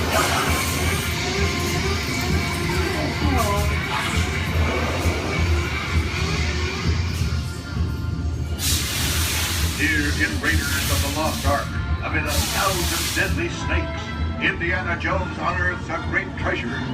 Will Harrison Ford escape with his discovery? And what will be your fate? Beware. Snakes. Why did it have to be snakes? The dust of 3,000 years lies undisturbed in this ancient burial chamber. And on the chest, the red stone god, priceless jewels. Get a load of that, you guys. Time for me to get back to work. Don't nobody move while I go get the goods. I don't think they notice a few extra bodies around here. But the jewel is guarded by a curse, and those who dare defy that curse must pay with their lives.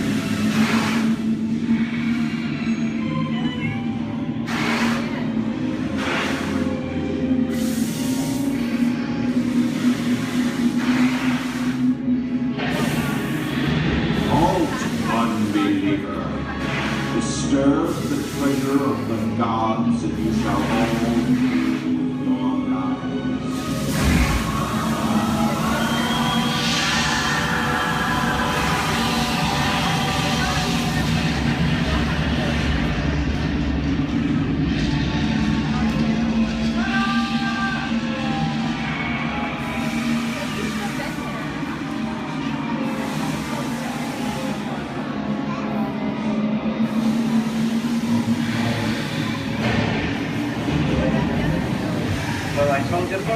just going for popcorn.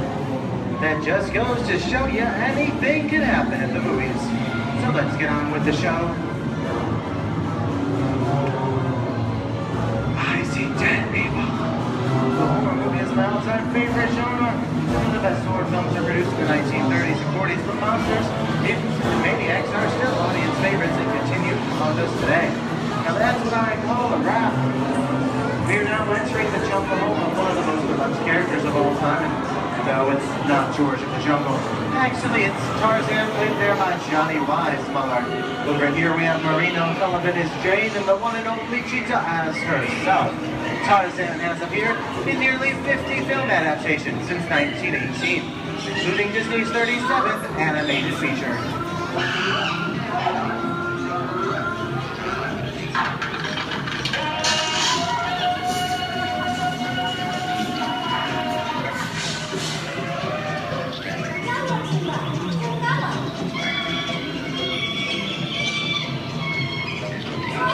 Louis, I think this is the beginning of a beautiful friendship. That's the last line of the movie ever.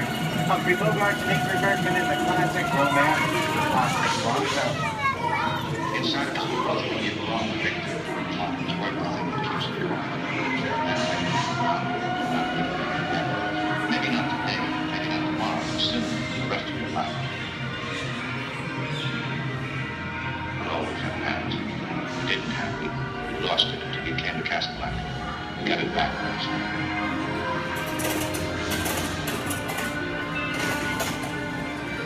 I've got a job to do too. Where I'm going, you can't follow. What I've got to do, you can't be any part of. Those are no good at being noble. But it doesn't take Here's much one of to my see favorite movie stars, Three Mickey Mouse in one of his greatest roles, The Sorcerer's Apprentice in Fantasia. When the movie came out in 1940, Walt Disney promised to add new musical sequences in the future. His nephew Roy kept that promise 60 years later with the release of Fantasia 2000. The sorcerer in the sequence was named Yensid, which is Disney spelled backwards.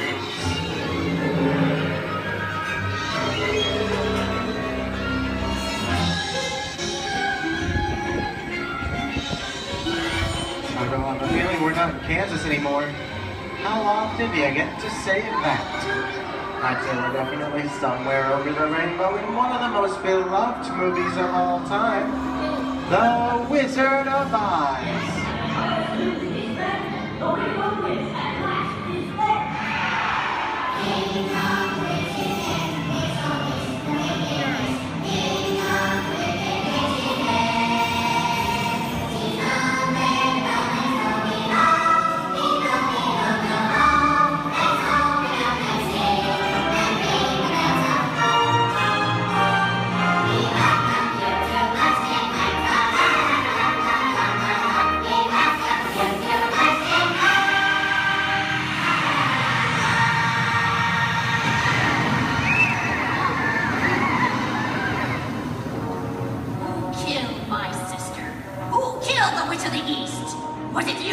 No, it was an accident. I didn't mean to kill anybody. Well, my little pretty, I can cause accidents too. Oh, rubbish. You have no power here. Be gone before somebody drops a house on you, too.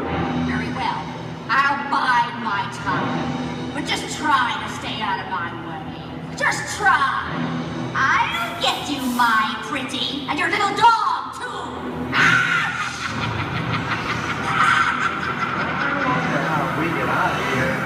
What do you folks think? Which way do we go? Follow the yellow brick road. Follow the yellow brick road? Now, why didn't I think of that? Sing along, folks. You know the words.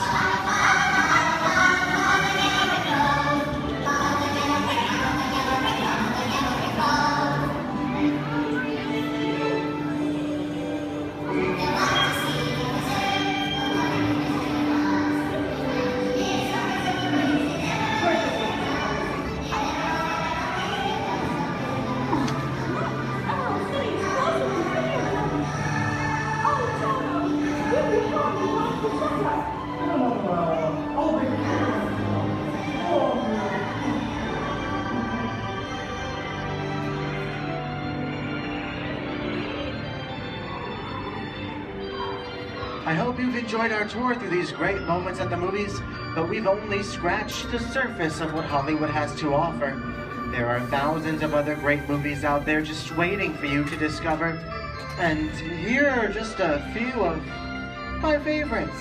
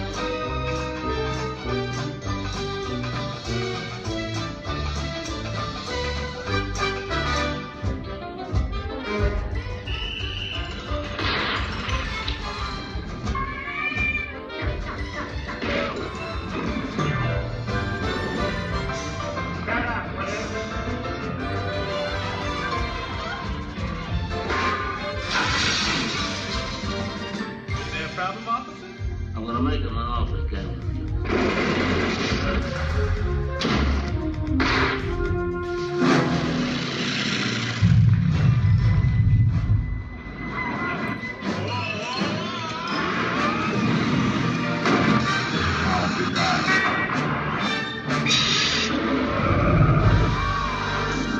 We're not in Kansas anymore.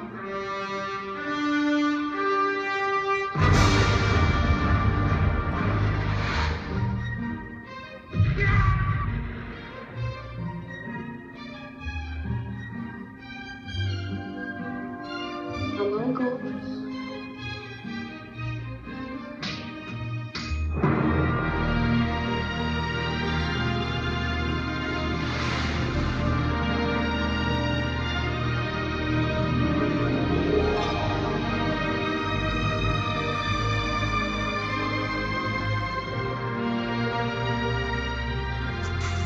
I want to go. We didn't need that. We had faces.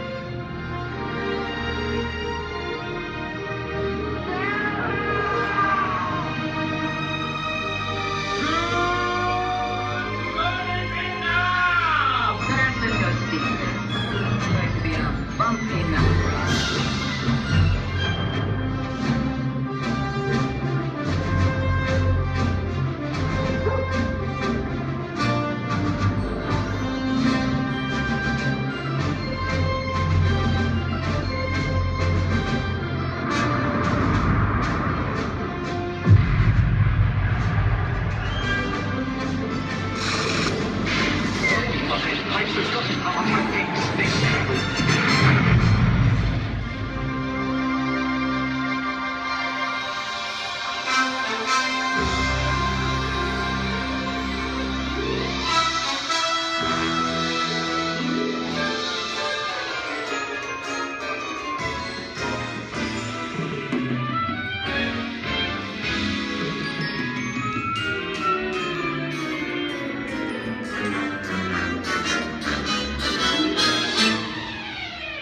On behalf of Disney's Hollywood Studios, I'd like to thank you for joining us on the great movie ride. Now, before we wrap this production, there still is one scene left to do. It's called The Exit. The action begins with you remaining seated until the vehicle comes to a complete stop. Then gather your belongings, take small children by the hands, and when these doors open, rise dramatically to your feet and make your grand exit directly to the rear of your vehicle. Oh, and one more thing. When I yell action, don't forget that there is applause for yours truly. Okay, places everybody, and action!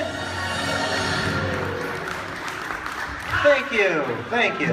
Have a wonderful day here at Disney's Hollywood Studios, and also to you and the movies, the stuff dreams are made of. Good.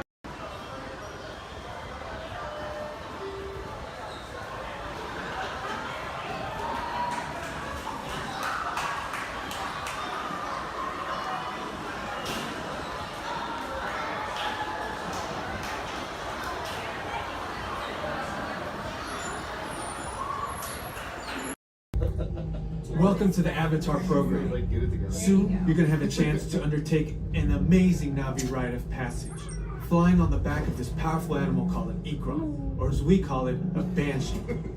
The way you're gonna do this is by being matched to something called an avatar. And I'm here to help you guys get ready. But first, we have to scan you for Pandoran microparasites. Alright everyone, stay on your number and move your arms a bit. Okay, start scan. I'm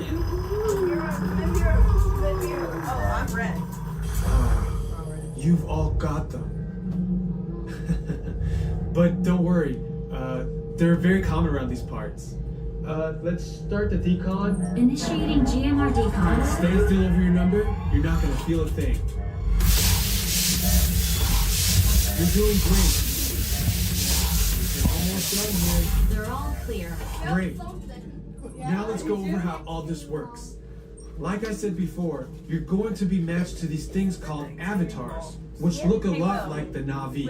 They're created by blending human DNA and Navi DNA. Once we match you to an avatar, thanks to a special link chair, your mind will be able to control that avatar. Using avatars to fly this way was all figured out by my boss, Dr. Jackie Ogden. She leads our science team, which is part of the Pandora Conservation Initiative, and we're here in the Valley of Moara studying banshees and their environment. Over a generation ago, this enormous company called the RDA created a lot of damage to the area through their bad mining practices and conflicts with the Navi. Just like on Earth, it can take decades for ecosystems to recover. One way to understand what's going on with an ecosystem is to study what are called keystone species. These are animals like tigers, jaguars, seals. The banshee is one of these important animals. Okay, to get you flying on a banshee, we need to find each of you an avatar. Let's prep the genetic sampling. I'm on it. Okay, first we need to find the compatible match of your genetic material with the genetic material of one of the avatar bodies that we already have. Once we do that, you'll be able to link to that avatar and fly. Help us out and move around a bit. Almost. Yes, got him. Now, let's find you your avatar matches.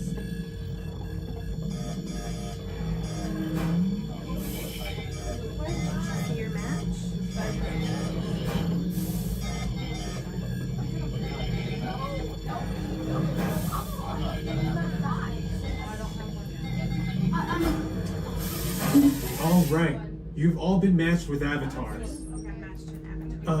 Looks like they're ready for you in the next room. When the door opens, please go inside, all the way in, and stand over the same number that you're standing over now. And I'll see you in there. I'll be for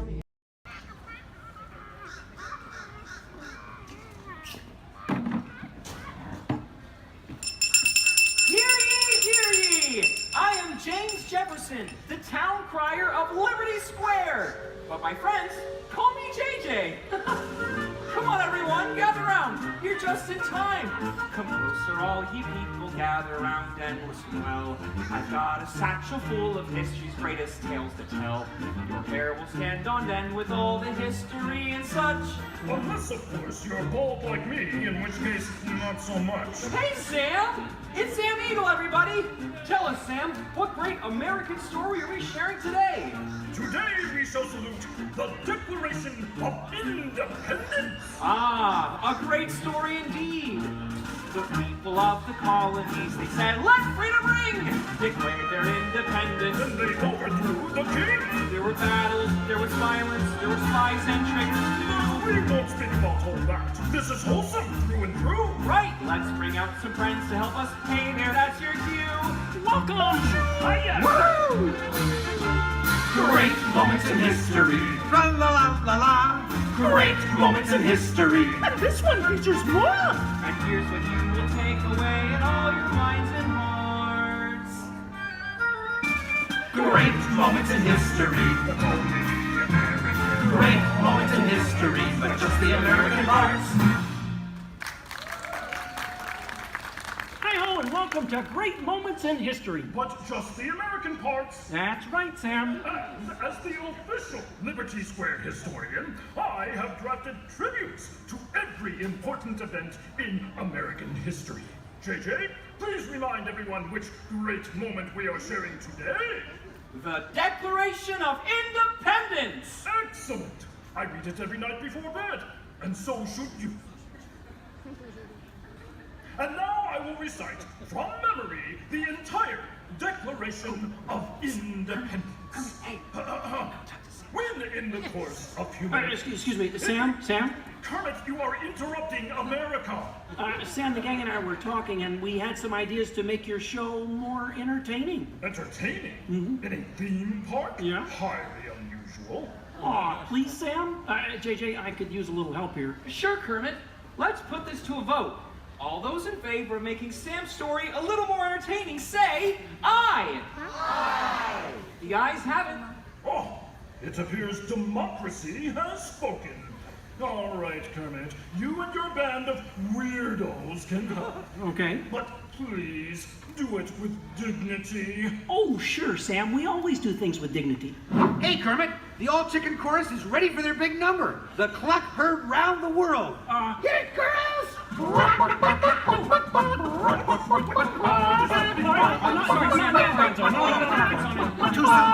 Back to the dressing room. Oh, Kermit! What part will Walt be playing in today's performance?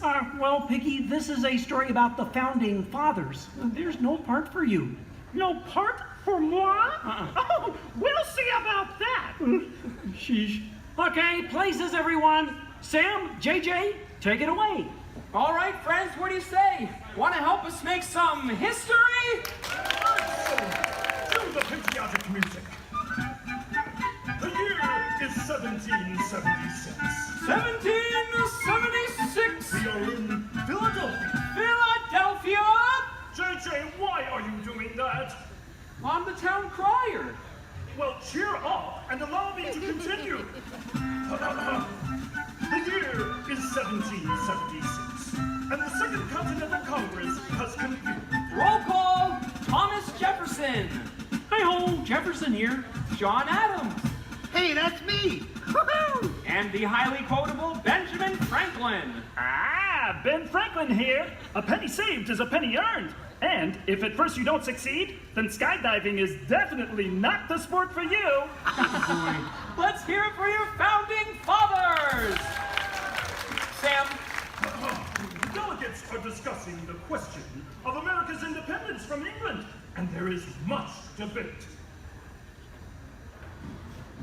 Psst. Hey, that's you guys. Oh, right. Debate. Debate. Point of view. Opinion. Says you. Argument. Point. Counterpoint. Order. Needle point. Order. I'll take 2 hot dogs with extra mayo. A banana sounds appealing. Waka waka. You get on with it. Okay, Sam. Guys, look, let's get down to business. Does anyone have any arguments in favor of independence? I do. Our continued association with England has grown intolerable.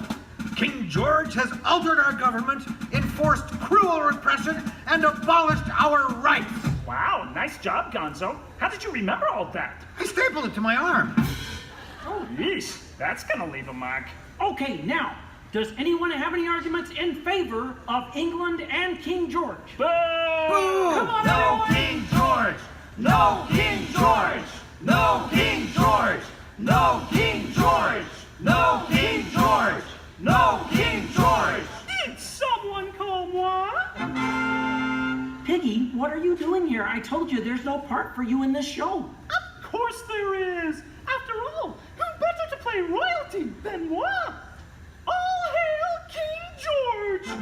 Piggy, women aren't kings, they're queens. Fine. All hail Queen Georgette! Good grief.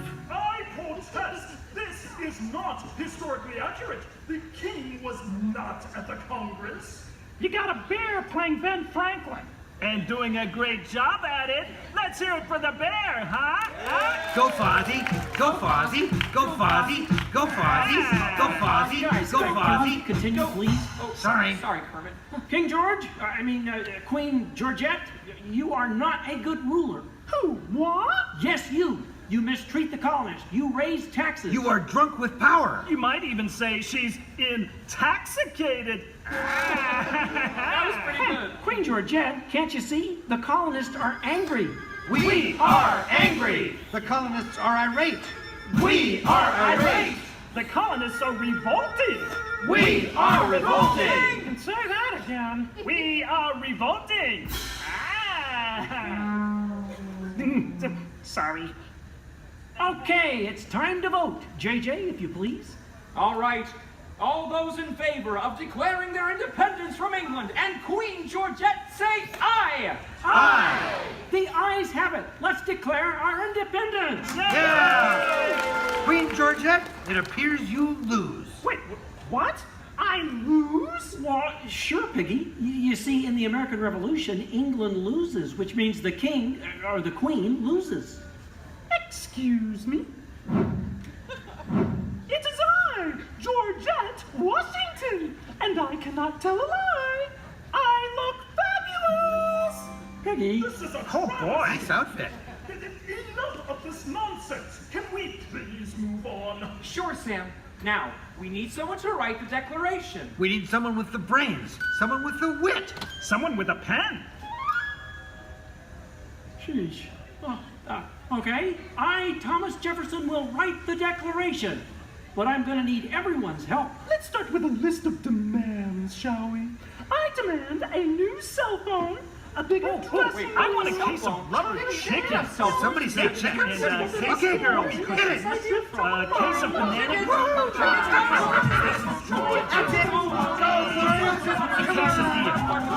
You're doing it! Guys! Guys, when Jefferson wrote the Declaration, it was more than a list of demands. What?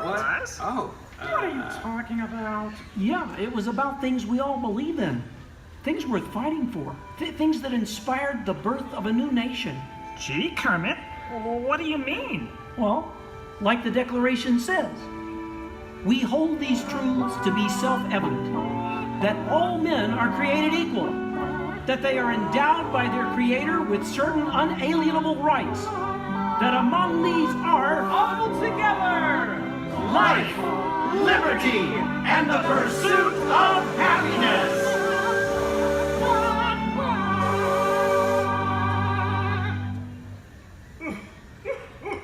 Sam, why are you crying? I thought that was pretty good. It wasn't good. It was glorious. Yes! Way to go, everyone. Hey, Sam, looks like now you're the town crier. Just ring the bell. Let freedom ring! Great moments in history, the 4th day of July. Great moments in history, we said King George goodbye. And here's what you will take away in all your minds and hearts. Great moments in history, great moments in history, great moments in history. Great moments in history, but just the American parts. Thanks, everyone. We couldn't have done it without you. And to England, no hard feelings. You're still one of our best friends. Thank you all for joining us for a great moment in American history. We hope you come by again soon and have a magical stay here at the Magic Kingdom. Bye-bye. Bye-bye. Bye-bye. Bye. So long, everybody.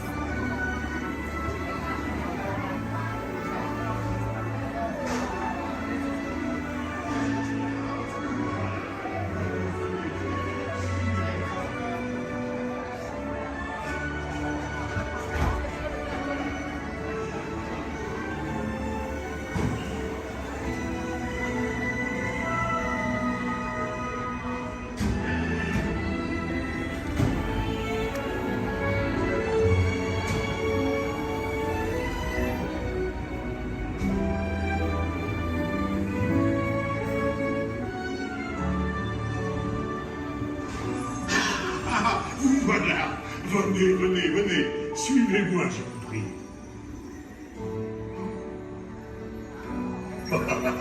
Chef Remy is waiting for you. This way.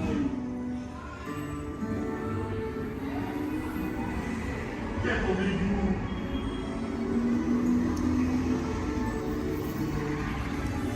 Des erreurs, des invités pour le dîner. On n'aurait pas idée en commun? Non. C'est pour un oui. Tout simplement. Voilà. Mais oui, that's it.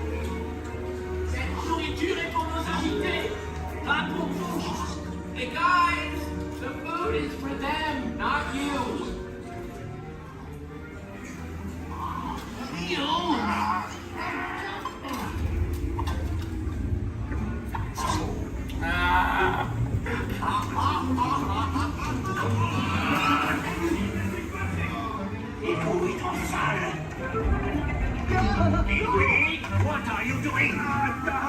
Que manigancez-vous? Out of my way!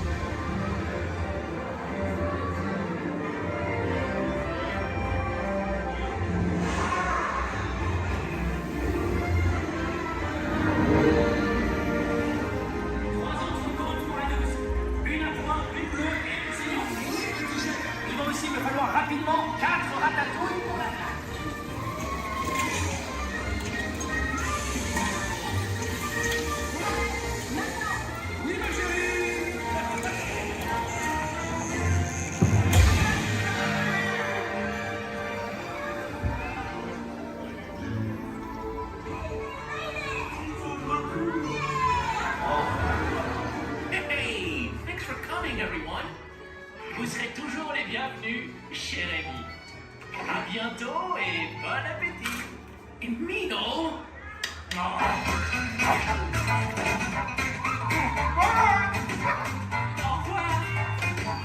Little for you, right this way. You are always welcome at Bistro Chez Remy. Au revoir.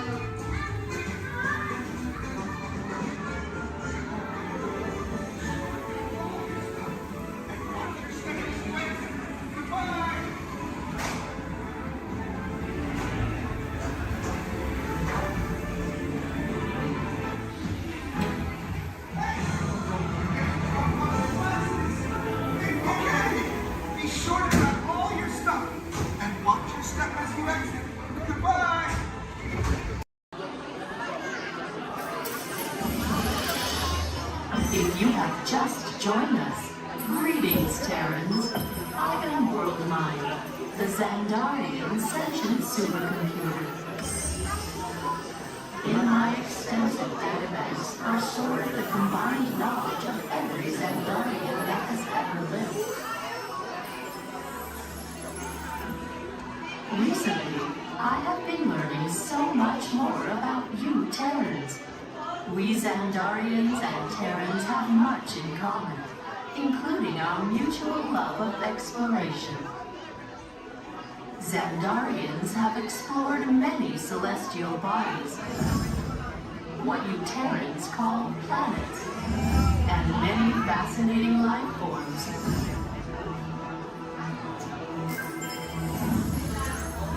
In the past, when you witnessed our homes, you referred to our ships as unidentified flying objects, or UFOs.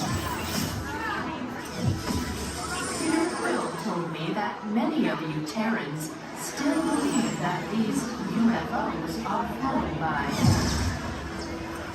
little green dudes with big eyes and small mouths and antennas and whatnot. In your Terran year of 1977, your scientists launched spacecraft on an exploratory mission.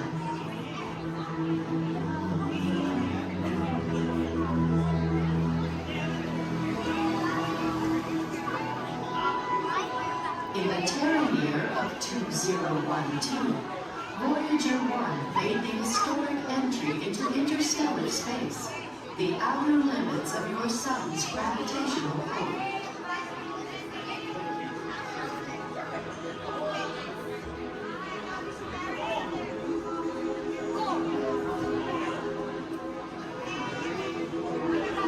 Voyager 2 entered interstellar space 6 years later, and I detect that both are still sending you data about their surroundings.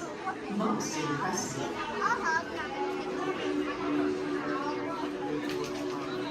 What I find intriguing is that not only are your Voyagers receiving and sending data, they are also serving as ambassadors, carrying greetings from you Terrans to the universe.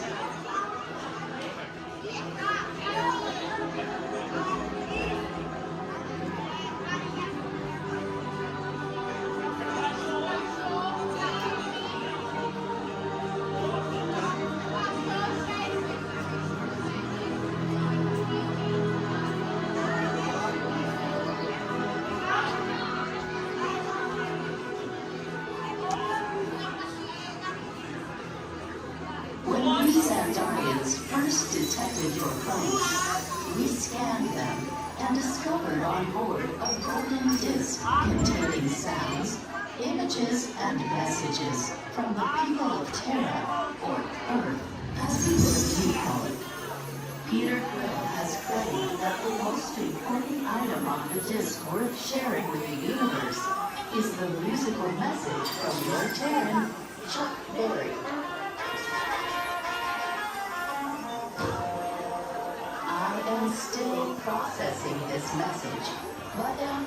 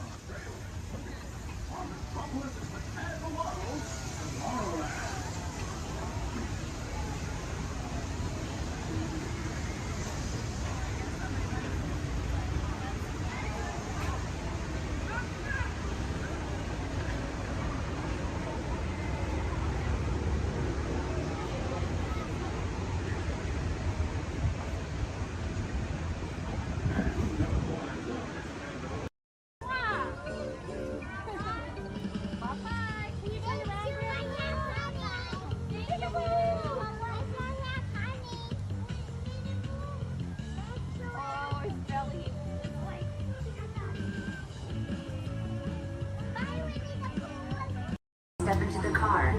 For your safety, remain seated at all times, keeping hands, arms, feet, legs, and other appendages inside your car. And please supervise younger beings. Stay clear of the doors, which will open and close automatically. Enjoy your journey. Para su seguridad, permanezca sentado y mantenga sus manos, brazos, pies y piernas dentro del vehículo. Y cuide a sus niños. Gracias. Please step carefully onto the moving platform, then step into the car. For your safety, remain seated at all times. This is the TTA Blue Line, non-stop service around Tomorrowland.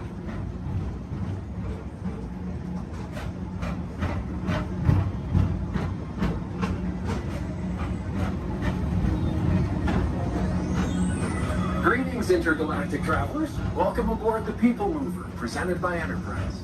I'm Orak 5, your guide aboard this highway in the sky, the absolute best way to see Tomorrowland.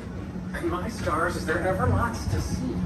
From spacecraft to monster labs, there's really nothing like today in Tomorrowland.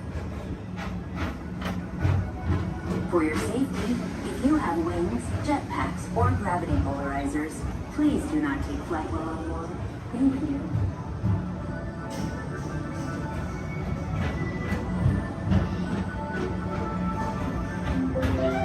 The next station is Tomorrowland Urban Planning and Star Traders. Transfer to the green and red lines. Don't worry, your express train keeps on rolling through the future, right by two of my favorite spots.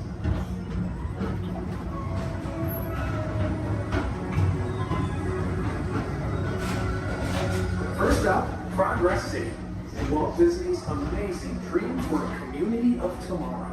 Did you know Progress City inspired Epcot? And a lot of the visionary ideas throughout Walt Disney World. Look, there's even a tiny people mover. I wonder if that means there's a tiny Orak.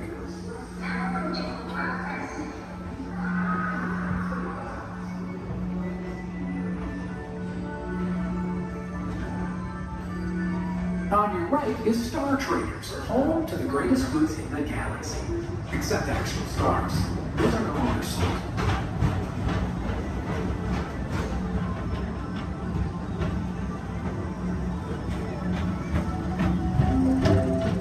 Now approaching Tomorrowland Speedway and Tron Light Cycle Run. I love a good circuit, and these are two of the best tracks in the cosmos for a bit of light, speedy competition.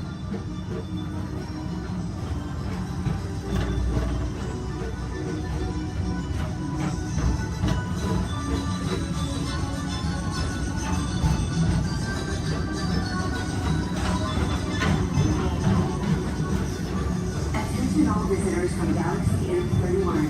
Please keep forward-facing tentacles clear of oncoming vehicles. Thank you.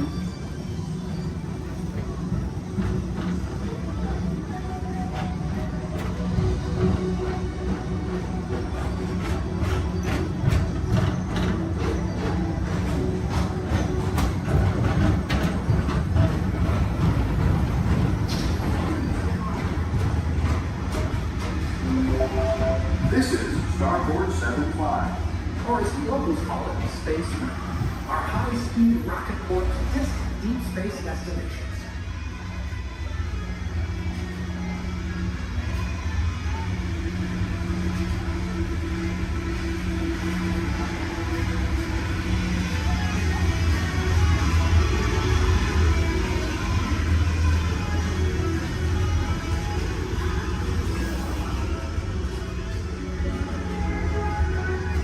Let relaxation wash over you at the most refreshing retreat in the galaxy, the coral rooms of Pisces 7. You H2O it to yourself.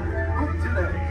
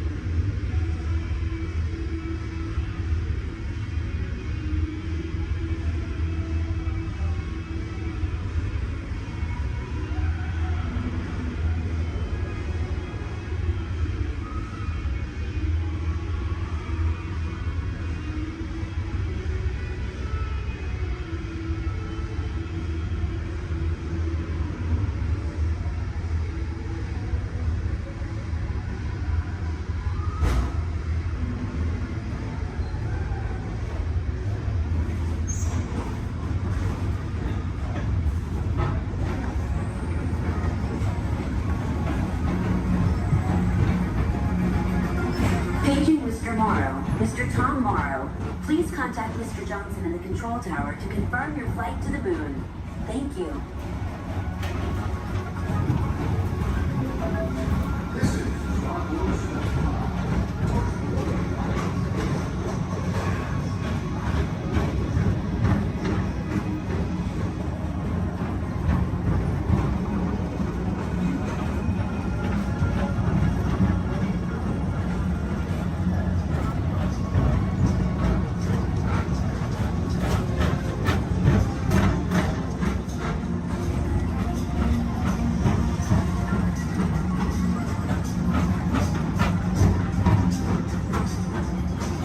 Attention all visitors. To your right is the Astrobarometer, our celestial symbol of interplanetary harmony and fellowship.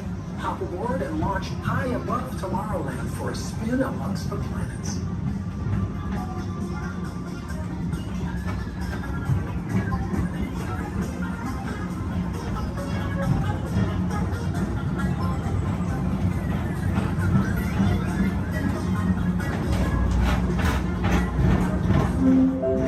The next station is Walt Disney's Carousel of Progress. As usual, we'll keep moving ahead, and so does the carousel. Like progress itself, this theater...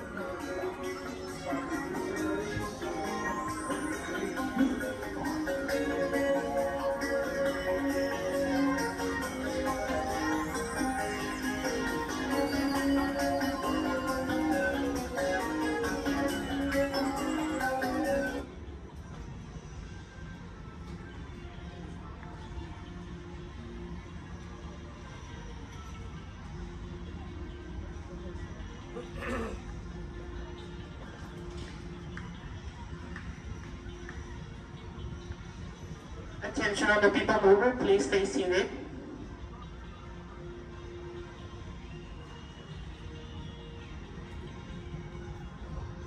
Attention all people mover passengers, for your safety, please remain seated with your hands, arms, feet, and legs inside the vehicle as vehicle bumping may occur. This ride will be in motion immediately. Thank you.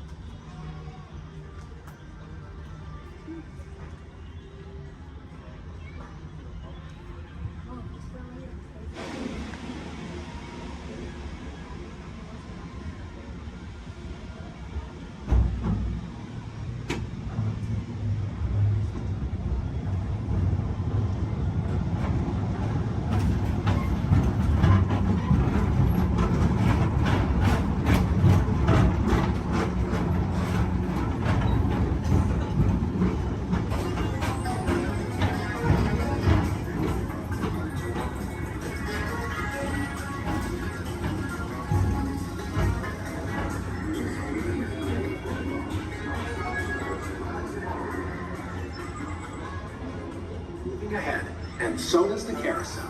Like progress itself, this theater never stops, inspiring new generations to dream of a great, big, beautiful tomorrow.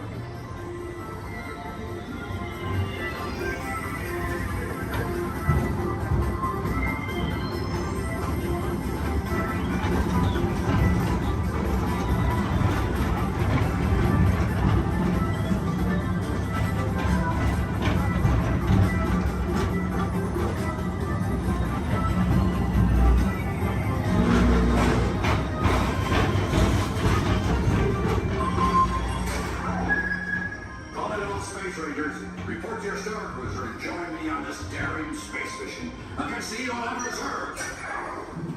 Affirmative. We run it, Buzz. You can count on us.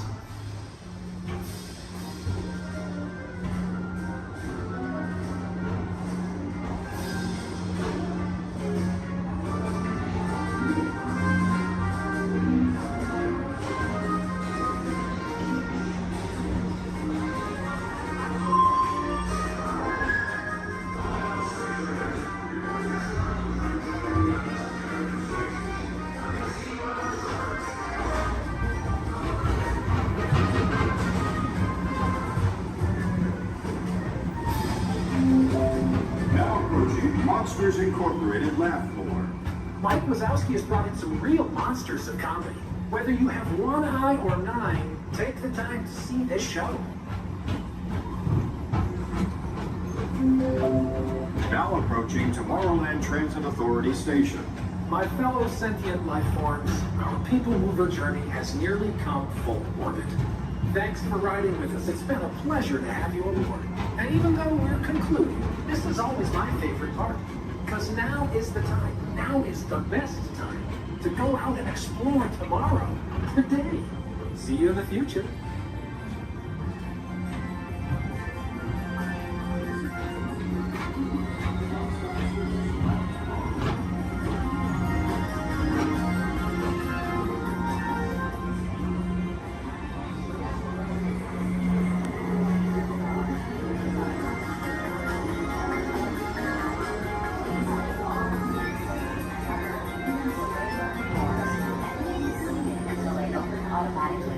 Step onto the moving platform with caution and exit by stepping away from the car.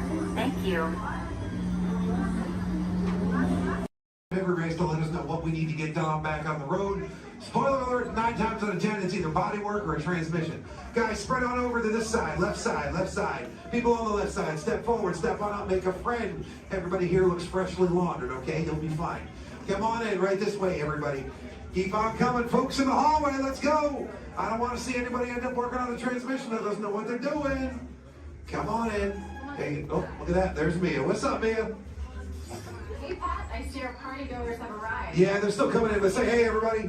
Hey, I'm Mia, Dom's sister. Well, another race just wrapped, and it looks like my brother with another car for his collection. Anybody surprised? Honestly, I don't know why anybody challenges him. Hit me in the man. Well, we're meeting up at Sullivan's Garage for the after party, and while Tej works on your rides, you guys enjoy the break room. My brother calls this the family room. Oh, here we go. Dom says he doesn't have friends, he has Family.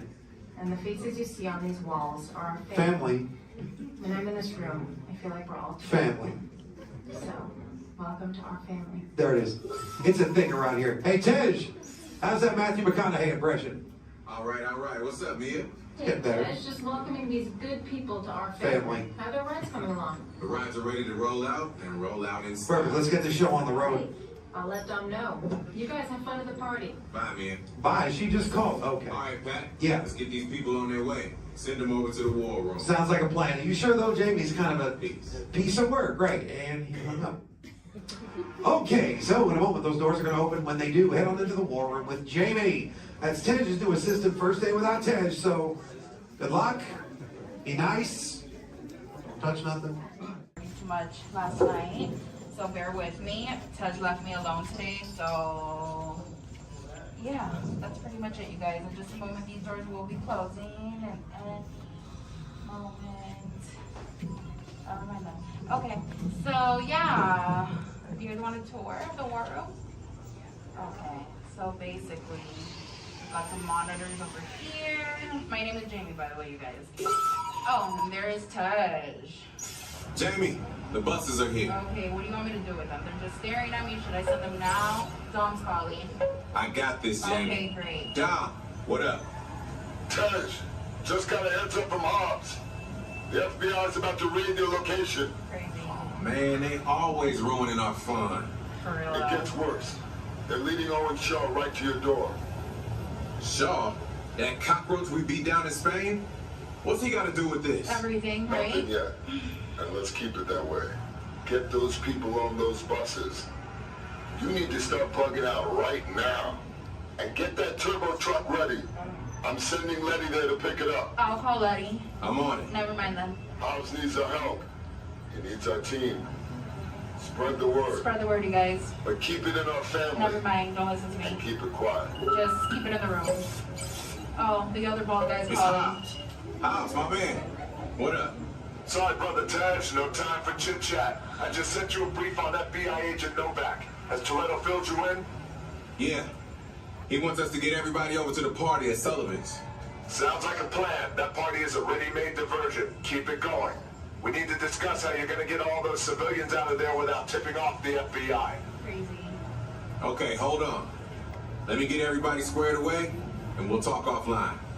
Copy that, Tej, and let everybody know. Shut off your cell Don't phones. listen We to don't him. want Shaw tracking your He's locations. overreacting. Just put it on silent. Okay, Jamie, Yeah. you heard the man. I heard him. It's about to go to a whole nother level. Crazy. Send everybody to the loading dock. All right, you guys. We heard him. Have fun. If anything happens, my name isn't Jamie. Okay?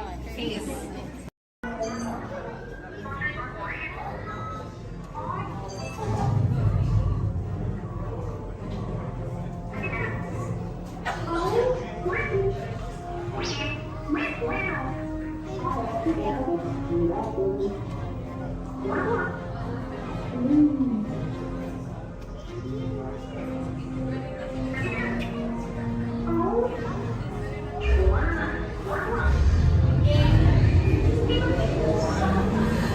Incoming transmission from Ray.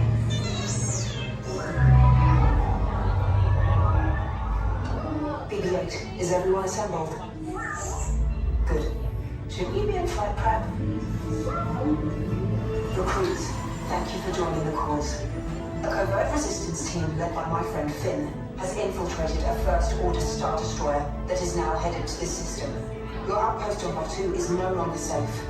We have transports waiting to take you to General Organa's secret base on Pucara.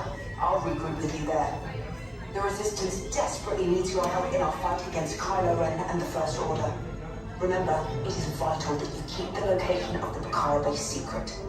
Lieutenant Beck, one of our top commanders, will lead you. Affirmative. Transport is ready. 9 and I shall personally see them delivered. Thank you, Lieutenant. Welcome to the cause. May the Force be with us. Commander Poltam and a squadron of X-Wings shall escort us to the rendezvous point on Pucara. Roger, this is Black Leader. I hear you're a fine-looking group of recruits. Well, no time to waste. Let's get you on your way to the General. Stand clear. Deck doors opening now.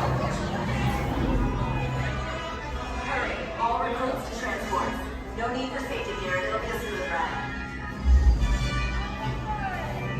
Ground crews, deck is in motion. Recruits crossing to transport. Initiate pre-flight sequence on Deck 3 for Pucara.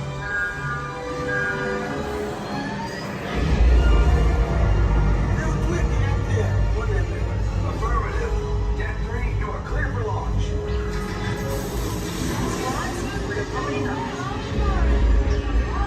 Pucara personnel, this is your final call on board.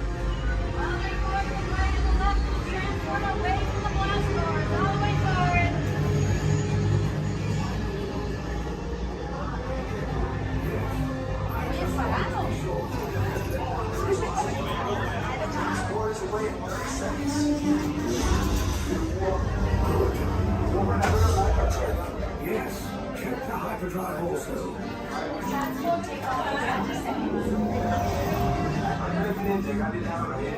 Good. Airspeed sensor. Thank you, 9 Black Leader, are you and your team ready? Affirmative. Engines are hot.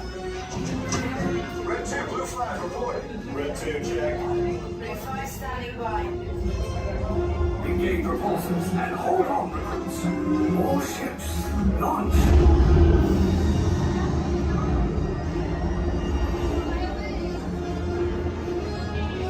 I am Lieutenant Beck. As you heard from Ray, I have been tasked with getting you to Pucara. Red 2, Blue 5, keep tight now. Let's get ready to make that jump to light speed on mark. Black Leader, we're picking up an unusual signal. Are you spotting anything? Yeah, I see it. We'll check it out. BB-8, what do you got? There appear to be a number of small craft heading our way. Raise the shields. We got company. First order TIE fighters. Reroute. Red 2, Blue 5, we got a queue of paths for transport to make the jump. They're all over us. I'm hit. We lost Red 2, more incoming. Blue 5 taking evasive action. Try to shake him, Blue. I'm trying. We lost Blue 5. I'm gonna try to draw out of the way. Copy that. Get us clear so we can make the jump. Be ready. You won't have much time. Where are all those TIE fighters coming from? Star Destroyers. We can't. We're caught in a tractor beam. It's pulling us in. Our lives are friends and make this a fair fight. Don't worry.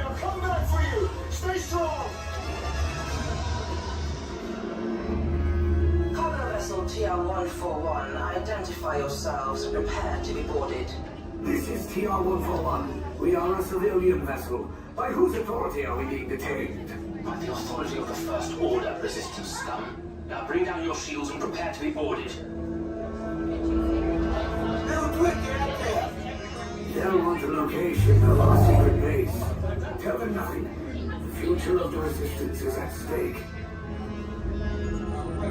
I have a bad feeling about this. Stand back from those doors. Attention, passengers of the TR-141. You have been identified as enemies of the First Order. You will disembark immediately and prepare yourself for interrogation. Proceed forward, now.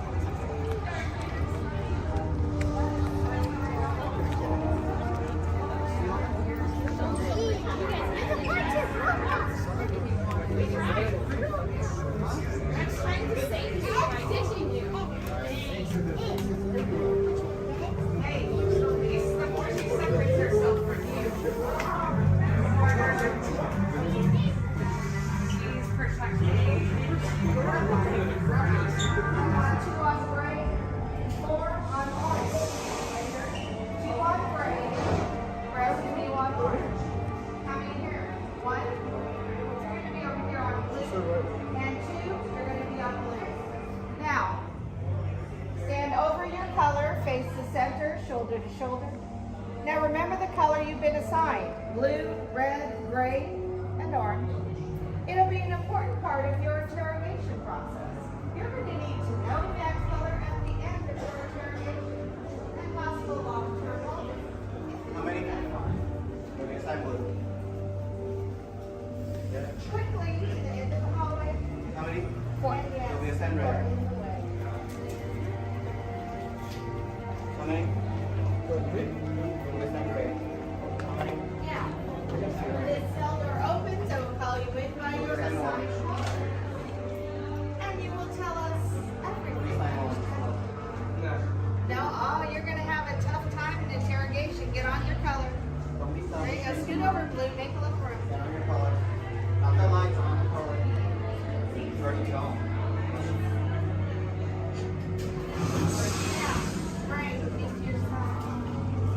Everyone has to decide a color. Look down and memorize it. Do not forget it. This was Bruce interrogation. Wait till we get started. Is that your only speed? Slow. Let's move it along.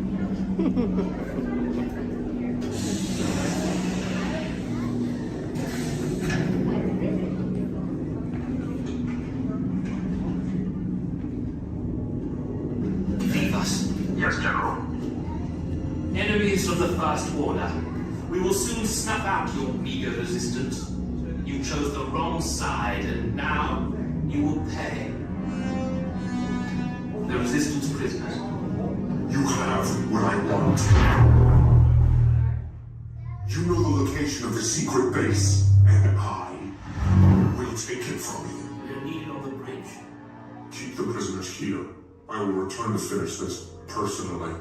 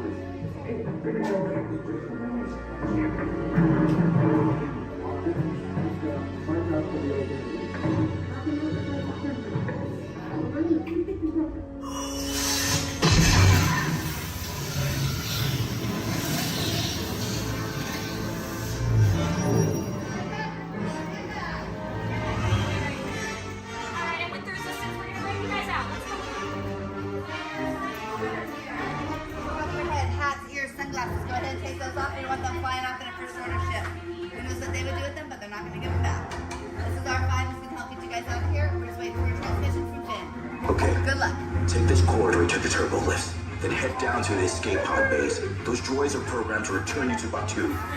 Hurry and don't get caught. Lieutenant Beck will guide you. Recruits, for your safety, stay seated with seatbelts securely fastened. Keep hands, arms, feet, and legs inside the transport and supervise your children. Tell them it's a prisoner transfer. Did it work? Good. Now get a move on. There's a clear path to the turbo lift at the end of the hallway. Turn right. Probe droid. You're lucky it didn't spot you. Take those turbo lifts and stay out of trouble. Hey, you're not authorized. Wait, go to the prison.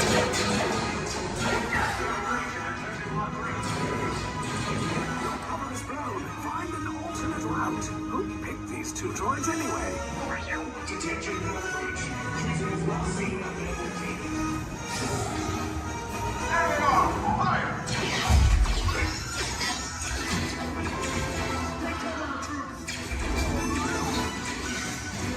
The escape pod just below us.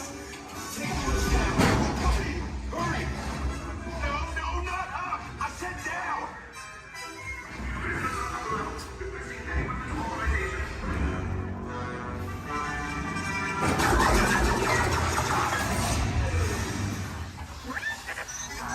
This does not look good. Try to find another way down to the escape pods. The Resistance will attempt to rescue the prisoners. They have neither the resources nor the courage to engage us. You underestimate their conviction. Raise the shields! Shields? I see no evidence. Now! Sound the alarm! All personnel to their stations! Sir, the prisoners have escaped. How brave, but ultimately hopeless. There's nowhere to run.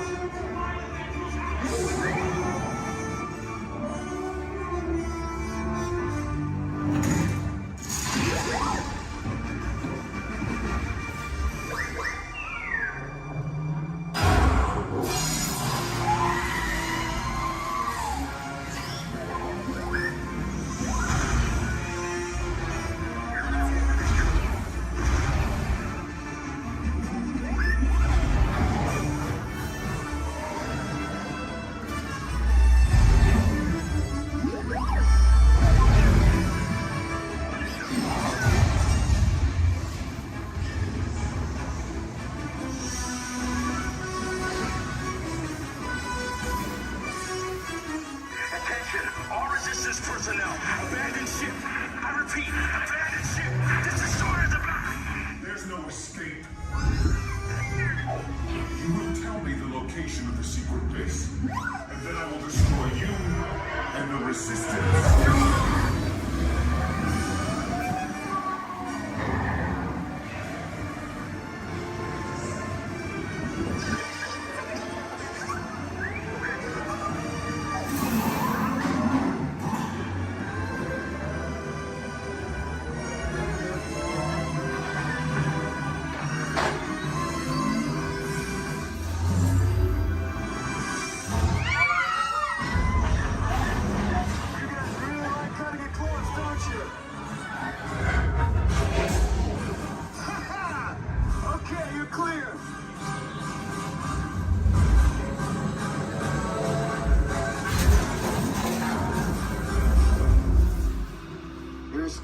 Came in a little off target. Ground crews will meet you outside the wreck. All right, nice job, recruits. Not what you signed on for, but hey, you're Resistance now. I think I have that authority. Right, Beck? Where's the lieutenant? I need eyes on Beck. I know, Scaffold's copy. More escape pods down in Sector 4. Verification pending from Key Command personnel. Where's the lieutenant? I need eyes on Beck. Lieutenant Beck here. Beck! You're right. I should hope so. Great job, recruits. Thanks to your heroism, the location of the Resistance base is secure. Bravo! Yes, R5, you too.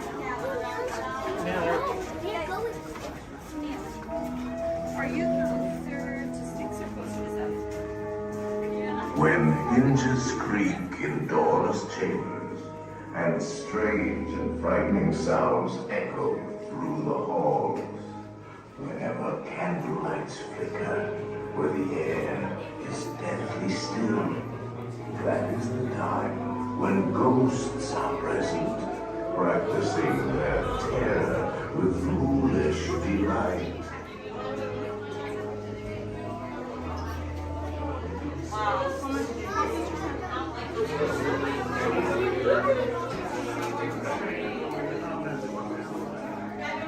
Proceed all the way to the chamber and all the way across the walls.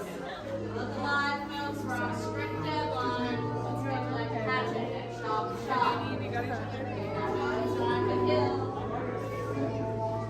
Welcome, foolish mortals, to the haunted mansion. And your host, your ghost host.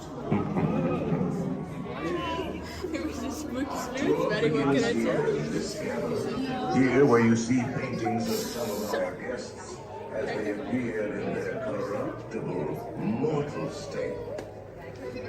Kindly step all the way in, please, and make room for everyone. There's no turning back now. Now everyone, gather your bodies away from the walls and into the dead center of the room. Your cadaverous pallor betrays an aura of foreboding, almost as though you sense a disquieting metamorphosis. Is this haunted room actually stretching? Or is it your imagination? And consider this dismaying observation. This chamber has no windows and no doors. Which offers you this chilling challenge to find a way out.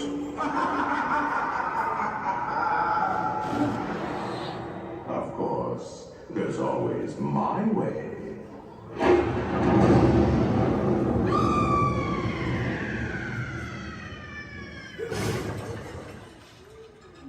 Oh, I didn't mean to frighten you prematurely. The real chills come later.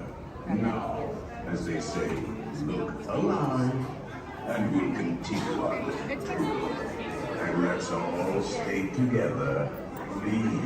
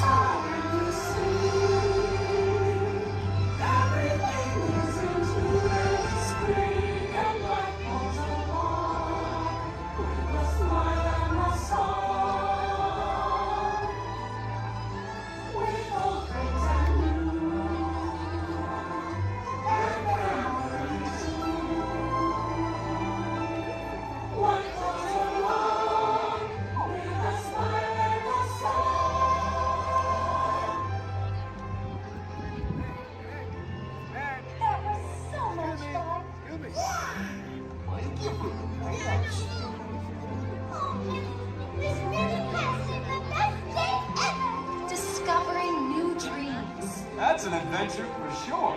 Trying something new.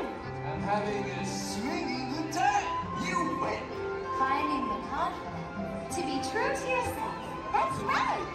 Here's to all of us, old friends and new ones. Warm hugs for everyone. Oh, this is what I love about the friendship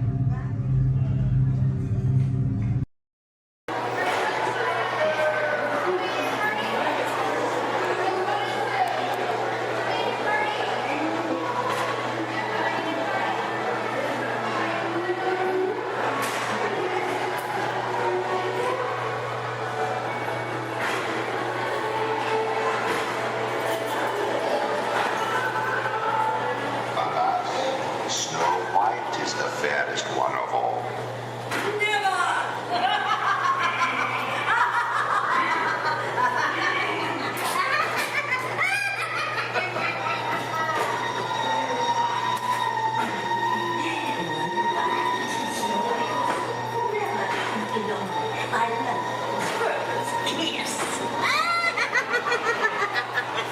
Jesus. And never come back.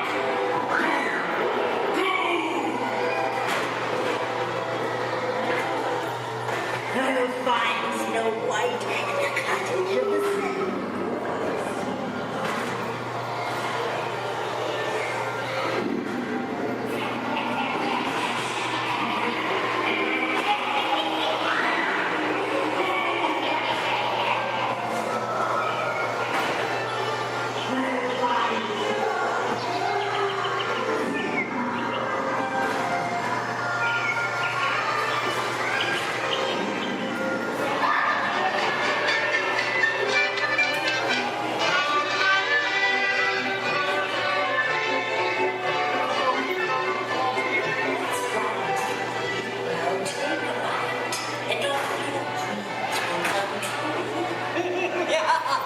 Now I'm the fifth one. It's the Wicked Queen! The Wicked Queen!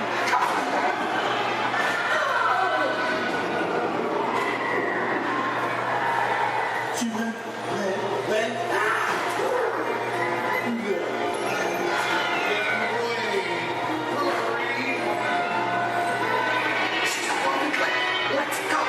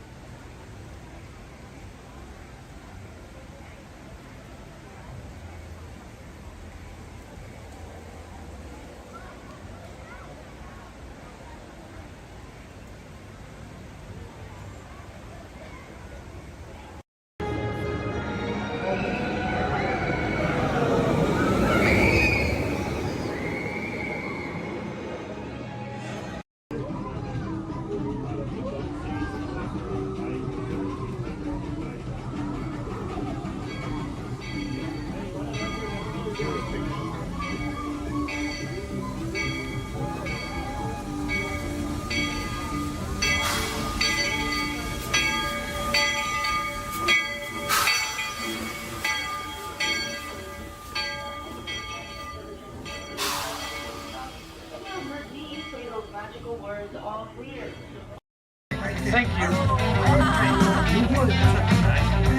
Oh, we got company. Wow. All right. How do, people? Hey, don't mind us. We'll be finished in just a minute. Yeah. What? What's hey? How you What are doing? you guys still doing here? You're supposed to be at a show. I'm working. Now. I'd like to introduce our lovely manager. Yeah, she's usually not like this, folks. Usually worse. I heard that. Where is my limo? Good. Okay, come on, guys. Please, get in the car. Sorry, folks. We gotta go.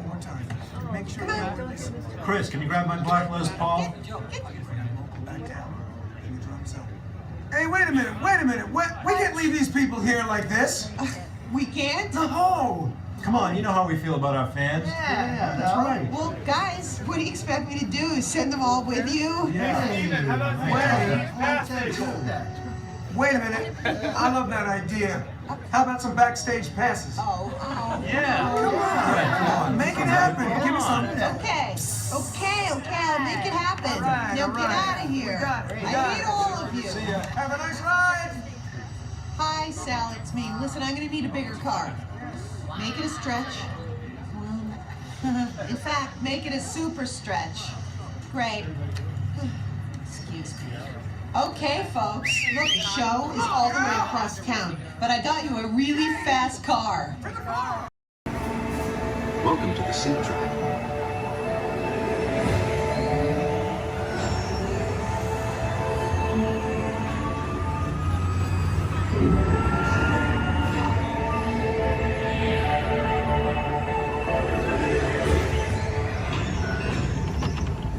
We'll begin with the capability test to see how your vehicle designs perform under challenging weather and surface conditions. Monitoring road surface. Connecting to OnStar. SIM-car performance data acquired.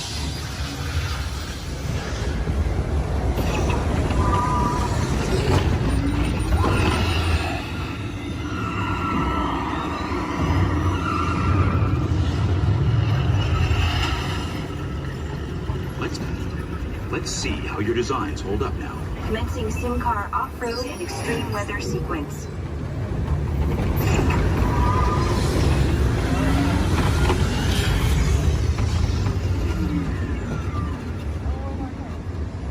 Capability test results displayed and verified.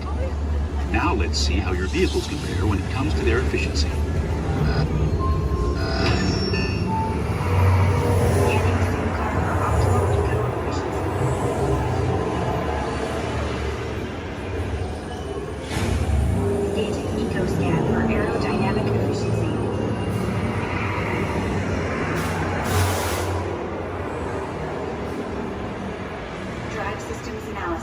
Hyperspectral imaging in progress. Calculating total enviro impact.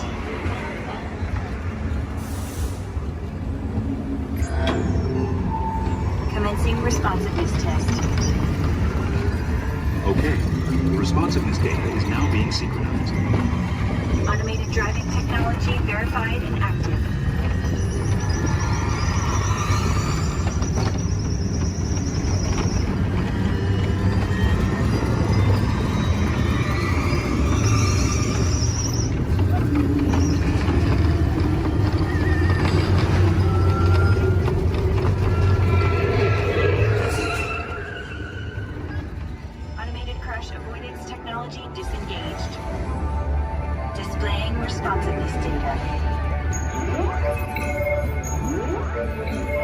Here comes the final test. Energizing for power test.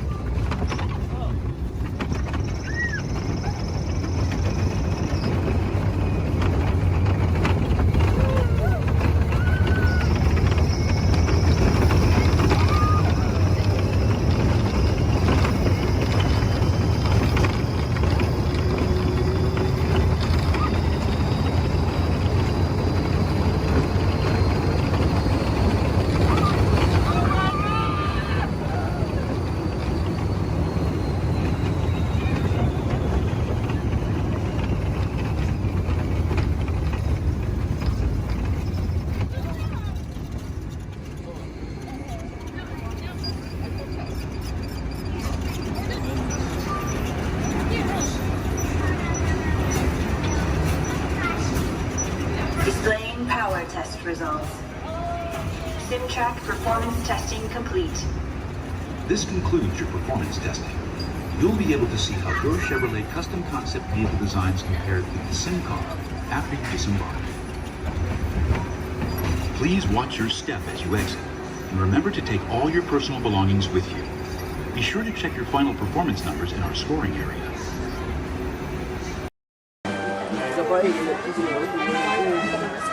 Alright folks, we'll be on our way out to Sleeping Beauty's Castle Center Park. Please remain seated, you're in.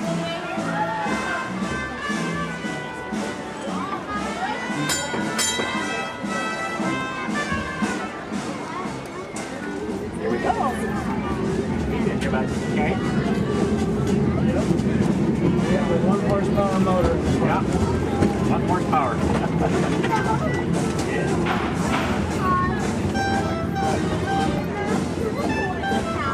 Well, because this one only has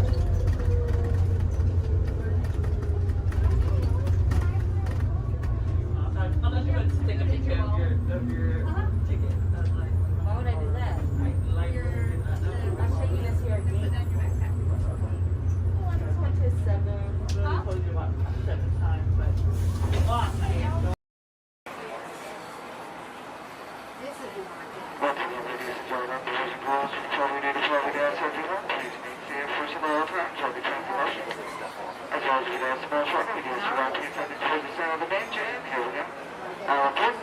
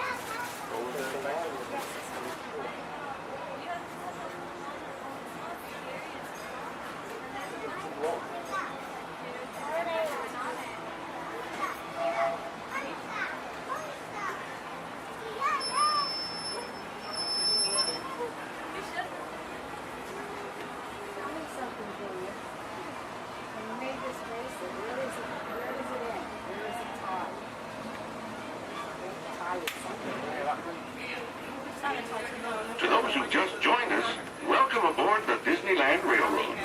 To ensure a safe ride, remember to stay seated with your hands, arms, feet, and legs inside the train.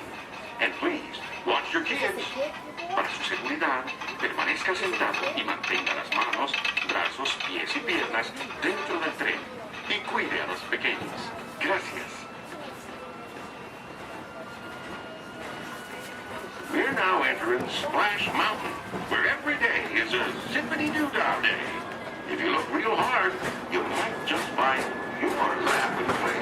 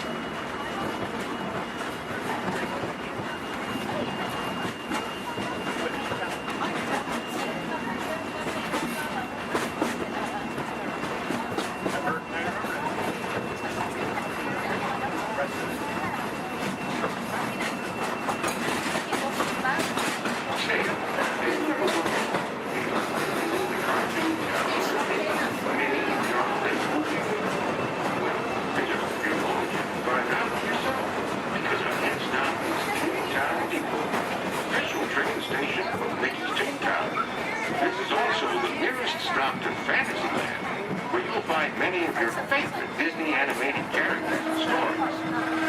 If you'll be leaving us here, please wait until the train comes to a full stop. Remember your personal belongings, then step carefully from the train. You all have fun and say hi to Mickey for me. For those of you continuing on with us, we'll be resuming our trip in just a moment.